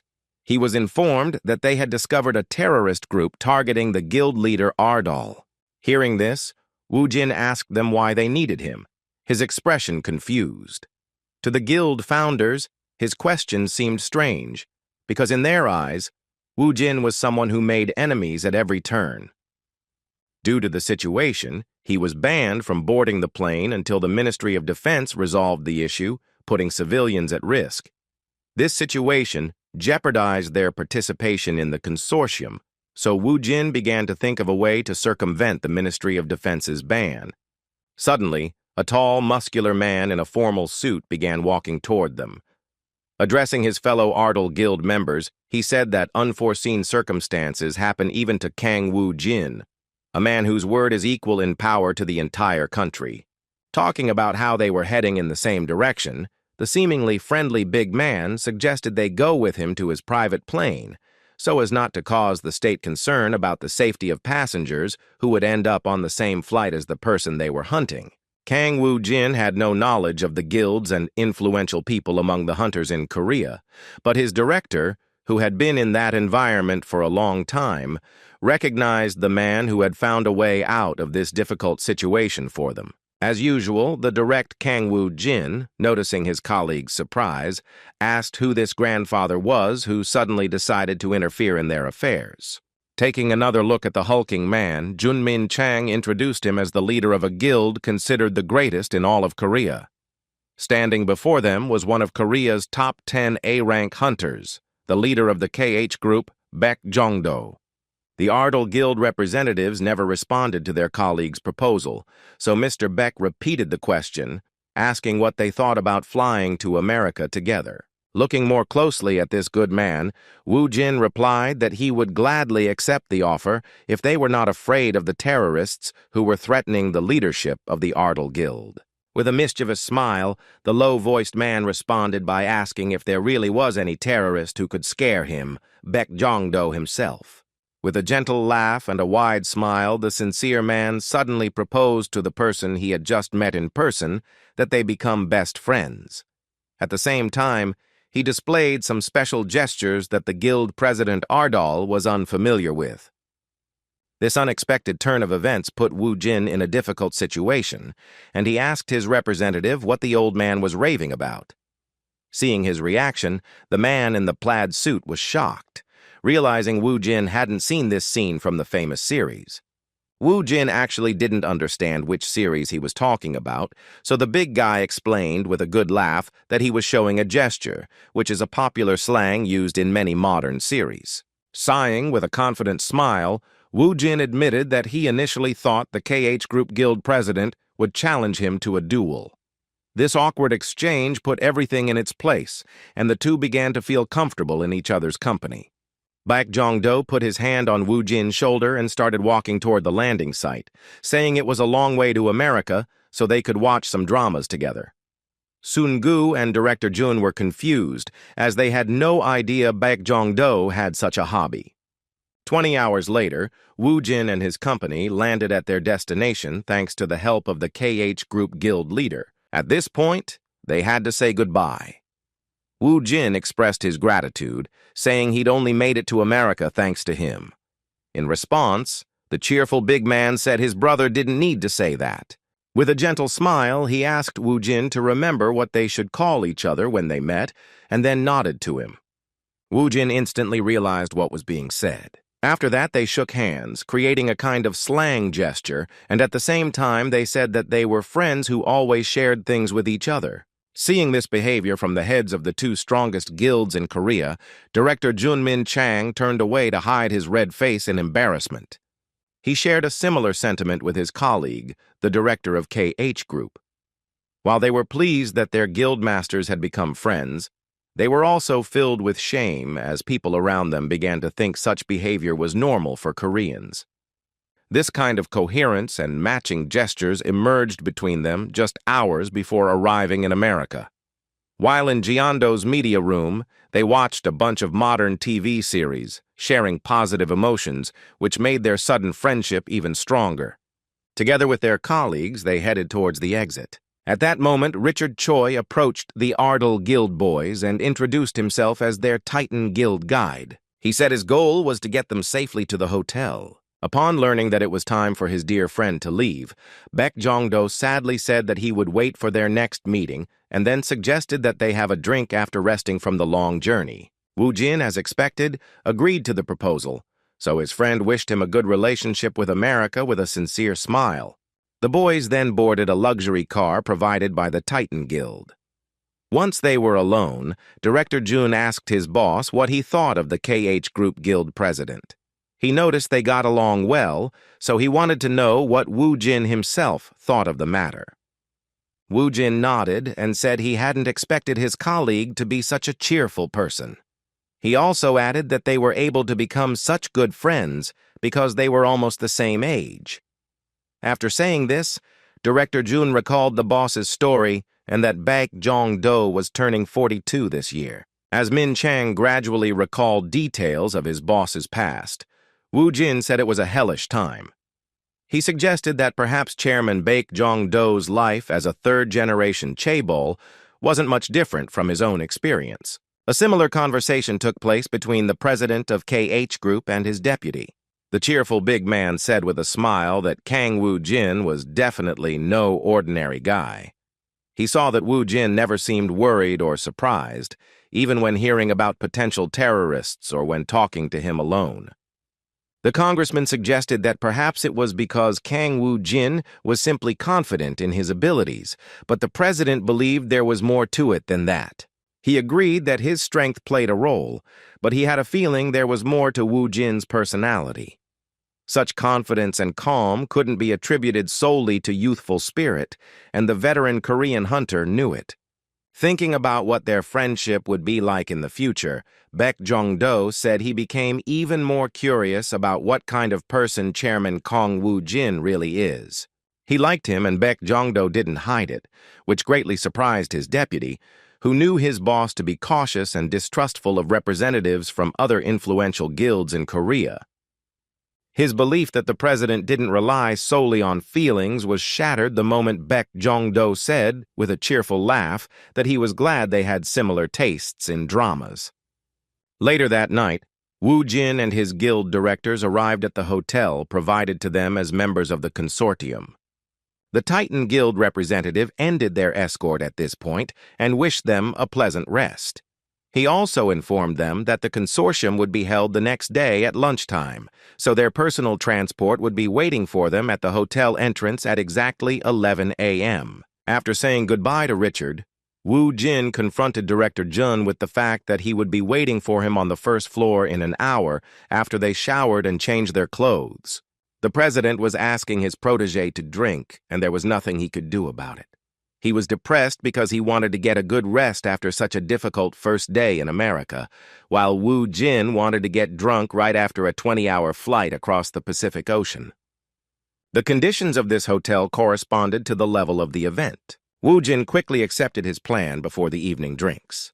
Looking at his watch, he decided it was time to leave to meet the director, and then he changed into some plain, nondescript clothes. After turning off the light, he started walking towards the exit, thinking it was worth trying the local alcohol, famous for its strength and exceptional flavor. At that moment, he suddenly noticed a laser pointed directly at him. Looking out the window, he saw a combat helicopter fire a missile in his direction a moment later. This huge missile was a sign of great danger. Its impact on the hotel threatened to destroy several floors full of people. Jin had no choice but to stop her with his own strength. A moment later, he jumped out of the window at great speed towards the rocket aimed at him. With a furious expression on his face, he aimed his blow at the rocket. Right before the eyes of those near the hotel, a powerful explosion occurred in the air. Rocket fragments began flying all over the hotel, and Woo Jin fell into one of the cars parked nearby. He wasn't seriously injured. Not even his clothes were torn. The landing wasn't the smoothest, but he managed to survive the summons by using all his souls to use the ghost armor ability. While replenishing his mana with elixir from his own inventory, the enraged Wu Jin, who had survived the attempt on his life, thought with hatred towards the client about what kind of bastard would dare think of blowing up an entire building just to eliminate him.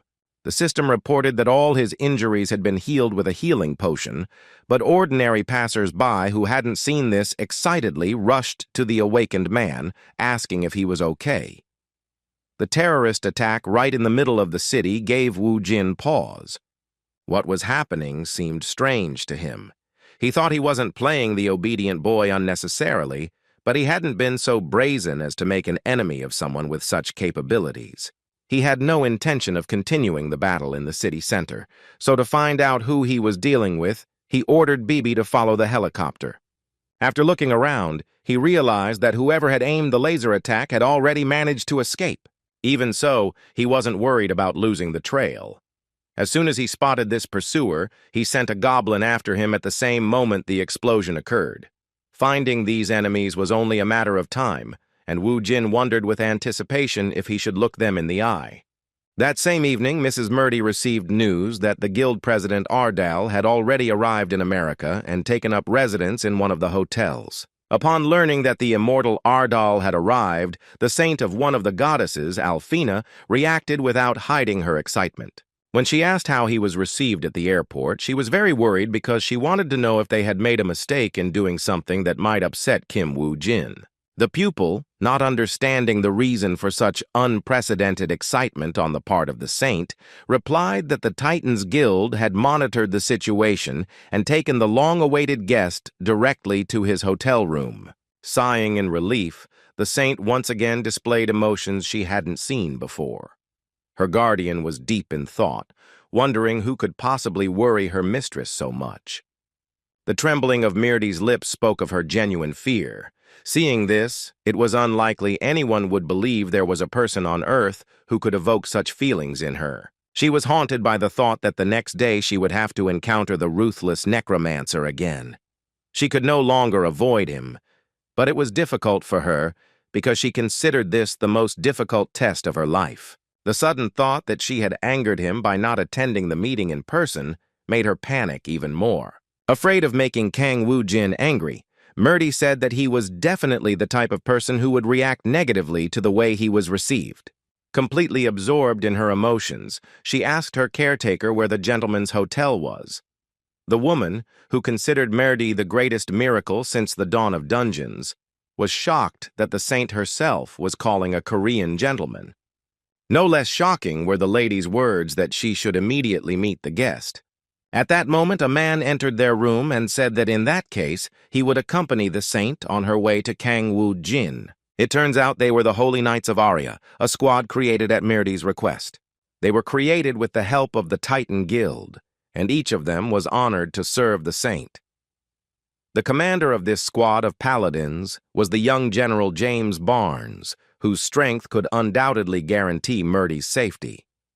Meanwhile, Director Jun, who was in a separate room from his boss, tried to call the guildmaster, biting his fingers nervously. Along with a hotel employee, they tried to enter his room, but the room was locked from the inside. The reasons for his excitement were quite logical, as just 5 minutes ago he was taking a shower. Taking advantage of this moment of calm after a difficult flight, he was surprised by a sudden explosion, thinking it was due to a gas leak. As he walked out onto the balcony, he saw traces of a missile explosion and began to worry, remembering that some terrorists were hunting his boss. Wu Jin didn't answer his calls, and the atmosphere became increasingly tense. The moment the hotel clerk finally managed to open the door with his master key, everything became clear. He confirmed his suspicions that this could not have happened without his participation. Seeing the broken window and everything turned upside down, he realized it was definitely his doing. Meanwhile, Santa Murdy and his paladins were already on their way to the hotel where Wu Jin was staying. Seeing the tension the saint was under, the paladin general asked if there was something bothering her. Although she replied that everything was fine, James Barnes doubted that was actually the case. It was the first time he had seen her in person, but he noticed that she often seemed different. The saint who cured her daughter's fatal illness was someone she was willing to give her life for. Murdy felt he was the one who would protect her no matter what. Suddenly, their car began to brake sharply, leaving them worried. Looking back, the frightened driver asked the saint in a trembling voice if she was okay, while the general contacted the car that had stopped the entire convoy. He was shocked and alarmed to learn that there would be a huge explosion ahead. Opening the window and looking outside, he realized that the explosion had occurred exactly where the hotel where the Ardal Guild guests were staying was located. When the saint asked what was happening, Dames replied that something resembling a terrorist attack had occurred. He then warned that, for her safety, they should turn around. Hearing this, the saint's worries only increased to the point where she was devastated by the thought that her worst expectations had come true, and Wu Jin was truly furious. Fearing that this was connected with her sudden appearance, she decided to take the blow herself and, turning to the general, said that they must find out what had happened. Despite these being St. Murdy's words, the general refused to let her continue their journey, saying they had to return to base. In return, he promised to inspect the area and report back later on what really happened. Addressing the driver and the rest of the convoy, the general said they were returning to the church and that Nick and his men would check the situation near the hotel. Murdy and the paladins did indeed return, though the saint feared this would only make things worse. Her memories of Kang Wu Jin as the immortal Ardal only filled her with fear and apprehension of a terrible catastrophe, which is why she couldn't guess what had actually happened. After the explosion, Wu Jin went after the terrorist who pointed a laser at his hotel room window. By analyzing his target's movements, he realized that the enemies already knew he was trying to chase them. A laser spotter noticed him and started walking through the alleys. It was clear the enemy wasn't stupid enough to go straight to the base. The enemies in the helicopter were already being chased by the demonic illusion familiar, so Wu Jin decided to face the guy using the laser with his bare hands. However, as soon as the Necromancer sped up, the stranger immediately took a quick step forward. Wu Jin didn't expect him to realize his intentions so quickly. He ran after him, shouting that he was mistaken if he thought it would be so easy to escape from him. It turns out this guy's speed was pretty high. It had been a long time since Jin had encountered hunters whose speed could compare to his. He was truly surprised that any terrorist could match his speed. With a smile on his face, he remembered that he had once met a similarly troubled hunter, but for her the conflict had ended very sadly. Now Wu Jin was on a completely different level. Using the warrior skill, he made a charge at great speed, bringing the distance to the enemy as close as possible. He thought he had already caught the bastard, but a moment later he escaped, even though the attack with the skill was done at incredible speed. The terrorist, who possessed incredible speed and agility, found himself on the other side of the street in an instant. When Wu Jin stopped, his enemy also stopped and looked him straight in the eye. He was a very young man named Al-Assad, but despite his age, he already had a very impressive level. Realizing the seriousness of this opponent, Wu Jin was truly surprised, because with such a level, he could easily become the best hunter on Earth. He didn't understand why a little bastard like him was involved in terrorism instead of becoming a world-class hero. A moment later, Al-Assad allowed himself the audacity to show him disrespect, waving his finger, urging him to follow him. Wu Jin responded to his behavior with laughter, finding this act of disrespect quite amusing. His pride was hurt. His opponent had angered him and given him a reason to remember that it had been about 10 years since anyone had openly provoked him so blatantly. Still, Wu Jin accepted the challenge and even said it was nice of his opponent to take him to the nearest dungeon where they could have this duel away from prying eyes. After descending, the Necromancer began to walk slowly down the dark corridor of the old subway station, gradually approaching his goal. The seasoned assassin was on guard, waiting for his victim, thinking that the Guildmaster Ardal himself had followed him to his own grave. His self-confidence was not an accident or some kind of arrogance, as this was already his 100th hunt for a serious target. He was born in Afghanistan, and when he was 10 years old, his father sold him to the rebels. To this day, he could not forget how his father had been beside himself with joy when he had received a few dollars for a drink and a young sheep.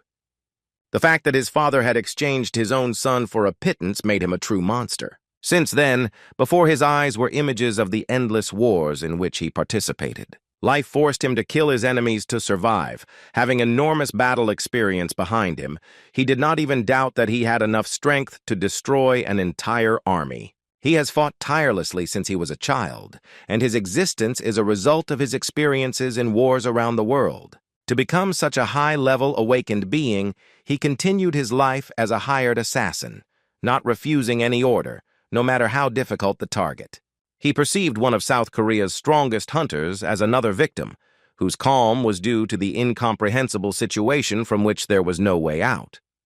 Having drawn his blade, he had no doubt that he would eliminate the target in the best place, at the best time, as was the case with every order he accepted. Feeling his goal approaching, he began the countdown until his mission was complete. Just as Wu Jin was within range of his attack, Al-Assad suddenly appeared behind him to deliver the fatal blow. Within moments, he aimed his blade, but for the first time in his entire career as an assassin, he was stopped.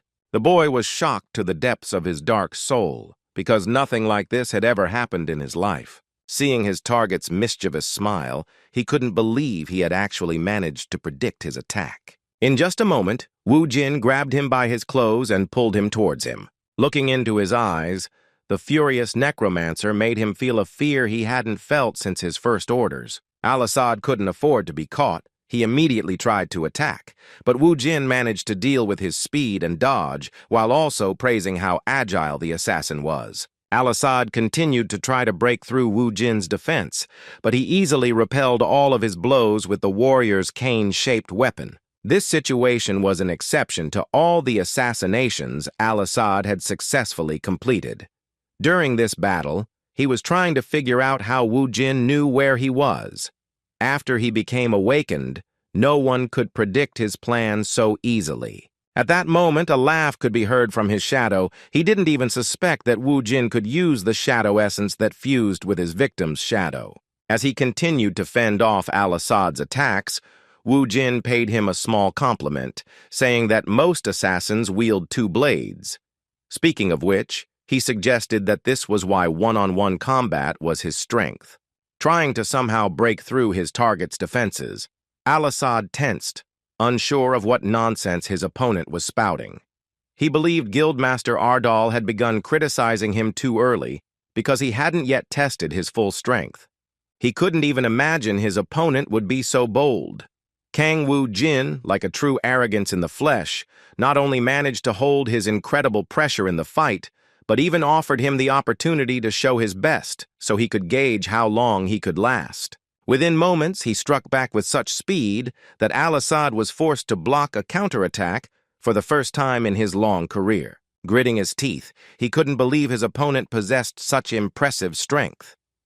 Fighting with two blades has a weakness in blade distance and blocking, but for assassins, there was no need for that. In this case, Al-Assad couldn't believe the enemy's incredible strength, as he had already been informed that his target was definitely a Necromancer. As soon as he stopped after the counterattack, Wu Jin disappeared from his sight. Looking around, he realized that Wu Jin had descended into the dungeon. In fact, he took this as a great opportunity to finish off the enemy. Walking slowly, he reached the place where subway tickets used to be sold. There were signs of battle everywhere, but he couldn't find a single corpse of the monster. Once he reached the next floor of the dungeon, he realized what the empty battlefields were connected to. He encountered Wu Jin again, but this time his opponent was surrounded by summoned skeletons, and it was obvious that they were created thanks to the souls of the defeated monsters from the previous floors. As soon as the assassin appeared, the confident Wu Jin said expectantly that he wanted to begin the second round of testing his pursuer. Finding himself surrounded by enemies, Al-Assad was not surprised, as he was already prepared for the fact that he would fight the Necromancer. He began counting the skeletons, but his count went wrong after he counted 3. A life spent in battle had deprived him of an education. He couldn't even count money, but he didn't need to, because there was always more than enough. Having fought only for survival since the beginning of his life, he was not at all concerned about the number of enemies. Before launching into the attack without thinking, the assassin focused on his breathing. Wu Jin immediately recognized this technique and became cautious, as it had been a long time since he had encountered such enemies, even on Alphen. A moment later, his opponent's mana began to leak as he used a rare warrior skill called God's Wrath. As it turned out, God's Wrath was a type of berserker skill.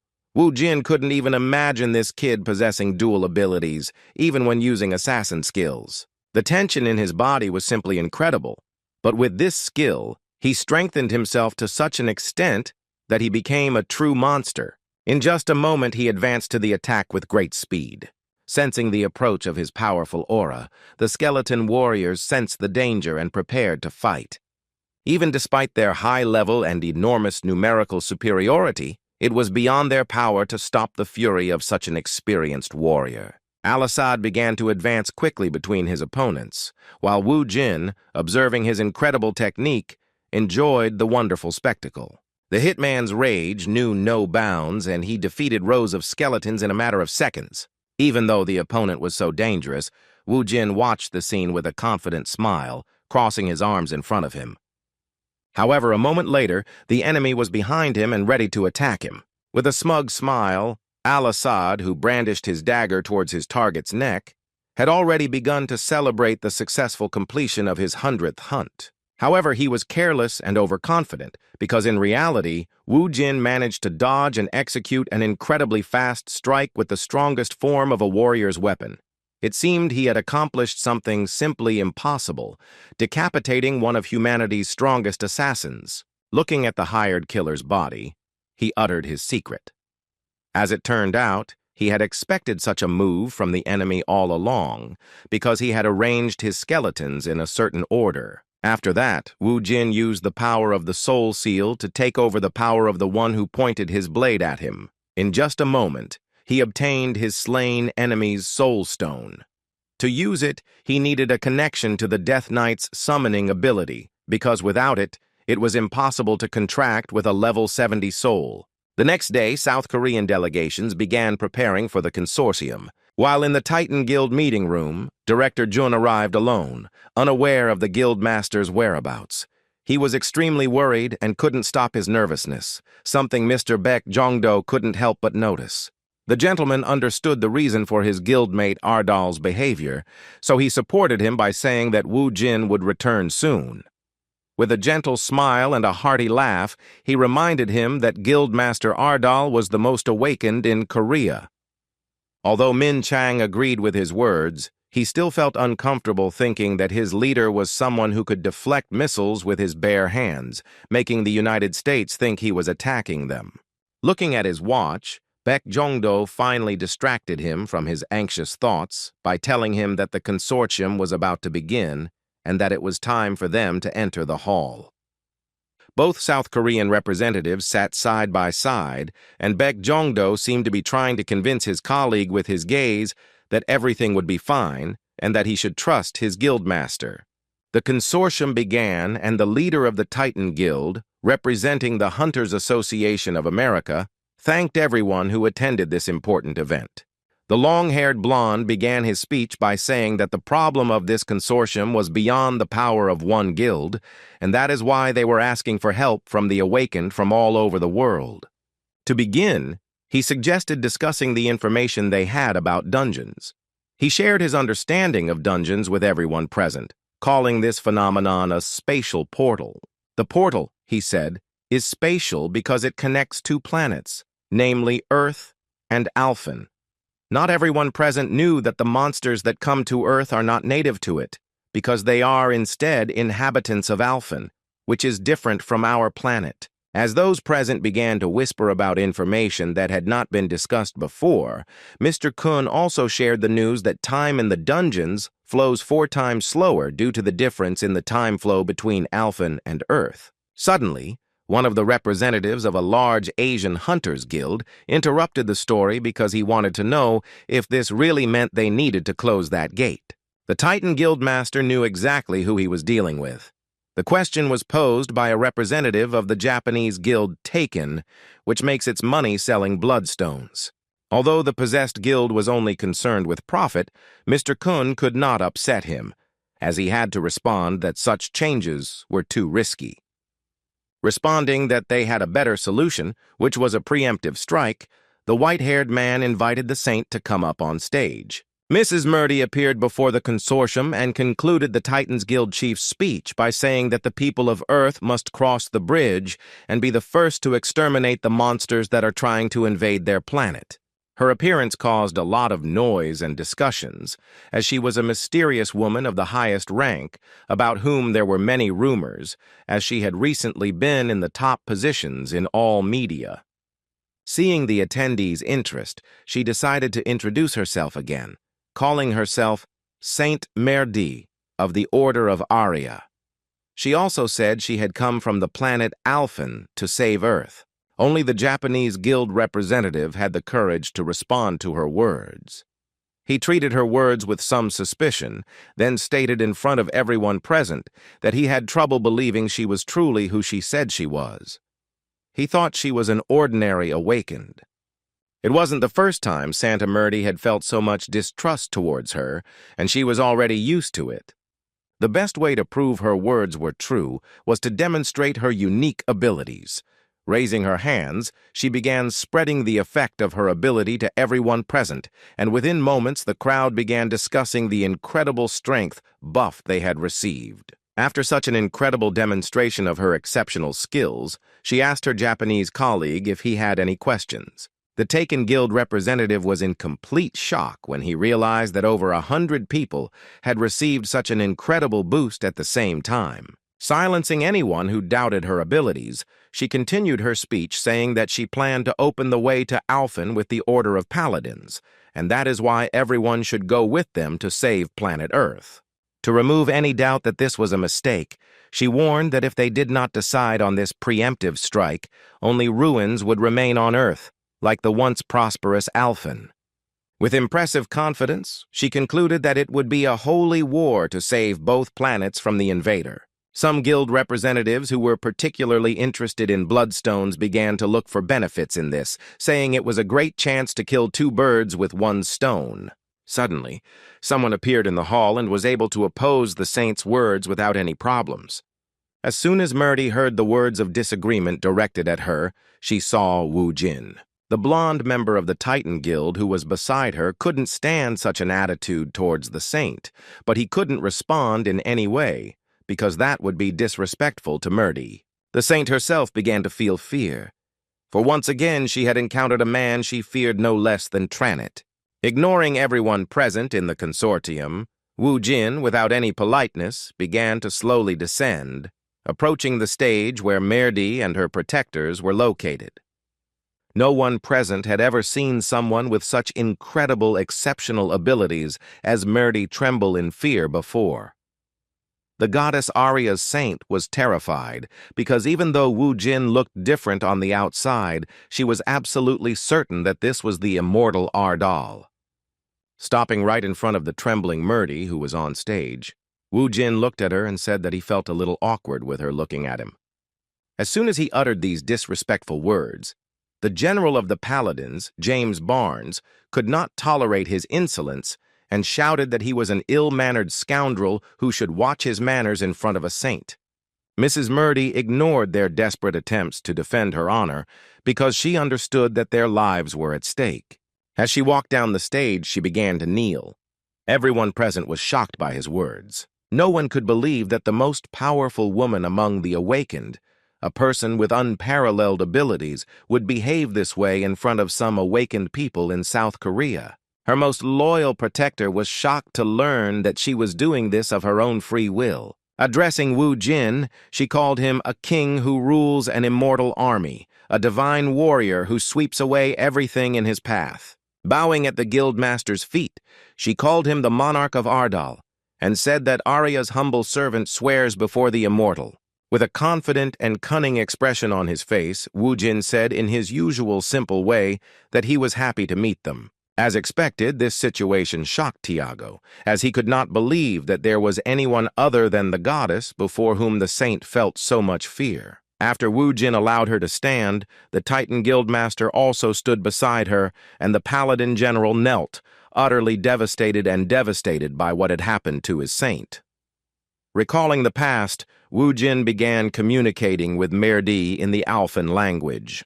As soon as he reminded her that she had ended their mutual truce with her actions, Merdi, with cold sweat on her face, began to make desperate excuses, saying that everything was not quite like that, because if she had known it was Ardal, she would not have taken a single step there.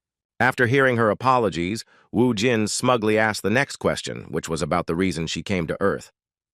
Looking down, the agitated saint replied that she had received an order from the goddess. Arya had asked her to bring a savior to planet Earth, so Merdi called herself merely a humble servant carrying out the goddess's will. Waving his hand, he said that was enough of the apologies, as he had long since realized that Arya had sent her. After that, he turned to Titan's guildmaster and suddenly asked him to talk. Looking at the cameras and everyone awake present, he replied that it wouldn't work there, and then suggested finding a more secluded place. The moment Wu Jin noticed the camera, he immediately approached the cameraman and asked if the live stream was on. When the man in the cap replied with a shaky voice that it was off, Wu Jin earnestly asked him to turn it on. Seeing the doubt in the operator's eyes, he said with a gentle yet patient expression that he wanted to do something similar to the appeal on New Year's Eve. The frightened cameraman decided to look at the director so he could decide for himself if it was worth doing. Given Wu Jin's authority, especially in the case of a hero who prevented a terrorist attack on a hotel, he decided that they should show their speech to the whole world, no matter what the cost. Nodding, he allowed the operator to start the live broadcast, and a moment later, the face of a cheeky Korean appeared on the screens of millions of American televisions. His first words shocked the cameraman, who was afraid to do anything for fear that Wu Jin would use force against him. Seizing the moment, Wu Jin said that the scoundrel who launched the missile at him and his intermediary were probably watching the broadcast.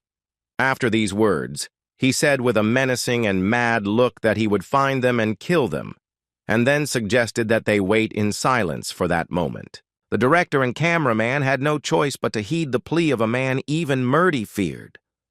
Despite this, they couldn't believe their media outlet was being used to declare war on terrorists. As soon as Wu Jin finished his speech, the consortium broke up and the awakened from all over the world began to leave the hall. At that moment, Director Jun rushed to his boss. Wu Jin was happy to see Min Chang. His protege said with a gentle smile that it was a relief to see him in good health, and then hesitantly offered words of gratitude for saving him from the explosion. After hearing his words, Wu Jin suggested following the representatives of the Titan Guild and the Arya Order to discuss some important matters with them. With some doubts, Director Jun still decided to ask if he was really a friend of the saint, as the way she behaved in his presence seemed more like she was scared to death of his appearance. Wu Jin's reaction made the director even more nervous, as he confusedly repeated that they were now good friends. While director and guildmaster Ardal went to pick up his American colleagues, Mr. Baek Jongdo, who was watching them, decided to confess to his representative how he felt about Kang Wu Jin. With a red face and a wide, satisfied smile, he happily said that he was now truly interested in his younger brother from the Ardal Guild. The congressman didn't fully understand what was being discussed. He wanted to know exactly what interested him about this mysterious man. In fact, he was seriously concerned, realizing that Wu Jin was certainly dangerous and not to be trifled with. Once they entered the guildmaster's office, where they could discuss more important matters without fear, the boys began to sit down. The moment Mr. Kohn took his place in the chair, the saint rushed up to him and made him nervous with her excited words that he must give up his place to the monarch of Ardal before something terrible happened. Wu Jin, who had already moved to another seat, said jokingly that everything was fine and there was no need to worry about it. Feeling a little awkward, Guildmaster Kun offered the saint a seat, but she responded with extreme agitation, saying that she wouldn't dare be so rude to the guest. However, at that very moment, Wu Jin, speaking to her in the Alphan language, succinctly told her to sit down, causing her entire body to tremble in fear. In response, she obediently accepted his words as an order from her master. Considering how awkward they seemed in each other's presence, Mr. Kun asked Kang Wu Jin what kind of relationship they had. In response, Wu Jin began to assure him that they were just friends. Even without it, the depressed and frightened Murdy couldn't believe he was talking about her friendship with the immortal Ardal. She couldn't even imagine such a thing, because it sounded like a true nightmare to her. Mr. Kang continued the conversation, asking how the Alphan Saint who had come to them could possibly know the Awakened One from Korea. Wu Jin didn't want to be interrogated, so he suggested asking Murdy about it in person, but only after he left. After these words, he suggested moving on to a more important topic. With that, he reached into his inventory and suddenly pulled out a head, placing it on the table. This sudden turn of events startled the Titan Guildmaster's secretary, and Mr. Keen himself asked in confusion what this meant. Judging their curiosity, Wu Jin replied that it was the man who attacked him the night before, trying to lure him to the dungeon for elimination. He then suggested that it would be great for Titan to discover the identity of the head's owner. Upon hearing what really happened near the hotel, Saint Merdi was horrified. Knowing that someone had attempted to assassinate the monarch of Ardal, she began to fear that Earth had decided to choose the path of self-destruction. Confused, Mr. Kun couldn't find the right words to respond to this request. Seeing his confusion, Wu Jin said he didn't suspect them, but simply wanted them to find the one whose orders this hired killer was carrying out. Pointing his finger at Al-Assad's head, he clarified that this was a particularly serious matter, as there were not many AA-level assassins in the world. Mr. Kun continued to hesitate because of the suddenness of the request, and the saint, fearing the immortal's wrath, cried out desperately that she would do everything herself. Seeing her anxiety, Mr. Kun, who didn't fully understand her behavior, urged her not to worry, saying the U.S. Department of Defense would handle it themselves. In response, Ms. Murdy put him in an awkward position with her gaze. She seemed to be thanking him for working with her, promising that she was willing to serve him and follow his every command if he would listen to her and not anger the immortal Ardal. The confused man had no choice but to listen to her request. Wu Jin managed to assign her a task and then, returning the head to the inventory, asked her what she was talking about before. Murdy didn't understand exactly what the immortal Ardal wanted to hear. So he reminded her that she had previously mentioned that she wanted to gather children from Earth to invade Alphen. Looking at her with a piercing gaze, he wondered what would happen to Earth if she took all the Awakened with her and sent them to a terrible death. Or what would happen if all the dungeons on Earth opened and she and the paladins were already on Alphen? His question about whether she was going to destroy all of Earth's warlike inhabitants with her stupidity, or whether she was simply declaring war on him, triggered his instinct for self-preservation.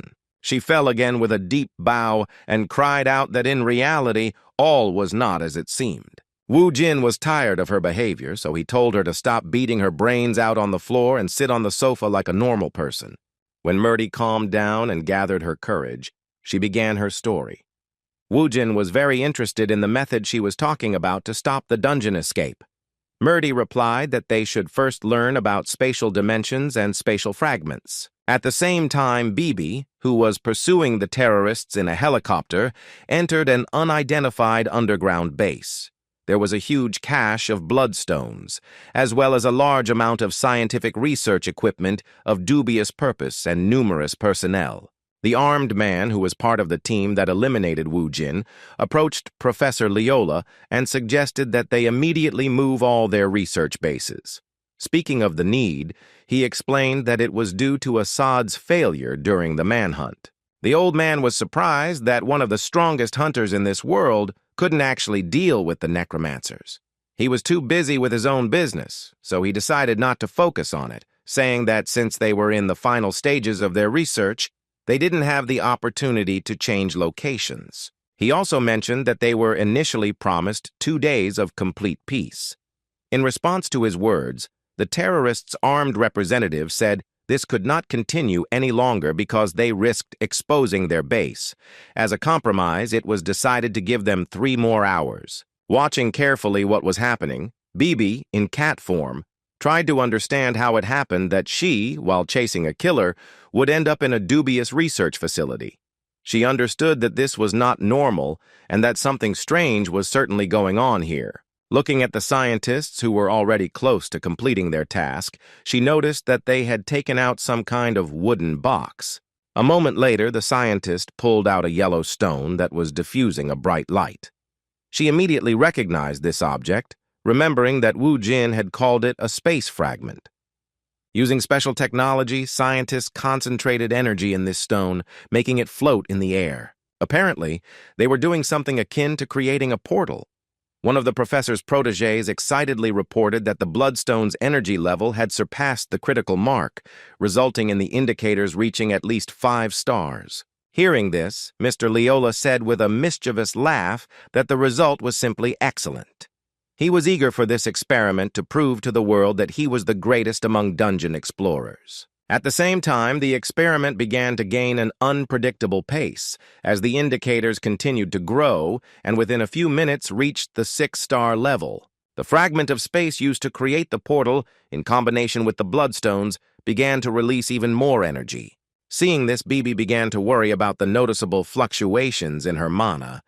She was a little afraid that if this continued, this whole dubious experiment wouldn't lead to anything good.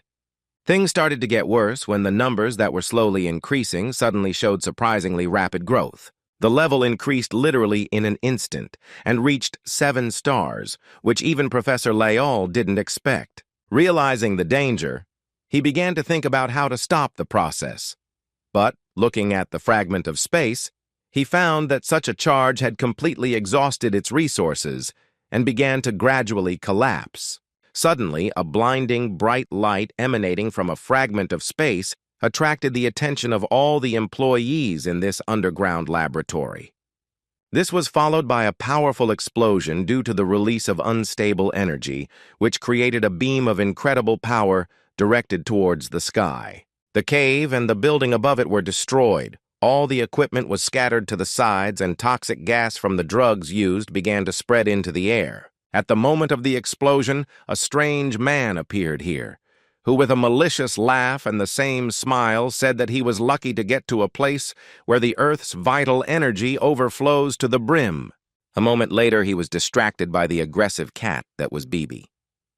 Seeing a harmless animal in front of him, he said in surprise that he did not expect to find it in such a place. Looking at the cat, the man with slicked-back red hair and a demonic expression said that in front of him was a succubus, with an energy that was painfully familiar to him. Even though in front of her was a very dangerous man from the Tranet army, whom she had known for a long time, Bibi did not turn around, but began to walk slowly towards him. Meanwhile, Wu Jin and his representative were still in the Titan Guild Master's office. Santa Merdi continued her story, and before explaining the method to prevent the dungeon from splitting, she said that everyone present should learn about the spatial dimension and the fragment of space. In her understanding, the spatial dimension was a kind of special space in the higher dimension, but she was sure that Wu Jin and the other high-level hunters from Earth were already there. The Necromancer was surprised by her words, so he suggested that she not delay in explaining. The saint explained that she was talking about other dimensions that emerge behind the red portal that appears in dungeons from the 4th to 6th levels. What she was talking about was the spatial dimension. Merdi continued, saying that they must have noticed that dungeons were like the entrance to these places. Many dungeons were connected to single chamber areas, like the tentacles of an octopus. After listening to her, Wu Jin asked how this related to stopping monsters. In response, he learned that, from the Earthlings' perspective, dungeon divisions are a synchronization process because monsters can't display their full power if they don't have enough mana in their environment. Therefore, they divide dungeons to spread the energy outward. The mana that begins to overflow into everything around it transforms the Earth into a suitable habitat for monsters from Alphen and beyond, thus occurring the so-called transformation, a purposeful change in the conditions of the planet. Having learned everything he wanted to know, Wu Jin asked his next question, wondering if this meant they could stop this process. He suggested that to do so, they would need to clear the dungeons and get rid of the bloodstones. In response, Merdi suggested a way. Before explaining what it was, She said that the dungeons and spatial dimensions are under the control of the Lord of the Dimensions. In other words, sending monsters or not is purely his will. The puzzle about this situation slowly began to form in Immortal Ardal's mind, and with a shocked expression, he showed that he had a guess as to who the descendants of the Dimensional Lord were. After his reaction, the saint confirmed his thoughts, saying that the invader Tranet and his 72 commanders are the ruler's representatives. She also clarified that, besides them, there are lower-ranking lords who also influence the situation. Currently, they are all expanding their power through war, each trying to reclaim their own territory. The Church of Aria was busy protecting Alphen's lands, but they lacked the strength to fight, so the saint's plan is to seize the title of Ruler of the Dimensions. She was completely confident that only by achieving such strength would they have a chance to face the invaders on equal terms to restore all the dungeons on Earth and Alphen. With an anticipatory smile, Wu Jin replied that it sounded quite exciting. With a less serious expression, he concluded that if they took all the invaders' lands, they would lose their power and control over the situation. Confused by his sudden change of mood and joy, the saint replied that it was true. With a determined, even angry expression on his face, Wu Jin offered to recapture all the lands from the invaders so that he could have the opportunity to meet the Tranet boys, who were so skilled at hiding their faces. Looking at the saint, he also asked her to tell him how he could obtain these space lands necessary for the realization of this plan. Merdi already knew the answer to this question. They will have the opportunity to acquire space territories and take personal control of empty lands.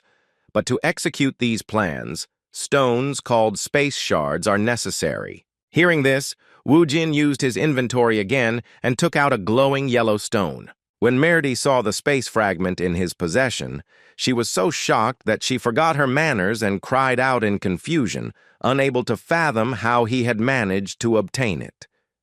Wu Jin wasn't about to give a precise answer, so he responded to the question with a question about what to do with the stone. As it turned out, they needed a shard to obtain the dungeon they had conquered. Based on this, they needed 3 of these stones, but the dungeon itself had to choose her as its master. The saint believed the shard itself would point to the dungeon that responded.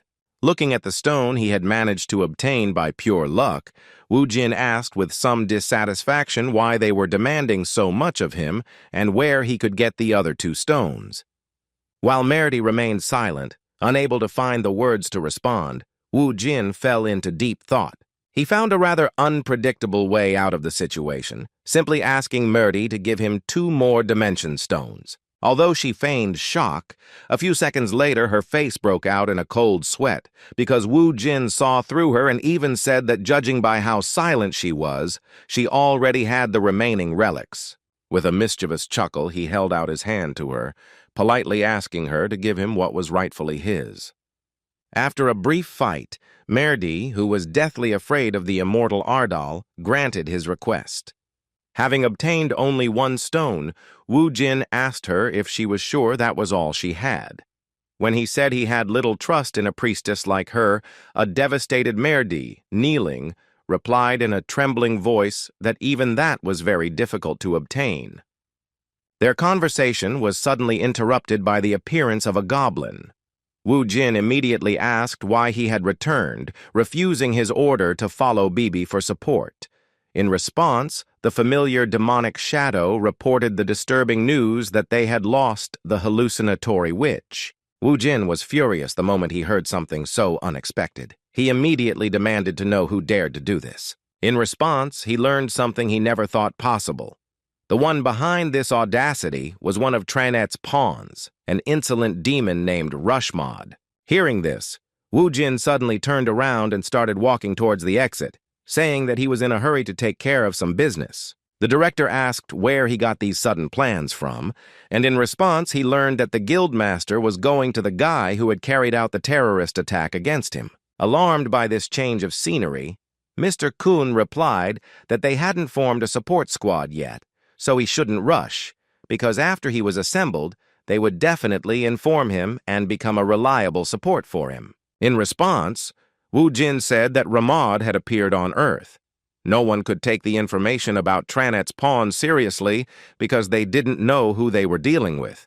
Only Wu Jin and Saint Murdy understood the level of this danger. Arya's follower was furious, unable to understand how this could happen, despite it being too early for the Lord's representatives to appear. Without elaborating, Wu Jin urged her to gather her squad of paladins and follow him. As soon as he thought of the place in question, he was suddenly shocked to realize that it was a remote part of the city, with no subway stations where a subway could appear. Using the capabilities of the Titan Guild, he arrived at the meeting place with the Lord's followers using a helicopter instead of his usual demonic horse. Wu Jin went first, leaving behind Mr. Kun, Santa Murdy, and his squad of paladins. Turning to the Saint, the Titan Guildmaster asked her if it would be okay if they carried out this operation without a support team. He wasn't sure if the Awakened with them could handle the dungeon crawl with such a large amount of energy. Although Murdy replied that none of that mattered, Mr. Kun still doubted that his main power would be enough. In response, he heard that if it was a matter of power, then Kang Wu Jin alone would be sufficient for such a matter. She insisted that all her subordinates remain on the sidelines until further instructions from the Immortal. Approaching the mysterious hangar from which a strong energy emanated, Wu Jin opened the entrance gate. As soon as he entered, he saw a dimensional portal. Beside this portal stood someone he hadn't seen in a long time. Rushmond, seeing Wu Jin before him, laughed loudly in the Alphan language, saying that he had long doubted he had actually met the immortal Ardal's succubus. With an arrogant look, the demonic follower of the Lord asked the immortal Ardal how it happened that the place he escaped to from Alphan was just an insignificant earth. Wu Jin paid no attention to his insults, as there was something that hurt him incomparably more. Looking at the enemy's right hand, he saw Bibi in the form of a cat, barely showing any life energy. After that, he still responded to Rushmond, provoking him with the words that, although he understands that he is very happy to meet him, this does not explain the fact that he irritates everyone who sees him so much. With a confident smile, he reminded him that he had already died at his hands no less than 5 times. The suggestion that a demonic follower of one of the dimensional lords was suffering from dementia made him furious, and he suddenly became much more serious than before. Wu Jin's taunts worked well, but his enemy had already gotten used to it and quickly returned to normal. He sighed deeply and replied with a mischievous smile that he had hoped something like that would happen. Looking at the Necromancer with incredible confidence in his own powers, the demon said he had hoped for their reunion even before he was reborn. Wu Jin was alert, knowing that he was still not in the same shape as before. Stepping forward and stopping directly above the dimensional portal, Rushmond said with a mischievous laugh, his excitement palpable. He assumed Wu Jin was there because she wanted to save a little girl who was lost and in the wrong hands. He realized from the beginning that Wu Jin wasn't coming alone, so he asked Wu Jin to order his friends to stay as far away as possible. It turns out that the devious demon knew how to use the circumstances and justified his cowardice by saying that he wanted to have an equal fight. Hoping to gain his first victory in battle with the immortal Ardal after a series of disastrous failures, Rushmond entered the portal while Wu Jin returned to the others to explain what was happening. As they discussed what was happening, Murdy assumed it was a trap, but she was certain Rushmond knew the difference between her abilities and the overwhelming power of the strongest Necromancer. She didn't understand why he continued to provoke Wu Jin. The time was right, and the immortal Ardal told the Saint that Rushmond knew the Necromancer's powers had only partially returned and that he was not in the best shape now. His words shocked Murdy because she had previously thought his power was at the level of Alphan times. Her world began to crumble before her eyes, and even Wu Jin's words that he would quickly compensate for her power didn't calm her. She couldn't believe that the one who held the entire planet in fear had lost his overwhelming power as the strongest necromancer known. Furthermore, the final straw was the necromancer's words that he was still unable to use the Lich and Death Knights. Hearing this, Murdy began to shout that in that case, he shouldn't be taken in by Rushmond's provocations. She believed that if he were to fight an opponent of such caliber, he should at least have Death Knights. Wu Jin was genuinely surprised that she was so concerned about him. He confidently replied that he would finish off this poor guy before she could blink. Despite being suspicious of his words, Saint Murdy was still afraid of him, so she couldn't oppose him even if it was in her best interest. As soon as Wu Jin took a few steps towards the portal, he felt a surge of energy. The portal became unstable and its energy began to increase rapidly. A moment later, a powerful wave of energy accompanied the explosion. The confused paladins didn't understand what was happening at first. A moment later, monsters began to emerge from the destroyed hangar, and they realized that the demon Rushmond had caused the rift in the dungeon with his own hands. Everyone began to prepare for battle, while Wu Jin continued to observe the portal's activity. He noticed that the energy release didn't stop, and he concluded that Rushmond had decided to incite all the monsters in the dungeon against him. Based on this, it was clear that Rushmond had thought of a battle strategy in advance, because on Earth, Wu Jin would not be able to provide corpses of his monsters to use as a Necromancer army. Even though the immortal Ardal was demonstrating his strongest abilities while in the dungeon, he did not lose his composure.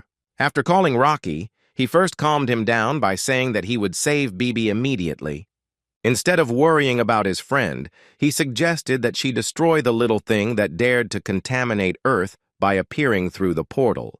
Within moments, Rocky activated his power, and his core began to attract non-metallic elements around him. A shocking new twist to his golem power was that this time he used military equipment to gain a transformer form.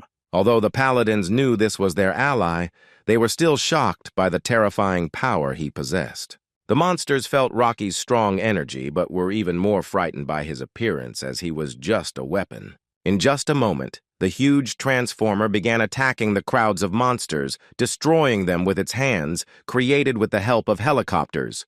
The helicopter's wings, which were not designed to fight monsters, suddenly became blades in the golem's hands. His array of deadly weapons didn't end there. Although he had never handled Terran military equipment before, he quickly learned how to use explosives. The hordes of monsters stood no chance in a battle with him because he still had missiles with high explosive power that were designed to fight monsters on the surface. It didn't take more than a few minutes for most of Rushmod's monsters to be destroyed by Rocky's power alone. The paladins behind him were shocked, and Mrs. Murdy asked with a trembling voice if the immortal had truly lost his former strength, having such monsters at his disposal. Wu Jin could completely trust Rocky, as well as Mr. Kun and the paladins, so he wasn't worried about the monsters spreading across America. Leaving the battle on the surface to his friends, he entered the portal and found himself in the Wizard Rushman's research lab. The status reported that attack mode had been activated, and Wu Jin, looking around, was surprised, as he had never seen such dungeons before. As soon as he said this, he heard Alphen's malicious laughter and tongue. Rushmond smugly shouted that he didn't think the immortal Ardal was actually so stupid as to follow him to foreign territory. Furthermore, he felt he had a great advantage in asking what the Necromancer expected by entering the alien dimension without the corpses necessary to summon an army of Death Knights. With a calm smile, Wu Jin replied that he could easily deal with such a useless person with his own strength.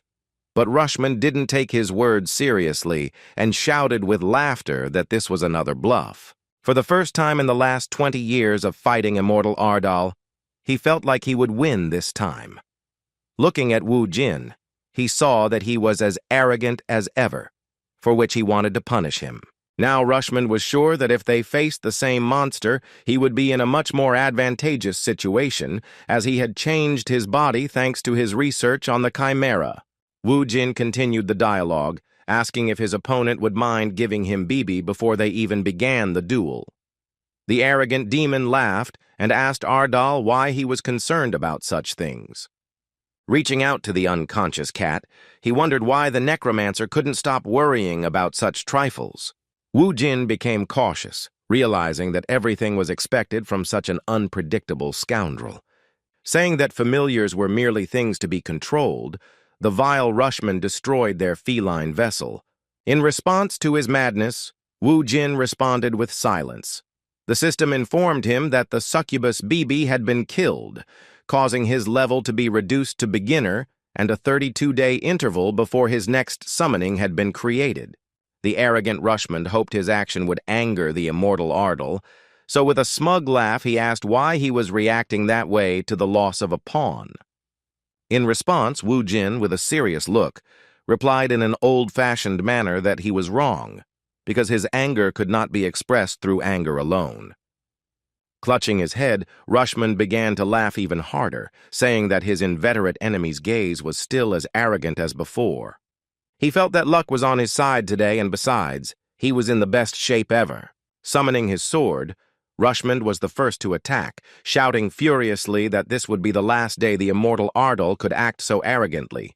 Unexpectedly for him, Wu Jin blocked his attack without much difficulty using some sort of iron cane. He still didn't understand what was happening, so he said in surprise that he never thought that, even though he hadn't recovered his previous strength, he would be able to react so quickly. He wondered what this was connected to and guessed that Wu Jin had drunk some kind of potion. Instead of answering, Wu Jin showed off his new power by transforming the gun into a sword. Seeing the new object in his hands, Rushman couldn't understand how it happened. In just a moment, Wu Jin swung his gun and threw it against the wall. Descending to the surface, Rushman, filled with rage, tried to understand what kind of unpredictable attack this was, something that could not be at the disposal of a necromancer. He could not believe that his opponent, who fought only with his army, could have such incredible power in his own hands. Unwilling to accept the fact that Wu Jin was not the same as before, he shouted that it was simply impossible. Seeing his opponent in a sword stance, he was shocked to realize that Wu Jin had become a warrior. Right before his eyes, the necromancer unleashed the warrior's rage ability, gradually increasing his strength until it reached its limit. All of his physical attributes increased. Having revealed the truth about his new class, Wu Jin quickly advanced, closing the gap between his opponent. Rushman began to dodge the sword strike, even though he knew he was at a safe distance. He narrowly escaped injury when Wu Jin revealed another ability of his warrior weapon that involved changing its shape. The change to a spear didn't work, and a moment later, Wu Jin used his hammer form. Using a heavy weapon, he delivered an incredibly powerful blow to the enemy, who only managed to react at the last moment to block it. His strength was not enough, and, faced with the enormous energy of the blow, he used all his body weight to make a huge hole in one of the walls of his laboratory. The blow was so strong that even with the block, his strengthened body still suffered the consequences in the form of damage to his internal organs. Wu Jin continued to dominate in terms of speed and agility, and within seconds he was once again in front of his opponent. At the same moment, he struck him a deep, cutting blow with the sword in his hands. Rushman was powerless to counter their attacks and fell to the surface like a stone. Immediately after this attack, the system reported that the warrior's rage had expired, and the ability was deactivated. Looking at the badly injured demonic follower of one of the dimensional lords, Wu Jin said with disgust that it was boring. He wondered why Rushman would fight a warrior with such changes to his body. Thinking the battle was already over, Wu Jin bid farewell to his opponent and wished him not to be so pathetic in the next battle, after which he went in search of the returned stone. A moment later, he heard Rushman laughing again and saying that it all seemed very funny. The mortal wound didn't stop the demon, and his body was restored. Rising to his feet, Rushman was surprised that the immortal had not only defected to Earth, but also traded the Necromancer class for some pathetic warrior skills. Wu Jin didn't lose his composure and responded by saying that warrior skills weren't a bad thing because you could have fun with them. Looking at his opponent, he accepted the fact that his body had recovered despite being cut in half. Wu Jin guessed that the madman had probably implanted something into his body again. With a malicious laugh, Rushman began releasing a sinister red mana. In just a moment, a crowd of serious monsters appeared around him, and he said in the Alphan language that he would make the immortal regret making a choice in favor of the warrior's skills. With a furious shout, he ordered his monsters to attack. Wu Jin knew he had a difficult battle ahead of him.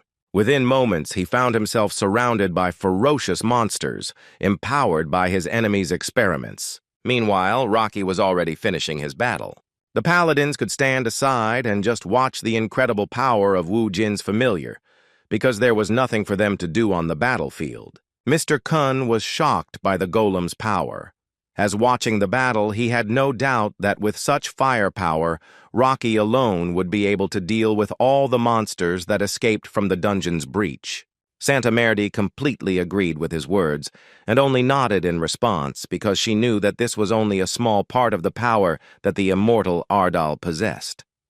On the other hand, she was worried that Roki wouldn't have time to finish this battle, as he had his own mana limit. She told the guys to stay in their positions and be ready for battle, because they had no idea where all these monsters would go if the golem stopped due to lack of energy. Seeing the saint's anxiety, Mr. Kun replied without hesitation that they would follow her will. In truth, the reason for her anxiety was not related to the battle with the Titan of Destruction, but precisely to the condition in which the immortal Ardal himself found himself. She had no idea what was happening inside the warlock's laboratory, nor did she know what the necromancer's new abilities were. Wondering how Wu Jin was dealing with Rushmond alone, without his subordinates, only increased her worries. Meanwhile, Wu Jin had destroyed most of the summoned chimeras, but even so, the evil demon continued to believe that the advantage was on his side. Showing an arrogance he hadn't displayed before in the presence of the immortal Ardal, the smug Rushmod suggested he take a look at himself, for he had reached this point despite having only fought a chimera. Wu Jin truly looked exhausted. Tasting victory, the demon asked if Wu Jin thought the price he paid for the warrior's bloodied sword was too high, since in exchange he would lose the throne of the strongest necromancer. In response, Wu Jin asked with a mischievous and self-confident smile when he managed to say that he chose the skills of a warrior over the skills of a necromancer. Rushmond still didn't understand what his words really meant, but he began to prepare himself for the fact that his difficult opponent still had a few aces up his sleeve. In just a moment, Wu Jin shocked him by using the power to summon troops, which is a necromancer's skill. The souls of the chimeras slain by his hands began to rise under the influence of his mana. At that moment, the laboratory was crowded with Wu Jin's army, which currently consisted of ordinary warriors and mages. Looking at his opponent, who was shocked by what was happening, Wu Jin explained that he had already poured all his mana into Rocky, so it took him a while to replenish his mana reserves to use the rest of the necromancer's powers. Seeing many skeletons in front of him, Rushmod did not want to accept reality and began to shout that all of this was impossible and more like some kind of nonsense. He truly believed that the immortal Ardal had become a warrior after losing his powers as a necromancer. Nodding in response, Wu Jin clarified that he had indeed become a warrior, but he never said that he had ceased to be the necromancer he was remembered as on Alphen. These words caused incredible rage in his opponent. He gritted his teeth nervously and felt a tremor run through his entire body. Losing his composure, he began to shout and curse, accusing Wu Jin of daring to deceive him using tricks and wiles. Wu Jin enjoyed every moment of this battle using his new warrior skills. He was glad that Rushmod was overcome with rage, losing his composure. A moment later, Kang Wu Jin rushed forward again, shouting that it was time to begin the second round of the duel. As soon as he attacked, his skeletons immediately attacked the remaining monsters inside the wizard's laboratory. The number of chimeras was insignificant, so the numerical advantage was more than enough for Wu Jin to focus on the main target, which was a follower of one of the dimensional lords. There was no need to worry about the limited number of warriors, as they fought with the support of the mages. Using his massive sword, Wu Jin once again demonstrated his strength, forcing his opponent to block his blows. With a mad grin, he noticed that Rushmod was no longer as strong as he used to be. The evil demon laughed, and replied that no matter what the outcome of the battle was, the connection could no longer be broken, and Wu Jin would regret getting in their way. Throwing him aside, he, gathering all his strength, launched a counterattack, shouting that the immortal Ardal should not be arrogant because he himself had lost his former strength. Rushmod's series of blows was more serious this time. Wu Jin understood that due to the wasted energy, he wouldn't win in his current state. The enemy's pressure was increasing, meaning it was worth using additional measures. As Rocky fought, the necromancer's mana reserves were replenished and his level increased. Another mob of monsters destroyed outside gave Wu Jin enough experience to level up and have all his stats restored. With the extra stat points, he was able to fight Rushmod without using his warrior's rage. He was simply overflowing with power, and the dense mana was spreading throughout the lab. Having regained his strength, he looked at the demonic scoundrel and ironically noticed that he looked a little tired. A moment later, he suddenly delivered a powerful blow with a hammer-shaped weapon, sealing Rushmod to the surface. The wizard not only failed to react to this attack, but he also failed to block it and withstand all the pressure with his head. His recovery was not enough to compensate for the damage, and he began to scream angrily. Wu Jin, without missing the opportunity, used the hand alabaster. Using a double-edged axe, he delivered a powerful chopping blow, decapitating his opponent. Wu Jin didn't know if his opponent would be able to recover his body this time, so he decided to watch. Rushmod continued to maintain his existence even in such a miserable form. Moreover, with a malicious laugh, he said that the connection had already been released, and the immortal Ardal would not be able to escape his fate. Not listening to his idle talk, Wu Jin gave him the final kick. Rushmod was once again wiped off the face of the earth, and Wu Jin responded to his words with a confident look, saying that he never thought of running away from such useless people as them. The battle outside was already over. Rocky had turned the monsters that had come out of the dungeon into pancakes. When Wu Jin exited the dungeon, he slowly walked up to his familiar and thanked him for doing a good job, as always. In response, Rocky growled sadly, for despite having completed the task, he sensed what had happened inside the dungeon. Wu Jin understood his feelings about the loss of the succubus, so he apologized with a sense of guilt for allowing this to happen. During his 20 years of struggle as a necromancer, he learned that even if the summoned familiar dies, it will not disappear. Rocky's sadness was understandable, because until resurrected, Bibi will wander unconsciously in the vast void, a painful punishment for losing her life. Placing his hand on the huge golem's body, Wu Jin suggested that he go back and make sure Bibi would find him in a good mood. Without looking at Merdi, Wu Jin said that Rushmod appeared outside the subway station and assumed she knew why it happened. The worried saint replied that it was because the earth was not yet fully synchronized, because in reality, dungeons could not appear anywhere. The same thing should have happened to him, but this was no ordinary dungeon. This place had become a summoning circle. Wu Jin had never heard of anything like this before, but in the hangar itself, he saw a portal that he had encountered in high-level dungeons. Merdi made the right guess, saying that most likely someone from Earth used a space fragment, trying to summon the dungeon. But this led to the appearance of Rushmod, because his laboratory corresponded to the level of the space rupture. Gritting his teeth in anger, Wu Jin wondered what kind of idiot would come up with the idea of summoning a dungeon without being able to handle it. His determination for the future knew no bounds. Addressing Merdi, he made it clear with complete seriousness that he would not allow Tranette to come to Earth like that, after which he expressed hope that she would help him in this matter. He shocked her by saying that he would do his best to save Alphen if he could obtain the spatial dimension. A shiver ran through Merdi's body, because she never thought she would hear that the immortal would save Alphen, who he never cared about. Remembering the goddess's words, she thought that now she had no doubts in the prediction that indicated the immortal Ardal. With a bow to the future savior of Earth, she promised that she would do everything in her power to aid the immortal's plans. After the somewhat unsuccessful battle, Wu Jin focused on leveling up in 6-star dungeons as a service to the Titan Guild. Afterwards, the Ardal and Titan Guilds established a strong alliance in the form of an alliance. They considered the details of the defense of Earth and the expedition to Alphen.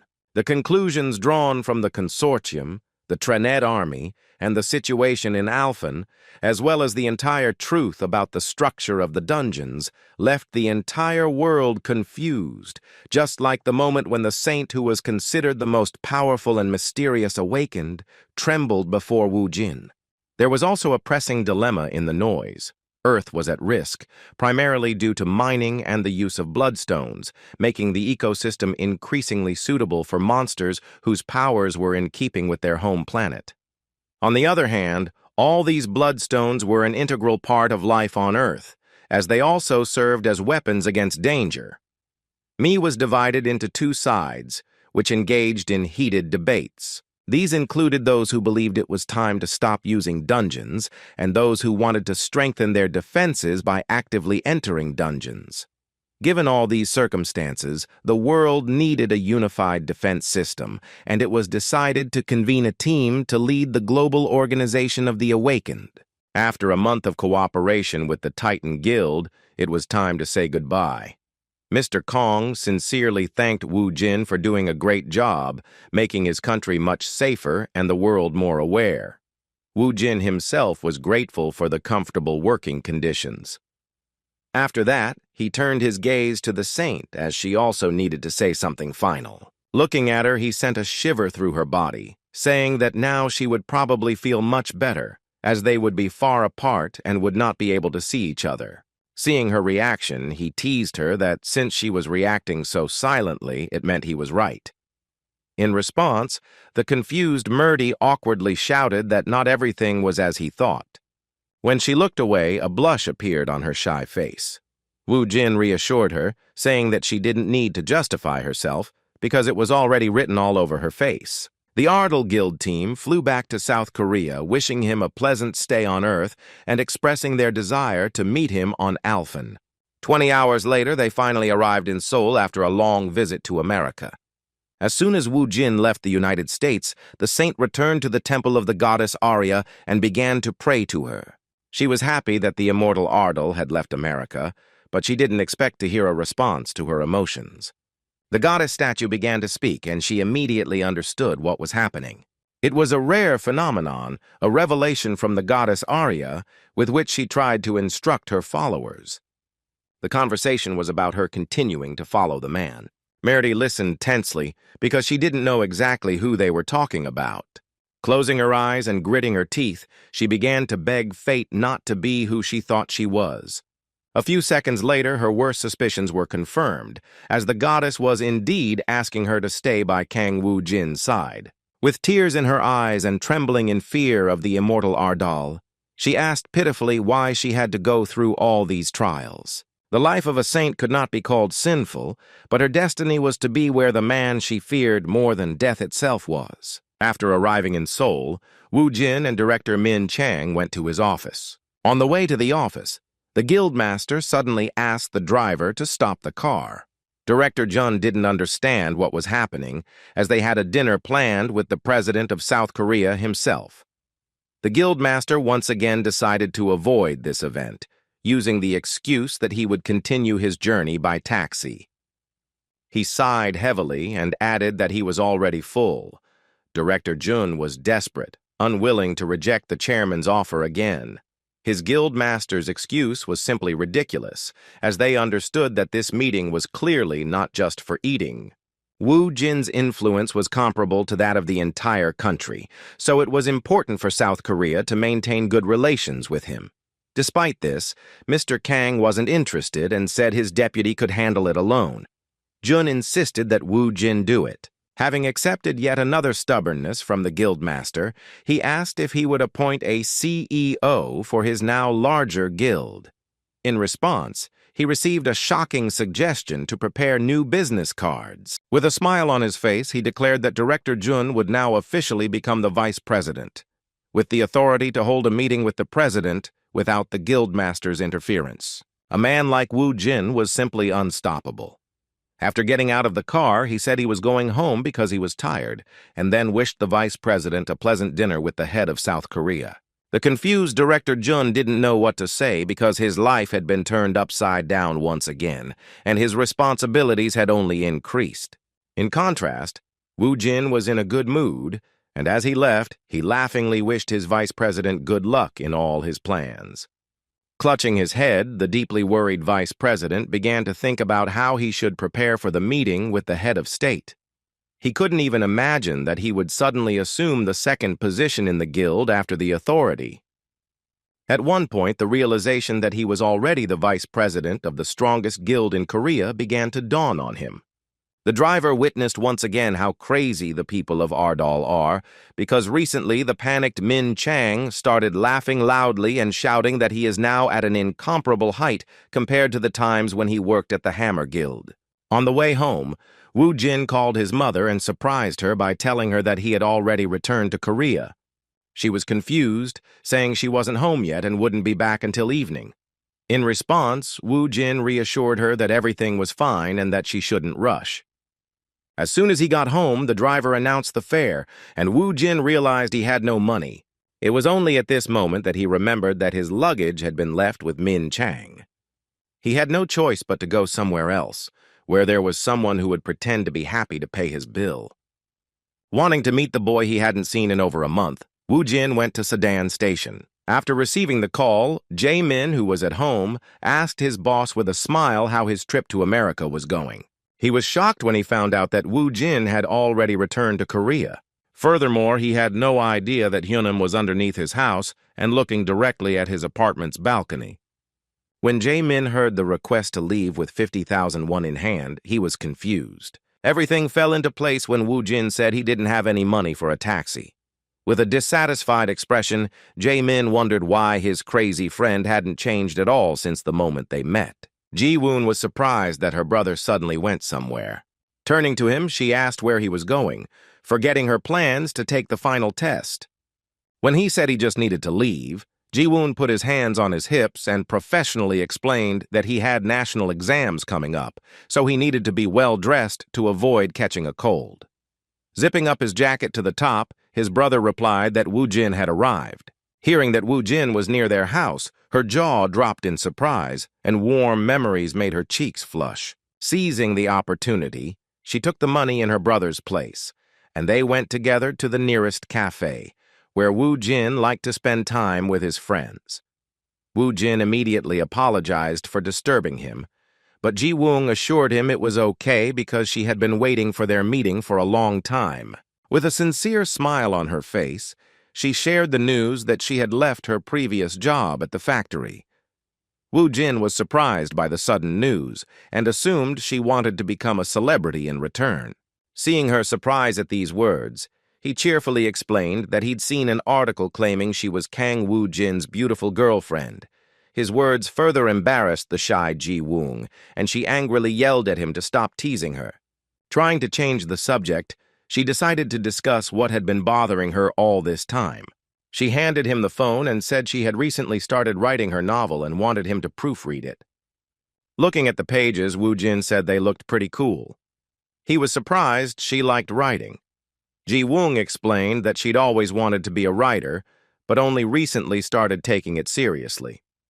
The first page of this novel was a story about how a summoning circle suddenly appeared under the feet of a Korean high school student. Through it, the novel's main character found himself in another world, encountering monsters he had previously only read about in books. After a long time of survival and near-death battles, he still overcame all the hardships and became a true expert in instilling fear in monsters. Finally, he managed to find a way to return to Earth. It was a shock to him that when he returned there, Earth was no longer the same, because humanity was subject to monsters that were not here before. After reading those few pages, the straight-laced Woo Jin asked if she really wrote a novel about him. The embarrassed girl began to worry and hesitantly replied that the resemblance was due to the fact that she was constantly thinking about him while writing the novel. Trying to calm her down a bit and take her mind off the cause of her embarrassment, Woo Jin replied that it was actually quite an interesting work. He was also pleased to see that she had so many comments. Hearing the comments, Ji-woon felt awkward and angrily asked not to read them, which was because among the comments, there were words that she would have difficulty keeping the story up to par. After sharing her creation and receiving warm praise, Ji-woon thanked him for everything he had done for her. She sincerely stated that if it weren't for him, she wouldn't be able to move among people so easily and achieve her dreams. Modestly adjusting his hair, Woo Jin asked her to stop that embarrassing speech with a gentle smile. With a sincere look, he said that, in fact, it wasn't so much his merit, because she herself was strong enough to endure all these difficult trials. He wanted to dismiss his role, saying that he had only helped her return to her former life. Looking at Ji-woon with bright eyes and flushed cheeks, he finally said that she was truly brave enough to be worthy of such a life. After meeting with Jae-min's sister, Woo Jin went to his guild's office. Work was in full swing here, and there were far more workers than before. Sung-han closely supervised the work process. He paid close attention to every detail, ensuring that no mistake could be made that would incur the wrath of his terrifying boss. After a month of absence, Woo Jin appeared in front of the new workers for the first time and addressed one of the founders, who was previously a swindler, with a smile and said that the guild was now much livelier compared to before his trip. In fact, Sung-han was even happy to see him, saying that he was happy to see him in good health. As the new workers whispered about this incredible opportunity to see Korea's strongest awakened in person, Woo Jin asked where Ha-min and Sun-gu were. It turned out they were also hard at work and busy distributing the reward. A moment later, they were distracted by a stern female voice loudly congratulating the guild president on his return. Looking back, Woo Jin saw Lieutenant Choi and immediately asked when she arrived at the office and started working for him. Ha-sol replied that she was no longer a first lieutenant, having transferred to the reserve unit and started working at the Ardal Guild the day before. Considering this, Woo Jin concluded that it would take some time for her to stop wearing the military uniform. To begin, he suggested that she conduct a brief interview to determine where her help would be needed. To conduct the interview, they went to the president's office, where, to make things more comfortable, Woo Jin prepared tea and sat the former lieutenant in the chair opposite him. He looked at her and thought about it, analyzing her characteristics. The system reported that she belonged to the tamer class and was a person of great loyalty and pride. He also noticed that her level had increased. Ha-sol was startled when he told her that he knew she was an F-rank tamer. From this, he concluded that it must have been quite difficult for her to develop all this time. When she finally asked how he knew her characteristics, which were hidden in the Ministry of Defense's database, he replied that he could see them just by looking at a person. To him, she seemed quite interesting, and further confirmation of this was that when he last analyzed her in North Korea, she was at level 11, while now she had already risen to level 11. Although she was a tamer without enough practice, she did not gain skills. Woo Jin guessed her level up was due to her increased synchronization. Judging by the fact that she had leveled up 3 times in such a short period of time, he concluded that she had considerable potential. Since the military was using modern weapons, her capabilities were limited. Since Ha-sol had no chance to improve her awakened abilities due to the nature of fighting monsters on the surface, Woo Jin decided to speed up her cultivation process a bit. He extended a sudden gift, shocking her with his generosity. Woo Jin thought she didn't know what kind of stones they were, so he explained that she should eat them first and then begin absorbing the mana. Confused, Ha-sol explained that she was surprised he suddenly decided to give her such expensive power-up items. Sighing, Woo Jin explained that in his current state, he would be able to help her with the training, so she should first take the enhancements that would bring her closer to the level required for training. Despite her excitement over how rare and valuable these items were, Ha-sol could not go against the order due to her extreme loyalty. Taking these enhancement gems in her trembling hands, she stammered that she would complete the task. Right before her eyes, her stamina, magical power, and strength began to increase, and the president, pleased with the result, said she was fine because she was coping well with the booster drugs. As he browsed the rewards shop, he wondered what skill would suit her. Knowing that her basic skills were acceptable and that she was a military woman who was good at analyzing the battlefield, he concluded that telepathy would be a useful special skill for her. It was the ability to communicate with others through thought, making command much easier. Having acquired another precious item from the shop, Woo Jin handed it over to his new pupil. At first, she had no idea why the president entrusted her with this, but Woo Jin explained that she needed to perfect this skill because it would be very important in the future. Ha-sol accepted the order without question, and the president presented another shelf of skill books a moment later, saying that all of them had to be studied perfectly. Seeing this enormous amount of work, she was at a loss, realizing she would have to study without sleep. Just as he was about to leave, Song-gu entered his office with some strange emotions. Woo Jin didn't understand what was happening, but his protege was truly agitated by something, believing that he was responsible for it. Taking advantage of the moment, the president took a closer look at Sun-gu and was pleased to hear that he too had grown considerably during this time. On the other hand, he didn't expect to be met with cries of condemnation after returning from a long business trip to America. Sighing deeply, Sun-gu realized that Wu Jin really didn't understand what they were talking about, so he simply picked up the remote control and turned on the news on TV. The conference on the Republic's defense agreement was broadcast live, with Min Chang sitting at the negotiating table in the middle. Amidst flashbulbs, it was reported that they had gathered in this room to announce that South Korea had signed a defense contract with the Ardal Guild. Wu Jin still didn't understand the seriousness of the situation and was surprised to ask what Min Chang was doing after having dinner with the president of South Korea. Looking at the smiling vice president, he asked who the people sitting next to him were. This question caught Sun-gu off guard, as he had already forgotten that his Hyung-nim sometimes misunderstood the most common things. Ha-min answered for him, saying that the head of South Korea's defense ministry and the country's top military leader were sitting with Min Chan. He also explained that based on the agreement announced by Mr. Jun, his guild would have the same state support as the army. Wu Jin was surprised by these words. But Sun-gu didn't understand his reaction and said nervously that this wasn't the best time to seek advantages. Understanding what was worrying Sun-gu, Ha-min, feeling extremely awkward in this situation, explained that the issue was that now the Ardal Guild would be responsible for national defense and its status would be equal to some sort of state army. Hearing the mention of the state army and the comparison with his guild, Wu Jin was furious, but he still didn't fully understand the meaning of those words. Alarmed, Sun-gu, who understood the whole picture, still decided to explain the essence to the end and shouted anxiously that, in simple words, most of their time would now be spent in the army.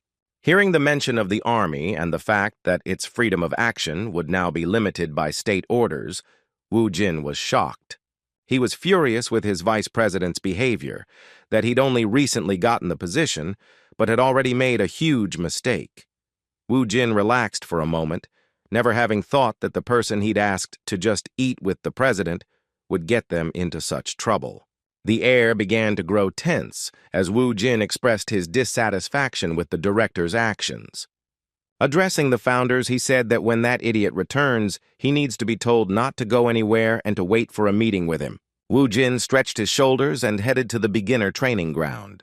He was going to the dungeon and asked Sun-gu and Ha-sol to go with him. Upon hearing that Ha-sol was coming with them, Sun-gu was genuinely surprised, as he hadn't known she was also an awakened. She awkwardly replied that she had the abilities and mana for a long time, but hadn't had time to use them while in the army. Immediately after these words, Sun-gu suddenly grabbed her hand. He was so moved that he promised that from now on he would work even harder than ever. As Wu Jin prepared for training with the boys, negotiations between the vice president and the Ministry of Defense ended. Jun Min Chang left the building and was given a car and driver to take him back home. The polite driver asked if he should take him home, but Min Chang replied that he was going to visit the Ardal Guild office. On the way home, he thought he had done much more than his boss expected. He had no idea how Wu Jin would react to the news. The driver was the first to break the silence in the car, saying that the Ardal Guild would soon have to relocate its office. Presidential Committee member Park Junpo, who personally escorted Jun to the office, explained that since Ardal was now protecting the entire country, they would need a larger location. He believed they would begin working together immediately after choosing a new, more suitable location. With a polite laugh, Jun replied that they hadn't signed the contract yet, as it wasn't possible without the consent of their boss, a man with rather complicated morals. Mr. Park echoed his laughter, saying he truly doubted their refusal, as the terms of the contract were simply excellent.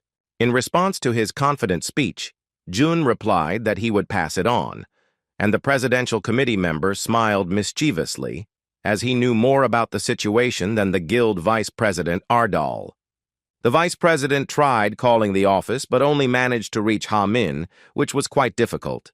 When asked why he wasn't answering, he said he was busy, and the president went to the dungeon with Hong Sun-gu and Choi Ha-sol. Right next to that dungeon, Ha-min confusedly asked the director what had happened and how he had allowed something like this to happen. Upon hearing that he was called director, Min Chang boasted that he had recently become vice president. Hearing this, chaos erupted in his old friend's mind, and he interrupted, saying this wasn't the time for jokes. Instead, he wanted to discuss how they'd become the army's equal in protecting the Republic of Korea. With a confused tone, Jun asked how they knew about it. Ha-min didn't understand the vice president's reaction, replying that it was all over the news and the whole country already knew. The realization of what had happened made him panic, fearing the consequences and the guild president's reaction. With some embarrassment, he asked a member of the presidential committee if there had been a live broadcast of the press conference. Park Jun-po didn't expect the truth to come out so quickly, so he carefully replied that they were working on a recording that would be released to the media in the future. He also clarified that he was certain that even if it was a live broadcast, it could just be a temporary fluke. Hearing these excuses hidden behind an attempt to convince him of the truth of these words, Jun felt incredible rage, realizing that the words of a member of the presidential committee were disgusting nonsense. Returning to the conversation, he told Ha-min that he planned to stop by the office first. In response, his old friend advised him not to tell anyone about what had happened, and also to try to avoid or be wary of the president, as he didn't seem to be in the best mood. Now, in Min Chang's eyes, the guys from the Presidential Committee and the Ministry of Defense seemed like slippery scum. He couldn't understand what all this rushing and broadcasting on the news was about without any consent to disseminate the information. As it turned out, during dinner with the president, he received a very interesting proposal from him. He wanted to promote the Ardal Guild into an organization called the Guild for the Defense of Korea. It's no secret that for all awakened organizations, the Ardal Guild is an obstacle to keeping Kang Woo-jin, the strongest awakened in Korea. Immediately after dinner, negotiations were held with the president, and the committee members promised to give them strong support if Woo-jin agreed to the conditions. Min Chang couldn't believe they actually dared to hold a private press conference before receiving the guild president's consent. Alternatively, he assumed that the presidential committee decided to show this to the public to gain Woo-jin's approval, but he knew that if that was really the case, then they made a big mistake because they found the wrong person. In Jin's mind, the one who, upon learning what was happening, would turn that blue house upside down without blinking, without even worrying about the consequences. Considering all this, he was ready to do anything to stop his beloved boss from going on a rampage for the safety of the entire country. He promised himself he would find a way out of even this situation. Meanwhile, Kang Woo-jin and his subordinates entered the 6-star dungeon. Ha-sol was in such a place for the first time, and was terrified to think that there were monsters there that were difficult to defeat, even using the modern weapons of the Korean army. With some embarrassment, she turned to Song-gu and asked if they really hadn't made a mistake in the dungeon, since for her, as an F-rank awakened, such visits to 6-star locations were prohibited. With a humble but sincere laugh, Song-gu replied that he had no doubt she might die. Trying to calm her down, he promised to help her. His words did not bring any relief to Ha-sol. On the contrary, they only increased her anxiety. The next question was about the chairman's whereabouts. When Sun-gu replied that he had already entered, Ha-sol asked why he had abandoned them, even though he had said he was taking them underground for training. Handing the weapon to her partner, Song-gu said that the training had already begun, and she needed at least some kind of weapon, considering that she, as a tamer, did not yet have a single animal or monster under her command. The weapon she had to fight with in the 6-star dungeon was a kind of dagger, taking out his knife that had seen many terrible things. Sun-gu asked Ha-sol with a crazy smile if she had any experience gutting raw fish. A few minutes later, she realized the meaning of his question, as they were busy collecting bloodstones from the bodies of destroyed monsters. The bags full of precious trophies were collected a little faster than before because now Song-gu was not alone. Ha-sol had no such experience and found it difficult to master the art due to the sheer amount of work involved. Continuing to pick up the trophies, she was in a kind of despair, not understanding where she was and what she was doing, being one of the awakened of the Ardal Guild.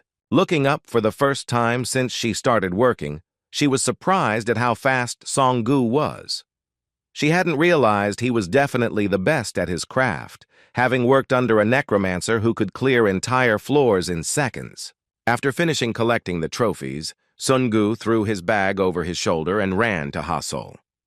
With a gentle smile that didn't show that he had done a titanic job, he said that at this rate they would find Hyun-nim before they even got off. Over time, Ha-sol's efforts began to bear fruit, and she was able to obtain bloodstones much faster.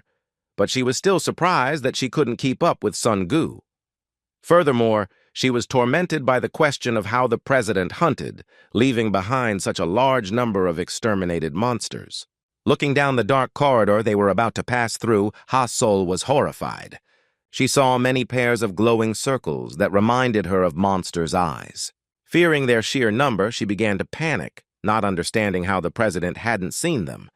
Sun-gu stood in front and didn't see the tremor in his body, so he calmly said that they were late because the president was already coming back from cleaning. Only then did Ha-sol realize that those were not monsters, but skeleton soldiers summoned in large numbers. After the creaking of bones subsided, Woo-jin stepped forward and looked around, wondering why they weren't finished yet. Sun-gu, feeling guilty about his speed, promised to hurry up and collect the rest of the trophies soon. In response, Woo-jin suddenly stopped him and asked him to simply follow him into the portal. Looking at the back of the boss who started walking towards the portal, Ha-sol finally realized why he was so strong. Now she could see for herself that he hadn't been hunting alone all this time, because he could summon over 100 skeletons to clear the dungeons in the shortest time possible without risking his life. Soon they reached the portal and in an instant found themselves in a spatial dimension far from Earth. Once on the other side of the portal, Ha-sol felt the nausea that all new awakened who enter high-level dungeons feel. Seeing her reaction, Sun-gu guessed she was a little uncomfortable about going through the portal. When Ha-sol asked if this was a common occurrence, her new friend reassured her that it depended on the person, but generally everyone got used to it quickly. Woo-jin was first again, so they had to speed up to catch up. Before entering the portal, Ha-sol put on her special costume, but she didn't notice Sun-gu do the same. She wondered why he was wearing the same clothes as before. It turns out that the forms of the awakened in Ardal were made from materials mined from the dungeon, and the support department paid for all the expenses. After a few minutes of walking, they saw the president, who had already built a very large cage out of bones. Looking at the boys, he asked Ha-sol to come to him. The devoted pupil complied with his request without question, and in response he heard a shocking order to attempt to tame the local monster. When she looked at who was in the cage, she almost screamed in shock. Inside was a terrifying saber-toothed tiger. She didn't even know it was a high-level beast, and this particular one was at the level. There was no doubt that for a level 14 tamer, with no experience using his own skills, this was far from an easy task. The predator's roar made her shiver all over, and she wondered again if she should really try this. She believed she would be torn to pieces the moment she approached the tiger. In response, Woo-jin was surprised by her answer and explained that no one told her to fight because she, as the tamer, should simply tame the tiger. Turning to Sun-gu, he decided to make things easier for Ha-sol by ordering his pupil to make sure the saber-toothed monster didn't make any moves. It turns out he wasn't the same as before because he charged into battle without question, jumping into the cage from above. The level 57 monster didn't scare him because he was now a real monster himself. Looking at the furious tiger, he greeted the monster with a gentle smile and a sincere tone, who had the misfortune of meeting his president. The tiger did not like the greeting very much, as he did not understand what sincerity and goodwill were. In just a moment, he growled furiously, making Ha-sol regret entering this crazy dungeon with other equally crazy awakened. It was difficult for her to stand, and she didn't even hide the fact that she had never been so scared in her life as she was now in front of that monster. However, what happened next shocked her. Taking off his coat, Song-gu asked the tiger why it was screaming even though it hadn't been touched yet. The huge, deadly beast, not understanding his words, furiously advanced to attack. This wasn't the first time Song-gu had fought such dangerous opponents, so he didn't even flinch and resorted to the steel flesh skill, which wasn't similar to the fire skill he had a talent for. Apologizing for the pain, he struck him a series of blows to the face. It seems that the saber-toothed tiger, whose cute and no longer evil face had turned into a sideburn, did not even think about the fact that some man would beat him practically with his bare hands. Hasol was no less shocked, as she had never seen a person as strong and awakened as Sungu before.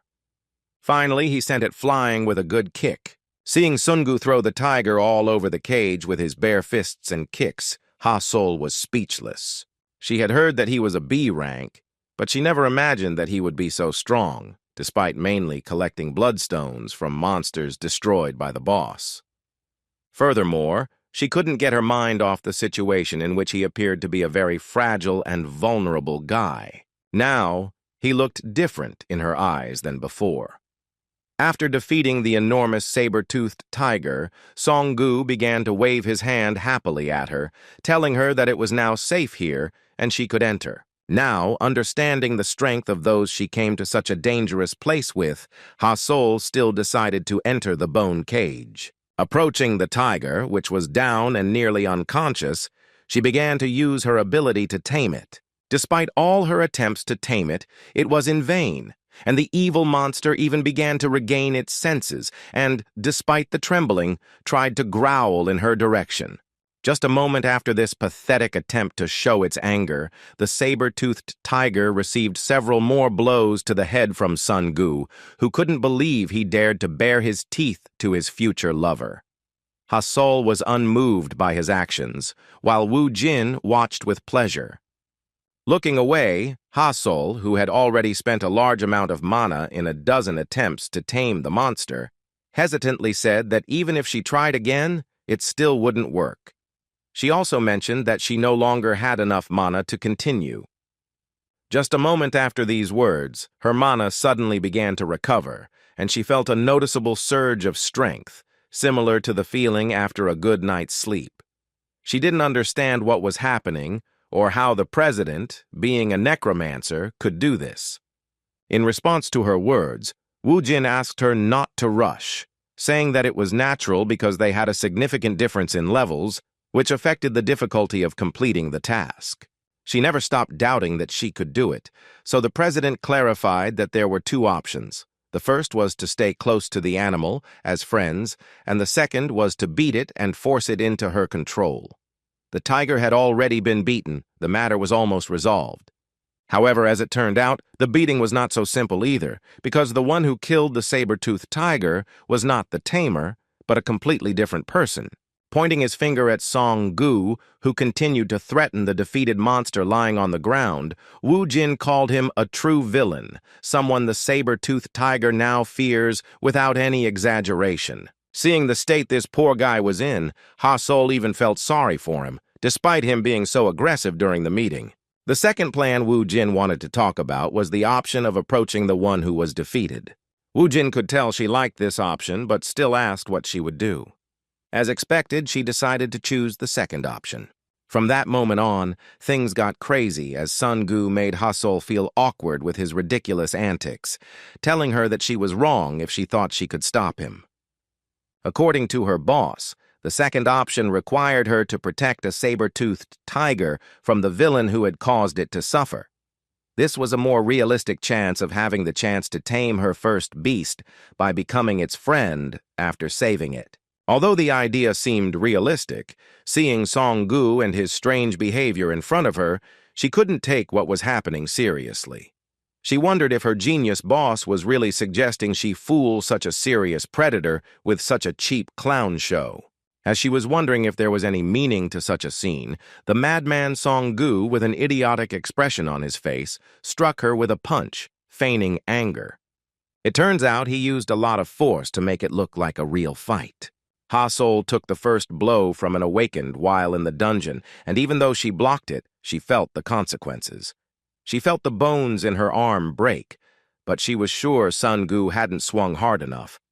Going to the director, Hasol asked him to stop the scene, saying that she had broken her arm when he hit her, but he continued acting crazy, making faces and calling her weak.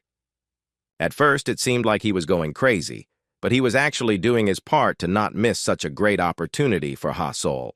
When she looked at the president, he told her to act quickly in a counterattack and then tame the beast. His immense loyalty and pride were the feelings that gave him the opportunity to strike again.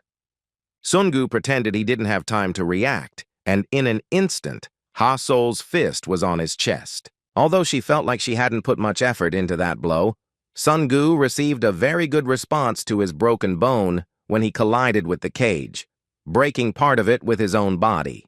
Despite hurting her mate, Ha-Sol was impressed by what she was capable of. She was distracted from the situation by the growl of a saber-toothed tiger, which had just regained consciousness. She jumped in surprise and was frightened, looking at the beast that could already be trying to attack her.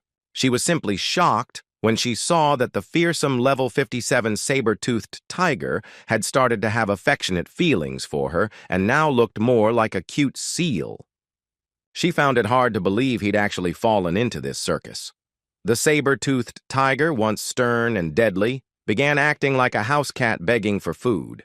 The president, who was watching the comical scene, was pleased with the result and replied that she should be proud of herself because thanks to the work done and 2 broken bones in the process, she got her own protector of a very impressive level. The taming actually worked well, and Sungu, upon seeing this, immediately ran to the boss to find out what he thought of his performance. The kind-hearted boy smiled sincerely when he heard the praise that he was a true Oscar contender. At that moment, he had to listen to another compliment, this time from Ha-Sol. She happily said that he looked very fearsome in battle, after which she admitted that she didn't know he was an awakened with physical abilities. Hearing this, Sungu reacted with some confusion, saying that he actually belonged to the fire element mage class. After successfully taming the saber-toothed tiger, they did not leave the dungeon but stayed there overnight. Seeing the strange expression on Sungu's face, Wu Jin realized that he wanted to say something or was worried about something, so he asked displeasedly what was going on. The mentee admitted that throughout this time he believed everything he said and may even have become stronger just for having received his support. After these words, he asked emotionally why he, as a fire mage, could only swing his fists instead of focusing on his own skills. He found it strange, and Wu Jin understood, knowing that he had actually dreamed of becoming a fire mage since the beginning, when he first entered the dungeon after gaining the status of an awakened. In response, Wu Jin explained that he was one of the guild's directors, and that it was very important to know how he felt about being one of them. With some disappointment, Sungu hesitantly replied that he only handled small tasks for the guild directly from the president. To him, this meant he was nothing more than an errand boy, but surprisingly, one who was very well paid. Sighing with a smile, Wu Jin explained that that wasn't what he had in mind. He was wondering if his protege knew the purpose of all these little tasks. He wanted to know what Sungu thought about who he would ask to do his work when he wasn't there.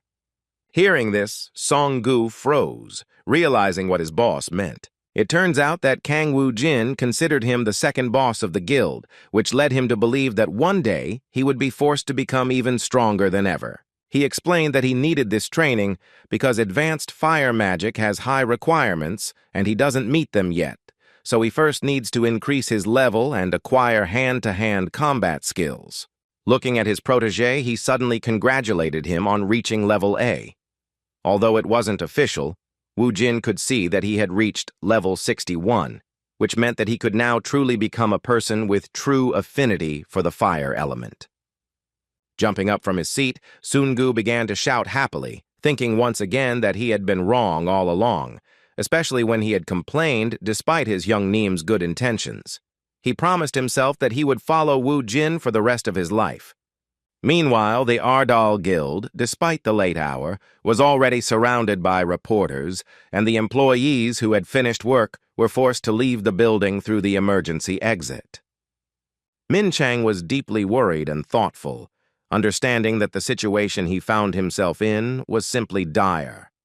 All this time, he was thinking about how he could convince the president without going against his wishes. Suddenly, his tense silence alone was interrupted by the room's light turning on. Wu Jin scared him half to death with his appearance. Behind him stood Ha Min and Song Gu, and the chairman himself looked extremely angry, clearly demanding an explanation. Ha Min, fearful of what would happen, whispered to his old friend, saying that the chairman's mood had worsened even further when he saw the reporters. Min Chang, finding himself in such a difficult situation to resolve, folded his hands in front of him, lowered his eyes, and began to remain silent with a deep sense of guilt.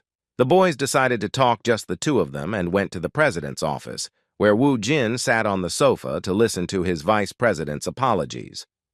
With a serious look Min Chang had never seen on his face, Wu Jin asked what news was being broadcast on almost every news channel in Korea. The worried vice president began to explain in a trembling voice that this was all false, because the recordings were supposed to be released to the masses only after the guild master made a final decision. When Wu Jin learned that there was a media glitch, he came to the conclusion that the government was just pretending that there was a glitch. Min Chan went on to say that they actually offered a good deal. He was referring to the conditions they offered, saying the government would do anything to prevent him from moving abroad. He admitted that some countries even pressured them. Without listening to him until the end, Wu Jin said the name of his representative, making him even more worried. Still looking him straight in the eye, Wu Jin explained that it wasn't about the conditions. He asked if he remembered the real reason this guild was created, and he immediately heard the answer that it was to prevent recruitment. It turns out that this wasn't entirely true, because Wu Jin explained why he needed to bother creating his own organization if he could simply join the Hammer Guild with such a desire. After these words, Vice President Jun realized what was happening. It wasn't about the state. In fact, he didn't want to work for anyone. Considering this, Jun thought it would be best if the president simply flew to some island and declared independence there. With a shrewd look, the president said, anticipating interesting things to come, that they would answer for what they had done. Countermeasures were already in his head, and he couldn't wait for the moment when the government would pay for its fraud. It turns out that the reporters who were supposed to make the situation worse became pawns in the president's hands because he offered to invite them to a sudden Ardal Guild press conference. A large number of reporters with cameras were stationed in the conference room, and their flashes brightly illuminated the stage. The president himself decided to speak in front of them to take matters into his own hands. Min Chang, who had been blamed for the recent situation, modestly stood aside. Looking at the prepared text, Wu Jin reacted with some tension to the words of apology for the false information about accepting the agreement with the Defense Guild. By tearing up this sheet of paper right in front of all the reporters, he demonstrated his ability to improvise, because he had everything under his control.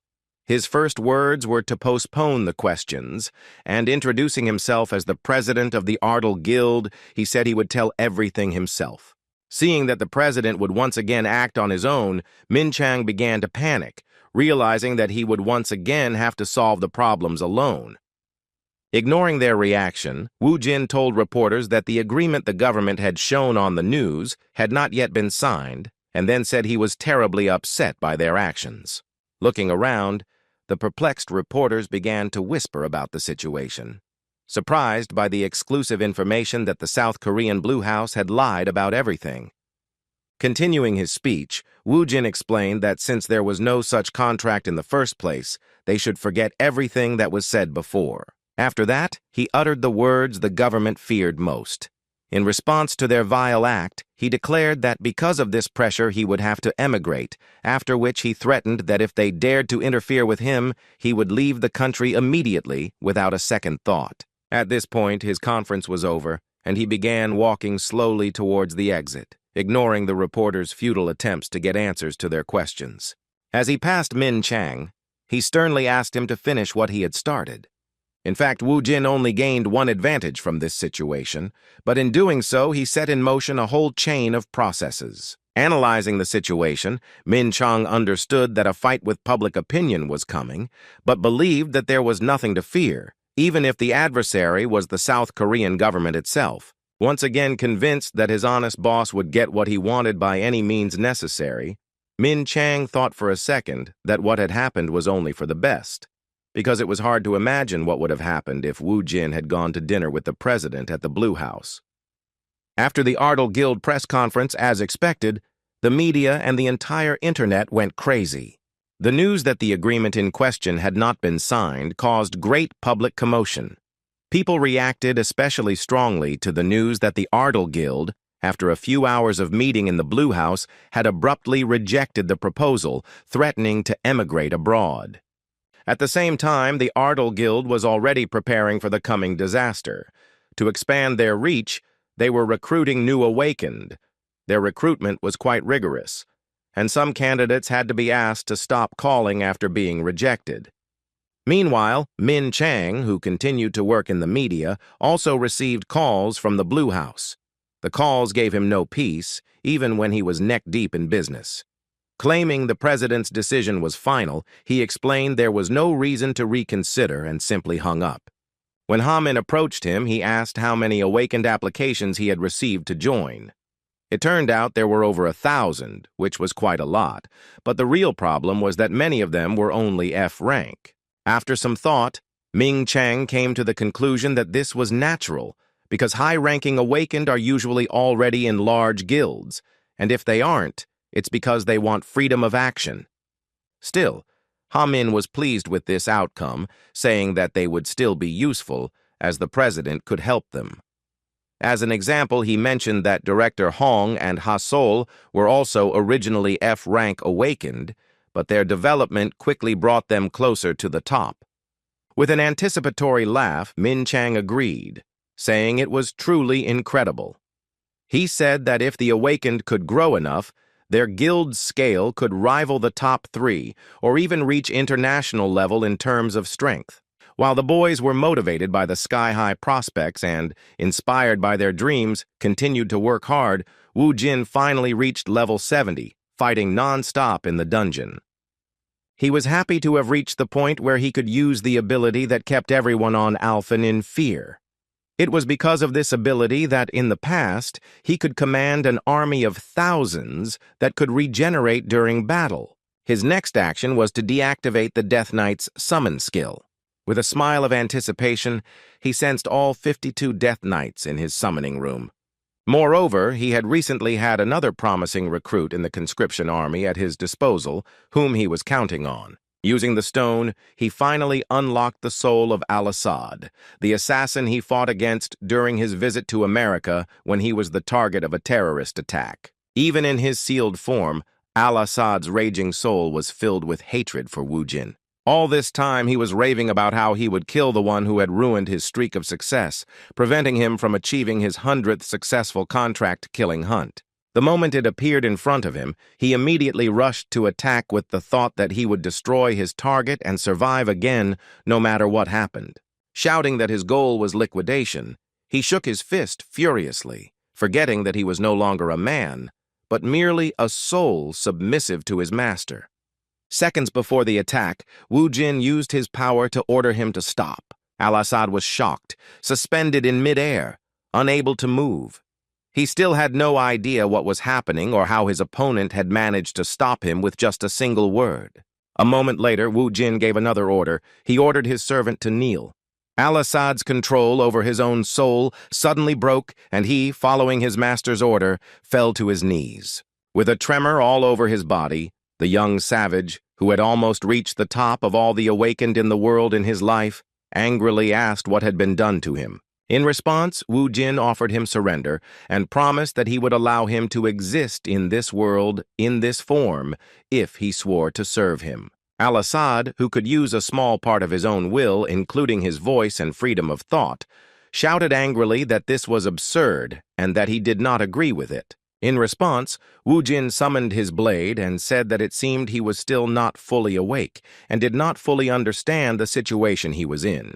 Placing one of the blades on his left shoulder, he looked into her eyes with a confident smile. After that, the cunning Necromancer asked him if he would choose the path of submission, or if he would prefer to have his soul erased forever and no longer exist, disappearing from this world.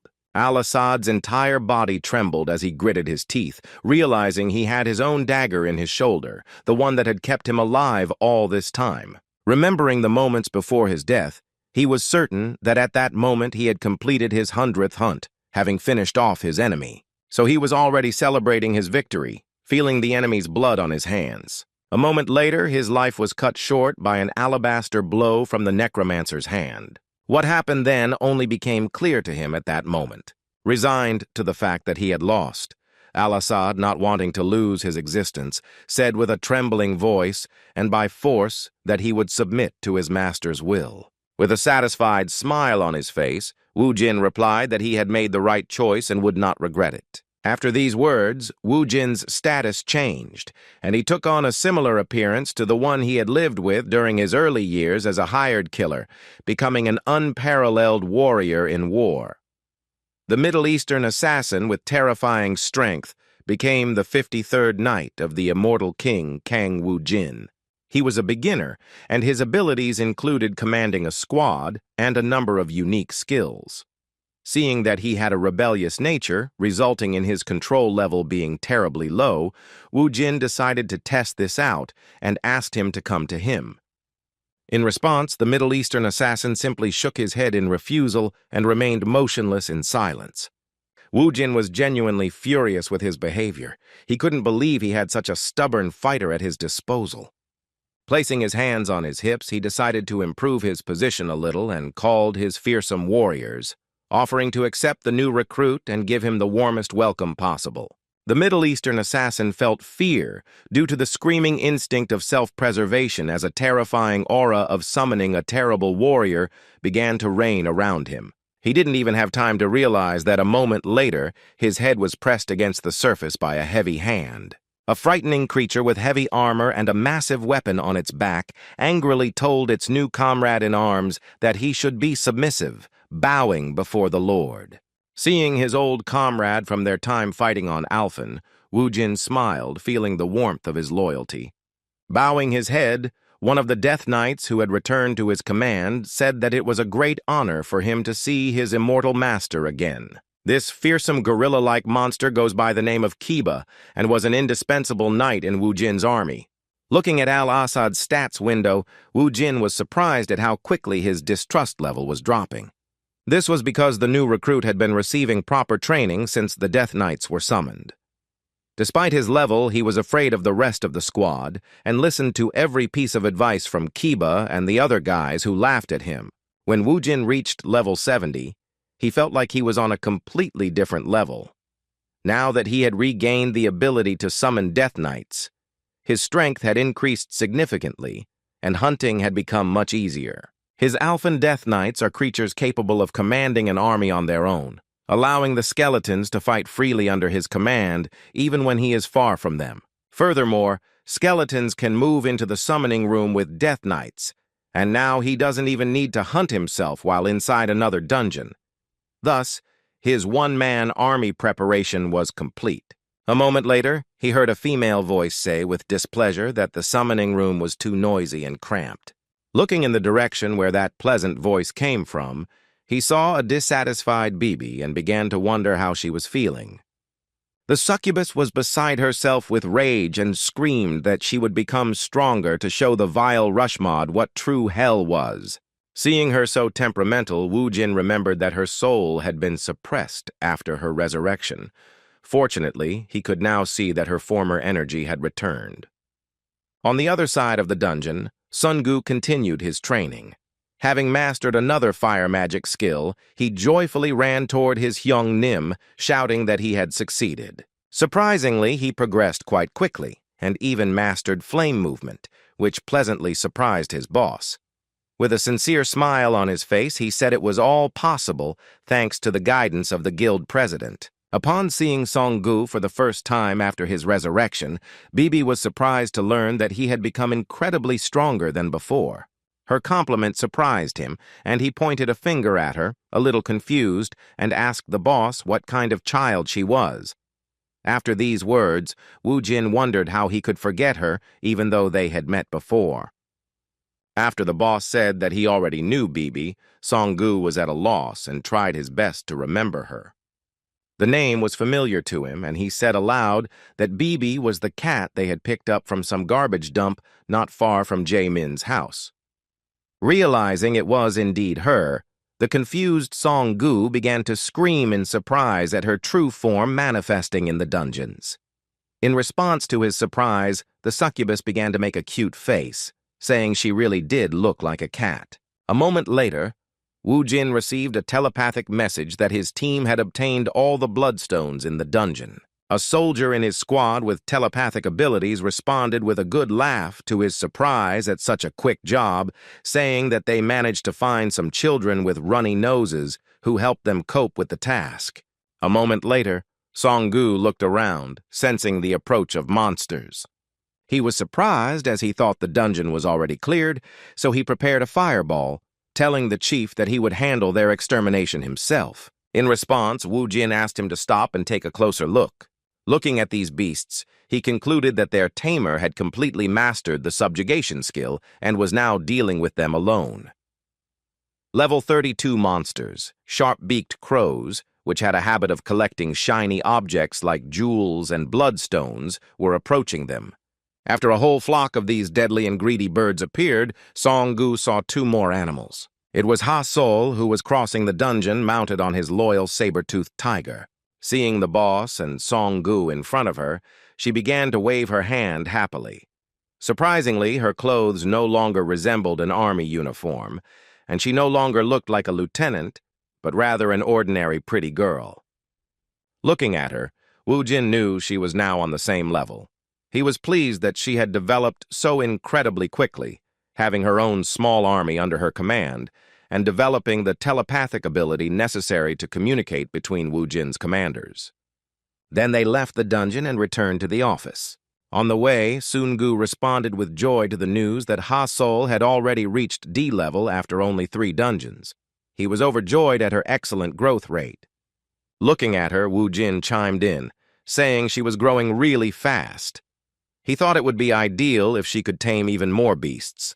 On the other hand, there were already 20 of them, which was more than enough to get the bloodstone collection done as quickly as possible. Despite Sun-gu's words, Woo Jin asked him not to let these small achievements blind his eyes because he and Ha-Sol still had a lot to grow. Having dealt with the training of his protégés, Woo Jin considered another problem that needed solving. He had to get rid of the forces that had ordered Assad to kill him as quickly as possible. He decided to start solving this problem without delay, so while still on the way to the office, he asked Sun Han to contact the Titan Guild. Having received a sudden call, Mr. Kun, not anticipating any trouble, asked with a smile what was wrong. In response, Woo Jin asked if he remembered the guy he had introduced them to when he was still in America.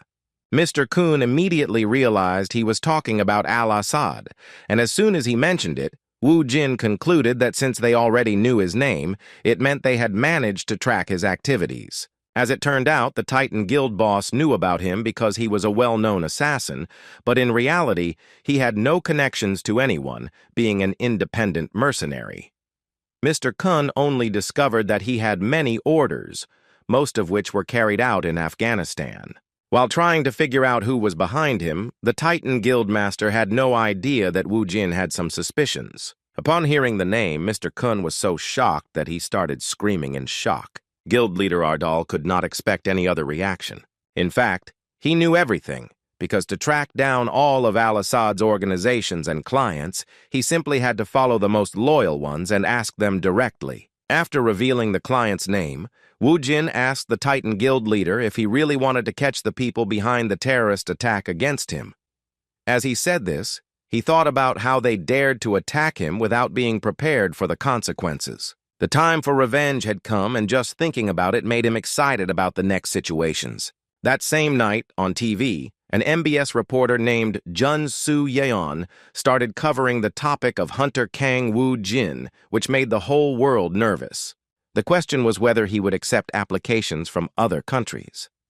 Matters within the Ardal Guild, which had suddenly begun to grow rapidly due to awakened recruitment, were also discussed. Lee Sang-ho, the president of the Hwarang Guild, seethed after hearing his worst enemy mentioned again. He couldn't believe Woo Jin was always being touted as the best in his field. Mr. Li's anger knew no bounds, because the assassination order against Kang Woo-jin, which had cost him tens of billions of dollars, had failed. Furthermore, it had been a long time since he had last contacted those he had ordered to kill. Furthermore, he discovered that the president of SJ Group had cut all ties with these people, and the status of the Hwarang Guild that Lee Yoon-hee had lost began to decline rapidly, and they could no longer appear on the lists of South Korea's strongest organizations.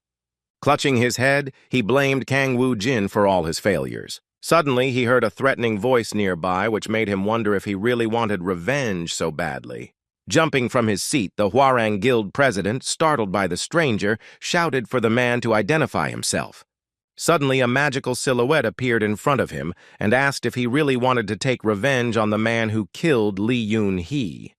Upon hearing the mention of his enemy, the confused Mr. Lee froze for a moment, realizing that he might have found a new ally in this matter. A silhouette of a creature appeared before him, and with a mischievous laugh, he promised that if he agreed, he would be able to fulfill his wish without any problems. He assured the Hwarang Guild president that he would lend him his strength so he could deal with Woo Jin. For the deal to be effective, he asked him to go to the dungeon where his younger sister died. Shocked, Lee Han-seo could barely find the words and just yelled at whoever he was dealing with in response. The stranger's silhouette never appeared. After a moment, he had already disappeared, saying goodbye and saying that he would wait for him at the previously indicated place. Trying to grab it with his hand, Mr. Lee achieved nothing, because a moment later the silhouette disappeared without a trace, and the light returned to the room. The trembling Hwarang Guild president fell to the ground with cold sweat on his face. As he stood up, he wondered what kind of ghost it was and how it knew its intentions. Suddenly, he saw a mysterious object on his desk that wasn't there before. It turns out to be Lee Yoon-hee's sword, which was definitely left behind in the dungeon where the incident that destroyed her guild's reputation occurred. Remembering the words of a stranger's silhouette, he put his fear aside. The thought of revenge clouded his mind, and he was ready for anything. Feeling the power coming from his younger sister's sword, he vowed that he would do whatever it took to get rid of Kang Woo-jin. Meanwhile, in America, the Titan Guild leader was thinking about his South Korean friend's request. Woo-jin wanted him to identify all the terrorists and get rid of them. It was not an easy task, but throughout the collaboration, the Ardal Guild only asked for two things. To begin with, they asked for a service in the form of transportation to Central Asia, as well as the stabilization of the territory that would remain after the reprisals against the terrorists. Their guild did everything as requested. Using their influence with the U.S. Army, the military established itself in that territory and began carrying out a special operation. The key point was that this was a joint plan with the Ardal Guild. As they investigated the enemy, the only thing they could do was follow Mr. Kang Woo-jin's instructions. Mr. Kun knew that if they failed, they would be publicly criticized both by the state government and within the Titan Guild. Looking at it from another angle, Mr. Kun considered the media headlines about South Korea's Ardal Guild cracking down on terrorism in his homeland. Based on this situation, he began to wonder whether it was worth accepting the offer and taking the risks involved. He was distracted from his thoughts by the message from his secretary that a saint had come to him to hold a meeting on some important topic. While they were having a cup of tea, he heard that Murdy had decided to follow Mr. Khan, leaving the Titans Guild. It was such sudden news, and Mr. Kun couldn't understand what it was connected to. He didn't know that this thought wasn't her decision, but a request from the goddess Arya. Speaking about her situation, Murdy said that, given the situation, she simply had no other choice. She further admitted that she was part of the goddess's prophecy, which cannot be disputed. Clutching his head, the Titan Guild Master calmly said that he was confused by the amount of unexpected information he received that night. Reflecting on Murdy, he recognized that her skills in blessings and divination had brought great benefits to the guild, setting them far above other hunter organizations. She created and joined the Holy Knights to liberate Alphen, which brought much attention to the guild and also increased the number of awakened within it. Her words about leaving the Titan Guild put him in a position no less embarrassing than Woo Jin's suggestion. Without her, their guild would suffer greatly, and it would be difficult for them to avoid future disasters. Despite the situation, he couldn't object in any way. Murdy, in turn, thanked the Titans Guild for their attention, after which she once again stated that she couldn't go against the prophecy, which would force her to give up everything she had received before leaving them. Mr. Kun closed his eyes and sighed deeply, calmly saying that he understood that he wouldn't be able to stop her. His next proposal was quite sudden, as he put aside his own interests and asked her to lead the Holy Knights, who were gathered under the Order of Arya. When he said they would be a support if they were by her side, Murdy smiled with happiness. He also stated that his guild owed a deep debt to her and the goddess, so they would continue to support the Order of Arya and maintain contact with them. By saying that his request will always be welcome in America, Mr. Kun only confirmed that he is a man of true pride and honor. With a red face, a cheerful Murdy thanked him for this and said that the goddess Arya wished him and his guild true happiness. With a smile on his face, Mr. Kun took her words as truth. It was the best alternative to losing Murdy. He had to keep in touch with the saint no matter the cost. Meanwhile, an unsuitable man was walking and raving through the streets of Seoul. He was the red-haired president of the ancient and famous Hwarang Guild. On his way to the dungeon the ghost in his office had told him about, he raved quietly about how he needed power to get revenge. While he was lost in these thoughts, he suddenly came across a monument dedicated to the hero who had prevented the disaster in the Daegu area. Of course, it wasn't a monument to his younger sister, without whom the guild had become powerless, but to Wu Jin, who had taken all the glory from that cleanup. The Awakened Alliance representative, who was guarding the entrance to this dungeon, closed the gate and, singing along, began walking to the car to return home after a boring day of work. As he climbed the stairs, he saw a strange man, who, using force, pointed his hand towards the monument to Kang Wu Jin, the savior of this area. In a moment, the head of this stone sculpture fell apart. He was simply shocked by what happened and then shouted angrily at the stranger, asking if he knew what he was doing. In response, the red-haired man, who used to be the top news in South Korea, just remained silent, holding back his emotions. A moment later, he couldn't take it anymore and, using the power of telekinesis, lifted the worker from the Awakened Association into the air, looking at him with anger in his eyes. Lee Sang-ho, who was desperate because of the hatred he felt for Kang Wu Jin, asked the man if he really didn't know him. With a trembling voice, the shocked hunter said that he couldn't believe the Hwarang Guild master would do something like that. Hearing a noise, his friend, who was in the bathroom, asked the boss what was going on.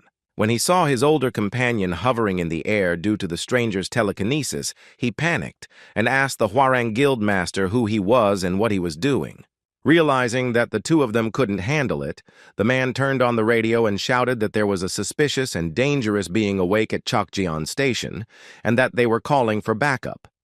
Before he could finish his sentence, Lee Sang-ho destroyed his radio with telekinesis. Grabbing him as well, he asked if he really looked like the suspect he'd awakened.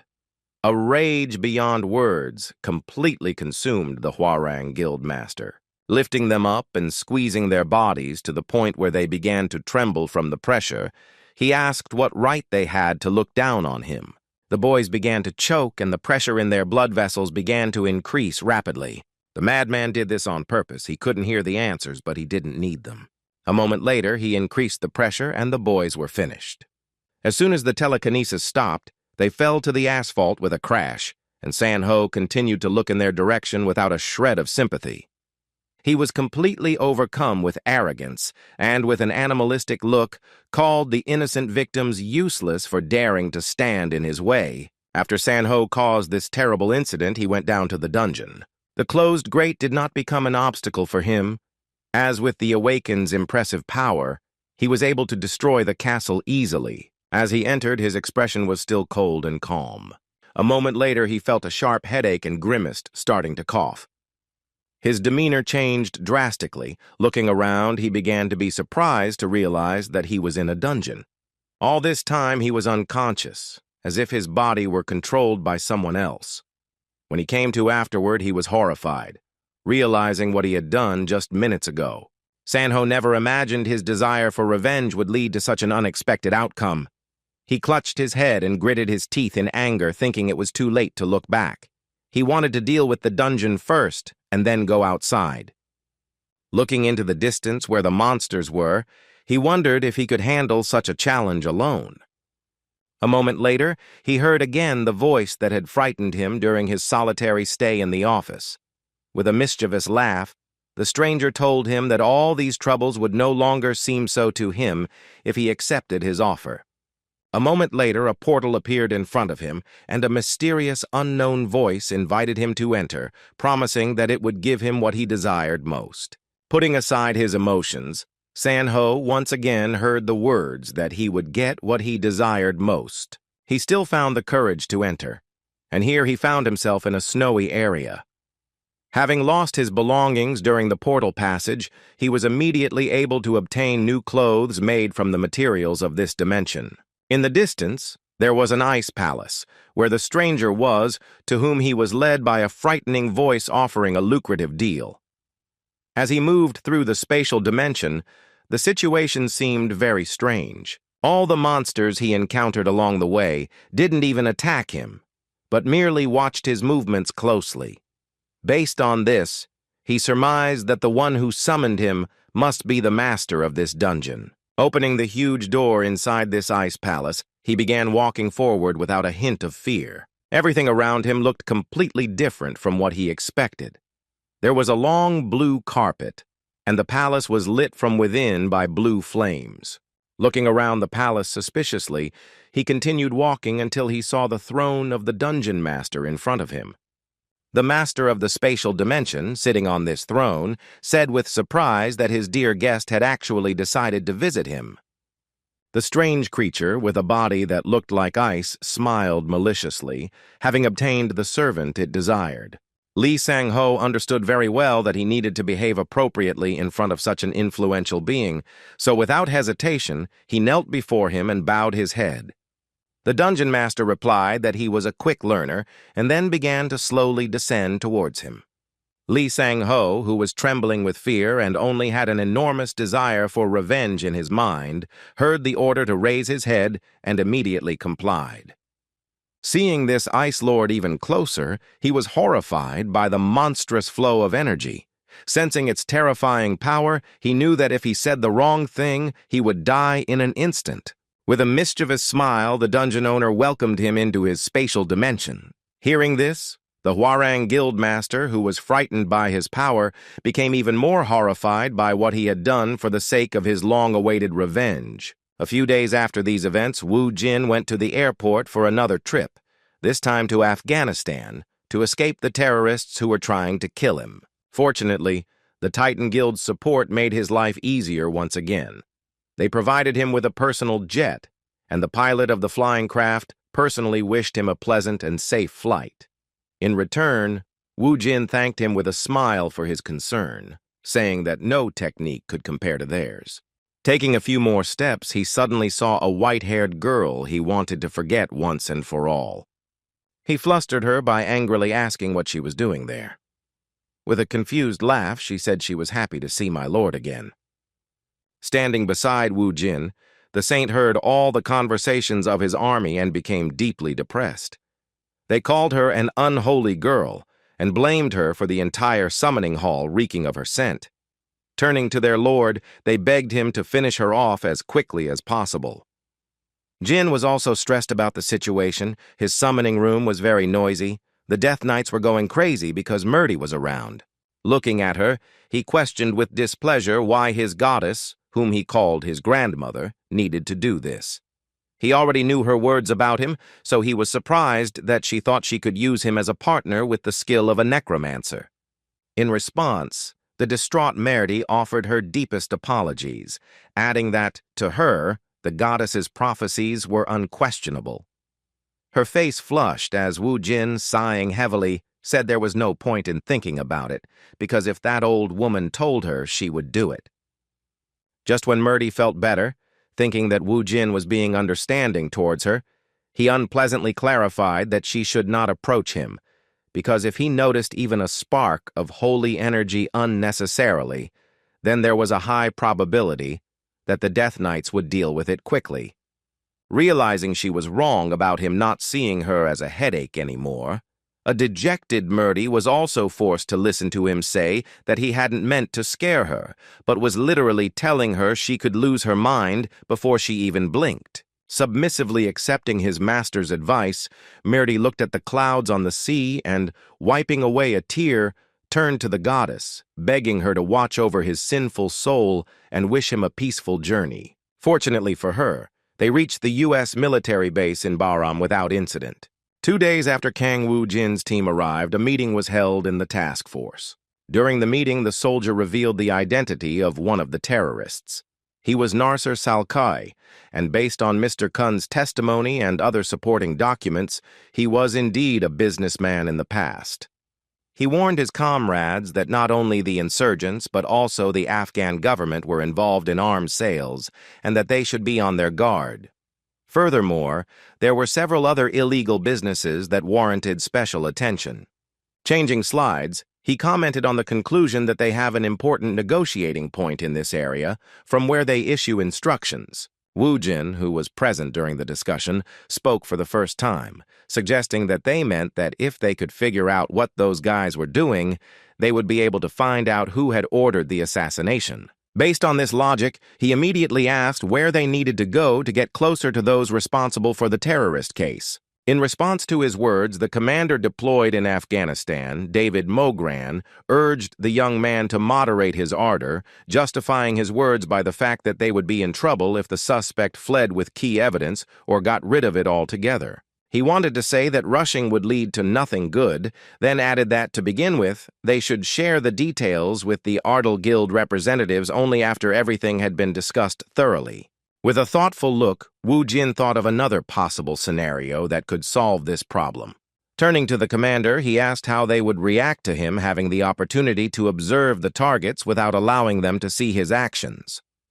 Seeing Morgan become interested in his words, Woo-jin continued with a confident look, saying that if they could at least bring the subject into his line of sight, then he would be able to find out everything about him, including his movements, habits, and his type of activity.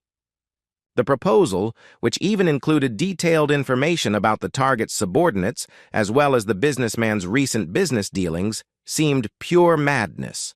The commander couldn't believe that this young man was capable of learning the target's confidential information under his own power. That sounded great, so David Morgan seconded his proposal and said that in that case it was time for them to start discussing the mission. 2 days later, they moved to the administrative capital of Peshawar, Pakistan. Woo-jin went to the place accompanied by a lady who was clearly nervous and tried to calm herself down with breathing techniques. Realizing this, Woo-jin asked what the problem was. Senior U.S. intelligence officer Rachel Park hesitantly replied that it was because it was her first time on such a dangerous mission. Looking out the window, Woo-jin smiled confidently and suggested she relax and start thinking like they were on a tourist vacation. Looking around, he asked her if everything looked okay. The sight of the destroyed buildings didn't make Officer Park feel at all relaxed, and she doubted her words about how wonderful it was. She enthusiastically replied that the area had been bombed recently, which made Woo-jin assume that this must be something that happened quite frequently in the region. The police officer knew everything about the location where she was carrying out the operation, so she explained that, in fact, these things usually cause chaos. But here it is a common phenomenon that no longer scares the locals. As Woo-jin continued to look out the window, he saw people who had lost their homes and perhaps even loved ones. At that moment, he had a strange feeling of being back on the battlefield, reminding him of those good old days on Alphen. Seeing his smile and the fact that he was incredibly calm, the officer wondered how he could act that way in such a situation. She assumed it was because he was confident in his own strength. She found it hard to believe he actually took the time to think about anything else. A few minutes later, they reached the site of destruction. Surprisingly, there was a very nice hotel there. Before exiting their vehicles, they were instructed to avoid any action that could attract the attention of other people. The boys decided to visit a restaurant where, according to their information, their target was.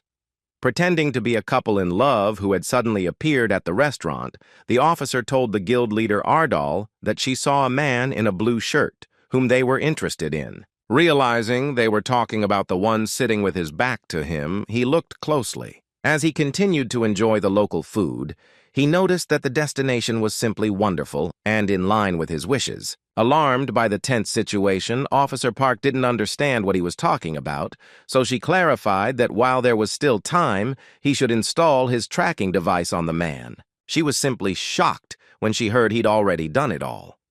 It was hard for her to understand how he managed to do it, even though they'd been right next to each other all the time and hadn't even reached their goal. The food was really delicious, but Wu Jin decided to leave and asked his companion to follow him when he was finished. At the same time, the goblin already in their target's shadow chuckled maliciously, happy to have once again experienced the feeling he had so missed. The summoning spell and the use of the Shadow Stalker skill were the skills that granted Wu Jin complete intelligence data. Stepping out into the street, the Necromancer inhaled the fresh dust and looked around. Despite the bitterness of war, he thought this place was still better, even calmer than Alphen. He didn't even have time to notice how several children appeared beside him and started asking for something in the local language. Wu Jin, being a very intelligent foreigner, immediately realized they were asking him for money. He expected nothing less from this place, because he knew it was extremely difficult for children like this, who had lost their guardians, to survive. Taking the local currency from his wallet, he handed it to the children, and their faces began to beam with joy. At the same moment, he spotted another little girl standing timidly beside the building, afraid to come out. When Wu Jin saw her, he was very surprised because she was different from the others. He was amused to see such an intelligent girl in such a place. He cherished this moment as a rare chance to see a child with such a bright and pure soul. Realizing that she wouldn't dare approach him, he waved his hand for her to come closer. The shy girl approached and, her face flushed, hesitantly said a greeting in English. Wu Jin was surprised by her manners and even the fact that she was somewhat polite. In return, he greeted her with a sincere smile. Seeing her unhappy look, he understood that he couldn't pass by. Without further ado, she, like the other children, extended her palms towards him. Wu Jin responded to this gesture with a gentle smile and asked her to wait a second. In response to his words, the girl looked at what he was doing with particular interest. She didn't understand either his answer or his behavior because strangers had never given her money before, unlike other children. Most likely, this was due to her shyness. Taking another note from his wallet, he saw her cheerful smile and muttered under his breath that at this rate, all the children in the area would gather around him and leave him penniless. A moment later, he heard clicks coming from her body. At the last moment, he saw that she was wearing a belt with explosives and a timer. The mechanism was activated, and there was such a powerful explosion that the surrounding buildings shook, and frightened people began to run in all directions. A few minutes later, the building closest to them had partially collapsed, and dust was still in the air. Thanks to the ghost armor that automatically activates in moments of danger, Wu Jin managed to survive. Remembering that innocent girl, he thought he had truly lost control. He hadn't been back on Earth long, but his habit of always being prepared for such unforeseen situations had slipped away, playing a cruel trick on him. At that moment, Officer Park began running toward him, having heard the explosion that had occurred in his location. She ran, screaming as she tried to find out if he was okay and if he was injured. In response, he simply asked with a serious, even irritated look where his targets had gone after he left. The officer, surprised by his composure after such an incident, sternly replied that she didn't know, after which she added that at that moment, 7 other explosions had occurred simultaneously. In a cold, slow tone, Wu Jin replied that this meant 7 more children had died along with this harmless girl. As he continued to consider this, he concluded that there was a high probability that there would be even more victims as a result of this terrorist attack. Officer Park, distraught by what had happened, didn't know what to say to him. She was speechless, shocked too, unprepared for something like this. After that brief silence, Wu Jin turned around coldly and said that they wouldn't have to wait long. Recalling that incident, he couldn't believe that those vile madmen had used such an ignorant child as a trap. It had been a long time since he had felt so angry within himself, which immediately made him leave, promising that all those disgusting terrorists would be caught and punished soon. A week after the terrorist attack, Wu Jin began to execute his plan in a very strange way. While traveling through the desert in a truck, he was in the cargo hold along with the other captives. One of these men, who had a red bag on his head, trembled with fear and turned to his master, begging him to save him. Wu Jin, who was sitting opposite him with a dark bag on his head, was extremely unhappy that there was such a noisy guy beside him. After the events at the hotel, Wu Jin and Officer Park went to headquarters to discuss their next plan. As it turned out, when he mentioned a targeted attack on the enemy camp, the commander reacted very harshly, prohibiting such a risk. While discussing the strategy in his office, Wu Jin didn't understand the reaction to his request, so he explained that they didn't need to participate because he could handle the task alone. In response to his words, a man standing at the window of the commander's office asked what he planned to do alone. A veteran of military service in Afghanistan explained that it would be difficult to distinguish between civilians and insurgents.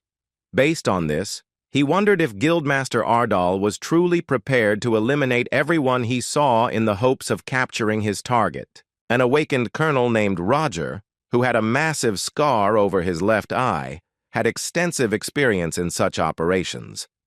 He harshly criticized Wu Jin's radicalism, saying it seemed as if he had a burning desire to become the most dangerous and violent terrorist here. Furthermore, he added that if the dear guest thoughtlessly planned to invade his territory, the leader of the suppliers would probably commit suicide, which would make the future mission simply impossible. He was right, and the commander said they should listen to him.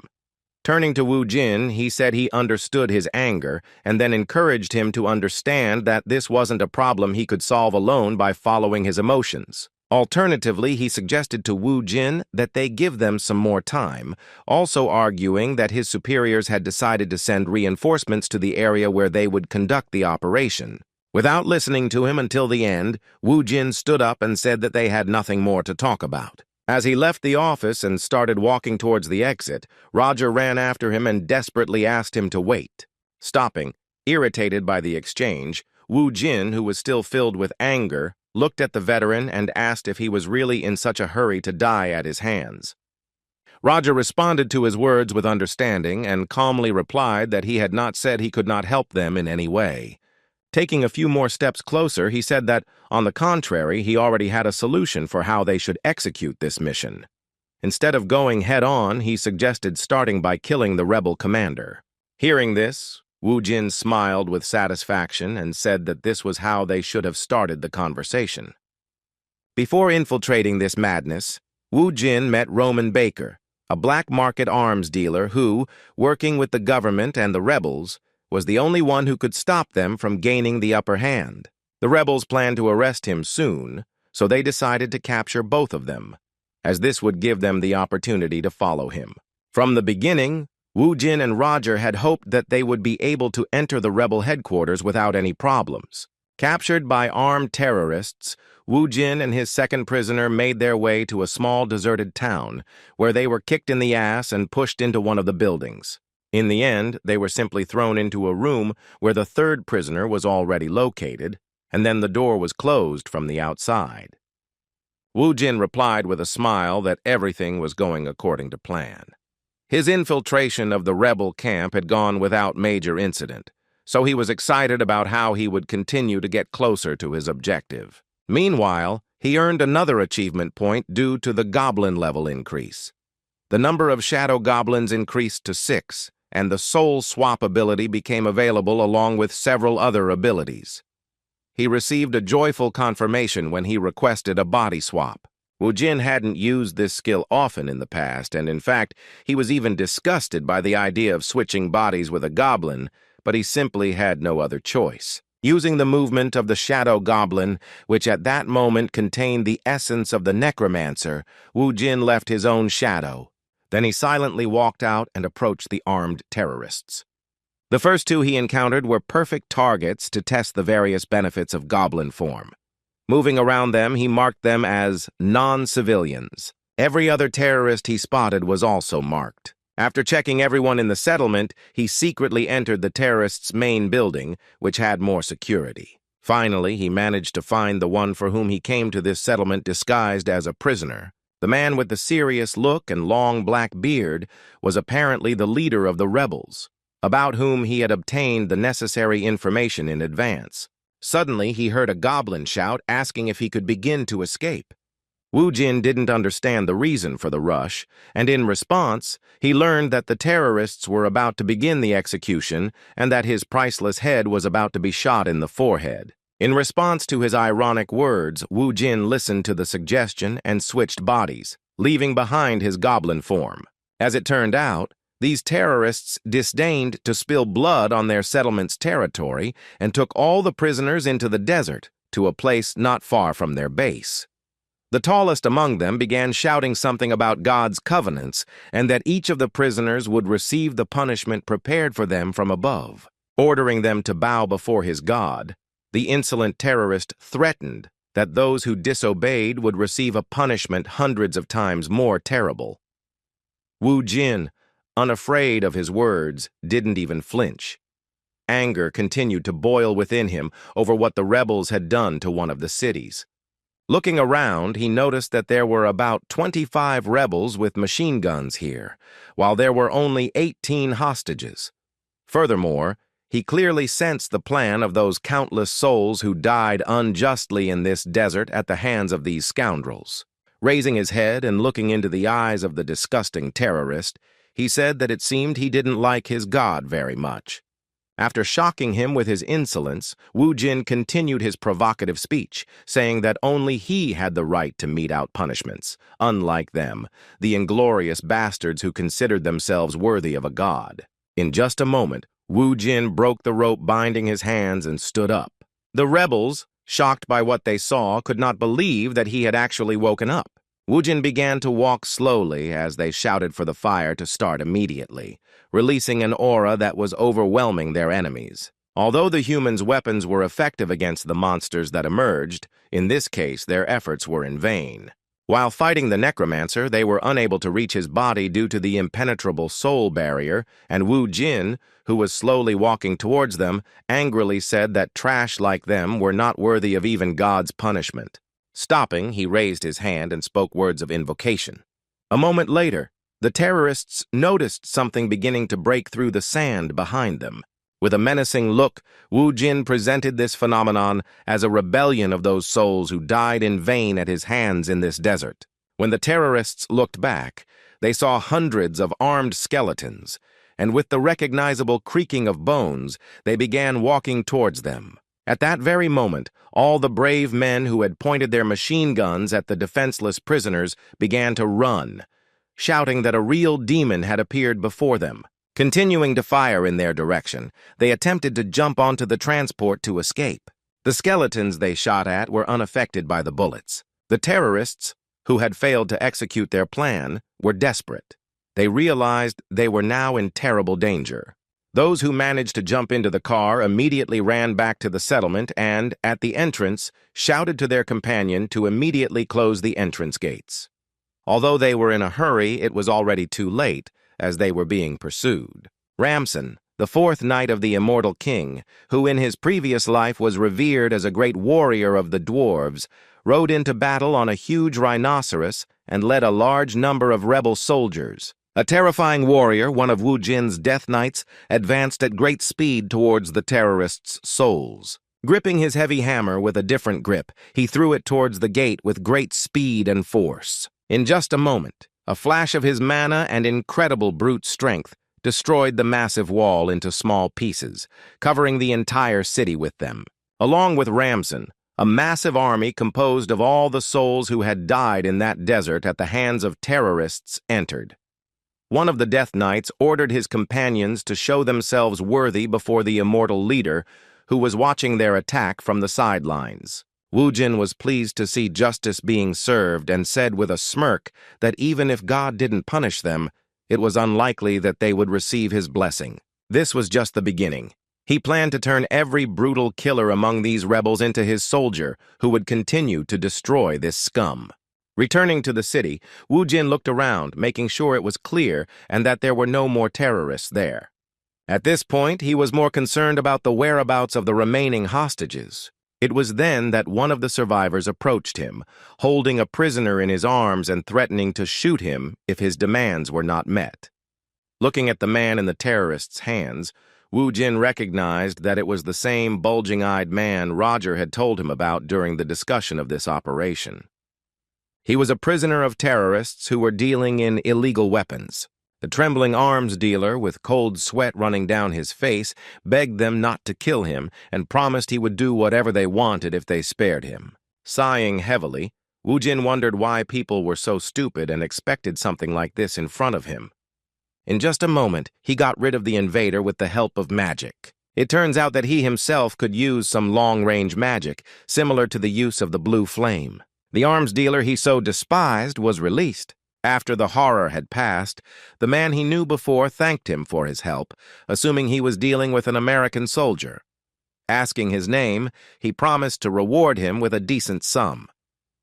Hearing this, Wu Jin curtly replied that he didn't need it. In response to his refusal, the ridiculous illegal arms dealer began to laugh, asking if it had anything to do with him being a soldier. Continuing to press the opportunity to receive the reward, he even said he would secretly send it. In response, Wu Jin called him a chatterbox, and his next action really scared this scoundrel. Pointing a dagger at him, he angrily asked if he could finally be quiet. Although the arms dealer was frightened at that moment, he still felt relatively safe and allowed himself the audacity to say that such behavior was unacceptable because an American soldier should not be rude to his fellow citizens. The arms dealer finally angered Wu Jin by threatening that he wouldn't let this go so easily when he returned to his homeland. He decided to react in a very unexpected way and satisfied this scoundrel by putting away his dagger after his irritating conversation. With a smile on his face, he apologized, and the arms dealer started laughing and saying it was no problem. In just a moment, he said goodbye to his sinful life. Wu Jin completed what should have happened many years ago. After getting rid of this disgusting guy, he clarified with an evil smile that he was not an American soldier, so he was not concerned about their justice against these disgusting crooks. Looking at the body that was beginning to grow cold, he suggested that he think one last time about the countless lives that had been lost on the battlefield. At that moment, there was another person nearby holding a camera. Wu Jin knew it was there from the beginning, so it was no surprise that he tried to film everything. Without turning around, he addressed the one hiding behind the rock, asking it to show itself. Without waiting for a response, he warned that he would begin counting to 5, after which he would say goodbye to life if it didn't show itself to him. The confused man, fearing he would suffer the same fate as many who had gone against the Necromancer, stepped out from behind the stone without hesitation. Wu Jin knew he was a war correspondent, and this man confirmed it, introducing himself as Tom. He had heard about the hostages, so he had come to this place himself. With a smile on his face, self-confident as ever, Wu Jin said that he wasn't late and didn't need to worry about it. Looking at the camera in his hands, he asked me to follow him from then on and record everything he asked. The confused man was a little nervous, but found the courage to ask exactly what he should write. Under the bright light of the sunset, Wu Jin said he needed to capture on his camera what the end of the terror would look like. A few hours later, the U.S. Air Force base at Bagram had already learned what had happened. One of the soldiers responsible for the intelligence space visited the commander's office to have him review the somewhat strange report. After watching the video, the shocked man asked what was going on. He saw a large number of tanks and couldn't explain how they had obtained such military power. In response, his protege explained that all this equipment was moving toward their base. Deep in thought, the commander, agitated by the situation, assumed that they had begun arguing among themselves, and his protege added another detail, saying that this report was sent by Hostage Rescue Team A. He then broke the news that the man responsible for taking 37 hostages who had reached rebel territory had been captured. He also mentioned that they discovered the body of Roman, an illegal arms dealer. The commander expected nothing less from his awakened fighters. Having learned the details, he finally inquired about their losses. Upon hearing that there were no losses, he was very surprised by these words, as he could not believe that they were true. He decided to check the information, asking if it was possible that they had suffered no casualties, even though they were fighting in rebel territory. The officer beside him explained that, in fact, there had been no enemy resistance. All of this seemed like a mystery to the commander, so the officer decided to show what was circulating online at the time. They were strange videos and images. Seeing a man who had solved with his own hands such a huge problem, one they had not been able to solve for several years, the commander felt a real shock. One of the videos featured Kang Woo-jin, and the reporter who filmed the video described the situation as the appearance of a messiah in this war-torn land. Showing a video of the scene, the war correspondent said that the one who was awakened from Korea declared war on the terrorists. And as a result, Kang Woo-jin's anger began to spread throughout the desert, restoring justice. Turning to his protege, the commander, confused by this information, asked if it was possible to confirm the authenticity of these materials. The officer replied that the video was taken from the social media account of a military reporter named Tom, who had previously filmed extensive exclusive content. The commander was shocked by what was happening, but now the puzzle was beginning to come together in his head, and he realized that everything fit together. All the enemy forces he'd seen through the intelligence data seemed to be preparing for the final battle. It was clear they were heading toward Kang Woo-jin's undead army.